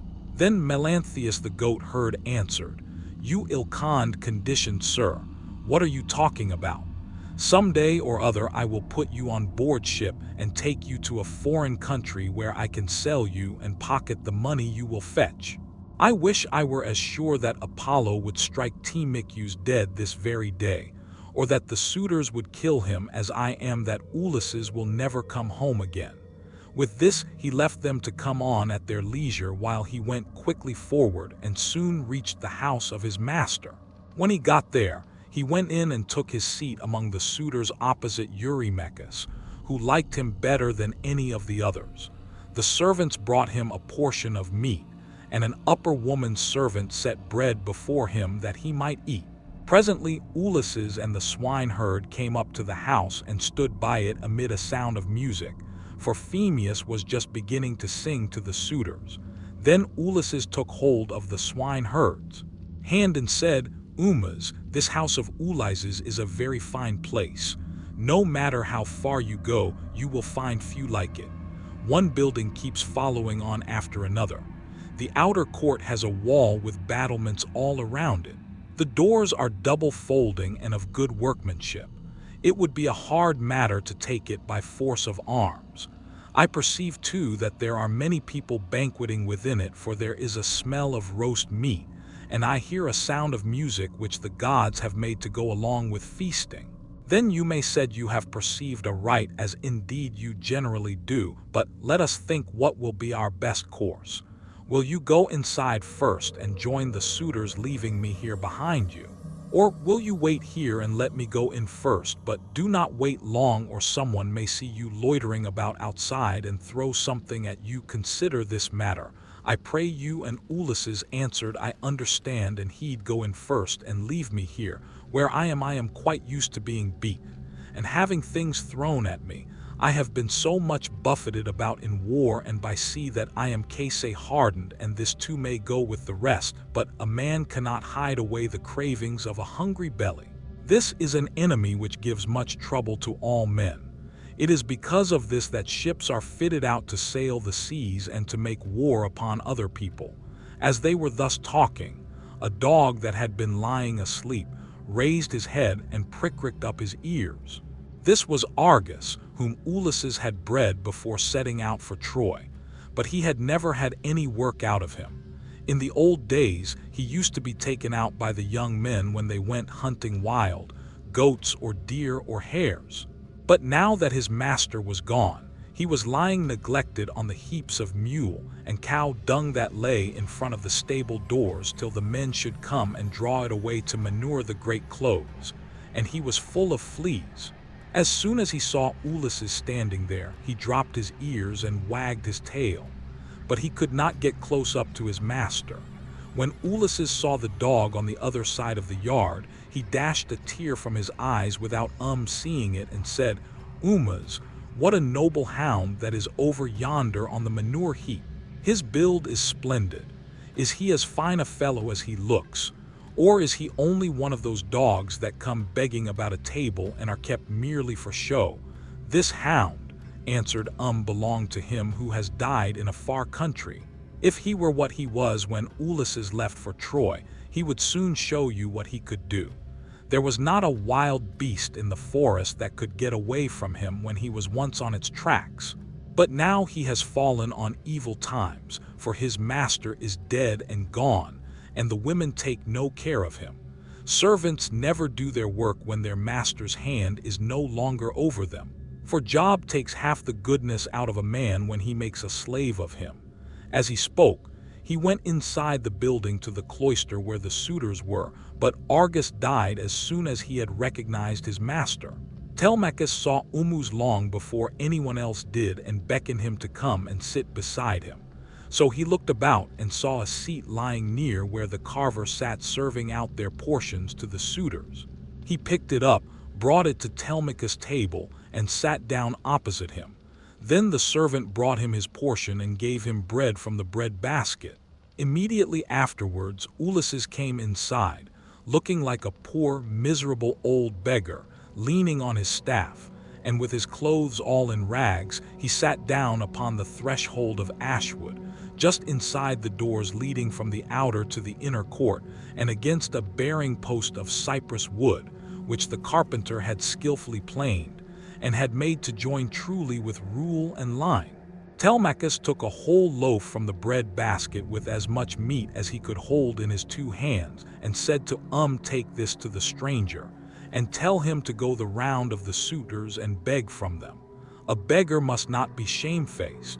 So went up to him and said, Stranger Telemachus sends you this, and says you are to go the round of the suitors begging, for beggars must not be shamefaced. Ulysses answered, Make King Jove grant all happiness to Telemachus and fulfill the desire of his heart. Then with both hands he took what Telemachus had sent him and laid it on the dirty old wallet at his feet. He went on eating it while the bard was singing and had just finished his dinner. As he left off, the suitors applauded the bard, whereon Manuva went up to Ulysses and prompted him to beg pieces of bread from each one of the suitors that he might see what kind of people they were, and tell the good from the bad, become what might. She was not going to save a single one of them. Ulysses therefore went on his round, going from left to right, and stretched out his hands to beg as though he were a real beggar. Some of them pied him and were curious about him, asking one another who he was and where he came from. Whereon the goat-herd Methus said, Suitors of my noble mistress, I can tell you something about him, for I have seen him before. The swineherd brought him here, but I know nothing about the man himself, nor where he comes from. On this, Antoninoi began to abuse the swineherd. You precious idiot, he cried. What have you brought this man to town for? Have we not tramps and beggars enough or ready to pester us as we sit at meat at? Do you think it a small thing that such people gather here to waste your master's property, that you need bring this man as well? Andas answered, Tinus, your birth is good, but your words evil. It was no doing of mine that he came here. Who is likely to invite a stranger from a foreign country unless it be one of those? Who can do public service as a seer, a healer of hurts, a carpenter, or a bard who can charm us with hissing? Such men are welcome all the world over, but no one is likely to ask a beggar who will only worry him. You are always harder on Ulysses's servants than any of the other suitors are, and above all on me. But I do not care so long as Telemachus and Penelope are alive and here. But Telemachus said, Hush, do not answer him. Antinous has the bitterest tongue of all the suitors, and he makes the others worse. Then turning to Antinous, he said, Antinous, you take as much care of my interests as though I were your son. Why should you want to see this stranger turned out of the house? Heaven forbid take something and give it to him yourself. I do not grudge it. I bid you take it. Never mind my mother, nor any of the other servants in the house. But I know you will not do what I say, for you are more fond of eating things yourself than of giving them to other people. "What do you mean, Telemachus?" replied Antinous by this swaggering talk. "If all the suitors were to give him as much as I will, he would not come here again for another 3 months." As he spoke, he drew the stool on which he rested his dainty feet from under the table and made as though he would throw it at Ulysses. But the other suitors all gave him something and filled his wallet with bread and meat. He was about, therefore, to go back to the threshold and eat what the suitors had given him. But he first went up to Antinous and said, "Sir, give me something. You are not surely the poorest man here. You seem to be a chief, foremost among them all. Therefore you should be the better giver, and I will tell far and wide of your bounty. I too was a rich man once and had a fine house of my own. In those days I gave to many a such as I now am, no matter who he might be, nor what he wanted. I had any number of servants and all the other things which people have who live well and are accounted wealthy. But it pleased Jove to take all away from. He sent me with a band of roving robbers to Egypt. It was a long voyage and I was undone by it. I stationed my ships in the river Aegyptus and bade my men stay by them and keep guard over them while I sent out scouts to reconnoiter from every point of vantage. But the men disobeyed my orders, took to their own devices, and ravaged the land of the Egyptians, killing the men and taking their wives and children captives. The alarm was soon carried to the city, and when they heard the war cry, the people came out at daybreak, till the plain was filled with soldiers, horse and foot, and with the gleam of armor. Then Jove spread panic among my men, and they would no longer face the enemy, for they found themselves surrounded. The Egyptians killed many of us and took the rest alive to do forced labor for them. As for myself, they gave me to a friend who met them to take to Cyprus, Demado by name, son of Isis, who was a great man in Cyprus. Thence I am come hither in a state of great misery." Then Antinous said, "What god can have sent such a pestilence to plague us during our dinner? Get out into the open part of the court, or I will give you Egypt and Cyprus over again for your insolence and importunity. You have begged of all the others, and they have given you lavishly, for they have abundance around them. And it is easy to be free with other people's property when there is plenty of it." On this Ulysses began to move off and said, "Your looks, my fine sir, are better than your breeding. If you were in your own house, you would not spare a poor man so much as a pinch of salt. For though you are in another man's and surrounded with abundance, you cannot find it in you to give him even a piece of bread." This made Antinous very angry, and he scowled at him, saying, "You shall pay for this before you get clear of the court." With these words he threw a footstool at him and hit him on the right shoulder, blade near the top of his back. Ulysses stood firm as a rock, and the blow did not even stagger him, but he shook his head in silence as he brooded on his revenge. Then he went back to the threshold and sat down there, laying his well-filled wallet at his feet. "Listen to me," he cried, "you suitors of Queen Penelope, that I may speak even as I am minded. A man knows neither ache nor pain if he gets hit while fighting for his money or for his sheep or his cattle. And even so, Antinous has hit me while in the service of my miserable belly, which is always getting people into trouble. Still, if the poor have gods and avenging deities at all, I pray them that Antinous may come to a bad end before his marriage. Sit where you are and eat your victuals in silence, or be off elsewhere," shouted Antinous. "If you say more, I will have you dragged hand and foot through the courts, and the servants shall flee you alive." The other suitors were much displeased at this, and one of the young men said, "Antinous, you did ill in striking that poor wretch of it will be worse for you if he should turn out to be some god. And we know that gods go about disguised in all sorts of ways as people from foreign countries and travel about the world to see who do amiss and horridously." Thus said the suitors, but Antinous paid them no heed. Meanwhile, Telemachus was furious about the blow that had been given to his father, and though no tear fell from him, he shook his head in silence and brooded on his revenge. Now when Penelope heard that the beggar had been struck in the banqueting cloister, she said before her maids, "Would that Apollo would so strike you." Antinous and her waiting woman Eurynome answered, "If our prayers were answered, not one of the suitors would ever again see the sunrise." Then Penelope said, "Nurse, I hate every single one of them, for they mean nothing but mischief. But I hate Antennes like the darkness of death itself. A poor unfortunate has come begging about the house for sheer want. Everyone else has given him something to put in his wallet, but Antinous has hit him on the right shoulder blade with a fudul." Thus did she talk with her maids as she sat in her own room, and in the meantime Ulysses was getting his dinner. Then she called for the swineherd and said, "Umas, go and tell the stranger to come here. I want to see him and ask him some questions. He seems to have traveled much, and he may have seen or heard something of my unhappy husband."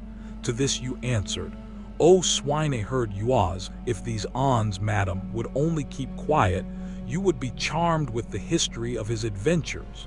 I had him 3 days and 3 nights with me in my hut, which was the first place he reached after running away from his ship, and he has not yet completed the story of his misfortunes. If he had been the most heaven-taught minstrel in the whole world, on whose lips all hearers hang in trance, I could not have been more charmed as I sat in my hut and listened to him. He says, there is an old friendship between his house and that of Ulysses, and that he comes from Crete, where the descendants of Minos live after having been driven hither and thither by every kind of misfortune. He declares that he has heard of Ulysses as being alive and near at hand among the Thesprians, and that he is bringing great wealth home with him. Call him here then," said Penelope, "that I too may hear his story. As for the suitors, let them take their pleasure indoors or out as they will, for they have nothing to fret about. Their corn and wine remain unwasted in their houses, with none but servants to consume them while they keep hanging about our house day after day, sacrificing our ox and sheep and fat goats for their banquets, and never giving so much as a thought to the quantity of wine they drink. No estate can stand such recklessness, for we have now no Ulysses to protect us. If he were to come again, he and his son would soon have their revenge." As she spoke, Telemachus sneezed so loudly that the whole house resounded with it. Penelope laughed when she heard this and said to Eumaeus, "Go and call the stranger. Did you not hear how my son sneezed just as I was speaking? This can only mean that all the suitors are going to be killed, and that not one of them shall escape. Furthermore, I say and lay my saying to your heart, if I am satisfied that the stranger is speaking the truth, I shall give him a shirt and cloak of good wear." When you heard this, he went straight to Ulysses and said, "Father, stranger, my mistress Penelope, mother of Telemachus, has sent for you. She is in great grief, but she wishes to hear anything you can tell her about her husband. And if she is satisfied that you are speaking the truth, she will give you a shirt and cloak, which are the very things that you are most in want of. As for bread, you can get enough of that to fill your belly by begging about the town and letting those give that will." "I will tell Penelope," answered Ulysses, "nothing but what is strictly true. I know all about her husband and have been partner with him in affliction, but I am afraid of passing through this crowd of cruel suitors, for their pride and insolence reach heaven. Just now, moreover, as I was going about the house without doing any harm, a man gave me a blow that hurt me very much, but neither Telemachus nor anyone else defended me. Tell Penelope, therefore, to be patient and wait till sundown. Let her give me a seat close up to the fire, for my clothes are worn very thin. You know they are, for you have seen them ever since I first asked you to help me. She can then ask me about the return of her husband." The swineherd went back when he heard this, and Penelope said as she saw him cross the threshold, "Why do you not bring him here? Is he afraid that someone will ill-treat him, or is he shy of coming inside the house at all? Beggars should not be shamefaced." To this you answered, "O swineherd, the stranger is quite reasonable. He is avoiding the suitors and is only doing what anyone else would do. He asks you to wait till sundown, and it will be much better, madam, that you should have him all to yourself when you can hear him and talk to him as you will." "The man is no fool," answered Penelope. "It would very likely be as he says, for there are no such abominable people in the whole world as these men are." When she had done speaking, Ormuz went back to the suitors, for he had explained everything. Then he went up to Telemachus and said in his ear so that none could overhear him, "My dear sir, I will now go back to the pigs to see after your property and my own business. You will look to what is going on here, but above all be careful to keep out of danger, for there are many who bear you ill will. May Jove bring them to a bad end before they do us a mischief." "Very well," replied Telemachus. "Go home when you have had your dinner, and in the morning come here with the victims. We are to sacrifice for the day. Leave the rest to heaven and me." On this, took his seat again, and when he had finished his dinner, he left the courts and the cloister with the men at table and went back to Hyspix. As for the suitors, they presently began to amuse themselves with singing and dancing, for it was now getting on towards evening. Now there came a certain common who used to go begging all over the city of Ithaca and was notorious as an incorrigible glutton and drunkard. This man had no strength nor stay in him, but he was a great hulking fellow to look at. His real name, the one his mother gave him, was Janus, but the young men of the place called him Iris because he used to run errands for anyone who would send him. As soon as he came, he began to insult Ulysses and to try and drive him out of his own house. "Be off, old man," he cried from the doorway, "or you shall be dragged out neck and heels.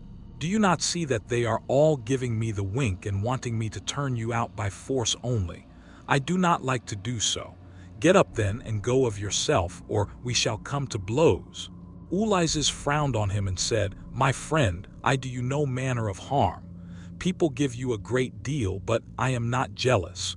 There is room enough in this doorway for the pair of us, and you need not grudge me things that are not yours to give.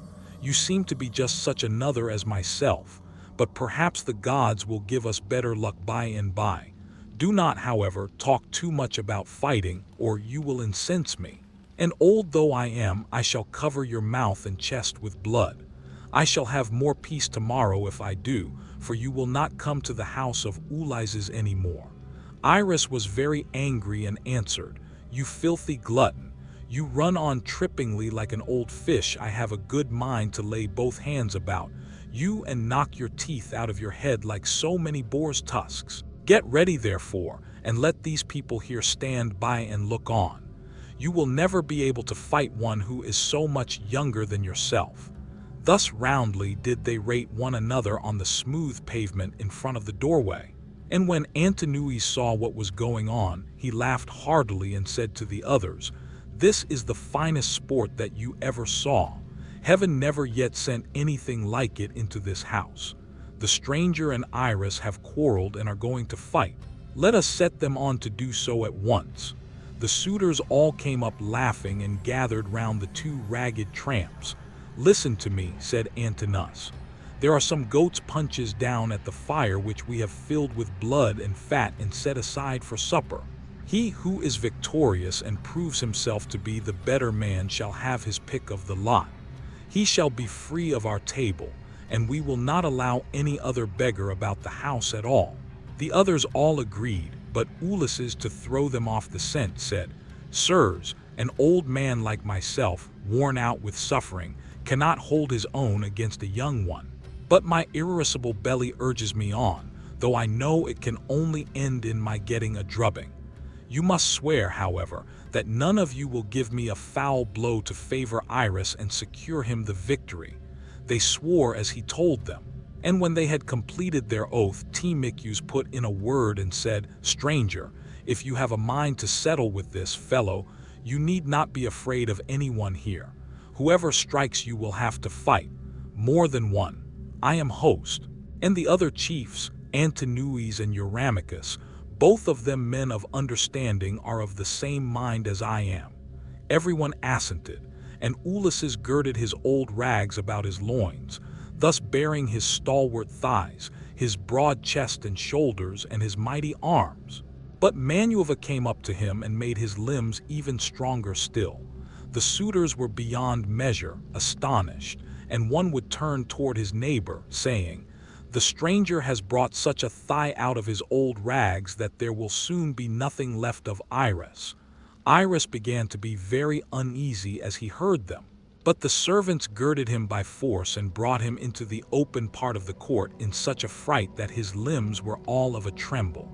Antinous scolded him and said, "You swaggering bully, you ought never to have been born at all. If you are afraid of such an old, broken, down creature as this is, I say therefore, and it shall surely be, if he beats you and proves himself the better man, I shall pack you off on board ship to the mainland, and send you to King Etsus, who kills everyone that comes near him. He will cut off your nose and ears and draw out your entrails for the dog's towat." This frightened Iris still more, but they brought him into the middle of the court, and the two men raised their hands to fight. Then Ulysses considered whether he should let drive so hard at him as to make an end of him then and there, or whether he should give him a lighter blow that should only knock him down.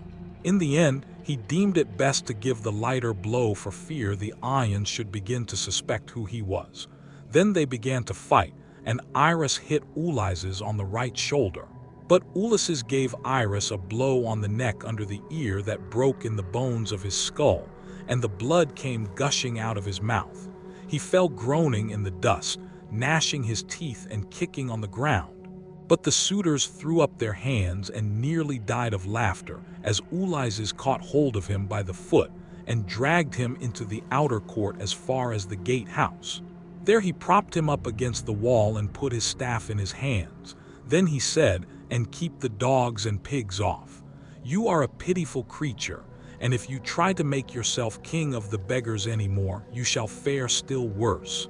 Then he threw his dirty old wallet, all tattered and torn, over his shoulder with the cord by which it hung, and went back to sit down upon the threshold. But the suitors went within the cloisters, laughing and saluting him. "May Jupiter and all the other gods," said they, "grant you whatever you want for. Having put an end to the importunity of this insatiable, we will take him over to the mainland, presently to King Echetus, who kills everyone that comes near him." Ulysses hailed this as of good omen, and Antinous set a great goat's paunch before him filled with blood and fat. Amphimus took 2 loaves out of the bread basket and brought them to him, pledging him as he did so in a golden goblet of wine. "Good luck to you," he said. "Father stranger, you are very badly off at present, but I hope you will have better times by and by." To this Ulysses answered Amphimus, "You seem to be a man of good understanding, as indeed you may well be, seeing whose son you are. I have heard your father well spoken of. He is Nicias of Dulichium, a man both brave and wealthy. They tell me you are his son, and you appear to be a considerable person. Listen therefore and take heed to what I am saying. A man is the vainest of all creatures that have their being upon earth as long as heaven vouchsafes him health and strength. He thinks that he shall come to no harm hereafter, and even when the blessed gods bring sorrow upon him, he bears it as he needs must and makes the best of it. For God Almighty gives men their daily minds day by day. I know all about it, for I was a rich man once and did much wrong in the stubbornness of my pride and in the confidence that my father and my brothers would support me. Therefore, let a man fear God in all things always, and take the good that heaven may see fit to send him without vain glory. Consider the infamy of what these suitors are doing. See how they are wasting the estate and doing dishonor to the wife of one who is certain to return someday, and that too not long hence. Nay, he will be here soon. May heaven send you home quietly first, that you may not meet with him in the day of his coming. For once he is here the suitors, and he will not part bloodlessly." With these words he made a drink offering, and when he had drunk, he put the gold cup again into the hands of Amphimus, who walked away serious and bowing his head, for he foreboded evil. But even so, he did not escape destruction, for Manuva had doomed him to fall by the hand of Telemachus. So he took his seat again at the place from which he had come. Then Manuva put it into the mind of Penelope to show herself to the suitors that she might make them still more enamored of her, and win still further honor from her son and husband. So she feigned a mocking laugh and said, "I have changed my mind and have a fancy to show myself to the suitors, although I detest them. I should like also to give my son a hint that he had better not have anything more to do with them. They speak fairly enough, but they mean mischief." "My dear child," answered Eurynome, "all that you have said is true. Go and tell your son about it, but first wash yourself and anoint your face. Do not go about with your cheeks all covered with tears. It is not right that you should grieve so incessantly. For Telemachus, whom you always prayed that you might live to see with a smile, with a beard, is already grown up." "I know, replied Penelope, that you mean well. But do not try and persuade me to wash and to anoint myself, for heaven robbed me of all my beauty on the day my husband sailed. Nevertheless, tell Orteno and Hippodamia that I want them. They must be with me when I am in the cloister. I am not going among the men alone. It would not be proper for me to do so." On this, the old woman went out of the room to bid the maids go to their mistress. In the meantime, Manuva bethought her of another matter and sent Penelope off into a sweet slumber. So she lay down on her couch, and her limbs became heavy with sleep. Then the goddess shed grace and beauty over her that all the Ions might admire her. She washed her face with the ambrosial loveliness that Venus wears when she goes dancing with the Graces. She made her taller and of a more commanding figure, while, as for her complexion, it was whiter than sawn ivory. When Manuva had done all this, she went away, whereon the maids came in from the women's room and woke Penelope with the sound of their talking. "What an exquisitely delicious sleep I have been having," said she, as she passed her hands over her face in spite of all my misery. "I wish Diana would let me die so sweetly. Now, at this very moment, that I might no longer waste in despair for the loss of my dear husband, who possessed every kind of good quality, and was the most distinguished man among the Ons." With these words she came down from her upper room, not alone, but attended by 2 of her maidens. And when she reached the suitors, she stood by one of the bearing posts supporting the roof of the cloister, holding a veil before her face, and with a staid maid servant on either side of her.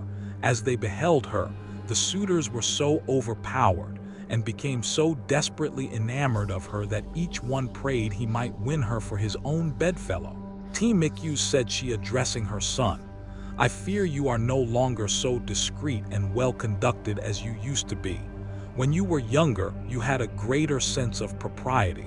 Now, however, that you are grown up, though a stranger, to look at you would take you for the son of a well-to-do father as far as size and good looks go.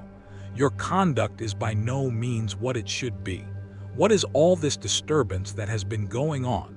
And how came you to allow a stranger to be so disgracefully ill-treated? What would have happened if he had suffered serious injury while a suppliant in our house? Surely this would have been very discreditable to you." "I am not surprised, my dear mother, at your displeasure," replied Telemachus.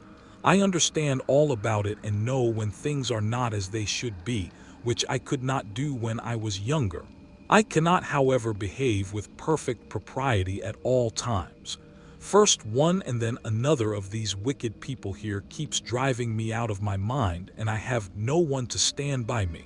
After all, however, this fight between Iris and the stranger did not turn out as the suitors meant it to do, for the stranger got the best of it.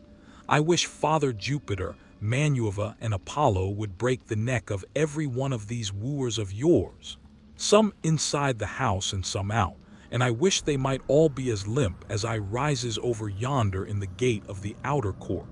See how he nods his head like a drunken man. He has had such a thrashing that he cannot stand on his feet, nor get back to his home, wherever that may be, for he has no strength left in him." Thus did they converse.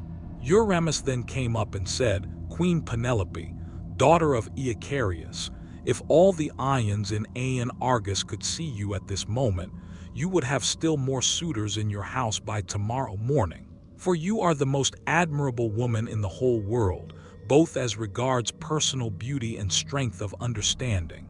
To this Penelope replied, Eurymachus, heaven robbed me of all my beauty, whether of face or figure, when the Argives set sail for Troy and my dear husband with them. If he were to return and look after my affairs, I should both be more respected and show a better presence to the world. As it is, I am oppressed with care, and with the afflictions which heaven has seen fit to heap upon me. My husband foresaw it all, and when he was leaving home, he took my right wrist in his hand. Wife, he said, we shall not all of us come safe home from Troy, for the Trojans fight well both with bow and spear. They are excellent also at fighting from chariots, and nothing decides the issue of a fight sooner than this. I know not, therefore, whether heaven will send me back to you, or whether I may not fall over there at Troy. In the meantime, do you look after things here. Take care of my father and mother as at present, and even more so during my absence. But when you see our son growing a beard, then marry whom you will, and leave this your present home. This is what he said, and now it is all coming true. A night will come when I shall have to yield myself to a marriage which I detest, for Jove has taken from me all hope of happiness. This further grief, moreover, cuts me to the very heart. You suitors are not wooing me after the custom of my country. When men are courting a woman who they think will be a good wife to them, and who is of noble birth, and when they are each trying to win her for himself, they usually bring oxen and sheep to feast the friends of the lady, and they make her magnificent presents instead of eating up other people's property without paying for it. This was what she said, and Ulysses was glad when he heard her trying to get presents out of the suitors and flattering them with fair words which he knew she did not mean. Then Antinous said, Queen, daughter of Icarius, take as many presents as you please from anyone who will give them to you. It is not well to refuse a present, but we will not go about our business, nor stir from where we are, till you have married the best man among us, whoever he may be. The others applauded what Antinous had said, and each one sent his servant to bring his present. Antinous' man returned with a large and lovely dress, most exquisitely embroidered. It had 12 beautifully made brooch pins of pure gold with which to fasten it. Eurymachus immediately brought her a magnificent chain of gold and amber beads that gleamed like sunlight.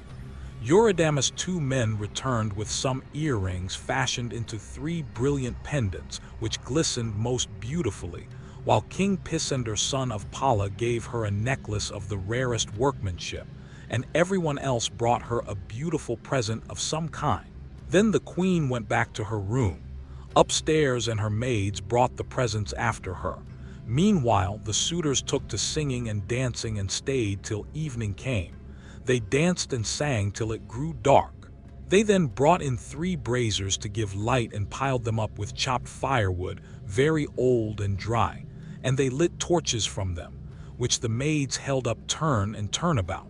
Then Ulysses said, Maids, servants of Ulysses, who has so long been absent, go to the queen inside the house. Sit with her and amuse her, or spin and pick wool. I will hold the light for all these people. They may stay till morning, but shall not beat me, for I can stand a great deal. The maids looked at one another and laughed, while Predyth began to jive at him contemptuously.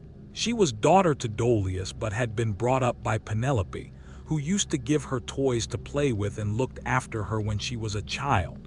But in spite of all this, she showed no consideration for the sorrows of her mistress, and used to misconduct herself with Eurymachus, with whom she was in love. Poor wretch, said she, are you gone clean out of your mind? Go and sleep in some smithy or place of public gossips instead of chattering here. Are you not ashamed of opening your mouth before your betters, so many of them too? Has the wine been getting into your head, or do you always babble in this way? You seem to have lost your wits because you beat the Iris.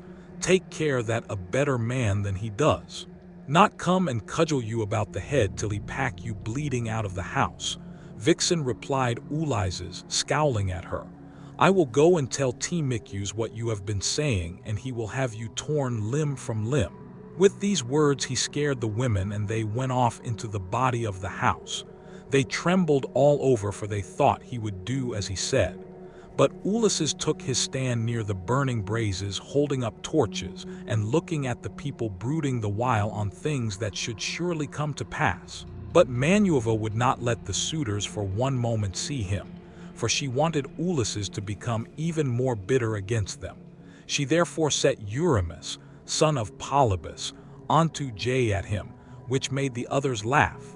"Listen to me," said he, "you suitors of Queen Penelope, that I may speak even as I am minded.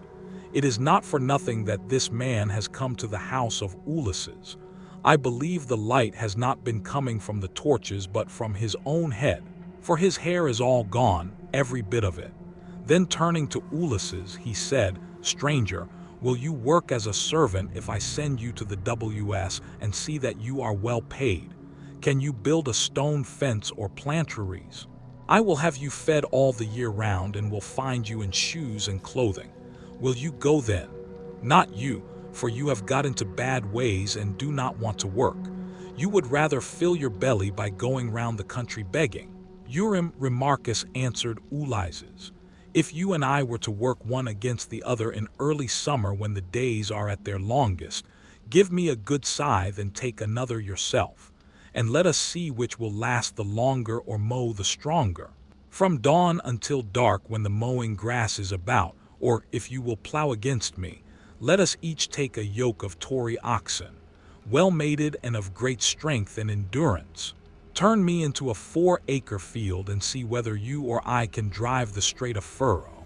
If again war were to break out this day, give me a shield, a couple of spears, and a helmet fitting well upon my temples.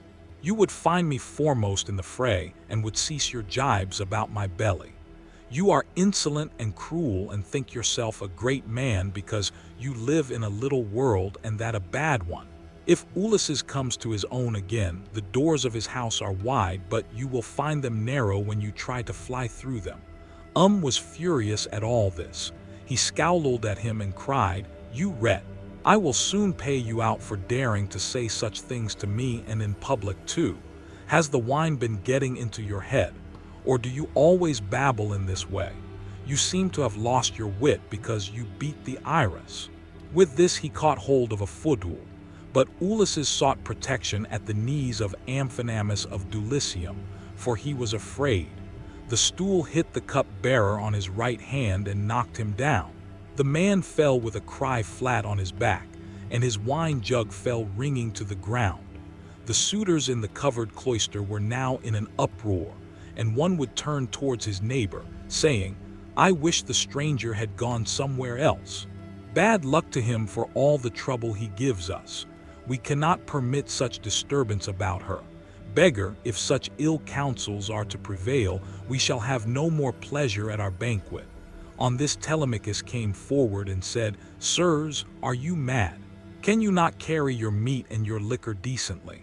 Some evil spirit has possessed you. I do not wish to drive any of you away, but you have had your suppers, and the sooner you all go home to bed, the better." The suitors bit their lips and marveled at the boldness of the man. But Amphinomus, the son of Neus, who was son to Odysseus, said, "Do not let us take offense. It is reasonable, so let us make no answer. Neither let us do violence to the stranger, nor to any of Ulysses' servants. Let the cup-bearer go round with the drink offerings, that we may make them and go home to our rest. As for the stranger, let us leave Telemachus to deal with him, for it is to his house that he has come." Thus did he speak, and his saying pleased them well. So Mulius of Dulichium, servant to Amphinomus, mixed them a bowl of wine and water, and handed it round to each of them, man by man, whereon they made their drink offerings to the blessed gods. Then when they had made their drink offerings and had drunk each one as he was minded, they took their several ways, each of them to his own abode. Book 19. Ulysses was left in the cloister, pondering on the means whereby with Manuva's help he might be able to kill the suitors. Presently he said to Telemachus, "Telemachus, we must get the armor together and take it down inside. Make some excuse when the suitors ask you why you have removed it. Say that you have taken it to be out of the way of the smoke, in as much as it is no longer what it was when Ulysses went away, but has become soiled and begrimed with soot. Add to this more particularly that you are afraid Jupiter may set them on to quarrel over their wine, and that they may do each other some harm which may disgrace both banquet and wooing, for the sight of arms sometimes tempts people to use them." Telemachus approved of what his father had said. So he called nurse Eurycle and said, "Nurse, shut the women up in their room while I take the armor that my father left behind him down into the storeroom. No one looks after it now. My father is gone and it has got all smeared with soot during my own boyhood. I want to take it down where the smoke cannot reach it." "I wish, child," answered Eurycle, "that you would take the management of the house into your own hands altogether and look after all the property yourself. But who is to go with you and light you to the storeroom?" "The maids would have done so, but you would not let them." The stranger said, "Telemachus shall show me a light. When people eat my bread, they must earn it, no matter where they come from." Eurycle did as she was told and bolted the women inside their room. Then Ulysses and his son made all haste to take the helmets, shields, and spears inside, and Manuva went before them with a gold lamp in her hand that shed a soft and brilliant radiance, whereon Telemachus said, "Father, my eyes behold a great marvel. The walls with the rafters, crossbeams, and the supports on which they rest are all aglow as with a flaming fire. Surely there is some god here who has come down from heaven." "Hush," answered Ulysses. "Hold your peace and ask no questions, for this is the manner of the gods. Get you to your bed and leave me here too. Talk with your mother and the maids. Your mother in her grief will ask me all sorts of questions." On this, Telemachus went by torchlight to the other side of the inner court to the room in which he always slept. There he lay in his bed till morning, while Ulysses was left in the cloister pondering on the means whereby with Manuva's help he might be able to kill the suitors. Then Penelope came down from her room looking like Venus or Diana, and they set her a seat inlaid with scrolls of silver and ivory near the fire in her accustomed place. It had been made by Icmelius and had a footstool all in one piece with the seat itself, and it was covered with a thick fleece. On this she now sat, and the maids came from the women's room to join her. They set about removing the tables at which the wicked suitors had been dining, and took away the bread that was left with the cups from which they had drunk. They emptied the embers out of the braziers and heaped much wood upon them to give both light and heat. But Melantho began to rail at Ulysses a second time and said, "Stranger, do you mean to plague us by hanging about the house all night and spying upon the women? Be off, you wretch, outside and eat your supper there, or you shall be driven out with a firebrand." Ulysses scowled at her and answered, "My good woman, why should you be so angry with me? Is it because I am not clean and my clothes are all in rags, and because I am obliged to go begging about after the manner of tramps and beggars generally? I too was a rich man once and had a fine house of my own. In those days I gave to many a such as I now am, no matter who he might be, nor what he wanted. I had any number of servants and all the other things which people have who live well and are accounted wealthy. But it pleased Jupiter to take all away from me. Therefore, woman, beware lest you too come to lose that person. Beware of that pride and place in which you now want anon above your fellows. Have a care lest you get out of favor with your mistress, and lest Ulysses should come home, for there is still a chance that he may do so. Moreover, though he be dead as you think, he is yet by Apollo's will. He has left a son behind him, Telemachus, who will note anything done amiss by the maids in the house, for he is now no longer in his boyhood." Penelope heard what he was saying and scolded the maid. "Impudent baggage," said she, "I see how abominably you are behaving, and you shall smart for it. You knew perfectly well, for I told you myself that I was going to see the stranger and ask him about my husband, for whose sake I am in such continual sorrow." Then she said to her head-waiting woman, "Eurynomé, bring a seat with a fleece upon it for the stranger to sit upon while he tells his story and listens to what I have to say. I wish to ask him some questions." Eurynomé brought the seat at once and set a fleece upon it. And as soon as Ulysses had sat down, Penelope began by saying, "Stranger, I shall first ask you who and whence you are. Tell me of your town and parents." "Madam," answered Ulysses, "who on the face of the whole earth are you? Your fame reaches the firmament of heaven itself. You are like some blameless king who upholds righteousness as the monarch over a great and valiant nation. The earth yields its wheat and barley. The trees are loaded with fruit, the youths bring forth lambs, and the sea abounds with fish. By reason of his virtues and his people do good deeds under him. Nevertheless, as I sit here in your house, ask me some other question, and do not seek to know my race and family, or you will recall memories that will yet more increase my sorrow. I am full of heaviness, but I ought not to sit weeping and wailing in another person's house, nor is it well to be thus, grieving continually. I shall have one of the servants or even yourself complaining of me and saying that my eyes swim with tears because I am heavy with wine."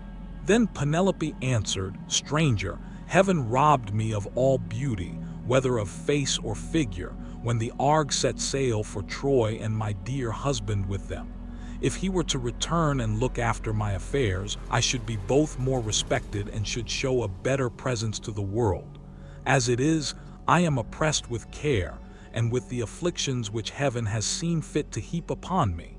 The chiefs from all our islands, Dulichium, Same, and Zakynthos, as also from Ithaca itself, are wooing me against my will and are wasting my estate. I can therefore show no attention to strangers, nor supplants, nor to people who say that they are skilled artisans, but I'm all the time broken-hearted about Ulysses. They want me to marry again at once, and I have to invent strategies in order to deceive them. In the first place, heaven put it in my mind to set up a great tamar frame in my room and to begin working upon an enormous piece of fine needlework.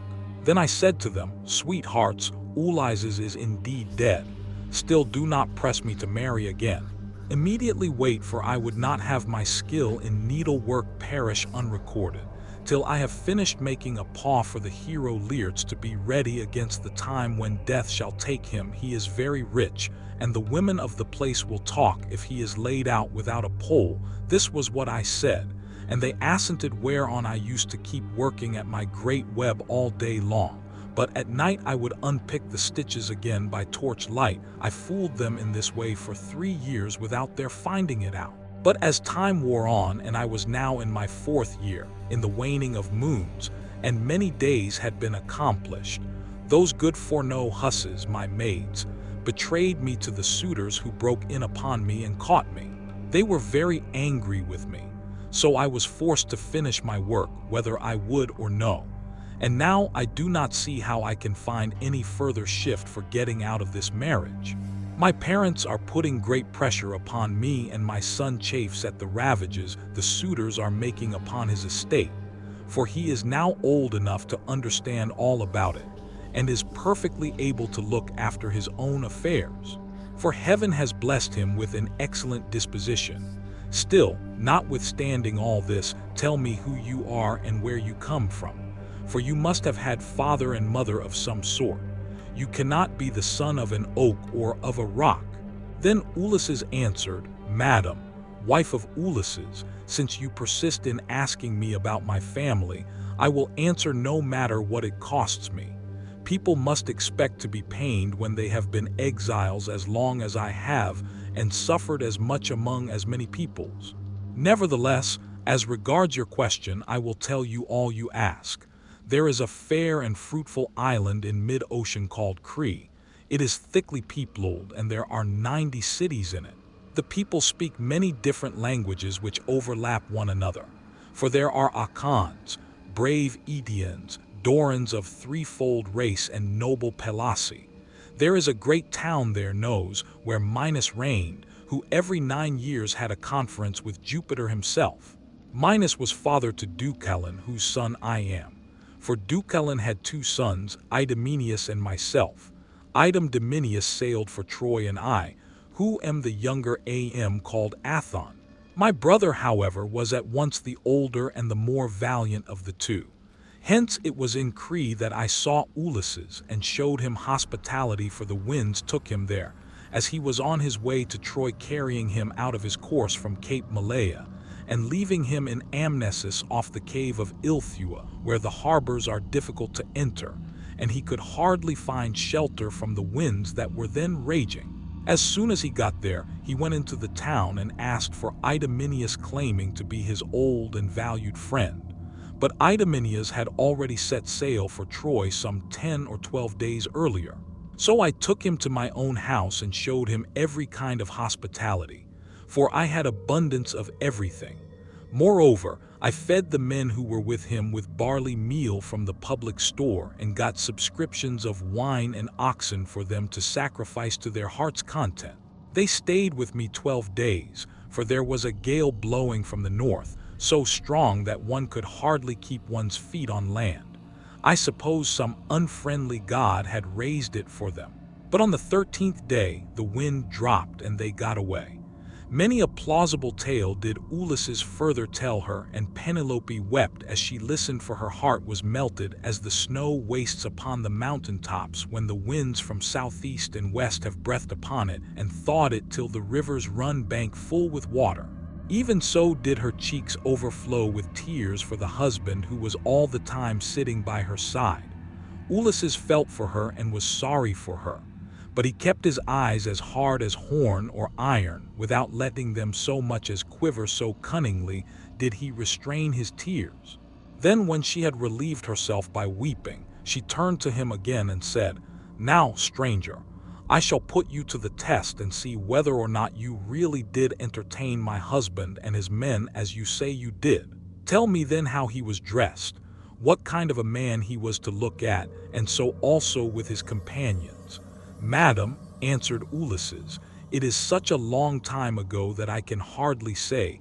20 years are come and gone since he left my home and went else with her. But I will tell you as well as I can recollect.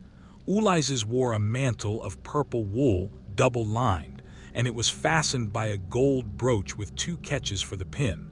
On the face of this there was nothing. There was a device that showed a dog holding a spotted thorn between his forepaws and watching it as it lay panting upon the ground. Everyone marveled at the way in which these things had been done in gold. The dog looking at the thorn and strangling it while the thorn was struggling convulsively to escape. As for the shirt that he wore next his skin, it was so soft that it fitted him like the skin of an onion, and glistened in the sunlight to the admiration of all the world. He said, "That is not the same as the clothes of the women who beheld it. Furthermore, I say and lay my saying to your heart that I do not know whether Ulysses wore these clothes when he left home, or whether one of his companions had given them to him while he was on his voyage, or possibly someone at whose house he was staying made him a present of them. For he was a man of many friends and had few equals among the Ions.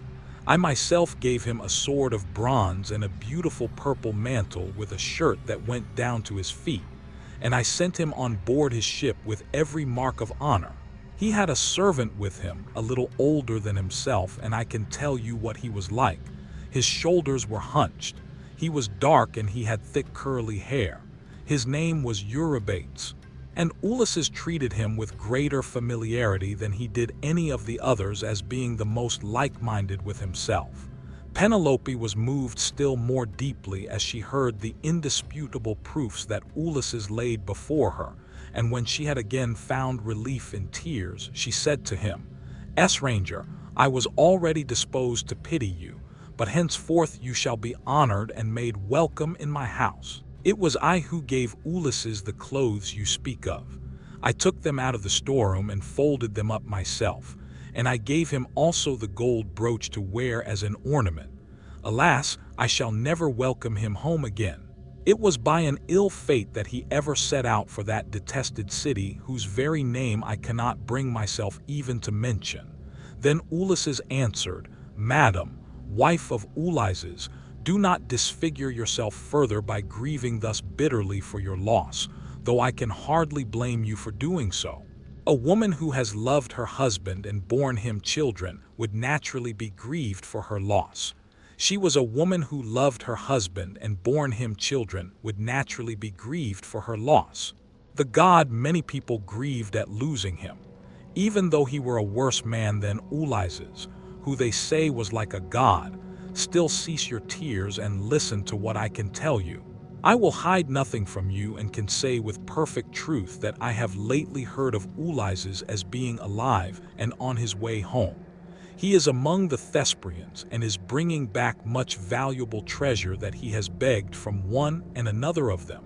But his ship and all his crew were lost as they were leaving the Charonian island for Jupiter and the Thranians. And the sun god were angry with him because his men had slaughtered the sun god's cattle, and they were all drowned to a man. But Ulysses stuck to the keel of the ship and was drifted onto the land of the Phaeacs, who are near of kin to the immortals, and who treated him as though he had been a god, giving him many presents, and wishing to escort him home safe and sound.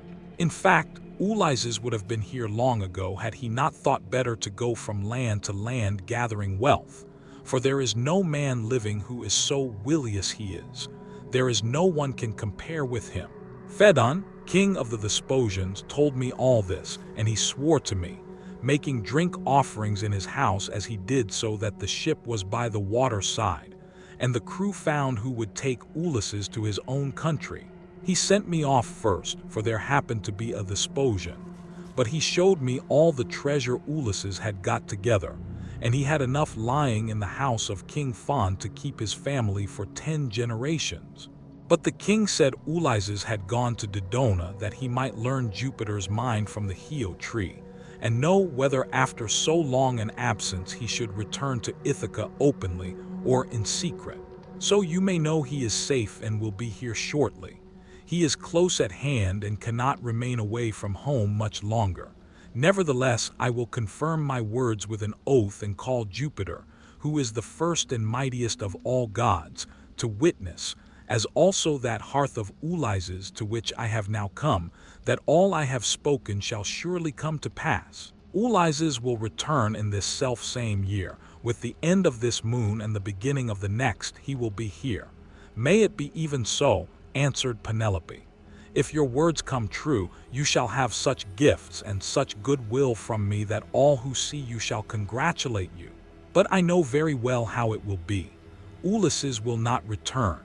Neither will you get your escort hence, for so surely as that Ulysses ever was, there are now no longer any such masters in the house as he was to receive honorable strangers or to further them on their way home.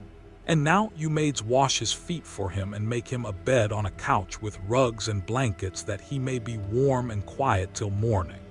Then at daybreak wash him and anoint him again that he may sit in the cloister and take his meals with Telemachus. It shall be the worst for any one of these hateful people who is unival to him. Like it or not, he shall have no more to do in this house. For how, sir, shall you be able to learn whether or not I am superior to others of my sex, both in goodness of heart and understanding? If I let you dine in my cloisters, squalid and ill-clad, men live but for a little season. If they are hard and deal hardly, people wish them ill so long as they are alive and speak contemptuously of them when they are dead. But he that is righteous and deals righteously, the people tell of his praise among all lands, and many shall call him blessed. Ulysses answered, Madam, I have forsworn rugs and blankets from the day that I left the snowy ranges of Crete to go on shipboard. I will lie as I have lain on many a sleepless night hitherto. Night after night have I passed in any rough sleeping place and waited for morning. nor again do I like having my feet washed. I shall not let any of the young husses about your house touch my feet. But if you have any old and respectable woman who has gone through as much trouble as I have, I will allow her to wash them."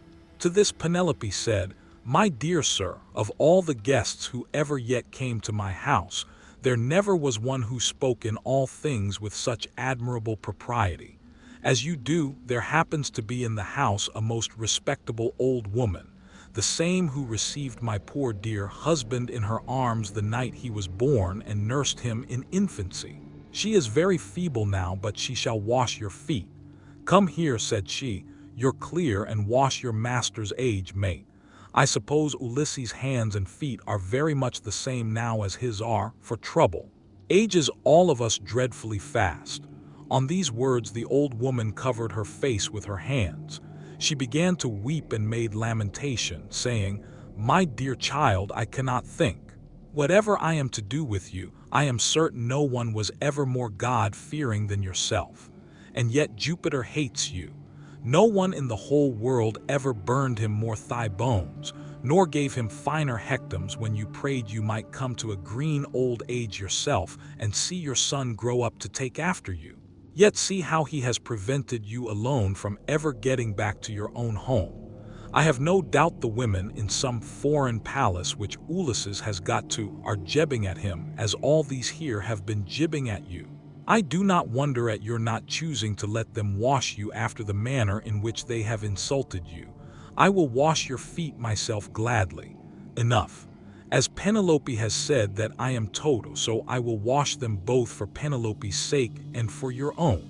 For you have raised the most lively feelings of compassion in my mind. And let me say this moreover, which pray attend to.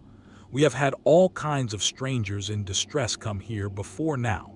But I make bold to say that no one ever yet came who was so like Ulysses in figure, voice, and feet as you are. Those who have seen us both answered, Ulysses have always said we were wonderfully like each other. And now you have noticed it too." Then the old woman took the cauldron in which she was going to wash his feet and poured plenty of cold water into it, adding hot till the bath was warm. Ulysses sat by the fire, but ere long he turned away from the light. For it occurred to him that when the old woman had hold of his leg, she would recognize a certain scar which it bore, whereon the whole truth would come out. And indeed, as soon as she began washing her master, she at once knew the scar as one that had been given him by a wild boar when he was hunting on Mount Parnassus with his excellent grandfather, who was the most accomplished thief and perjurer in the whole world, and with the sons of Odysseus. Mercury himself had endowed him with this gift, for he used to burn the thigh bones of goats and kids to him. So he took pleasure in his companionship. It happened once Thetis had gone to Ithaca and had found the child of his daughter just born. As soon as he had done supper, Eurycle set the infant upon his knees and said, "Odysseus, you must find a name for your grandson. You greatly wished that you might have Vaughn." "Son-in-law and daughter," replied Odysseus, "call the child thus. I am highly displeased with a large number of people in one place and another, both men and women. So name the child Ulysses, or the child of anger, when he grows up and comes to visit his mother's family on Mount Parnassus where my possessions lie. I will make him a present and will send him on his way." Ulysses therefore went to Parnassus to get the presents from Odysseus, who with his sons shook hands with him and gave him welcome. His grandmother Amphithea threw her arms about him and kissed his head and both his beautiful eyes, while Odysseus desired his sons to get dinner ready. And they did as he told them.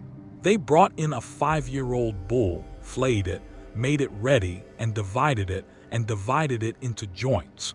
These they then cut carefully up into smaller pieces and spitted them. They roasted them sufficiently and served the portions round. Thus through the live long day to the going down of the sun they feasted, and every man had his full share, so that all were satisfied. But when the sun set and it came on dark, they went to bed and enjoyed the boon of sleep. When the child of morning, the one-fingered dawn, appeared, the sun's office went out with their hounds hunting, and Ulysses went too. They climbed the wooded slopes of Parnassus and soon reached its breezy upland valleys. But as the sun was beginning to beat upon the fields, fresh risen from the slow, still currents of Oceanies, they came to a mountain dell.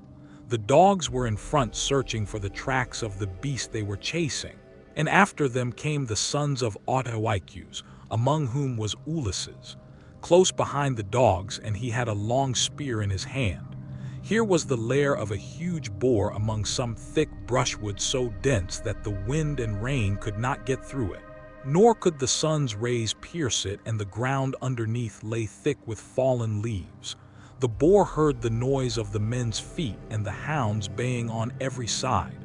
As the huntsman came up to him, so he rushed from his lair, raised the bristles on his neck, and stood at bay with fire flashing from his eyes. Ulysses was the first to raise his spear and tried to drive it into the brute, but the boar was too quick for him and charged him sideways, ripping him above the knee with a gash that tore deep, though it did not reach the bone. As for the boar, Ulysses hit him on the right shoulder, and the point of the spear went right through him, so that he fell, groaning in the dust until the life went out of him. The sons of Odysseus busied themselves with the carcass of the boar and bound Ulysses' wound. Then, after saying a spell to stop the bleeding, they went home as fast as they could. But when Orcus and his sons had thoroughly healed Ulysses, they made him some splendid presents and sent him back to Ithaca with much mutual goodwill. When he got back, his father and mother were rejoiced to see him and asked him all about it and how he had hurt himself to get the scar. So he told them how the boar had ripped him when he was out hunting with Zeus and his sons on Mount Parnassus. As soon as Eurycle had got the scarred limb in her hands and had well hold of it, she recognized it and dropped the foot a taunt. The leg fell into the bath, which rang out and was overturned so that all the water was spilt on the ground. Eurycle's eyes between her joy and her grief filled with tears, and she could not speak. But she caught Ulysses by the beard and said, "My dear child, I am sure you must be Ulysses himself. Only I did not know you till I had actually touched and handled you." As she spoke, she looked towards Penelope as though wanting to tell her that her dear husband was in the house. But Penelope was unable to look in that direction and observe what was going on, for Manuva had diverted her attention. So Ulysses caught Eurycle by the throat with his right hand, and with his left drew her close to him and said, "Nurse, do you wish to be the ruin of me? You who nursed me at your own breast, now that after 20 years of wandering, I am at last come to my own home again, since it has been borne in upon you by heaven to recognize me. Hold your tongue and do not say a word about it to anyone else in the house. For if you do, I tell you, and it shall surely be that if heaven grants me to take the lives of these suitors, I will not spare you, though you are my own nurse when I am killing the other women." My child answered, "You're clear. What are you talking about? You know very well that nothing can either bend or break me. I will hold my tongue like a stone or a piece of iron. Furthermore, let me say and lay my saying to your heart when heaven has delivered the suitors into your hand. I will give you a list of the women in the house who have been ill-behaved and of those who are guiltless." And Ulysses answered, "Nurse, you ought not to speak in that way. I am well able to form my own opinion about one and all of them. Hold your tongue and leave everything to heaven." As he said this, Eurycle left the cloister to fetch some more water, for the first had been all spilt, and when she had washed him and anointed him with oil, Ulysses drew his seat nearer to the fire to warm himself and hid the scar under his rags. Then Penelope began talking to him and said, "Stranger, I should like to speak with you briefly about another matter. It is indeed nearly bedtime for those at least who can sleep in spite of sorrow. As for myself, heaven has given me a life of such unmeasurable woe that even by day when I am attending to my duties and looking after the servants, I am still weeping and lamenting during the whole time. Then when night comes and we all of us go to bed, I lie awake thinking, and my heart becomes a prey to the most incessant and cruel tortures. As the dun nightingale, daughter of Pandareus, sings in the early spring from her seat in shadiest covert hid, and with many a plaintive trill pours out the tale how by mishap she killed her own child Itali's son of King Zeus, even so does my mind toss and turn in its uncertainty, whether I ought to stay with my son here, and safeguard my substance, my bondsmen, and the greatness of my house out of regard to public opinion, and the memory of my late husband, or whether it is not now time for me to go with the best of these suitors who are wooing me and making me such magnificent presents. As long as my son was still young and unable to understand, he would not hear of my leaving my husband's house. But now that he is full grown, he begs and prays me to do so, being incensed at the way in which the suitors are eating up his property. Listen, then, to a dream that I have had, and interpret it for me if you can. I have 20 geese about the house that eat mash out of a trough, and of which I am exceedingly fond. I dreamed that a great eagle came swooping down from a mountain, and dug his curved beak into the neck of each of them till he had killed them all. Presently he soared off into the sky and left them lying dead about the yard, whereon I wept in my dream till all my maids gathered around me. So piteously was I grieving, because the eagle had killed my geese. Then he came back again, and perching on a projecting rafter spoke to me with human voice, and told me to leave off crying. Be of good courage, he said, daughter of Icarius. This is no dream, but a vision of good omen that shall surely come to pass. The geese are the suitors, and I am no longer an eagle, but your own husband, who have come back to you, and who will bring these suitors to a disgraceful end. On this I woke, and when I looked out, I saw my geese at the trough eating there mash as usual. This dream, madam, replied Ulysses, can admit but of one interpretation. For had not Ulysses himself told you how it shall be fulfilled? The death of the suitors is portended, and not one single one of them will escape. And Penelope answered, Stranger, dreams are very curious and unaccountable things, and they do not by any means invariably come true. There are two gates through which these unsubstantial fancies proceed. The one is of horn, and the other ivory. Those that come through the gate of ivory are fatuous, but those from the gate of horn mean something to those that see them. I do not think, however, that my own dream came through the gate of horn, though I and my son should be most thankful if it proves to have done so. Furthermore, I say, and lay my saying to your heart, the coming dawn will usher in the Eloman day that is to sever me from the house of Ulysses, for I am about to hold a tournament of axes. My husband used to set up 12 axes in the court, one in front of the other, like the stays upon which a ship is built. He would then go back from them and shoot an arrow through the whole 12. I shall make the suitors try to do the same thing, and whichever of them can string the bow most easily, and send his arrow through all the 12 axes, him will I follow, and quit this house of my lawful husband, so goodly and so abounding in wealth. But even so, I doubt not that I shall remember it in my dreams. Then Ulysses answered, Madam, wife of Ulysses, you need not defer your tournament, for Ulysses will return. They can string the bow, handle it how they will, and send their arrows through the iron. To this Penelope said, As long, sir, as you will sit here and talk to me, I can have no desire to go to bed. Still, people cannot do permanently without sleep, and heaven has appointed us, dwellers on earth, our time for all things. I will therefore go upstairs and recline upon that couch which I have never ceased to flood with my tears from the day. Ulysses set out for the city with a hateful name. She then went upstairs to her own room, not alone, but attended by her maiden, and when there she lamented her dear husband till Manueva she heard. She shed sweet sleep over her eyelids. Book 20. Ulysses slept in the cloister upon an undressed bullock's hide, on the top of which he threw several skins of the sheep the suitors had eaten, and Eurynome threw a cloak over him after he had laid himself down. There then Ulysses lay wakefully brooding upon the way in which he should kill the suitors, and and by the women who had been in the habit of misconducting themselves with them, left the house giggling and laughing with one another. This made Ulysses very angry, and he doubted whether to get up and kill every single one of them then and there, or to let them sleep one more and last time with the suitors.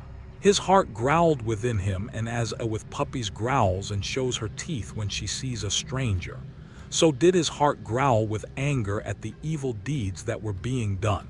But he beat his breast and said, "Heart, be still. You had worse than this to bear on the day when the terrible Cyclops ate your brave companions. Yet you bore it in silence till your cunning got you safe out of the cave, though you made sure of being killed." Thus he chided with his heart and checked it into endurance. But he tossed about as one who turns a paunch full of blood and fat in front of a hot fire, doing it first on one side and then on the other, that he may get it cooked as soon as possible. Even so did he turn himself about from side to side, thinking all the time how single-handed as he was he should contrive to kill so large a body of men as the wicked suitors. But by and by Minerva came down from heaven in the likeness of a woman, and hovered over his head, saying, "My poor unhappy man, why do you lie awake in this way? This is your house, your wife is safe inside it, and so is your son, who is just such a young man. And as any father may be proud of." Goddess, answered Ulysses, "all that you have said is true, but I am in some doubt as to how I shall be able to kill these wicked suitors single-handed, seeing what a number of them there always are. And there is this further difficulty which is still more considerable. Supposing that with Jupiter's and your assistance I succeed in killing them, I must ask you to consider where I am to escape to. From now on, I must ask you to consider where I am to escape to." "From now on, for shame," replied Minerva. "Why, anyone else would trust a worse ally than myself, even though that ally were only a mortal and less wise than I am. Am I not a goddess? And have I not protected you throughout in all your troubles?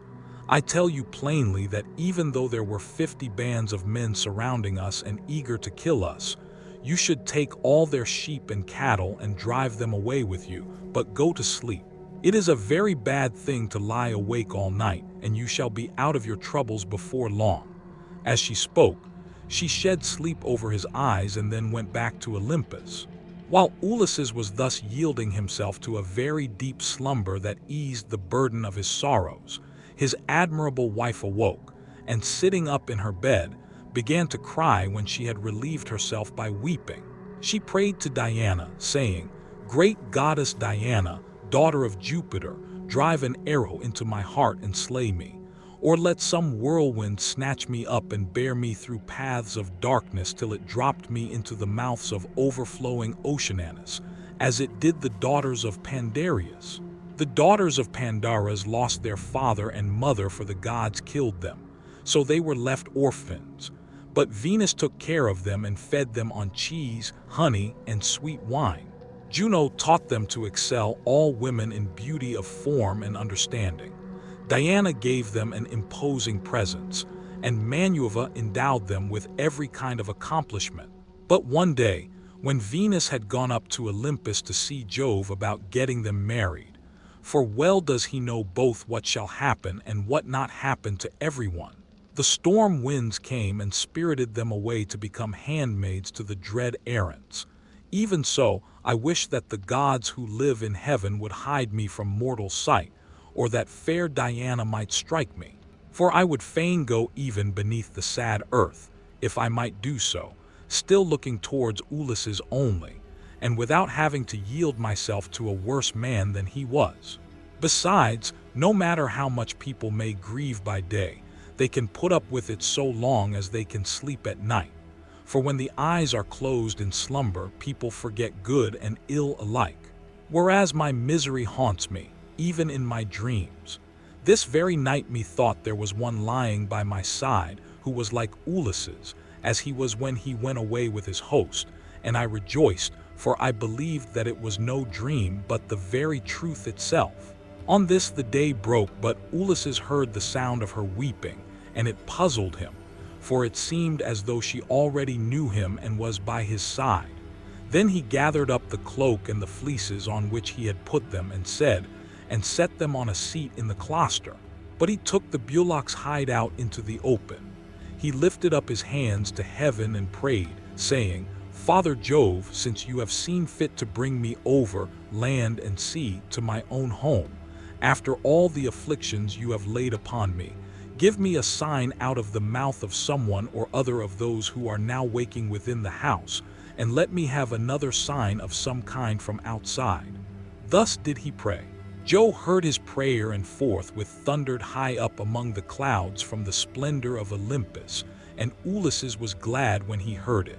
At the same time within the house, a miller woman from hard by in the millroom lifted up her voice and gave him another sign.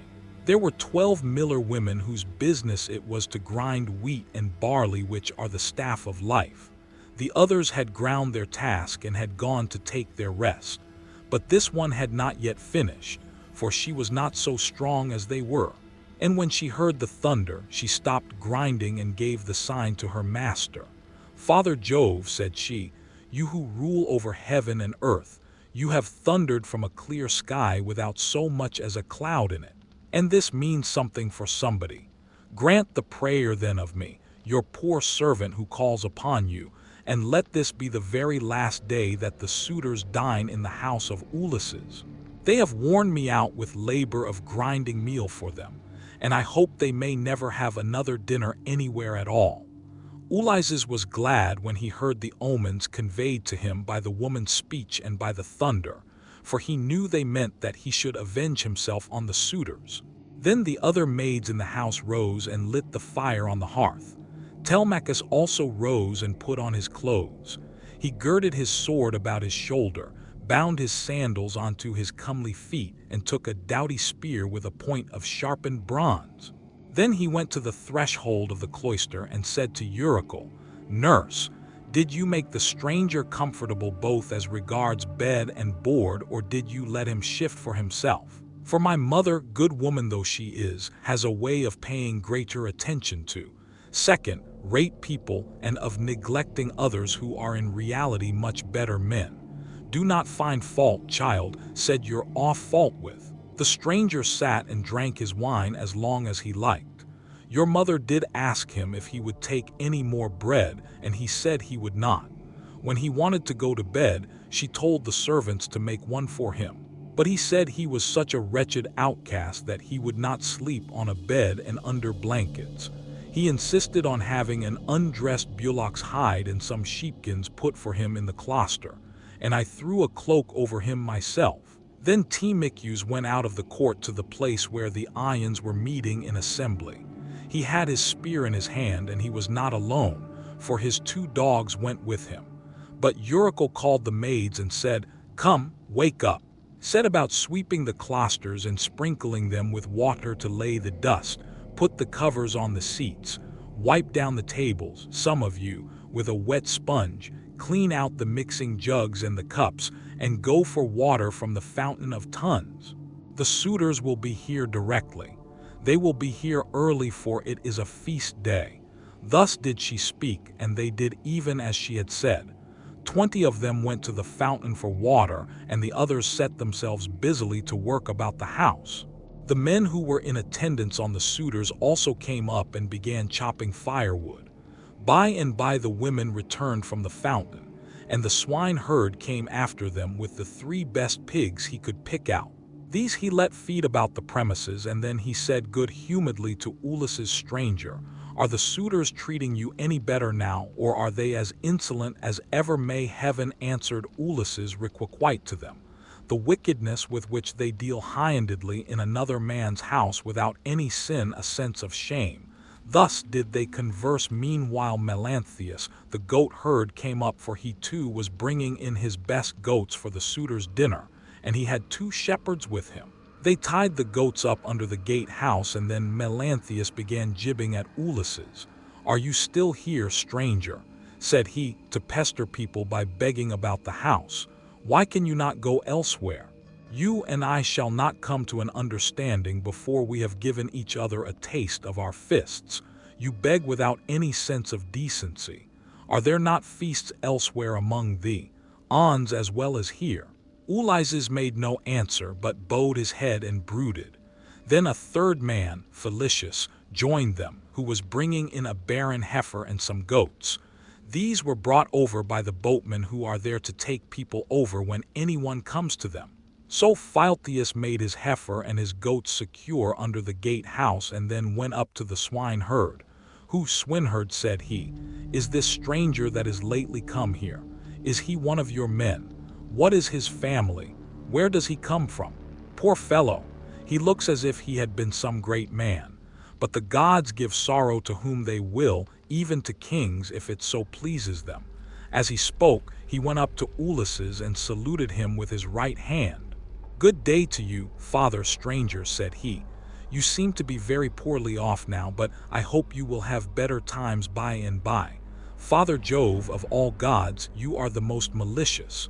We are your own children, yet you show us no mercy in all our misery and afflictions." A sweat came over me when I saw this man, and my eyes filled with tears, for he reminds me of Ulysses, who I fear is going about in just such rags as this man's are.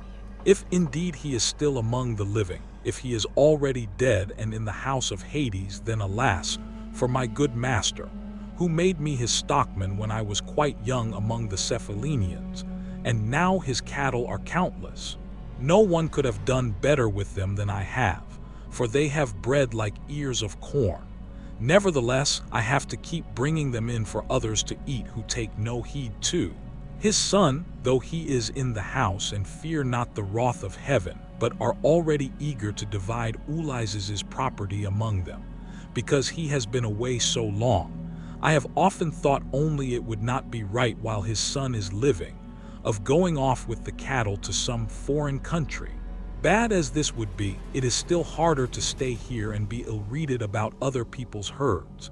My position is intolerable, and I should long since have run away and put myself under the protection of some other chief, only that I believe my poor master will yet return and send all these suitors flying out of the house.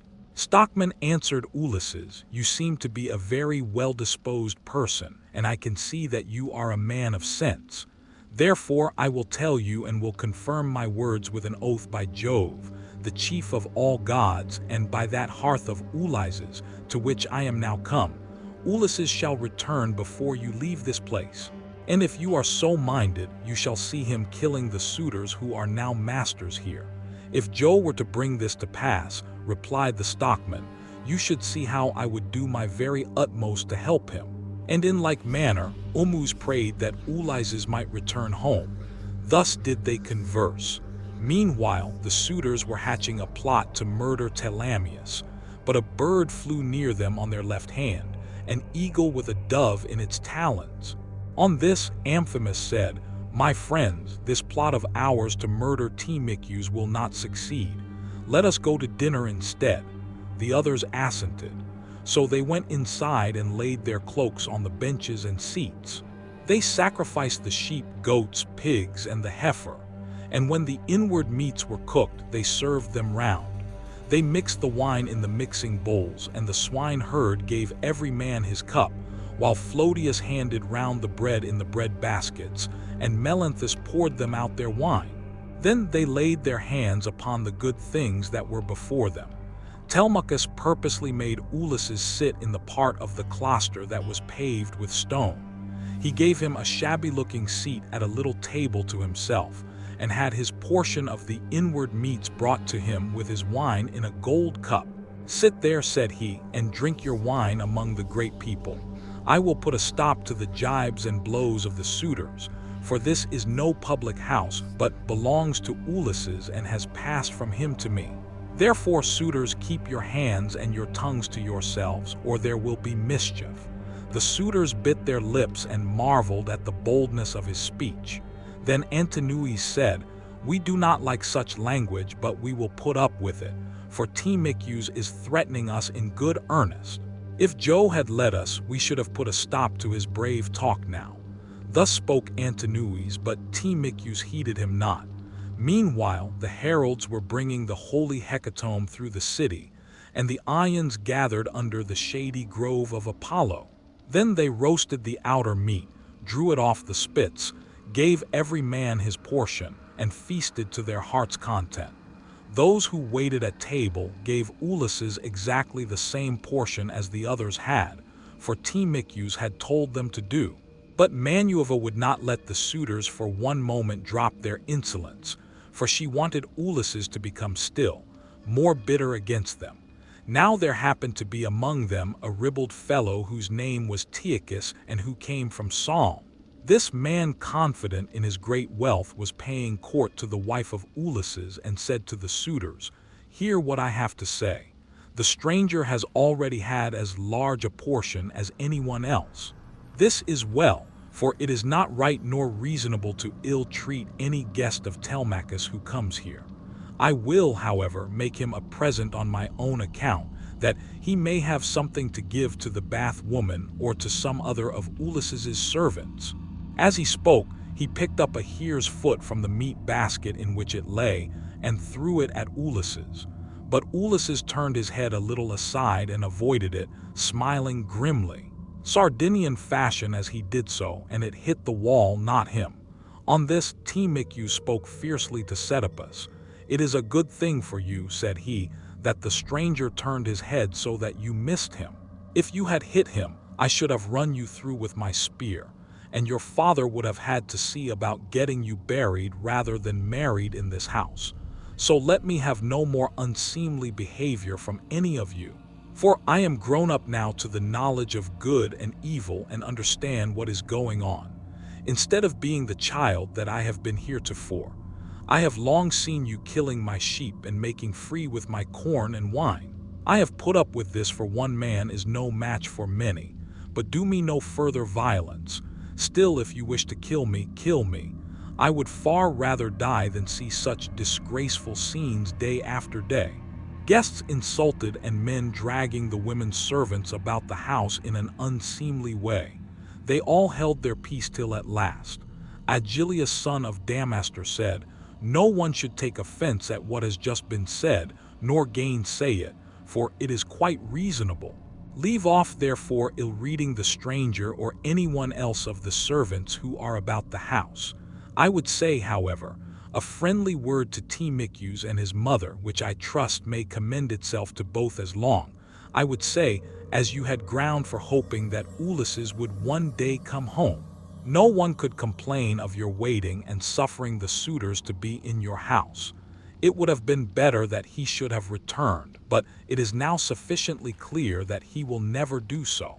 Therefore, talk all this quietly over with your mother, and tell her to marry the best man and the one who makes her the most advantageous offer. Thus you will yourself be able to manage your own inheritance and to eat and drink in peace, while your mother will look after some other man's house, not yours." To this Telemachus answered, "By Jove, Agilwa, and by the sorrows of my unhappy father, who has either perished far from Ithaca or is wandering in some distant land, I throw no obstacles in the way of my mother's marriage. On the contrary, I urge her to choose whomsoever she will, and I will give her numberless gifts into the bargain. But I dare not insist point blank that she shall leave the house against her own wishes. Heaven forbid that I should do this." Manuva now made the suitors fall to, laughing immoderately, and set their wits wandering, but they were laughing with a forced laughter. Their meat became smeared with blood, their eyes filled with tears, and their hearts were heavy with forebodings. Theoclymenus saw this and said, "Unhappy men, what is it that ails you? There is a shroud of darkness drawn over you from head to foot. Your cheeks are wet with tears. The air is alive with wailing voices. The walls and roof beams drip blood. The gate of the cloisters and the court beyond them are full of ghosts trooping down into the night of hell. The sun is blotted out of heaven, and a blighting gloom is over all the land." Thus did he speak, and they all of them laughed heartily. Euryalus then said, "This stranger who has lately come here has lost his senses. Servants, turn him out into the street, since he finds it so dark here." But Theoclymenus said, "Eurymachus, you need not send anyone with me. I have eyes, ears, and a pair of feet of my own, to say nothing of an understanding mind. I will take these out of the house with me, for I see mischief overhanging you, from which not one of you men who are insulting people and plotting ill deeds in the house of Ulysses will be able to escape."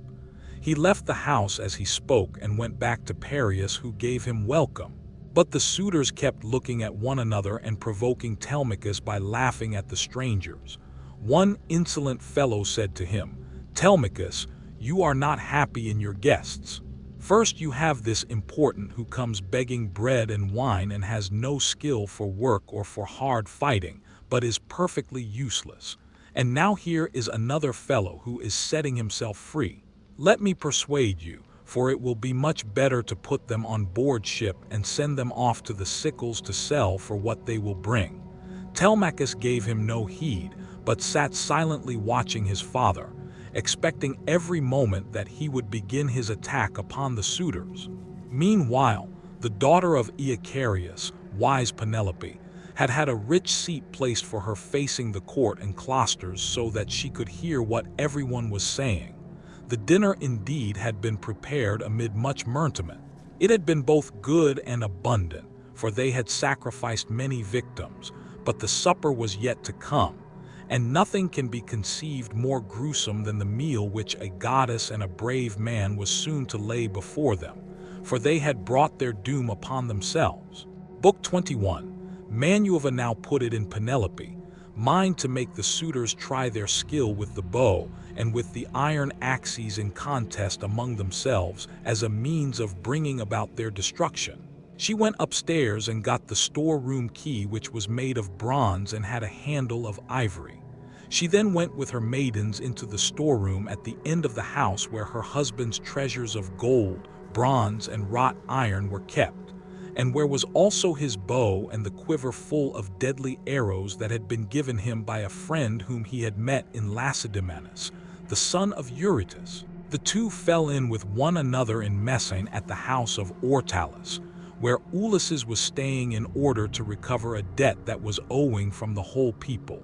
For the Messenians had carried off 300 sheep from Ithaca and had sailed away with them and with their shepherds.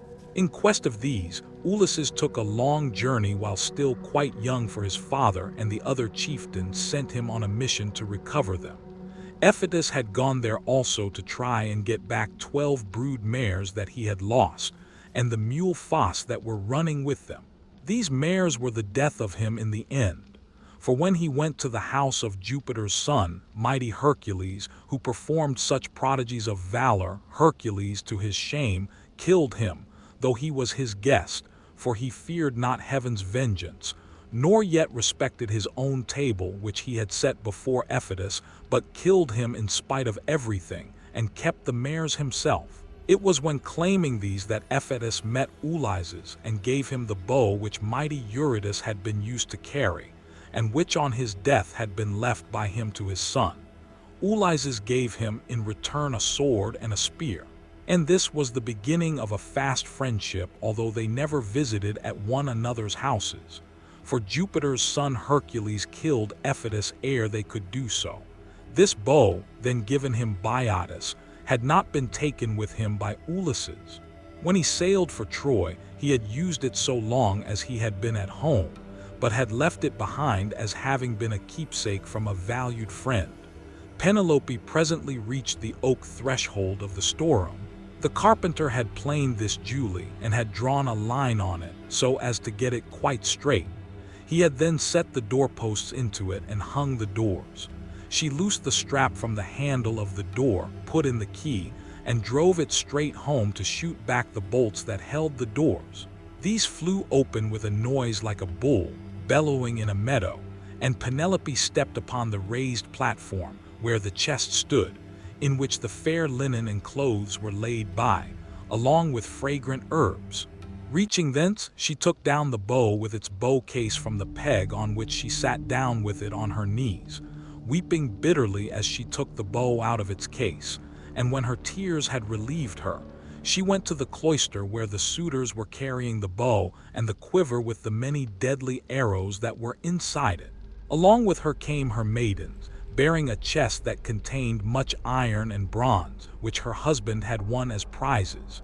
When she reached the suitors, she stood by one of the bearing posts supporting the roof of the cloister, holding a veil before her face and with a maid on either side of her. Then she said, "Listen to me, you suitors who persist in abusing the hospitality of this house, because its owner has been long absent and without other pretext than that you want to marry me. This then being the prize that you are contending for, I will bring out the mighty bow of Ulysses, and whomsoever of you shall string it most easily, and send his arrow through each one of 12 axes. Him will I follow and quit this house of my lawful husband, so goodly and so abounding in wealth. But even so, I doubt not that I shall remember it in my dreams." As she spoke, she told Eumaeus to set the bow and the pieces of iron before the suitors. And wept as he took them to do as she had bidden him. Hardby, the stockman, wept also when he saw his master's bow, but Continuous scolded them. "You country ls," said he, "silly simpletons. Why should you add to the sorrows of your mistress by crying in this way? She has enough to grieve her in the loss of her husband. Sit still, therefore, and eat your dinners in silence, or go outside if you want to cry and leave the bow behind you. We suitors shall have to contend for it with might and man, for we shall find it. No light matter to string such a bow as this is. There is not a man of us all who is such another as Ulysses, for I have seen him and remember him, though I was then only a child." This was what he said, but all the time he was expecting to be able to string the bow and shoot through the iron, whereas in fact he was to be the first that should taste of the arrows from the hands of Ulysses, whom he was dishonoring in his own house, egging the others on to do so also. Then Telemachus spoke. "Great heavens," he exclaimed, "Jove must have robbed me of my senses. Here is my dear and excellent mother saying she will quit this house and marry again, and yet I am laughing and enjoying myself as though there were nothing happening. But suitors, as the contest has been agreed upon, let it go forward. It is for a woman whose peer is not to be found in Chios, Argos, or Myse, nor yet in Ithaca, nor on the mainland. You know this as well as I do. What need have I to speak in praise of my mother? Come on then, make no excuses for delay, but let us see whether you can string the bow or no. I too will make trial of it. For if I can string it and shoot through the iron, I shall not suffer my mother to quit this house with a stranger, not if I can win the prizes which my father won before me." As he spoke, he sprang from his seat, threw his crimson cloak from him, and took his sword from his shoulder. First, he set the axes in a row in a long groove which he had dug for them and had made straight by line. Then he stamped the earth tight round them, and everyone was surprised when they saw him set them up so orderly, though he had never seen anything of the kind before. This done, he went onto the pavement to make trial of the bow. Thrice did he target it, trying with all his might to draw the string, and thrice he had to leave off, though he had hoped to string the bow and shoot through thereon. He was trying for the 4th time and would have strung it had not Ulysses made a sign to check him in spite of all his eagerness. So he said, "Alas, I shall either be always feeble and of no prowess, or I am too young, and have not yet reached my full strength, so as to be able to hold my own if anyone attacks me. You others, therefore, who are stronger than I, take trial of the bow, and get this contest settled."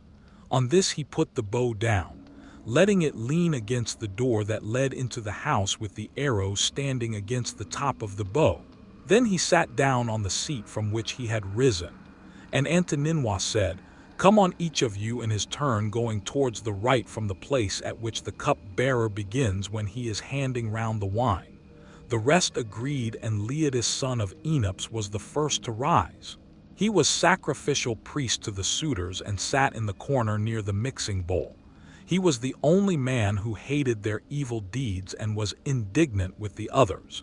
He was now the first to take the bow and arrow.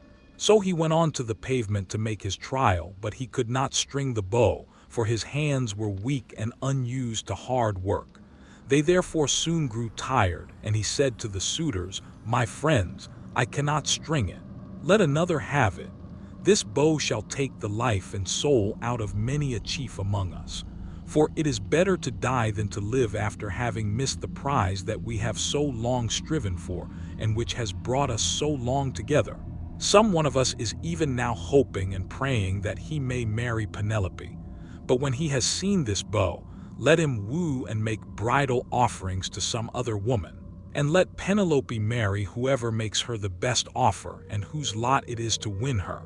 On this he put the bow down, letting it lean against the door with the arrow standing against the tip of the bow.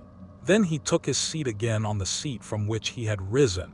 And Antinous rebuked him, saying, "Leides, what are you talking about? Your words are monstrous and intolerable. It makes me angry to listen to you. Shall then this bow take the life of many, a chief among us, merely because you cannot bend it yourself? True, you were not born to be an archer, but there are others who will soon string it." Then he said to Mnestheus the goat herd, "Look sharp, light a fire in the court, and set a seat hard by with a sheepskin on it. Bring us also a large ball of lard from what they have in the house. Let us warm the bow and grease it. We will then make trial of it again and bring the contest to an end." Melanthius lit the fire and set a seat covered with sheepskins beside it. He also brought a great ball of lard from what they had in the house, and the suitors warmed the bow and again made trial of it, but they were none of them nearly strong enough to string it. Nevertheless, there still remained Antinous and Eurymachus, who were the ringleaders among the suitors and much the foremost among them all. Then the swineherd and the stockmen left the cloisters together, and Ulysses followed them. When they had got outside the gates and the outer yard, Ulysses said to them quietly, "Stockmen, and you, swineherd, I have something in my mind which I am in. Doubt whether to say or no, but I think I will say it. What manner of men would you be to stand by Ulysses if some god should bring him back here all of a sudden? Say which you are disposed to do, to side with the suitors or with Ulysses." "Father Jove," answered the stockman, "would indeed that you might so ordain it. If some god were but to bring Ulysses back, you should see with what might and main I would fight for him." In like words, Ormus prayed to all the gods that Ulysses might return. When therefore he saw for certain what mind they were of, Ulysses said, "It is I, Ulysses, who am here. I have suffered much, but at last in the 20th year I am come back to my own country.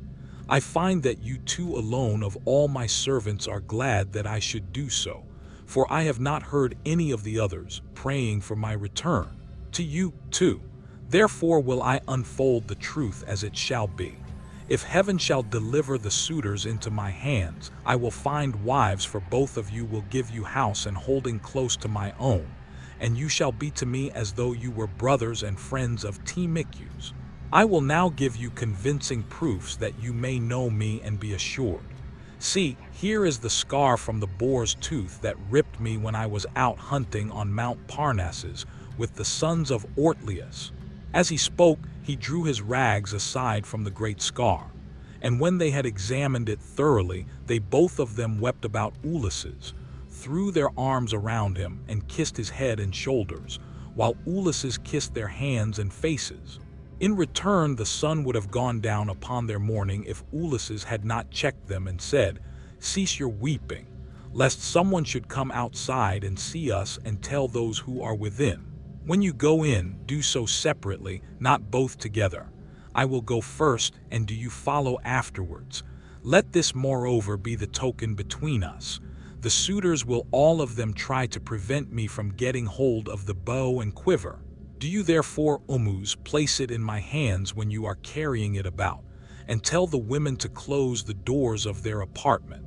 If they hear any groaning or uproar as of men fighting about the house, they must not come out.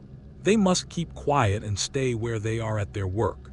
And I charge you, Phoethus, to make fast the doors of the outer court and to bind them securely at once." When he had thus spoken, he went back to the house and took the seat that he had left. Presently his two servants followed him inside. At this moment, the bow was in the hands of Eurymachus, who was warming it by the fire. But even so, he could not string it, and he was greatly grieved. He heaved a deep sigh and said, "I grieve for myself and for us all. I grieve that I shall have to forego the marriage, but I do not care nearly so much about this, for there are plenty of other women in Ithaca and elsewhere. What I feel most is the fact of our being so inferior to Ulysses in strength that we cannot string his bow. This will disgrace us in the eyes of those who are yet unborn. It shall not be so, Eurymaris," said Antinous. "And you know it yourself. Today is the feast of Apollo throughout all the land. Who can string a bow on such a day as this? Put it on one side. As for the axes, they can stay where they are, for no one is likely to come to the house and take them away. Let the cupbearer go round with his cups that we may make our drink offerings and drop this matter of the bow. We will tell Melanthius to bring us in some goats tomorrow, the best he has. We can then offer thigh bones to Apollo the mighty archer and again make trials of the bow so as to bring the contest to an end." The rest approved his words, and thereon men's servants poured water over the hands of the guests, while pages filled the mixing bowls with wine and water, and handed it round after giving every man his drink offering. Then when they had made their offerings and had drunk each as much as he desired, Ulysses craftily said, "Suitors of the illustrious queen, listen that I may speak even as I am minded. I appeal more especially to Euacus and to Antinous, who has just spoken with so much reason. Cease shooting for the present and leave the matter to the gods. But in the morning, let heaven give victory to whom it will. For the moment, however, give me the bow that I may prove the power of my hands among you all, and see whether I still have as much strength as I used to have, or whether travel and neglect have made an end of it." This made them all very angry, for they feared he might string the bow. Antinous therefore rebuked him fiercely, saying, "Wretched creature, you have not so much as a grain of sense in your whole body. You ought to think yourself lucky in being allowed to dine unharmed among your betters, without having any smaller portion served you than we others have had, and in being allowed to hear our conversation. No other beggar or stranger has been allowed to hear what we say among ourselves. The wine must have been doing you a mischief, as it does with all those who drink immoderately. It was wine that inflamed the centaur Eurytion when he was staying with Perthus among the Lapith. When the wine had got into his head, he went mad and did ill deeds about the house of Perthus. This angered the heroes who were there assembled, so they rushed at him and cut off his ears and nostrils. Then they dragged him through the doorway out of the house, so he went away crazed, and bore the burden of his crime, bereft of understanding henceforth. Therefore there was war between mankind and the Centaurs, but he brought it upon himself through his own drunkenness. In like manner, I can tell you that it will go hardly with you if you string the bow. You will find no mercy from anyone here, for we shall at once ship you off to King Adytus, who kills everyone that comes near him. You will never get away alive, so drink and keep quiet without getting into a quarrel with men younger than yourself." Penelope then spoke to him. "Antinous," said she, "it is not right that you should ill-treat any guest of Telemachus who comes to this house, if the stranger should prove strong enough to string the mighty bow of Ulysses. Can you suppose that he would take me home with him and make me his wife? Even the man himself can have no such idea. In his mind, none of you need let that disturb his feasting. It would be out of all reason." Queen Penelope answered Eurymachus, "We do not suppose that this man will take you away with him. It is impossible. But we are afraid lest some of the baser-sought men or women among the Ions should gossiping about and say, 'These suitors are a feeble folk. They are paying court to the wife of a brave man whose bow not one of them was a ball to string, and yet a beggy who came to the house, strung it at once, and sent an arrow through the iron.' This is what will be said, and it will be a scandal against us." Penelope answered, People who persist in eating up the estate of a great chieftain and dishonoring his house must not expect others to think well of them. Why then should you mind if men talk as you think they will? This stranger is strong and well built. He says, moreover, that he is of noble birth. Give him the bow, and let us see whether he can string it or not, I say. And it shall surely be that if Apollo vouchsafes him the glory of stringing it, I will give him a cloak and shirt of good wear with a javelin to keep off dogs and robbers and a sharp sword. I will also give him sandals and will see him sent safely wherever he wants to go. Then Telemachus said, Mother, I am the only man either in Ithaca or in the islands that are over against Aeolales who has the right to let anyone have the bow or to refuse it. No one shall force me one way or the other, not even though I choose to make the stranger a present of the bow outright and let him take it away with him.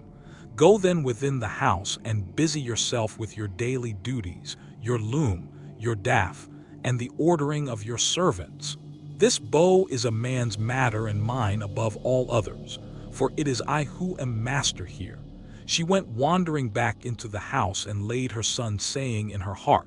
Then going upstairs with her handmaids into her room, she mourned her dear husband till Manuva sent sweat over her eyelids. The swineherd now took up the bow and was for taking it to Ulysses, but the suitors clamored at him from all parts of the cloisters. And one of them said, You idiot, where are you taking the bow to? Are you out of your wits? If Apollo and the other gods will grant our prayer, your own boarhound shall get you into some quiet little place and worry you to death. Was frightened at the outcry they all raised, so he put the bow down then and there. But Telemachus shouted out at him from the other side of the cloisters and threatened him, saying, Father Umus, bring the bow on in spite of them, or young as I am, I will pelt you with stones back to the country, for I am the better man of the two. I wish I was as much stronger than all the other suitors in the house as I am than you. I would soon send some of them off sick and sorry, for they mean mischief. Thus did he speak, and they all of them laughed heartily, which put them in a better humor with Telemachus. So Umus brought the bow on and placed it in the hands of Ulysses.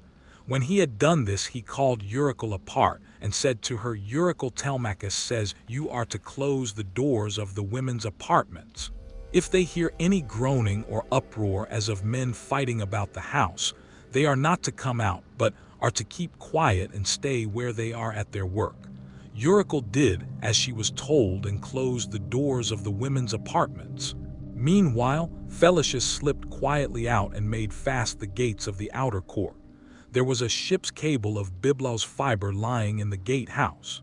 So he made the gates fire and passed with it, and then came in again, resuming the seat that he had left, and keeping an eye on Ulysses, who had now got the bow in his hands and was turning it every way about, and proving it all over to see whether the worms had been eating into its two horns during his absence.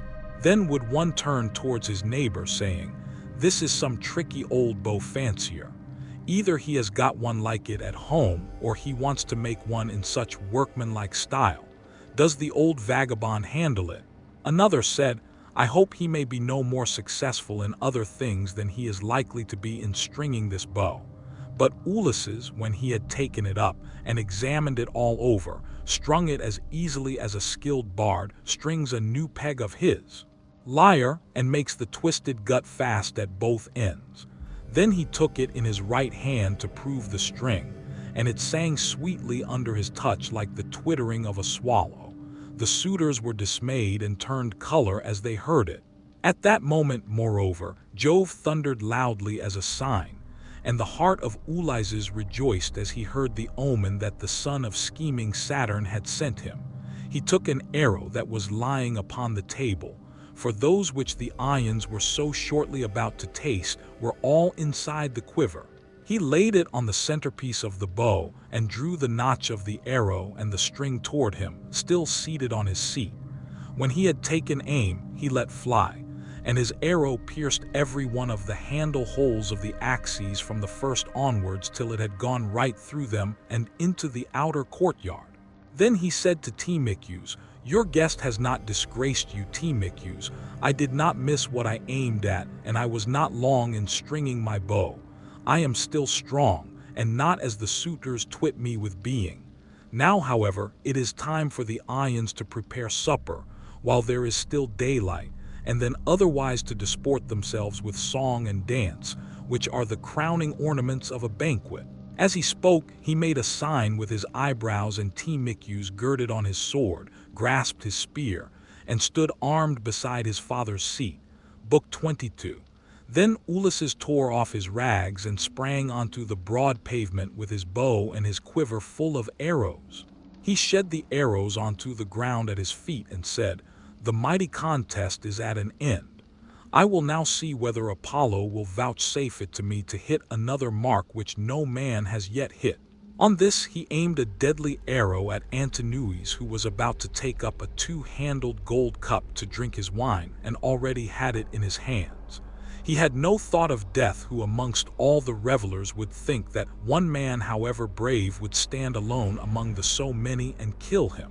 The arrow struck Antinous in the throat, and the point went clean through his neck, so that he fell over, and the cup dropped from his hand, while a thick stream of blood gushed from his nostrils.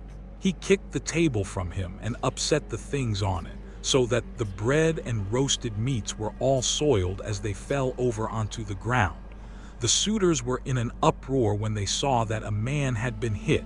They sprang in dismay, one and all of them, from their seats and looked everywhere towards the walls, but there was neither shield nor spear, and they rebuked Ulysses very angrily. "Stranger," said they, "you shall pay for shooting people in this way. You shall see no other contest. You are a doomed man.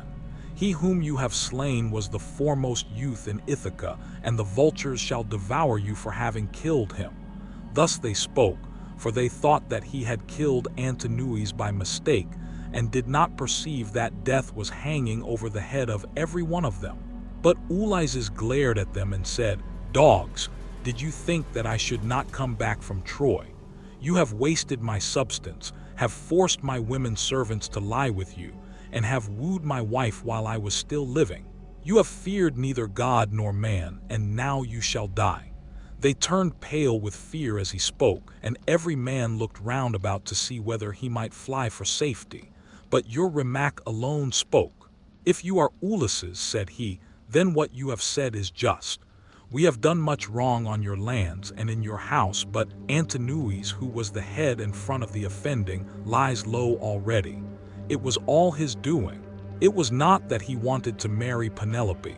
He did not so much care about that. What he wanted was something quite different, and Jupiter has not vouchsafed it to him.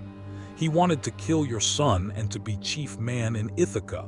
Now therefore that he has met the death which was his due, spare the lives of your people. We will make everything good among ourselves and pay you in full for all that we have eaten and drunk. Each one of us shall pay you a fine worth 20 oxen, and we will keep on giving you gold and bronze till your heart is softened. Until we have done this, no one can complain of your being enraged against us." Ulysses again glared at him and said, "Though you should give me all that you have in the world, both now and all that you ever shall have, I will not stay my hand till I have paid all of you in full. You must fight or fly for your lives, and fly. Not a man of you shall." Their hearts sank as they heard him, but Eutychus again spoke, saying, "My friends, this man will give us no quarter. He will stand where he is and shoot us down till he has killed every man among us. Let us then show fight. Draw your swords and hold up the tables to shield you from his arrows. Let us have at him with a rush to drive him from the pavement and doorway. We can then get through into the town and raise such an alarm as shall soon stay his shooting." As he spoke, he drew his keen blade of bronze sharpened on both sides, and with a loud cry sprang towards Ulysses. But Ulysses instantly shot an arrow into his breast that caught him by the nipple and fixed itself in his liver. He dropped his sword and fell doubled up over his table. The cup and all the meats went over onto the ground as he smote the earth with his forehead in the agonies of death. and he kicked the stool with his feet until his eyes were closed in darkness. Then Amphimus drew his sword and made straight at Ulysses to try and get him away from the door, but Telemachus was too quick for him and struck him from behind. The spear caught him between the shoulders and went right through his chest so that he fell heavily to the ground and struck the earth with his forehead. Then Telemachus sprang away from him, leaving his spear still in the body, for he feared that if he stayed to draw it out, someone of the Ions might come up and hack at him with his sword or knock him down. So he set off her to run and immediately was at his father's side. Then he said, "Father, let me bring you a shield, 2 spears, and a brass helmet for your temples. I will arm myself as well and will bring other armor for the swineherd and the stockmen, for we had better be armed." "Run and fetch them," answered Ulysses, "while my arrows hold out. Or when I am alone, they may get me away from the door." Telemachus did as his father said and went off to the storeroom where the armor was kept. He chose 4 shields, 8 spears, and 4 brass helmets with horsehair plumes. He brought them with all speed to his father and armed himself first, while the stockmen and the swineherd also put on their armor and took their places near Ulysses. Meanwhile, Ulysses, as long as his arrows lasted, had been shooting the suitors one by one, and they fell thick on one another. When his arrows gave out, he set the bow to stand against the end wall of the house by the doorpost and hung a shield for hides thick about his shoulders. On his comely head he set his helmet wellruff with a crest of horsehair that nodded menacingly above it, and he grasped 2 redoubtable bronze shaw spears. Now there was a trap door on the wall, while at one end of the pavement there was an exit leading to a narrow passage, and this exit was closed by a well-made door. Ulysses told Ploidius to stand by this door and guard it, for only one person could attack it at a time. But Agwilaus shouted out, "Can someone go up to the trapdoor and tell the people what is going on? Help would come at once, and we should soon make an end of this man and his shooting." "This may not be, Agilius," answered Mnestheus. "The mouth of the narrow passage is dangerously near the entrance to the outer. Caught one brave man could prevent any number from getting in, but I know what I will do. I will bring you arms from the storeroom, for I'm sure it is there that Ulysses and his son have put them." On this, the goat-herd Mnestheus went by back passages to the storeroom of Ulysses' house. There he chose 12 shields with as many helmets and spears, and brought them back as fast as he could to give them to the suitors. Ulysses's heart began to fail him when he saw the suitors putting on their armor and brandishing their spears. He saw the greatness of the danger and said to Telemachus, "Some one of the women inside is helping the suitors against us, or it may be Melanthius." Telemachus answered, "The fault, father, is mine and mine only. I left the storeroom door open, and they have kept a sharper lookout than I have. Go, Umus, put the door to, and see whether it is one of the women who is doing this, or whether, as I suspect, it is Mnestheus, the son of Dolius." Thus did they converse. Meanwhile, Melanthius was again going to the storeroom to fetch more armor. But the swineherd saw him and said to Ulysses, who was beside him, "Ulysses, noble son of Leots, it is that scoundrel, Mnestheus, just as we suspected, who is going to the storeroom. Say, shall I kill him if I can get the better of him? Or shall I bring him here that you may take your own revenge for all the many wrongs that he has done in your house?" Ulysses answered, "Telemachus and I will hold these suitors in check no matter what they do. Go back, both of you, and bind Mnestheus's hands and feet behind him. Throw him into the storeroom and make the door fast behind you. Then fasten a noose about his body and string him close up to the rafters from a high-bearing post, that he may linger on in an agony." Thus did he speak, and they did even as he had said. They went to the storeroom, which they entered before Mnestheus saw them, for he was busy searching for arms in the innermost part of the room. So the two took their stand on either side of the door and waited. By and by, Melanthius came out with a helmet in one hand, and an old dry rotted shield in the other, which had been borne by Laertes when he was young. but which had been long since thrown aside, and the straps had become unsewn. On this the two seized him, dragged him back by the hair, and threw him struggling to the ground. They bent his hands and feet well behind his back and bound them tight with a painful bond, as Ulysses had told them. Then they fastened a noose about his body and strung him up from a high pillar till he was close up to the rafters. And over him did you then vaunt, O swinehard, Eumaeus, saying, Methus, you will pass the night on a soft bed as you deserve.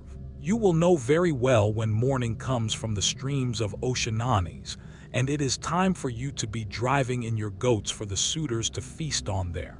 Then they left him in very cruel bondage, and having put on their armor, they closed the door behind them, and went back to take their places by the side of Ulysses, whereon the 4 men stood in the cloister, fierce and full of fury.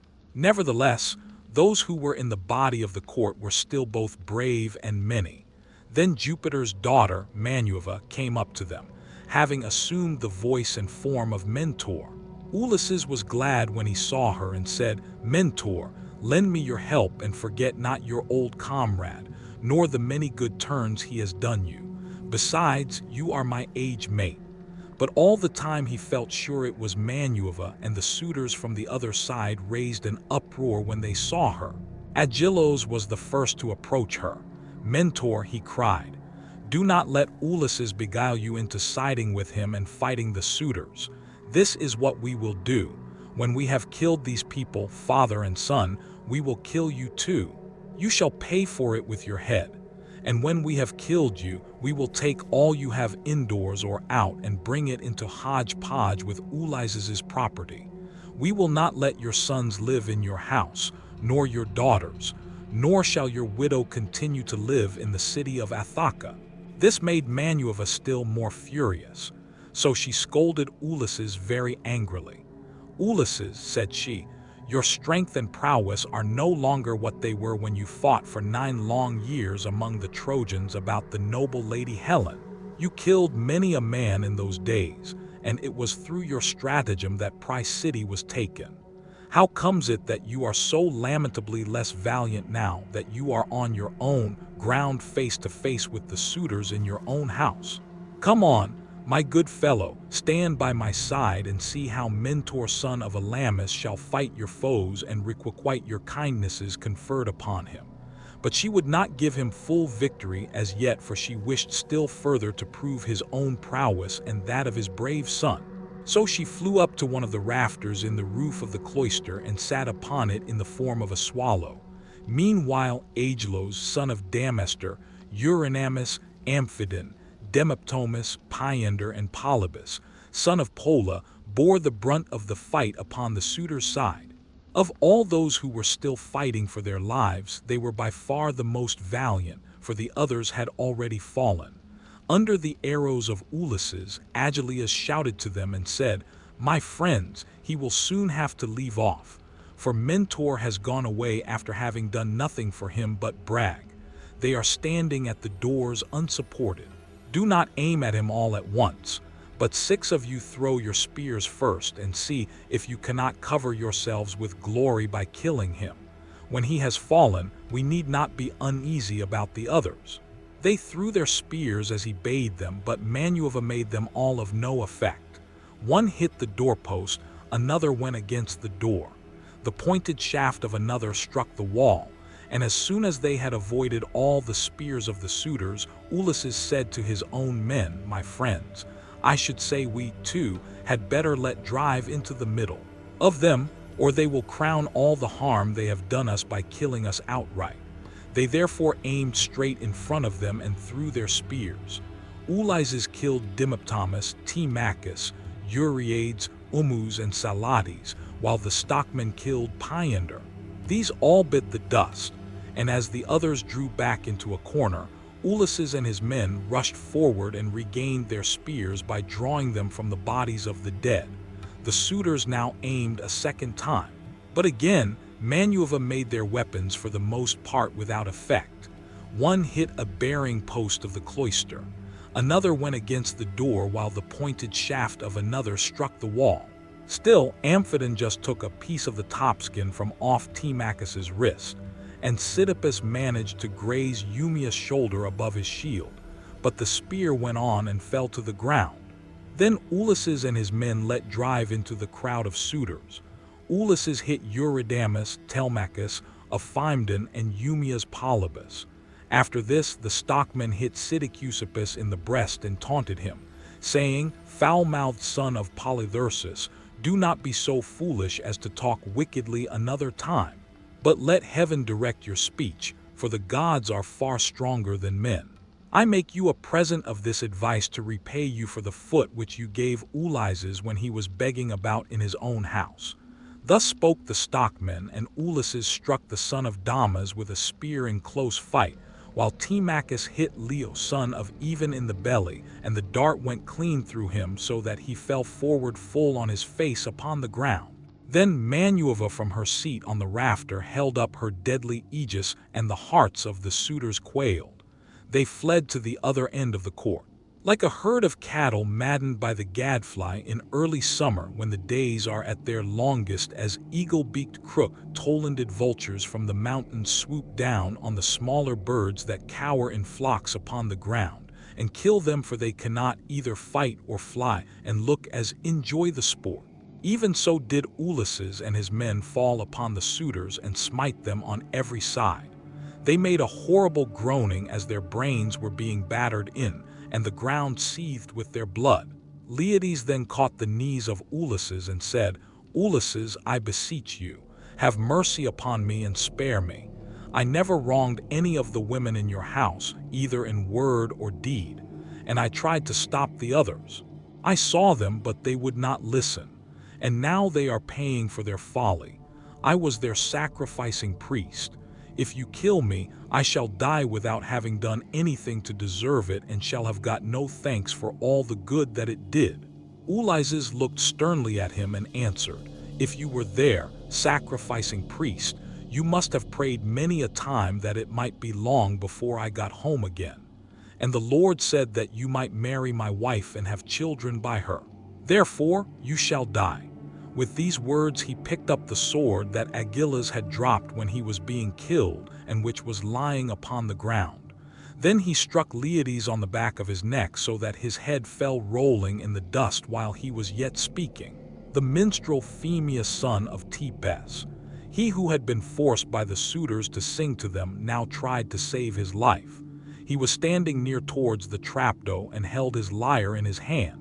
He did not know whether to fly out of the cloister and sit down by the altar of Jupiter that was in the outer court, and on which both Letes and Ulysses had offered up the thigh bones of many an ox, or whether to go straight up to Ulysses and embrace his knees. But in the end he deemed it best to embrace Ulysses' knees. So he laid his lyre on the ground between the mixing bowl and the silver-studded seat. Then going up to Ulysses, he caught hold of his knees and said, "Ulysses, I beseech you have mercy on me and spare him. You will be sorry for it afterwards if you kill a bard who can sing both for gods and men as I can. I make all my lays myself, and heaven visits me with every kind of inspiration. I would sing to you as though you were a god. Do not therefore be in such a hurry to cut my head off. Your own son Telemachus will tell you that I did not want to frequent your house and sing to the suitors after their meals, but they were too many and too strong for me. So they made me." Telemachus heard him and at once went up to his father-hold. He cried, "The man is guiltless, do him no hurt, and we will spare Medon too, who was always good to me when I was a boy, unless Philodius or Umus has already killed him or he has fallen in your way." When you were raging about the court, Medon caught these words of Telemachus, for he was crouching under a seat beneath which he had hidden by covering himself up with a freshly flayed heifer's hide. So he threw off the hide, went up to Telemachus and laid hold of his knees. "Here I am, my dear sir," said he. "Stay your hand, therefore, and tell your father, or he will kill me in his rage against the suitors for having wasted his substance and been so foolishly disrespectful to yourself."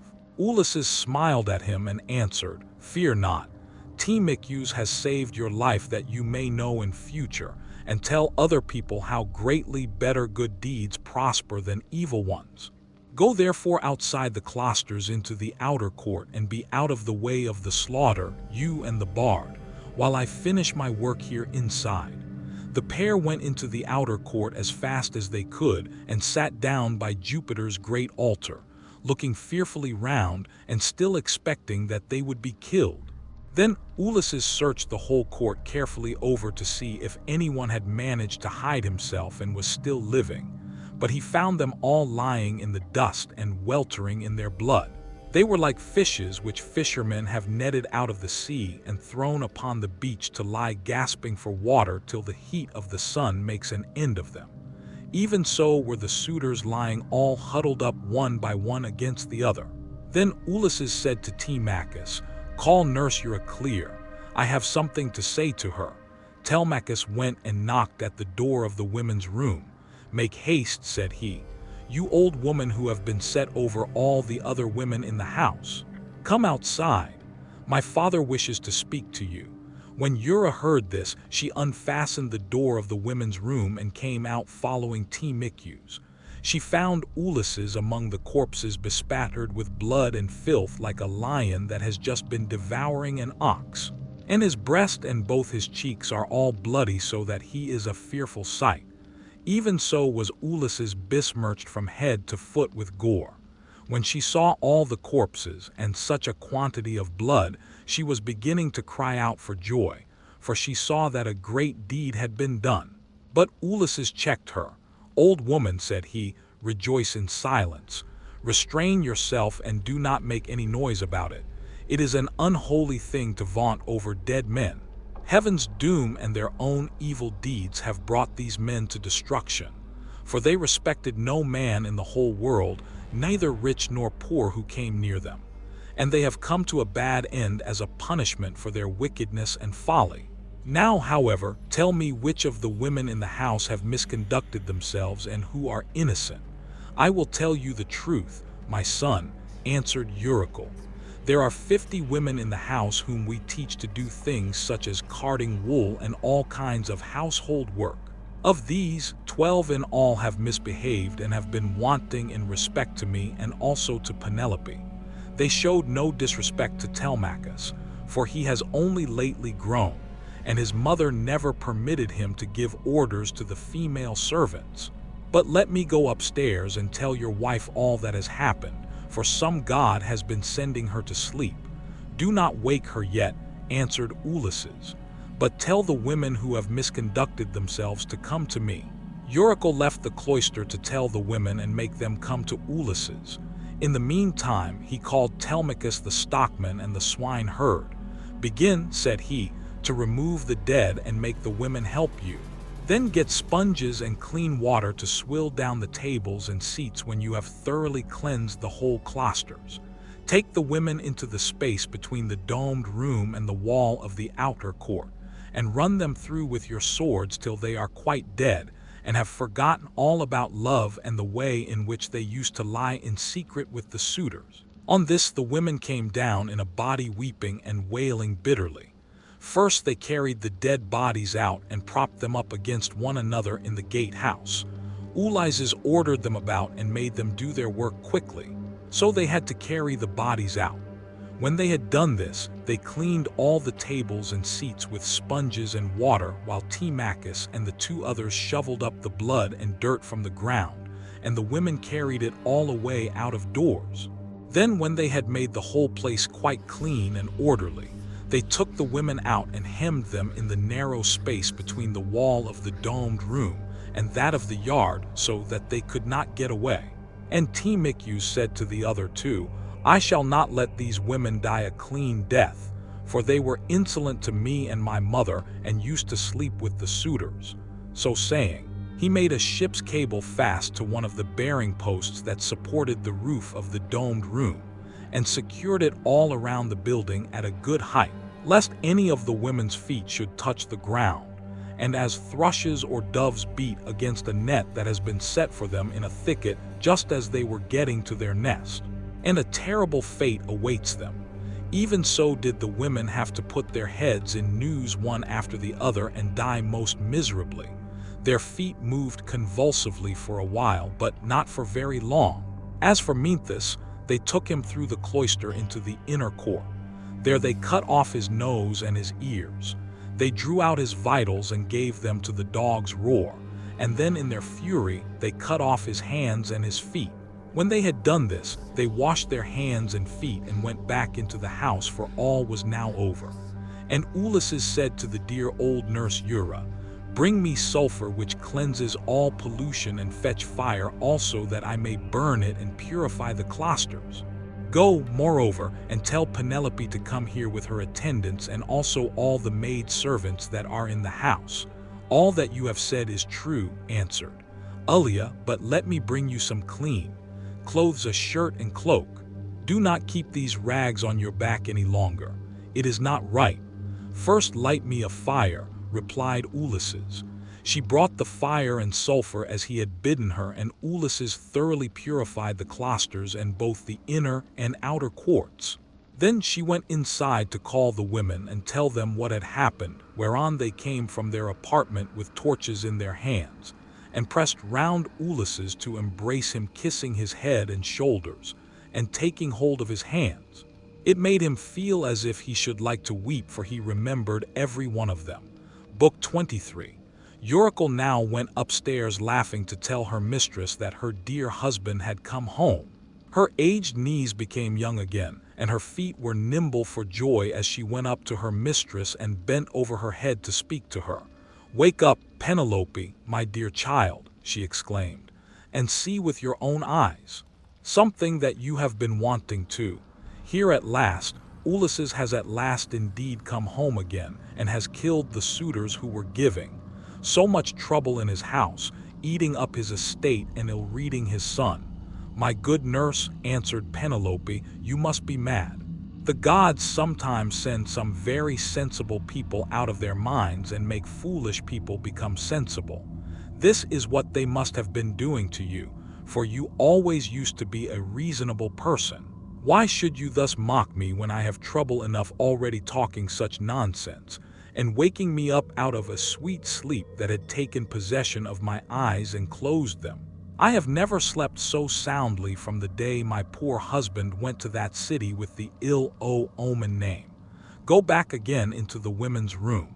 If it had been anyone else who had woke me up to bring me such absurd news, I should have sent her away with a severe scolding. As it is, your age shall protect you." "My dear child," answered Eurycle, "I am not mocking you. It is quite true as I tell you that Ulysses has come home again. He was the stranger whom they all kept on treating so badly in the cloister. Telemachus knew all the time that he had come back, but kept his father's secret that he might have his revenge on all these wicked people." Then Penelope sprang up from her couch with her arms round Eurycle and wept for joy. "But my dear nurse," said she, "explain, Theami, if he has really come home as you say, how did he manage to overcome the wicked suitors single-handed, seeing what a number of them there always were?" "I was not there," answered Eurycle, "and do not know. I only heard them groaning while they were being killed. We sat crouching and huddled up in a corner of the women's room with the doors closed till your son came to fetch me because his father sent him. Then I found Ulysses standing over the corpses that were lying on the ground, all round him, one on top of the other. You would have enjoyed it if you could have seen him standing there all bespattered with blood and filth and looking just like a lion. But the corpses are now all piled up in the gatehouse that is in the outer court, and Ulysses has lit a great fire to purify the house with sulfur. He has sent me to call you. You come with me that you may both be happy together after all. For now at last the desire of your heart has been fulfilled. Your husband has come home to find both wife and son alive and well, and to take his revenge in his own house on the suitors who behaved so badly to him." "My dear nurse," said Penelope, "do not exult too confidently over all this. You know how delighted everyone would be to see Ulysses come home, more particularly myself and the son who has been born to both of us. But what you tell me cannot be really true. It is some god who is angry with the suitors for their great wickedness and has made an end of them. For they respected no man in the whole world, neither rich nor poor who came near them, and they have come to a bad end in consequence of their iniquity. Ulysses is dead far away from the on land. He will never return home again. Then nurse Eurycle said, "My child, what are you talking about? But you are all hard of belief and have made up your mind that your husband is never coming, although he is in the house, and by his own fireside at this very moment. Besides, I can give you another proof.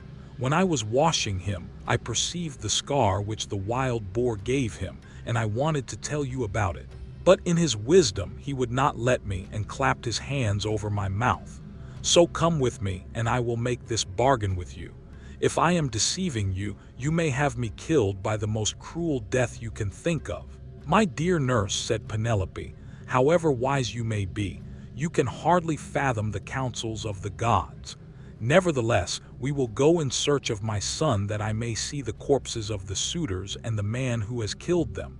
On this she came down from her upper room, and while doing so she considered whether she should keep at a distance from her husband and question him, or whether she should at once go up to him and embrace him. When, however, she had crossed the stone floor of the cloister, she sat down opposite Ulysses by the fire against the wall at right angles to that by which she had entered, while Ulysses sat near one of the bearing posts, looking upon the ground and waiting to see what his brave wife would say to him when she saw him. For a long time she sat silent and as one lost in amazement. At one moment she looked him full in the face, but then again directly she was misled by his shabby clothes and failed to recognize him till Telemachus began to reproach her and said, "Mother, but you are so hard that I cannot call you by such a name. Why do you keep away from my father in this way? Why do you not sit by his side and begin talking to him and asking him questions no other woman could bear to keep away from her husband when he had come back to her after 20 years of absence, and after having gone through so much, but your heart always was as hard as a stone?" Penelope answered, "My son, I am so lost in astonishment that I can find no words in which either to ask questions or to answer them. I cannot even look him straight in the face still. If he really is Ulysses, come back to his own home again. We shall get to understand one another better by and by, for there are tokens with which we two are alone acquainted, and which are hidden from all others." Ulysses smiled at this and said to Telemachus, "Let your mother put me to any proof she likes. She will make up her mind about it presently. She rejects me for the moment and believes me to be somebody else because I am covered with dirt and have such bad clothes on. Let us, however, consider what we had better do next.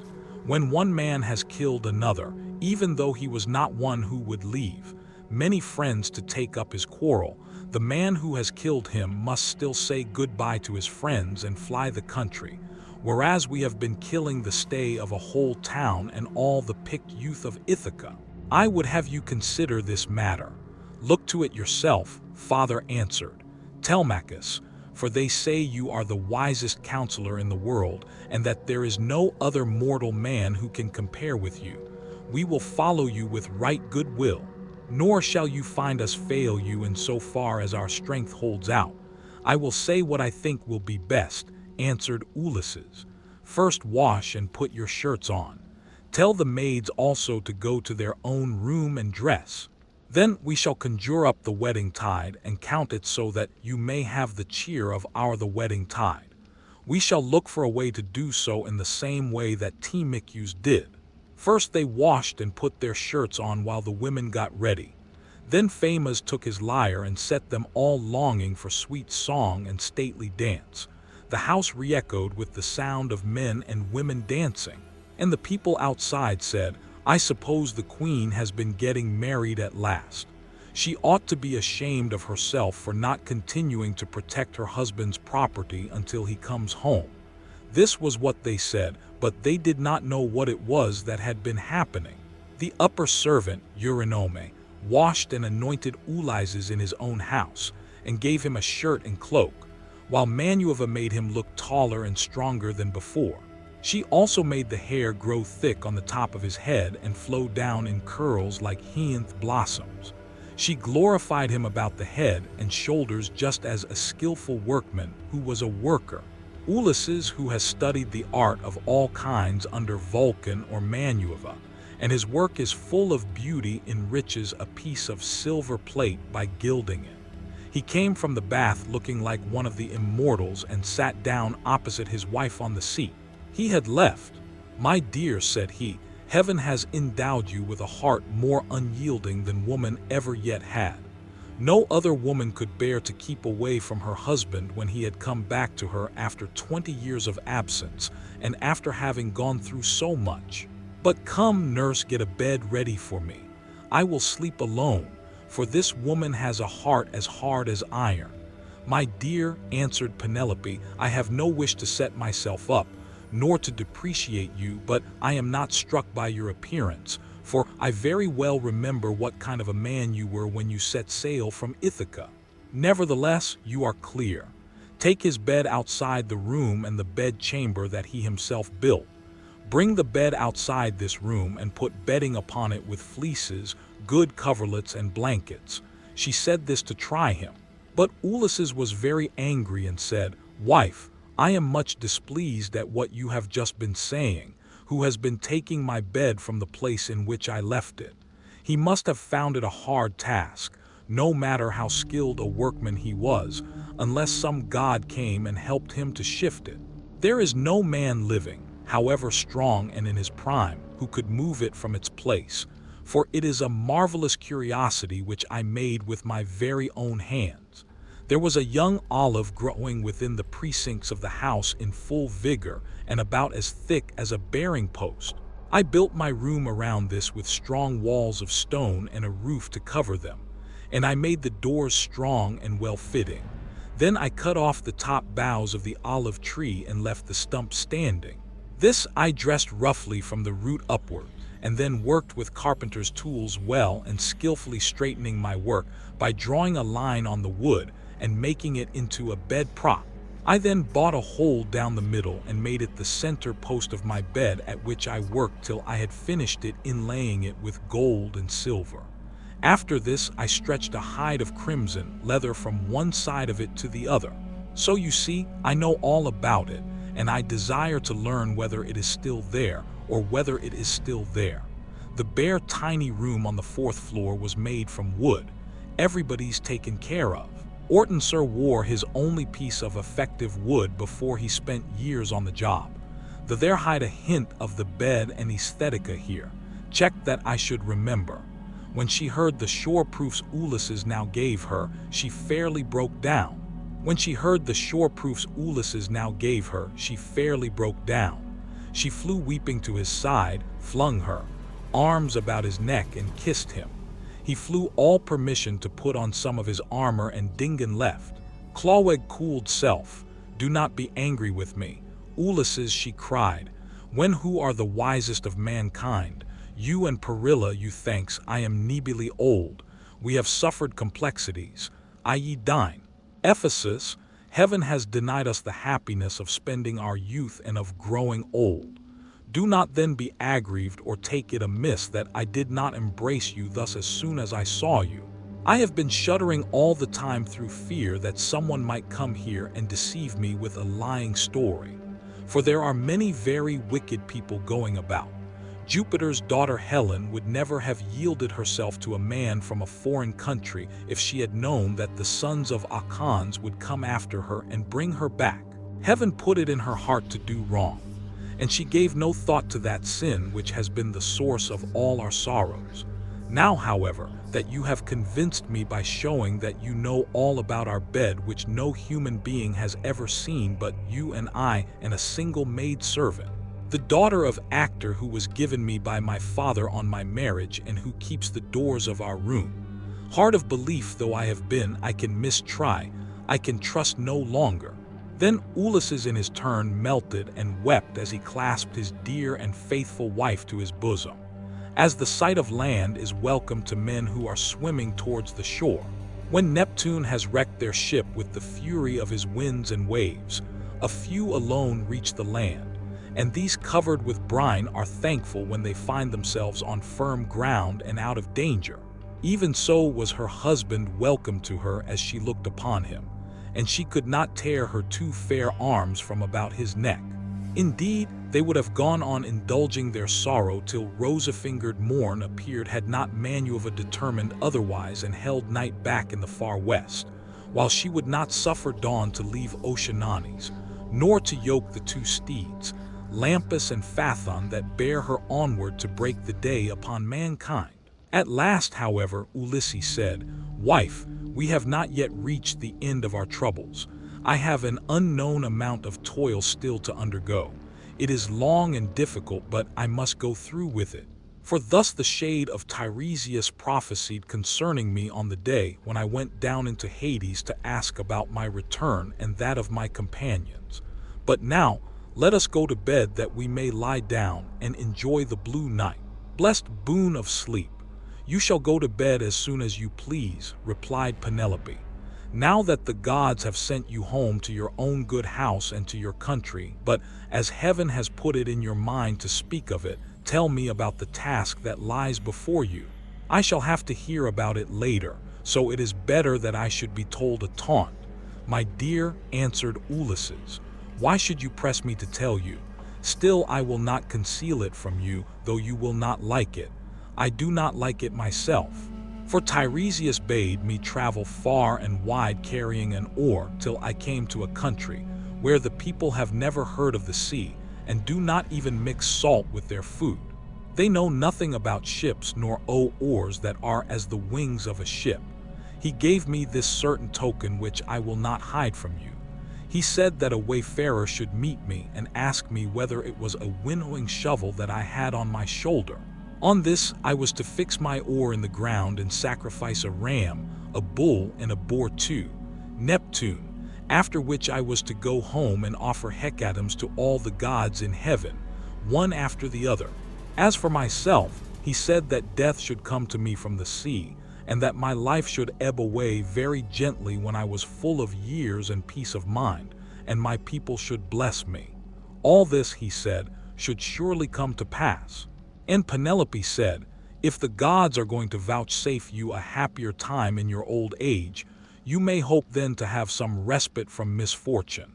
Thus did they converse. Meanwhile, Eurynome and the nurse took torches and made the bed ready with soft coverlets. As soon as they had laid them, the nurse went back into the house to go to her rest, leaving the bed-chamber woman, Eurynome, to show her the way. So Eurydice and Penelope to bed by torchlight. When she had conducted them to their room, she went back and they then came joyfully to the rights of their own old bed. Telemachus, Philoetius, and the swineherd now left off dancing and made the women leave off also. They then laid themselves down to sleep in the cloisters. When Eurydice and Penelope had had their fill of love, wife fell talking with one another. She told him how much she had had to bear. In seeing the house filled with diseases, he was filled with a crowd of wicked suitors who had killed so many sheep and feel free to touch her skin, and say, "Now I have grew data oxen on her account, and had drunk so many casks of wine." Ulysses in his turn told her what he had suffered and how much trouble he had himself given to other people. He told her everything, and she was so delighted to listen that she never went to sleep till he had ended his whole story. He began with his victory over the Chicones and how he thence reached the fertile land of the Lotus Eaters. He told her all about the Cyclops and how he had punished him for having so ruthlessly eaten his brave comrades. How he then went on to Aeolales, who received him hospitably and furthered him on his way. But even so, he was not to reach home, for to his great grief, a hurricane carried him out to sea again. How he went on to the Lestrianian city, Telthon, where the people destroyed all his ships with their crews, save himself and his own ship. Only then he told of cunning Circe and her craft, and how he sailed to the chill house of Hades to consult the ghost of the Theban prophet Tiresias, and how he saw his old comrades in arms and his mother, who bore him and brought him up when he was a child, how he then heard the wondrous singing of the sirens, and went on to the wandering rocks and tell them that he had been killed, and how he saw the terrible Charybdis and Tissel whom no man had ever yet passed in safety, how his men then ate the cattle of the sun god, and how Jupiter therefore struck the ship with his thunderbolts so that all his men perished together, himself alone being left alive, how at last he reached the Ocean island and the nymph Calypso, who kept him there in a cave and fed him and wanted him to marry her, in which case she intended marriage, and how after much suffering he had found his way to the Phaeacians, who had treated him as though he had been a god, and sent him back in a ship to his own country, after having given him gold, bronze, and raiment in great abundance. This was the last thing about which he told her, for here a deep sleep took hold upon him, and eased the burden of his sorrows. Then Manuva bethought her of another matter. When she deemed that Ulysses had had both his wife and repose, she bade golden-throned Dawn rise out of Oceananes that she might shed light upon mankind.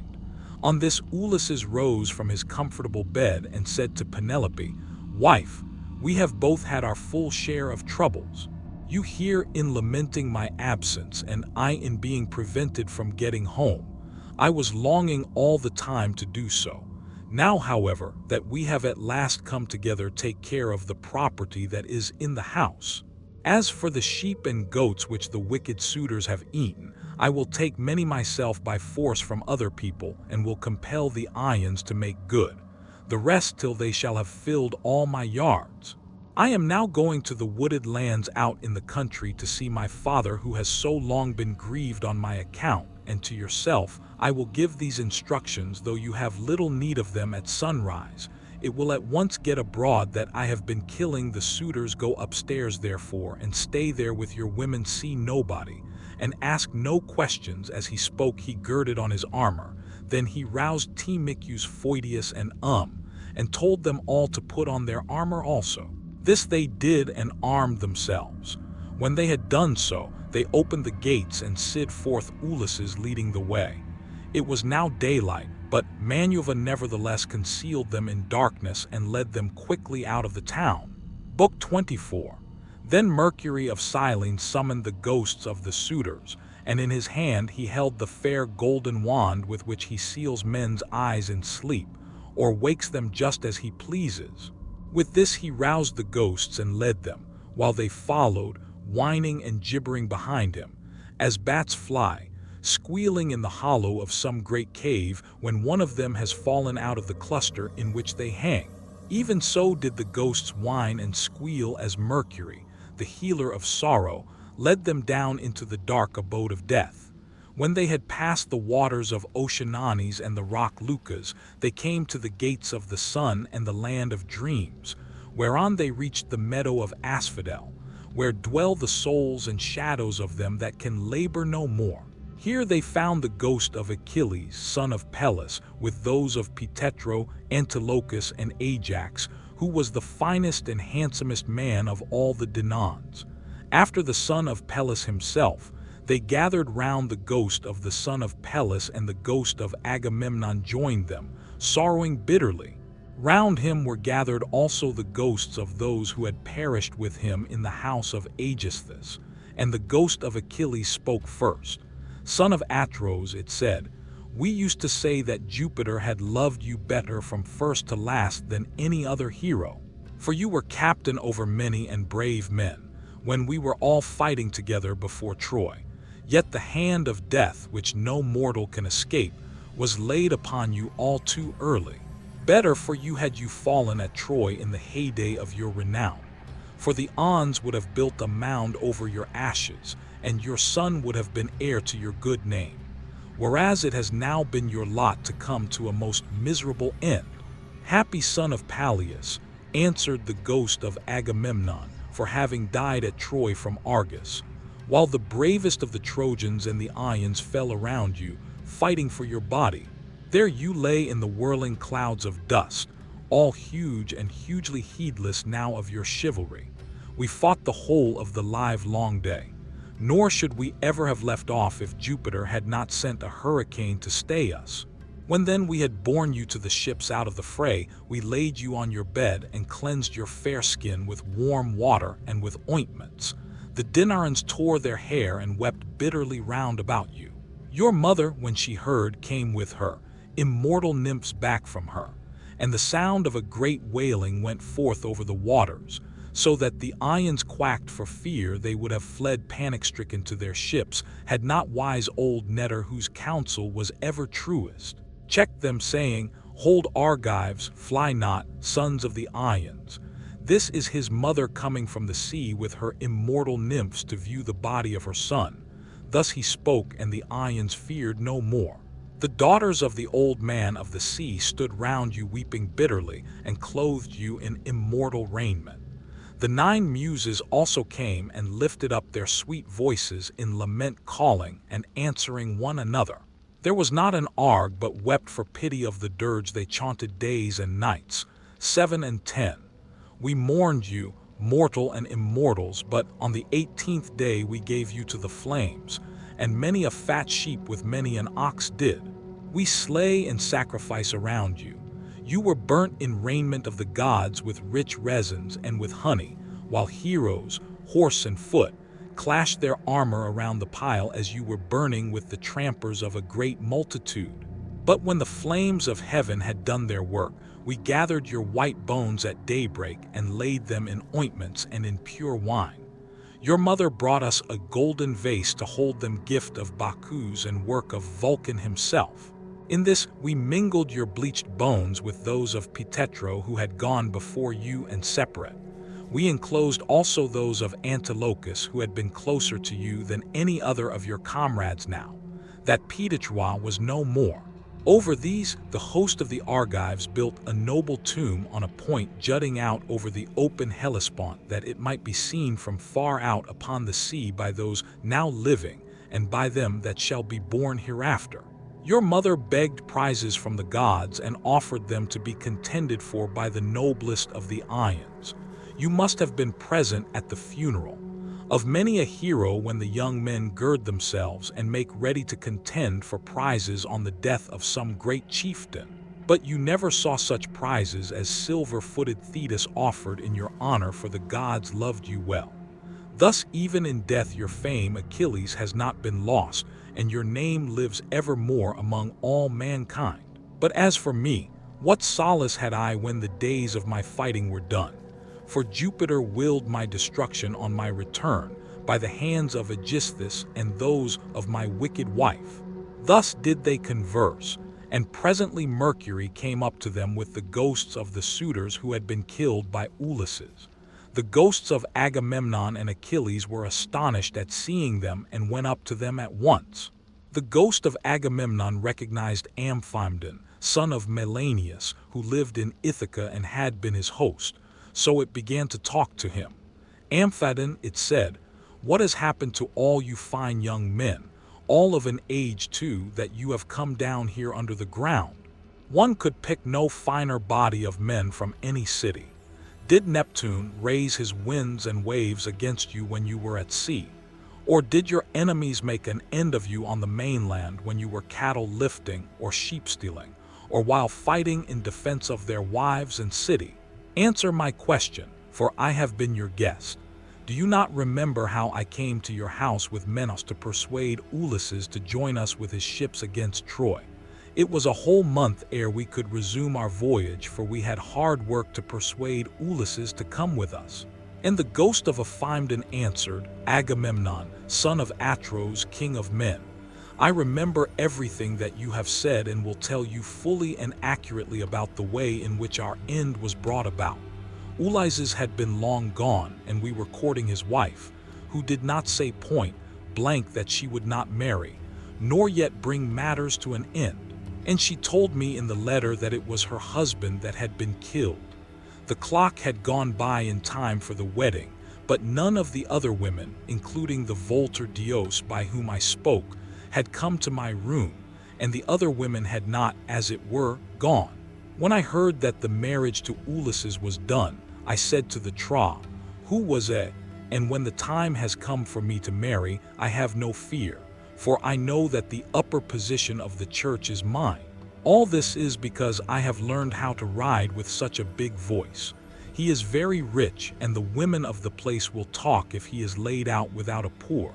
This is what she said, and we assented, whereupon we could see her working upon her great web all day long. But at night she would unpick the stitches again by torchlight. She fooled us in this way for 3 years without our finding it out. But as time wore on and she was now in her 4th year in the waning of moons and many days had been accomplished, one of her maids who knew what she was doing told us, and we caught her in the act of undoing her work. So she had to finish it whether she would or no. And when she showed us the robe she had made after she had had it washed, its splendor was as that of the sun or moon. Then some malicious god conveyed Ulysses to the upland farm where his swineherd lives. Thither presently came also his son returning from a voyage to Pyos, and the two came to the town when they had hatched their plot for our destruction. Telemachus came first, and then after him, accompanied by the swineherd, came Ulysses clad in rags and leaning on a staff as though he were some miserable old beggar. He came so unexpectedly that none of us knew him, not even the older ones among us, and we reviled him and threw things at him. He endured both being struck and insulted without a word, though he was in his own house. But when the will of aegis-sparing Jupiter inspired him, he and Telemachus took the armor and hid it in an inner chamber, bolting the doors behind them. Then he cunningly made his wife offer his bow and a quantity of iron to be contended. For by us ill-fated suitors, and this was the beginning of our end, for not one of us could string the bow, nor nearly do so. When it was about to reach the hands of Ulysses, he took his sword and bowed his. And when it was about to reach the hands of Ulysses, we all shouted out that it should not be given him, no matter what he might say. But Telemachus insisted on his having it. When he had got it in his hands, he strung it with ease and sent his arrow through the iron. Then he stood on the floor of the cloister and poured his arrows on the ground, glaring fiercely about him. First he killed Antinous, and then aiming straight before him, he let fly his deadly darts, and they fell thick on one another. It was plain that someone of the gods was helping them, for they fell upon us with might and man throughout the cloisters, and there was a hideous sound of groaning as our brains were being battered in, and the ground seethed with our blood. This, Agamemnon, is how we came by our end. Our bodies are lying still, uncared for in the house of Ulysses. For our friends at home do not yet know what has happened, so that they cannot lay us out and wash the black blood from our wounds, making us die. This which brings a moan over us according to the officers due to thee, and we are not alone in this. We are all alone in this, and we are all alone in departed. Happy Ulysses, son of Laertes, replied the ghost of Agamemnon. You are indeed blessed in the possession of a wife endowed with such rare excellence of understanding, and so faithful to her wedded lord as Penelope, the daughter of Icarius. The fame, therefore, of her virtue shall never die, and the immortals shall compose a song that shall be welcome to all mankind, in honor of the constancy of Penelope. How far otherwise was the wickedness of the daughter of Tyndareus, who killed her lawful husband?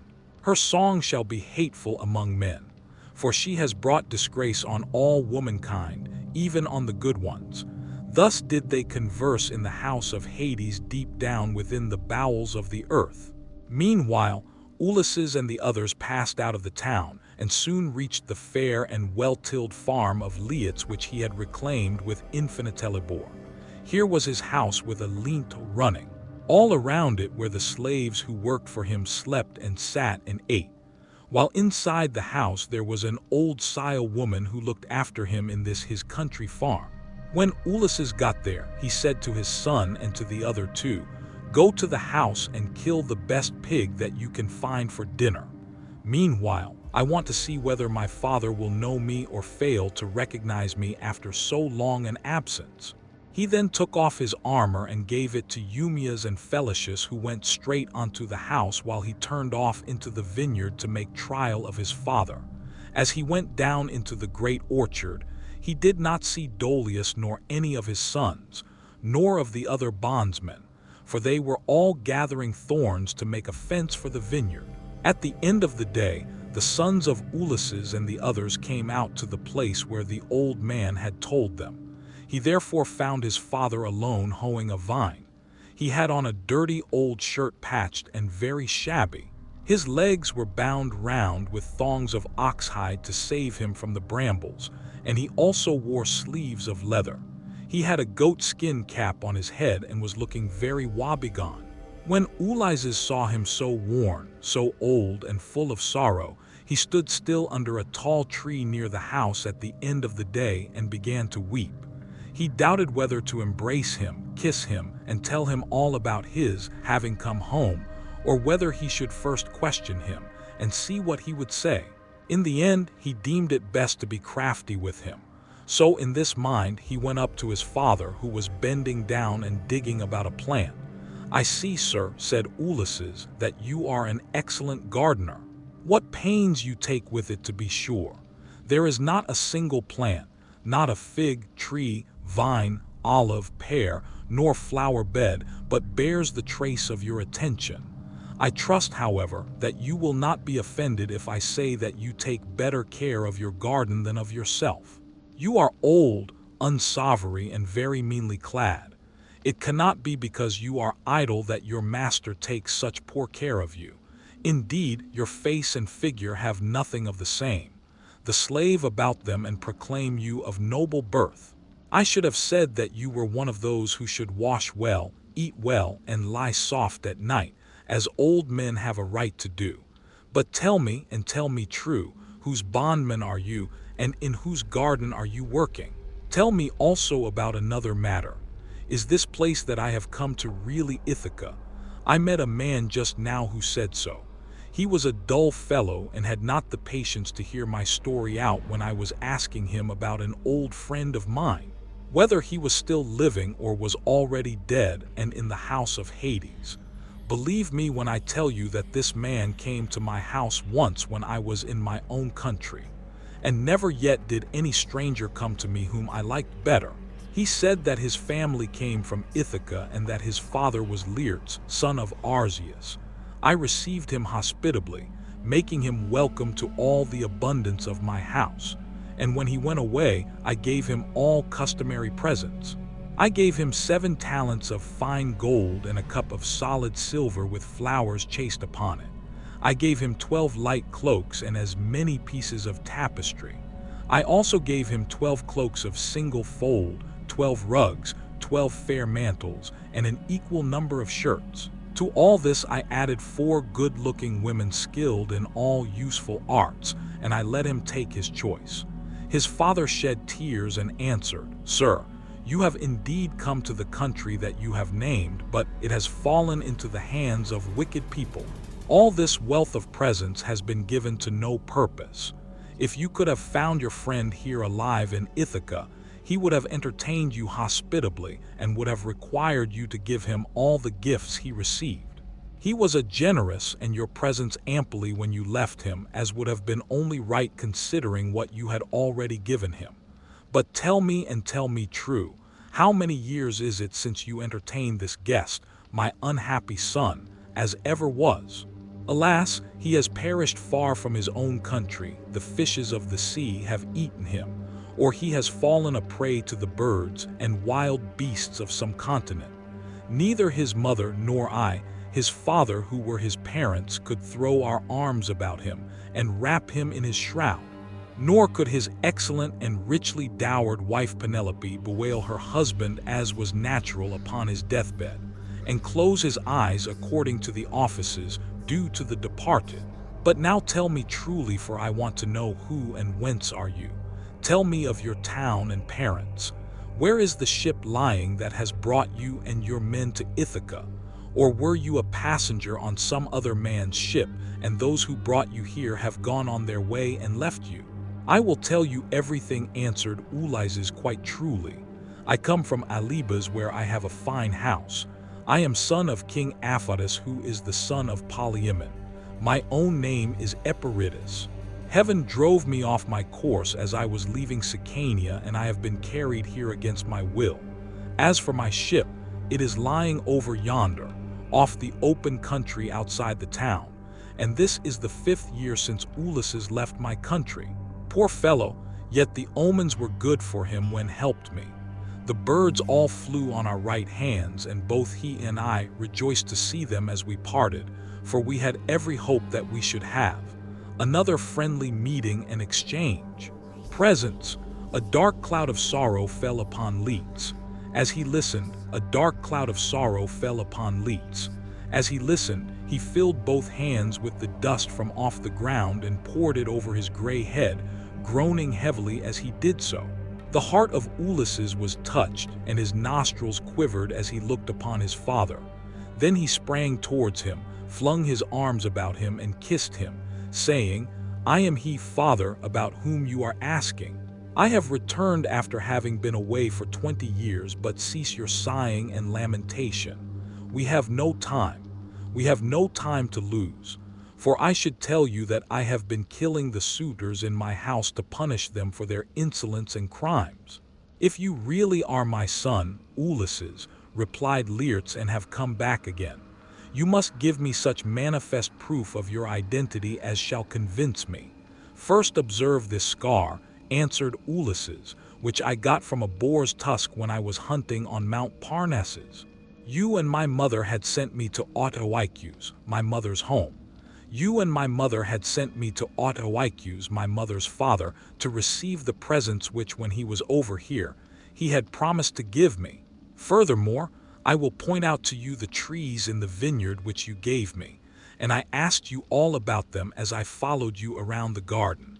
We went over them all, and you told me their names and what they all were. You gave me 13 pear trees, 10 apple trees, and 40 fig trees. You also said you would give me 50 rows of vines. There was corn planted between each row, and they yield grapes of every kind when the heat of heaven has been laid heavy upon them. Laertes' strength failed him when he heard the convincing proofs which his son had given him. He threw his arms about him, and Ulysses had to support him, or he would have gone off into a swoon. But as soon as he came to and was beginning to recover his senses, he said, "The new gods are still in Olympus. After all, if the suitors have really been punished for their iniquity, insolence, and folly. Nevertheless, I am much afraid that I shall have all the townspeople of Ithaca up here directly, and they will be sending messengers everywhere throughout the cities of the Cephallenians." Ulysses answered, "Take heart, and do not trouble yourself about that, but let us go into the house hard by your garden. I have already told Telemachus, Flathius, and Eumaeus to go on there and get dinner ready as soon as possible." Thus conversing, the two made their way towards the house. When they got there, they found Telemachus with the stockmen and the swineherd, cutting up meat and mixing wine with water. Then the old sequel woman took Laertes inside and washed him and anointed him with oil. She put him on a good cloak, and Minerva came up to him and gave him a more imposing presence, making him taller and stouter than before. When he came back, his son was surprised to see him looking so like an immortal, and said to him, "My dear father, someone of the gods has been making you much taller and better looking." Laertes answered, "Would by Father Jove, Minerva, and Apollo that I were the man. I was when I ruled among the Cephallenians and took Nercum, that strong fortress on the Falland, if I were still what I then was, and had been in our house yesterday with my armor on. I should have been able to stand by you and help you against the suitors. I should have killed a great many of them, and you would have rejoiced to see it."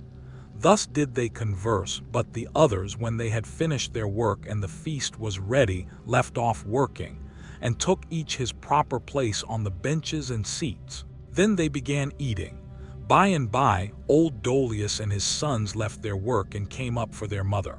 The sequel woman who looked after Laertes, now that he was growing old, had been to fetch them. When they saw Ulysses and were certain it was he, they stood there lost in astonishment. But Ulysses scolded them good-naturedly and said, "Sit down to your dinner, old man, and never mind about your surprise. We have been wanting to begin for some time and have been waiting for you."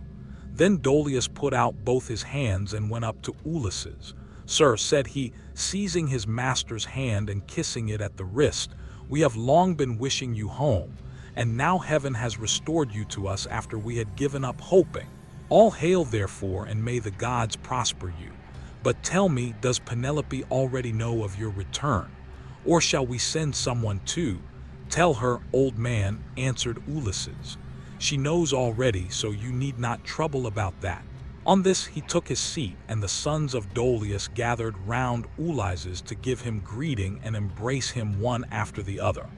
Then they took their seats in due order near Dolius their father.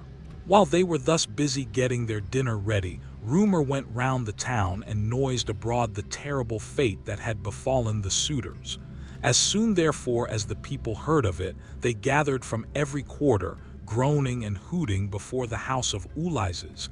They took the dead away, buried every man his own, and put the bodies of those who came from elsewhere on board the fishing trough. They took the dead away, buried every man his own, and put the bodies of those who they took the Nisan according vessels for the fishermen to take each of them to came from elsewhere on board the fishing tran his own place. He then met angrily in the place of assembly, and when they were got together, Eupath rose to speak. He was overwhelmed with grief for the death of his son Antinous, who had been the first man killed by Ulysses. So he said, weeping bitterly, "My friends, this man has done the Achans great wrong. He took many of our best men away with him in his fleet, and he has lost both ships and men.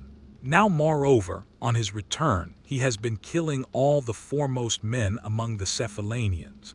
Let us be up and doing before he can get away to Pylos or to Elis, where the Ons rule, or we shall be ashamed of ourselves forever afterwards. It will be an everlasting disgrace to us if we do not avenge the murder of our sons and brothers.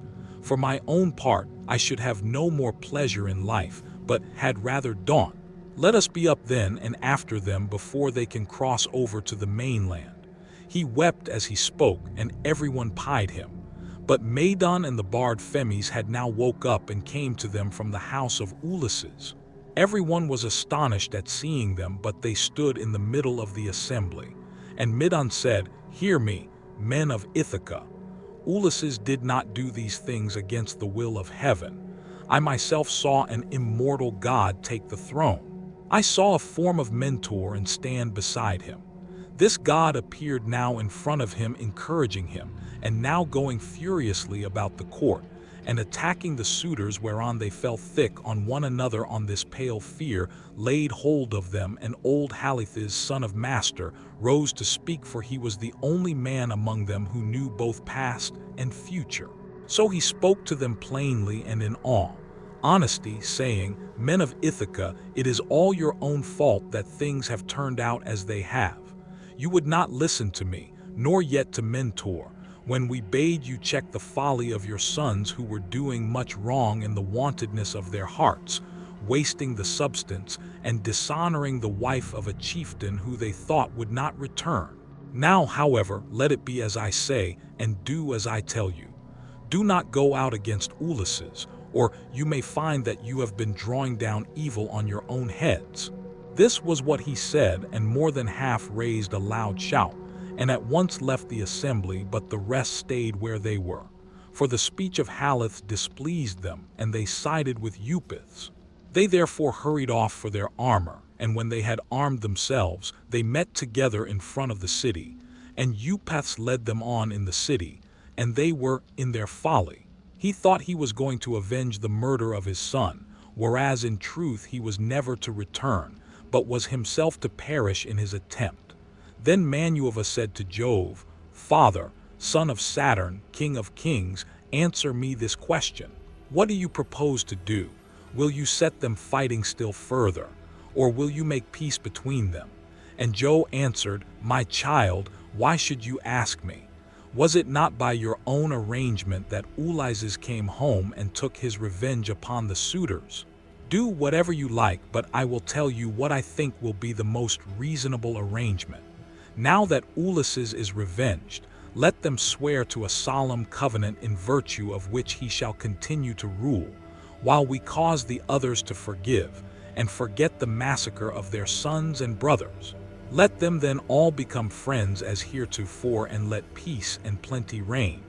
This was what Minerva was already eager to bring about. So down she darted from off the topmost summits of Olympus. Now when Laertes and the others had finished dinner, Ulysses began by saying, "Some of you go out and see if they are not getting close up to us." So one of Dolius's sons went, as he was bid. Standing on the threshold he could see them all quite near, and said to Ulysses, "Here they are. Let us put on our armor at once." They put on their armor as fast as they could, that is to say, Ulysses, his 3 men and the 6 sons of Dolius. Laertes also and Dolius did the same, warriors by necessity, in spite of their gray hair. When they had all put on their armor, they opened the gate and slid forth, Ulysses leading the way. Then Jove's daughter Minerva came up to them, having assumed the form and voice of Mentor. Ulysses was glad when he saw her and said to his son, "Telemachus, Telemachus, now that you are about to fight in an engagement which will show every man's mettle, be sure not to disgrace your ancestors who were eminent for their strength and courage all the world over." "You say truly, my dear father," answered Telemachus, "and you shall see, if you will, that I am in no mind to disgrace your family." Laertes was delighted when he heard this. "Good heavens," he exclaimed, "what a day I am enjoying! I do indeed rejoice at it. My son and grandson are vying with one another in the matter of valor."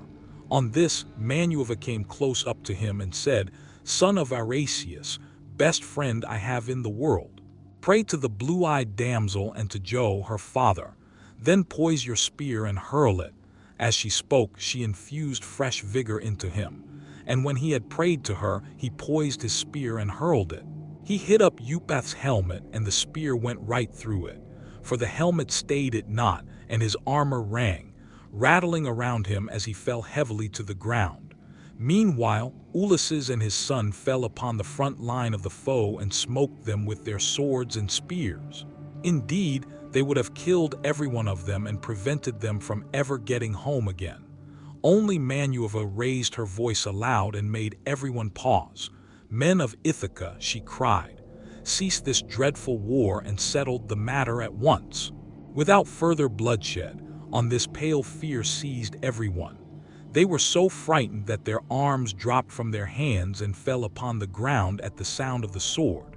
They heard the sound of the goddess's voice, and they fled back to the city for their lives. But Ulysses gave a great cry, and gathering himself together, swooped down like a soaring eagle. Then the son of Saturn sent a thunderbolt of fire that fell just in front of Minerva. So she said to Ulysses, "Ulysses, noble son of Laertes, stop this warful strife or Jove will be angry with you." Thus spoke Minerva, and Ulysses obeyed her gladly. Then Minerva assumed the form and voice of Mentor, and presently made a covenant of peace between the 2 contending parties. Thank you for listening. The end of the Odyssey by Homer, translated by Samuel Butler, narrated by Janus. Hard that I cannot call you by such a name. Why do you keep away from my father in this way? Why do you not sit by his side and begin talking to him and asking him questions no other woman could bear to keep away from her husband when he had come back to her after 20 years of absence, and after having gone through so much, but your heart always was as hard as a stone? Penelope answered, "My son, I am so lost in astonishment that I can find no words in which either to ask questions or to answer them. I cannot even look him straight in the face still. If he really is Ulysses come back to his own home again, we shall get to understand one another better by and by, for there are tokens with which we 2 are alone acquainted, and which are hidden from all others." Ulysses smiled at this and said to Telemachus, "Let your mother put me to any proof she likes. She will make up her mind about it presently. She rejects me for the moment and believes me to be somebody else because I am covered with dirt and have such bad clothes on. Let us, however, consider what we had better do next. When one man has killed another, even though he was not one who would leave many friends to take up his quarrel, the man who has killed him must still say goodbye to his friends and fly the country. Whereas we have been killing the stay of a whole town and all the picked youth of Ithaca, I would have you consider this matter. Look to it yourself, father answered. Telemachus, for they say you are the wisest counselor in the world, and that there is no other mortal man who can compare with you. We will follow you with right good will, nor shall you find us fail you in so far as our strength holds out. I will say what I think will be best, answered Ulysses. First wash and put your shirts on. Tell the maids also to go to their own room and dress. Then we shall conjure up the wedding tide and count it so that you may have the cheer of the wedding tide. We shall look for a way to do so in the same way that Telemachus did. First they washed and put their shirts on while the women got ready. Then Phemas took his lyre and set them all longing for sweet song and stately dance. The house re-echoed with the sound of men and women dancing, and the people outside said, I suppose the queen has been getting married at last. She ought to be ashamed of herself for not continuing to protect her husband's property until he comes home. This was what they said, but they did not know what it was that had been happening. The upper servant, Eurynome, washed and anointed Ulysses in his own house, and gave him a shirt and cloak, while Manueva made him look taller and stronger than before. She also made the hair grow thick on the top of his head and flow down in curls like hyacinth blossoms. She glorified him about the head and shoulders just as a skillful workman who was a worker.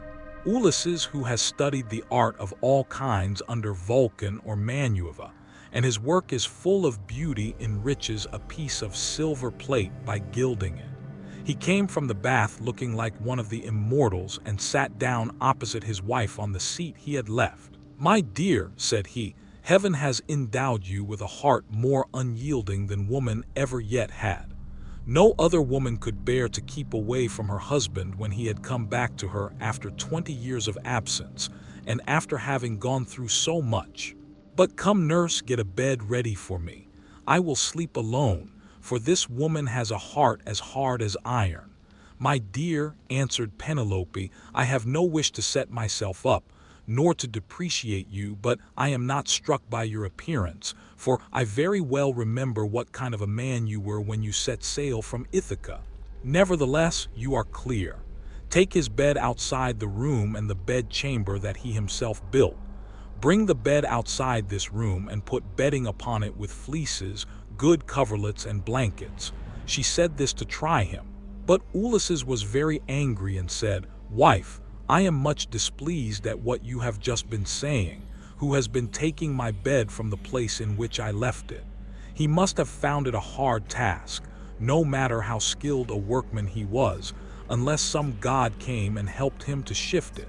There is no man living, however strong and in his prime, who could move it from its place, for it is a marvelous curiosity which I made with my very own hands.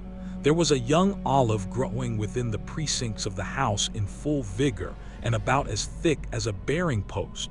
I built my room around this with strong walls of stone and a roof to cover them, and I made the doors strong and well-fitting. Then I cut off the top boughs of the olive tree and left the stump standing. This I dressed roughly from the root upwards, and then worked with carpenter's tools well and skillfully, straightening my work by drawing a line on the wood and making it into a bed prop. I then bored a hole down the middle and made it the center post of my bed, at which I worked till I had finished it, inlaying it with gold and silver. After this, I stretched a hide of crimson leather from one side of it to the other.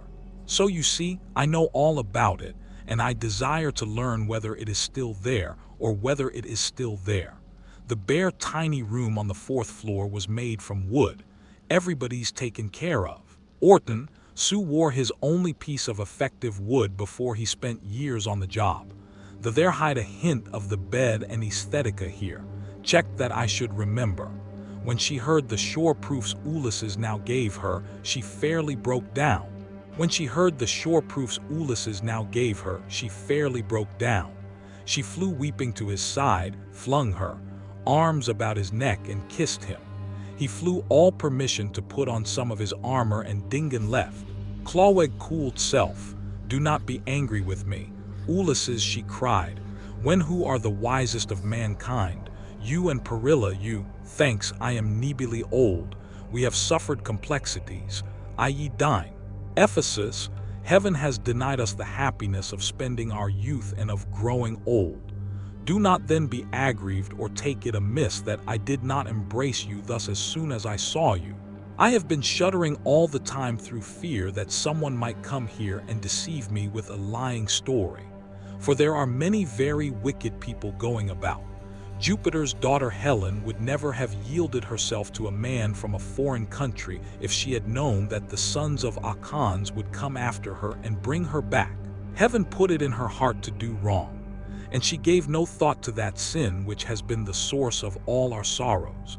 Now, however, that you have convinced me by showing that you know all about our bed which no human being has ever seen but you and I and a single maid servant, the daughter of Actor who was given me by my father on my marriage and who keeps the doors of our room. Hard of belief though I have been, I can mistry, I can trust no longer. Then Ulysses in his turn melted and wept as he clasped his dear and faithful wife to his bosom, as the sight of land is welcome to men who are swimming towards the shore. When Neptune has wrecked their ship with the fury of his winds and waves, a few alone reach the land, and these covered with brine are thankful when they find themselves on firm ground and out of danger. Even so was her husband welcome to her as she looked upon him, and she could not tear her two fair arms from about his neck. Indeed, they would have gone on indulging their sorrow till rosy-fingered morn appeared had not Manuva determined otherwise and held night back in the far west, while she would not suffer dawn to leave Oceananes, nor to yoke the two steeds, Lampus and Phaethon, that bear her onward to break the day upon mankind. At last, however, Ulysses said, Wife, we have not yet reached the end of our troubles. I have an unknown amount of toil still to undergo. It is long and difficult, but I must go through with it. For thus the shade of Tiresias prophesied concerning me on the day when I went down into Hades to ask about my return and that of my companions. But now, let us go to bed that we may lie down and enjoy the blue night. Blessed boon of sleep. You shall go to bed as soon as you please, replied Penelope. Now that the gods have sent you home to your own good house and to your country, but as heaven has put it in your mind to speak of it, tell me about the task that lies before you. I shall have to hear about it later, so it is better that I should be told a taunt. My dear, answered Ulysses, why should you press me to tell you? Still I will not conceal it from you, though you will not like it. I do not like it myself. For Tiresias bade me travel far and wide carrying an oar till I came to a country where the people have never heard of the sea and do not even mix salt with their food. They know nothing about ships nor owe oars that are as the wings of a ship.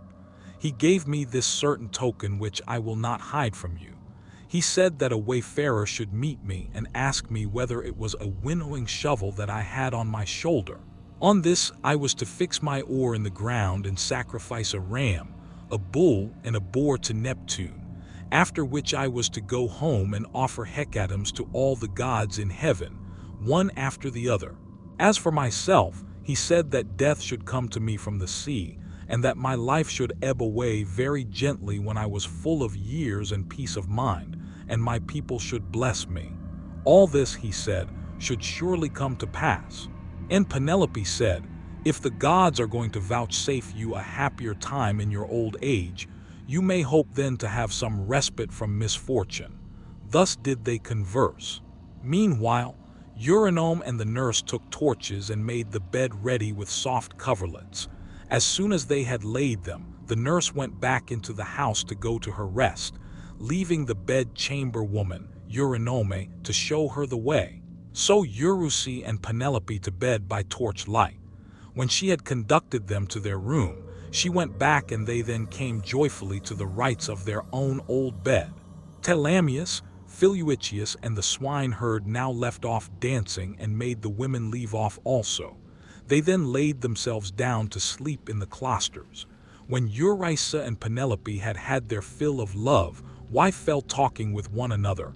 She told him how much she had had to bear. In seeing the house filled with diseases, he was filled with a crowd of wicked suitors who had killed so many sheep, and feel free to touch her skin, and say, now I have grew data oxen on her account, and had drunk so many casks of wine. Ulysses in his turn told her what he had suffered, and how much trouble he had himself given to other people. He told her everything, and she was so delighted to listen that she never went to sleep till he had ended his whole story. He began with his victory over the Chicones, and how he thence reached the fertile land of the Lotus Eaters. He told her all about the Cyclops, and how he had punished him for having so ruthlessly eaten his brave comrades. How he then went on to Aeolales, who received him hospitably and furthered him on his way. But even so he was not to reach home, for to his great grief a hurricane carried him out to sea again. How he went on to the Laestrygonian city Telthon, where the people destroyed all his ships with their crews save himself and his own ship. Only then he told of cunning Circe and her craft, and how he sailed to the chill house of Hades to consult the ghost of the prophet Tiresias, and how he saw his old comrades in arms and his mother who bore him and brought him up when he was a child, how he then heard the wondrous singing of the sirens and went on to the wandering rocks and tell them that he had been killed, and how he saw the terrible Charybdis and Tela whom no man had ever yet passed in safety, how his men then ate the cattle of the sun god, and how Jupiter therefore struck the ship with his thunderbolts, so that all his men perished together, himself alone being left alive. How at last he reached the Ocean island, and the nymph Calypso, who kept him there in a cave and fed him and wanted him to marry her, in which case she intended marriage, and how after much suffering he had found his way to the Phaeacians, who had treated him as though he had been a god, and sent him back in a ship to his own country, after having given him gold, bronze, and raiment in great abundance. This was the last thing about which he told her, for here a deep sleep took hold upon him, and eased the burden of his sorrows. Then Manuva besought her of another matter. When she deemed that Ulysses had had both his wife and repose, she bade golden, throned dawn rise out of Oceananes, that she might shed light upon mankind. On this, Ulysses rose from his comfortable bed and said to Penelope, "Wife, we have both had our full share of troubles. You here in lamenting my absence, and I in being prevented from getting home. I was longing all the time to do so. Now, however, that we have at last come together, take care of the property that is in the house. As for the sheep and goats which the wicked suitors have eaten, I will take many myself by force from other people, and will compel the Ions to make good, the rest till they shall have filled all my yards. I am now going to the wooded lands out in the country to see my father, who has so long been grieved on my account, and to yourself I will give these instructions, though you have little need of them at sunrise. It will at once get abroad that I have been killing the suitors. Go upstairs therefore, and stay there with your women, see nobody, and ask no questions." As he spoke, he girded on his armor. Then he roused Telemachus, Phoedius, and told them all to put on their armor also. This they did and armed themselves. When they had done so, they opened the gates and sent forth Ulysses leading the way. It was now daylight, but Manuva nevertheless concealed them in darkness and led them quickly out of the town. Book 24. Then Mercury of Cyllene summoned the ghosts of the suitors, and in his hand he held the fair golden wand with which he seals men's eyes in sleep, or wakes them just as he pleases. With this he roused the ghosts and led them, while they followed, whining and gibbering behind him, as bats fly, squealing in the hollow of some great cave when one of them has fallen out of the cluster in which they hang. Even so did the ghosts whine and squeal as Mercury, the healer of sorrow, led them down into the dark abode of death.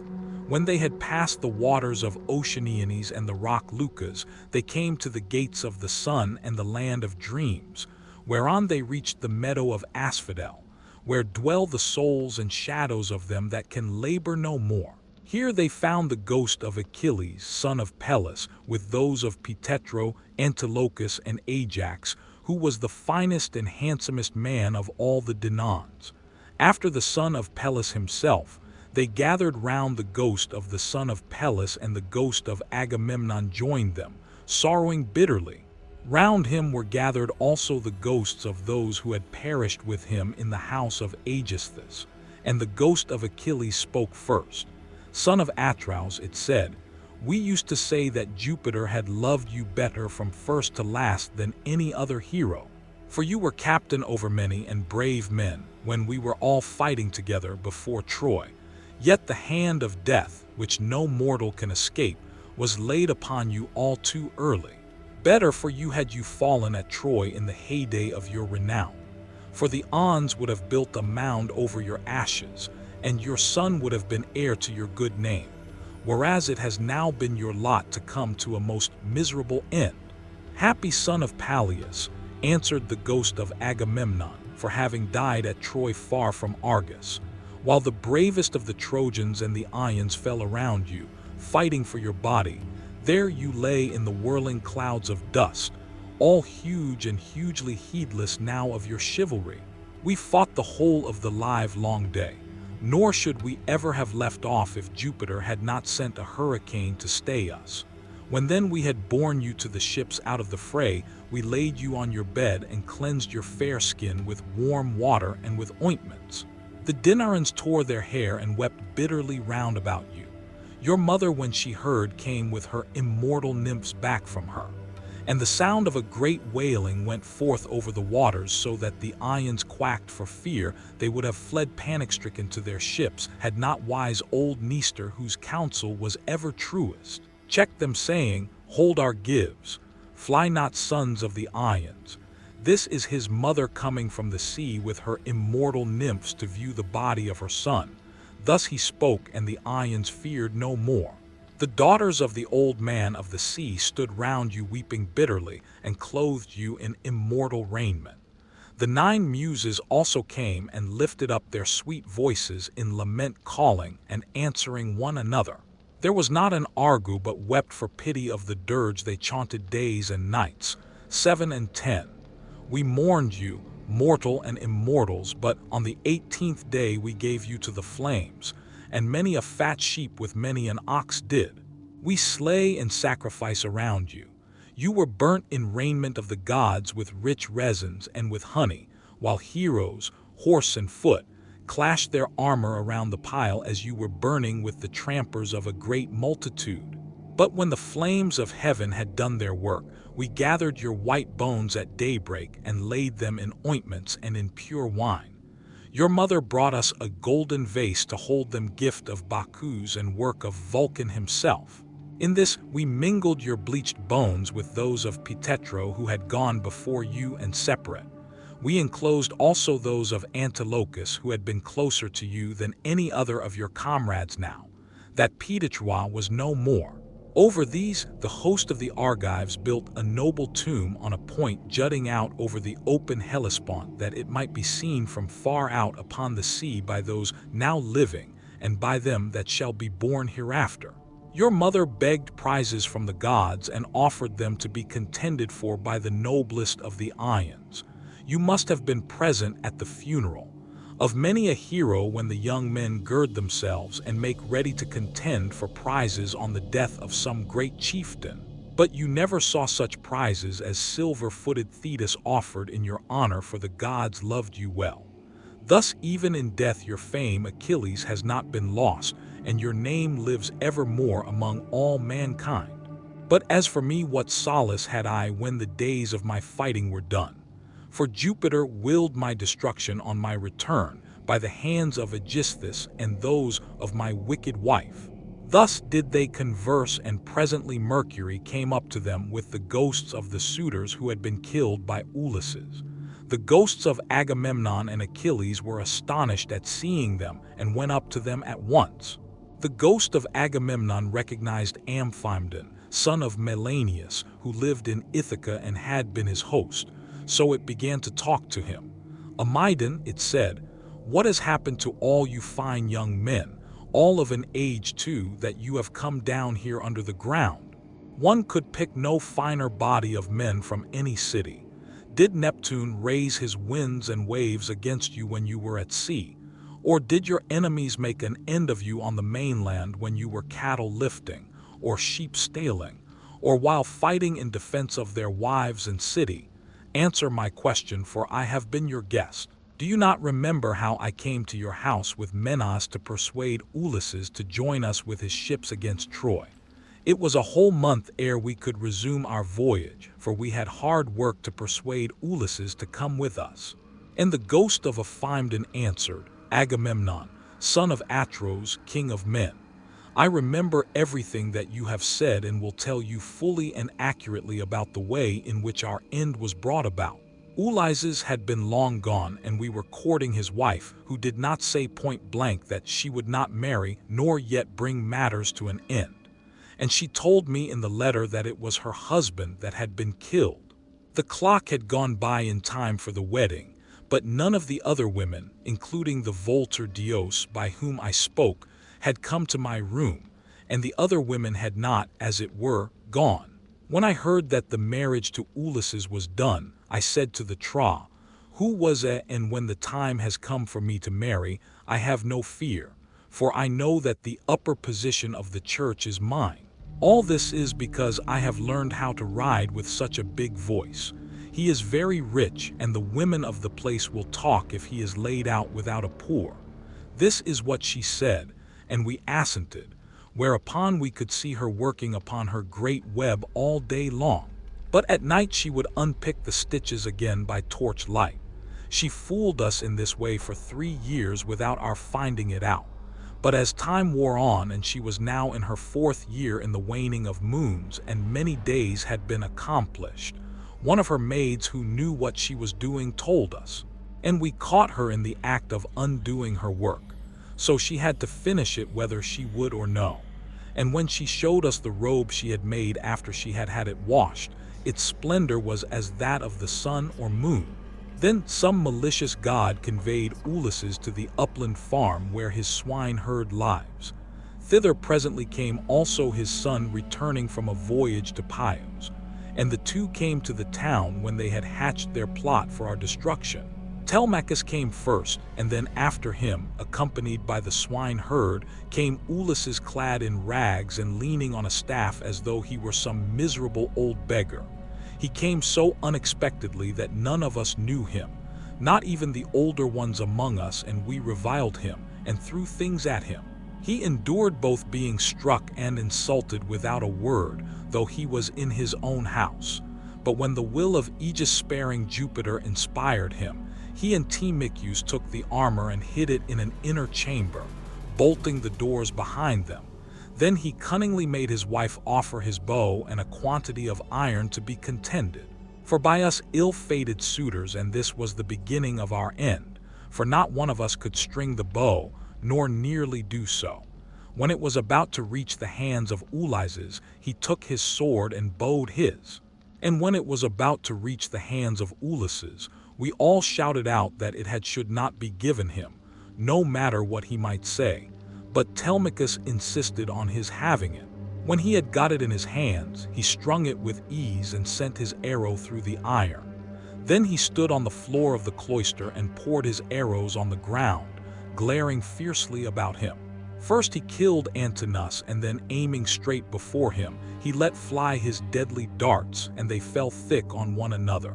It was plain that someone of the gods was helping them, for they fell upon us with might and man throughout the cloisters, and there was a hideous sound of groaning as our brains were being battered in, and the ground seethed with our blood. This, Agamemnon, is how we came by our end. Our bodies are lying still, uncared for in the house of Ulysses, for our friends at home do not yet know what has happened, so that they cannot lay us out and wash the black blood from our wounds, making us die. This which brings a moan over us according to the officers due to thee, and we are not alone in this.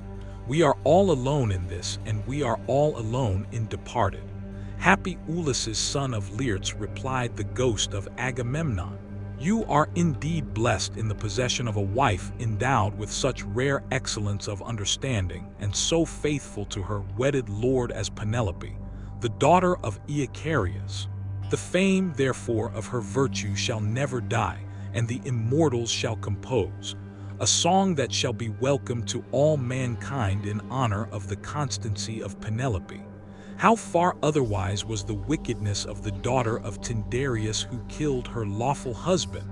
Her song shall be hateful among men, for she has brought disgrace on all womankind, even on the good ones. Thus did they converse in the house of Hades, deep down within the bowels of the earth. Meanwhile, Ulysses and the others passed out of the town, and soon reached the fair and well-tilled farm of Laertes, which he had reclaimed with infinite labor. Here was his house with a lintel running. All around it where the slaves who worked for him slept and sat and ate, while inside the house there was an old sile woman who looked after him in this his country farm. When Ulysses got there, he said to his son and to the other two, "Go to the house and kill the best pig that you can find for dinner. Meanwhile, I want to see whether my father will know me or fail to recognize me after so long an absence." He then took off his armor and gave it to Eumaeus and Phelicius, who went straight onto the house, while he turned off into the vineyard to make trial of his father.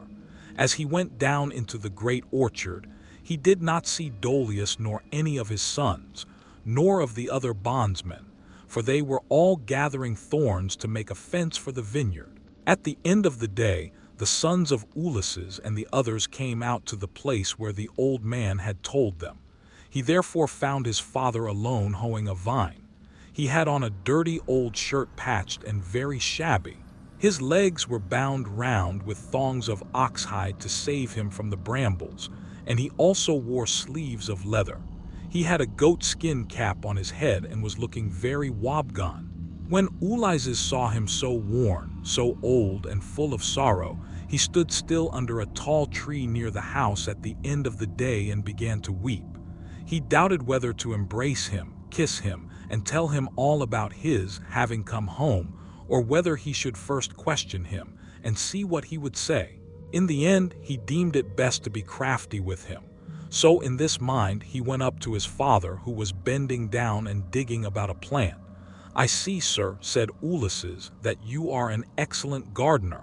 What pains you take with it, to be sure. There is not a single plant, not a fig tree, vine, olive, pear, nor flower bed, but bears the trace of your attention. I trust, however, that you will not be offended if I say that you take better care of your garden than of yourself. You are old, unsavoury, and very meanly clad. It cannot be because you are idle that your master takes such poor care of you. Indeed, your face and figure have nothing of the same. The slave about them and proclaim you of noble birth. I should have said that you were one of those who should wash well, eat well, and lie soft at night, as old men have a right to do. But tell me, and tell me true, whose bondman are you, and in whose garden are you working? Tell me also about another matter. Is this place that I have come to really Ithaca? I met a man just now who said so. He was a dull fellow and had not the patience to hear my story out when I was asking him about an old friend of mine, whether he was still living or was already dead and in the house of Hades. Believe me when I tell you that this man came to my house once when I was in my own country, and never yet did any stranger come to me whom I liked better. He said that his family came from Ithaca and that his father was Laertes, son of Odysseus. I received him hospitably, making him welcome to all the abundance of my house, and when he went away, I gave him all customary presents. I gave him 7 talents of fine gold and a cup of solid silver with flowers. Chased upon it, I gave him 12 light cloaks and as many pieces of tapestry. I also gave him 12 cloaks of single fold, 12 rugs, 12 fair mantles, and an equal number of shirts. To all this, I added 4 good-looking women skilled in all useful arts, and I let him take his choice. His father shed tears and answered, "Sir, you have indeed come to the country that you have named, but it has fallen into the hands of wicked people. All this wealth of presents has been given to no purpose. If you could have found your friend here alive in Ithaca, he would have entertained you hospitably and would have required you to give him all the gifts he received. He was a generous, and your presents amply when you left him, as would have been only right, considering what you had already given him. But tell me, and tell me true, how many years is it since you entertained this guest, my unhappy son, as ever was? Alas, he has perished far from his own country. The fishes of the sea have eaten him, or he has fallen a prey to the birds and wild beasts of some continent. Neither his mother, nor I, his father, who were his parents, could throw our arms about him and wrap him in his shroud. Nor could his excellent and richly dowered wife Penelope bewail her husband as was natural upon his deathbed, and close his eyes according to the offices due to the departed. But now tell me truly, for I want to know who and whence are you. Tell me of your town and parents. Where is the ship lying that has brought you and your men to Ithaca? Or were you a passenger on some other man's ship, and those who brought you here have gone on their way and left you?" "I will tell you everything," answered Ulysses quite truly. "I come from Alibaba's, where I have a fine house. I am son of King Aphrodis, who is the son of Polyemon. My own name is Eperitus. Heaven drove me off my course as I was leaving Sicania, and I have been carried here against my will. As for my ship, it is lying over yonder, off the open country outside the town, and this is the 5th year since Ulysses left my country. Poor fellow, yet the omens were good for him when helped me. The birds all flew on our right hands, and both he and I rejoiced to see them as we parted, for we had every hope that we should have another friendly meeting and exchange presents. A dark cloud of sorrow fell upon Leats. As he listened, a dark cloud of sorrow fell upon Leats.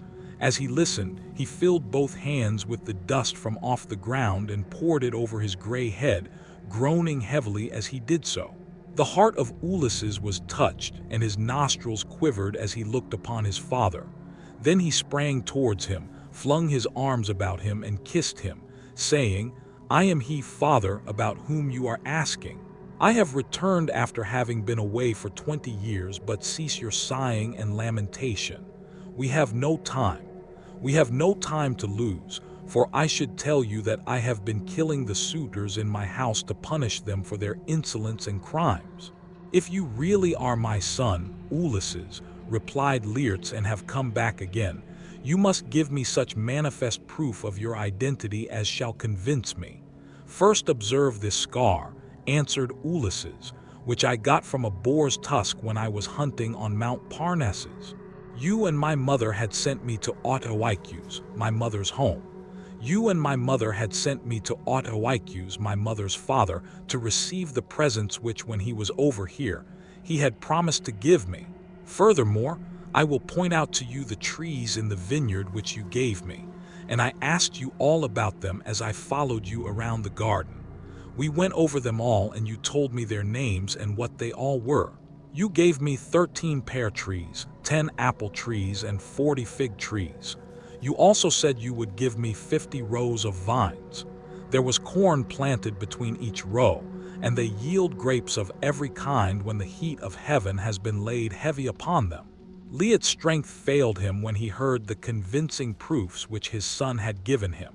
He threw his arms about him, and Ulysses had to support him, or he would have gone off into a swoon. But as soon as he came to and was beginning to recover his senses, he said, "The new gods are still in Olympus. After all, if the suitors have really been punished for their iniquity, insolence, and folly. Nevertheless, I am much afraid that I shall have all the townspeople of Ithaca up here directly, and they will be sending messengers everywhere throughout the cities of the Cephallenians." Ulysses answered, "Take heart and do not trouble yourself about that, but let us go into the house hard by your garden. I have already told Telemachus, Phothius, and Eumaeus to go on there and get dinner ready as soon as possible." Thus conversing, the two made their way towards the house. When they got there, they found Telemachus with the stockmen and the swineherd, cutting up meat and mixing wine with water. Then the old sequel woman took Laertes inside and washed him and anointed him with oil. She put him on a good cloak, and Manuva came up to him and gave him a more imposing presence, making him taller and stouter than before. When he came back, his son was surprised to see him looking so like an immortal and said to him, "My dear father, someone of the gods has been making you much taller and better looking." Laertes answered, "Would by Father Jove, Manuva, and Apollo that I were the man I was when I ruled among the Cephallenians and took Nercum, that strong fortress on the Phaland, if I were still what I then was, and had been in our house yesterday with my armor on. I should have been able to stand by you and help you against the suitors. I should have killed a great many of them, and you would have rejoiced to see it." Thus did they converse, but the others, when they had finished their work and the feast was ready, left off working, and took each his proper place on the benches and seats. Then they began eating. By and by, old Dolius and his sons left their work and came up for their mother. The sequel woman who looked after Laertes, now that he was growing old, had been to fetch them. When they saw Ulysses and were certain it was he, they stood there lost in astonishment. But Ulysses scolded them good-naturedly and said, "Sit down to your dinner, old man, and never mind about your surprise. We have been wanting to begin for some time and have been waiting for you." Then Dolius put out both his hands and went up to Ulysses. "Sir," said he, seizing his master's hand and kissing it at the wrist, "we have long been wishing you home, and now heaven has restored you to us after we had given up hoping. All hail therefore, and may the gods prosper you. But tell me, does Penelope already know of your return? Or shall we send someone too?" "Tell her, old man," answered Ulysses. "She knows already, so you need not trouble about that." On this he took his seat, and the sons of Dolius gathered round Ulysses to give him greeting and embrace him one after the other. Then they took their seats in due order near Dolius their father. While they were thus busy getting their dinner ready, rumor went round the town and noised abroad the terrible fate that had befallen the suitors. As soon therefore as the people heard of it, they gathered from every quarter, groaning and hooting before the house of Ulysses. They took the dead away, buried every man his own, and put the bodies of those who came from elsewhere on board the fishing trough. They took the dead away, buried every man his own, and put the bodies of those who they took the Nissan according vessels for the fishermen to take each of them to came from elsewhere on board the fishing tran his own place. He then met angrily in the place of assembly, and when they were got together, rose to speak. He was overwhelmed with grief for the death of his son Antinous, who had been the first man killed by Ulysses. So he said, weeping bitterly, "My friends, this man has done the Achans great wrong. He took many of our best men away with him in his fleet, and he has lost both ships and men. Now moreover, on his return, he has been killing all the foremost men among the Cephallenians.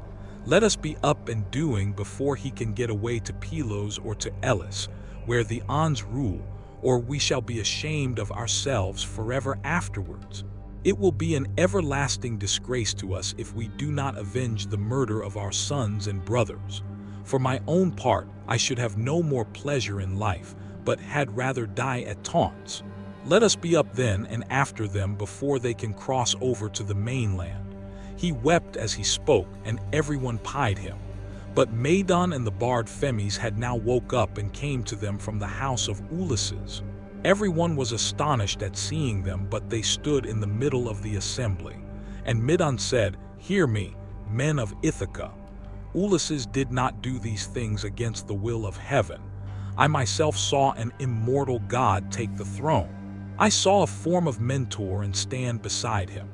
This god appeared now in front of him, encouraging him, and now going furiously about the court, and attacking the suitors, whereon they fell thick on one another on this pale fear, laid hold of them, and old Halithes, son of Master, rose to speak, for he was the only man among them who knew both past and future.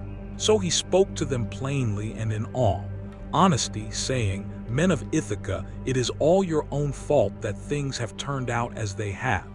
You would not listen to me, nor yet to Mentor, when we bade you check the folly of your sons, who were doing much wrong in the wantedness of their hearts, wasting the substance and dishonoring the wife of a chieftain who they thought would not return. Now, however, let it be as I say, and do as I tell you. Do not go out against Ulysses, or you may find that you have been drawing down evil on your own heads." This was what he said, and more than half raised a loud shout, and at once left the assembly, but the rest stayed where they were. For the speech of Halithes displeased them, and they sided with Eupaths. They therefore hurried off for their armor, and when they had armed themselves, they met together in front of the city, and Eupaths led them on in the city, and they were in their folly. He thought he was going to avenge the murder of his son, whereas in truth he was never to return, but was himself to perish in his attempt. Then Manuva said to Jove, "Father, son of Saturn, king of kings, answer me this question. What do you propose to do? Will you set them fighting still further, or will you make peace between them?" And Jove answered, "My child, why should you ask me? Was it not by your own arrangement that Ulysses came home and took his revenge upon the suitors? Do whatever you like, but I will tell you what I think will be the most reasonable arrangement. Now that Ulysses is revenged, let them swear to a solemn covenant in virtue of which he shall continue to rule, while we cause the others to forgive and forget the massacre of their sons and brothers. Let them then all become friends as heretofore, and let peace and plenty reign." This was what Manuva was already eager to bring about. So down she darted from off the topmost summits of Olympus. Now when Laertes and the others had finished dinner, Ulysses began by saying, "Some of you go out and see if they are not getting close up to us." So one of Dolius's sons went, as he was bid. Standing on the threshold, he could see them all quite near, and said to Ulysses, "Here they are. Let us put on our armor at once." They put on their armor as fast as they could, that is to say, Ulysses, his 3 men, and the 6 sons of Dolius. Laertes also and Dolius did the same, warriors by necessity, in spite of their gray hair. When they had all put on their armor, they opened the gate and slid forth, Ulysses leading the way. Then Jove's daughter Manuva came up to them, having assumed the form and voice of Mentor. Ulysses was glad when he saw her, and said to his son, "Telemachus, Telemachus, now that you are about to fight in an engagement which will show every man's mettle, be sure not to disgrace your ancestors, who were eminent for their strength and courage all the world over." "You say truly, my dear father," answered Telemachus, "and you shall see, if you will, that I am in no mind to disgrace your family." Laertes was delighted when he heard this. "Good heavens," he exclaimed, "what a day I am enjoying! I do indeed rejoice at it. My son and grandson are vying with one another in the matter of valor." On this, Manuva came close up to him and said, "Son of Odysseus, best friend I have in the world, pray to the blue-eyed damsel and to Jove her father. Then poise your spear and hurl it." As she spoke, she infused fresh vigor into him, and when he had prayed to her, he poised his spear and hurled it. He hit up Eupath's helmet, and the spear went right through it, for the helmet stayed it not, and his armor rang, rattling around him as he fell heavily to the ground. Meantime, Ulysses and his son fell upon the front line of the foe and smote them with their swords and spears. Indeed, they would have killed every one of them and prevented them from ever getting home again. Only Manuva raised her voice aloud and made everyone pause. "Men of Ithaca," she cried, "cease this dreadful war and settle the matter at once." Without further bloodshed, on this pale fear seized everyone. They were so frightened that their arms dropped from their hands and fell upon the ground at the sound of the sword. They heard the sound of the goddess's voice, and they fled back to the city for their lives. But Ulysses gave a great cry and, gathering himself together, swooped down like a soaring eagle. Then the son of Saturn sent a thunderbolt of fire that fell just in front of Manueva. So she said to Ulysses, "Ulysses, noble son of Leots, stop this warful strife or Jove will be angry with you." Thus spoke Manueva, and Ulysses obeyed her gladly. Then Manueva assumed the form and voice of Mentor and presently made a covenant of peace between the two contending parties. Thank you for listening. The End of the Odyssey by Homer, translated by Samuel Butler, narrated by Janus.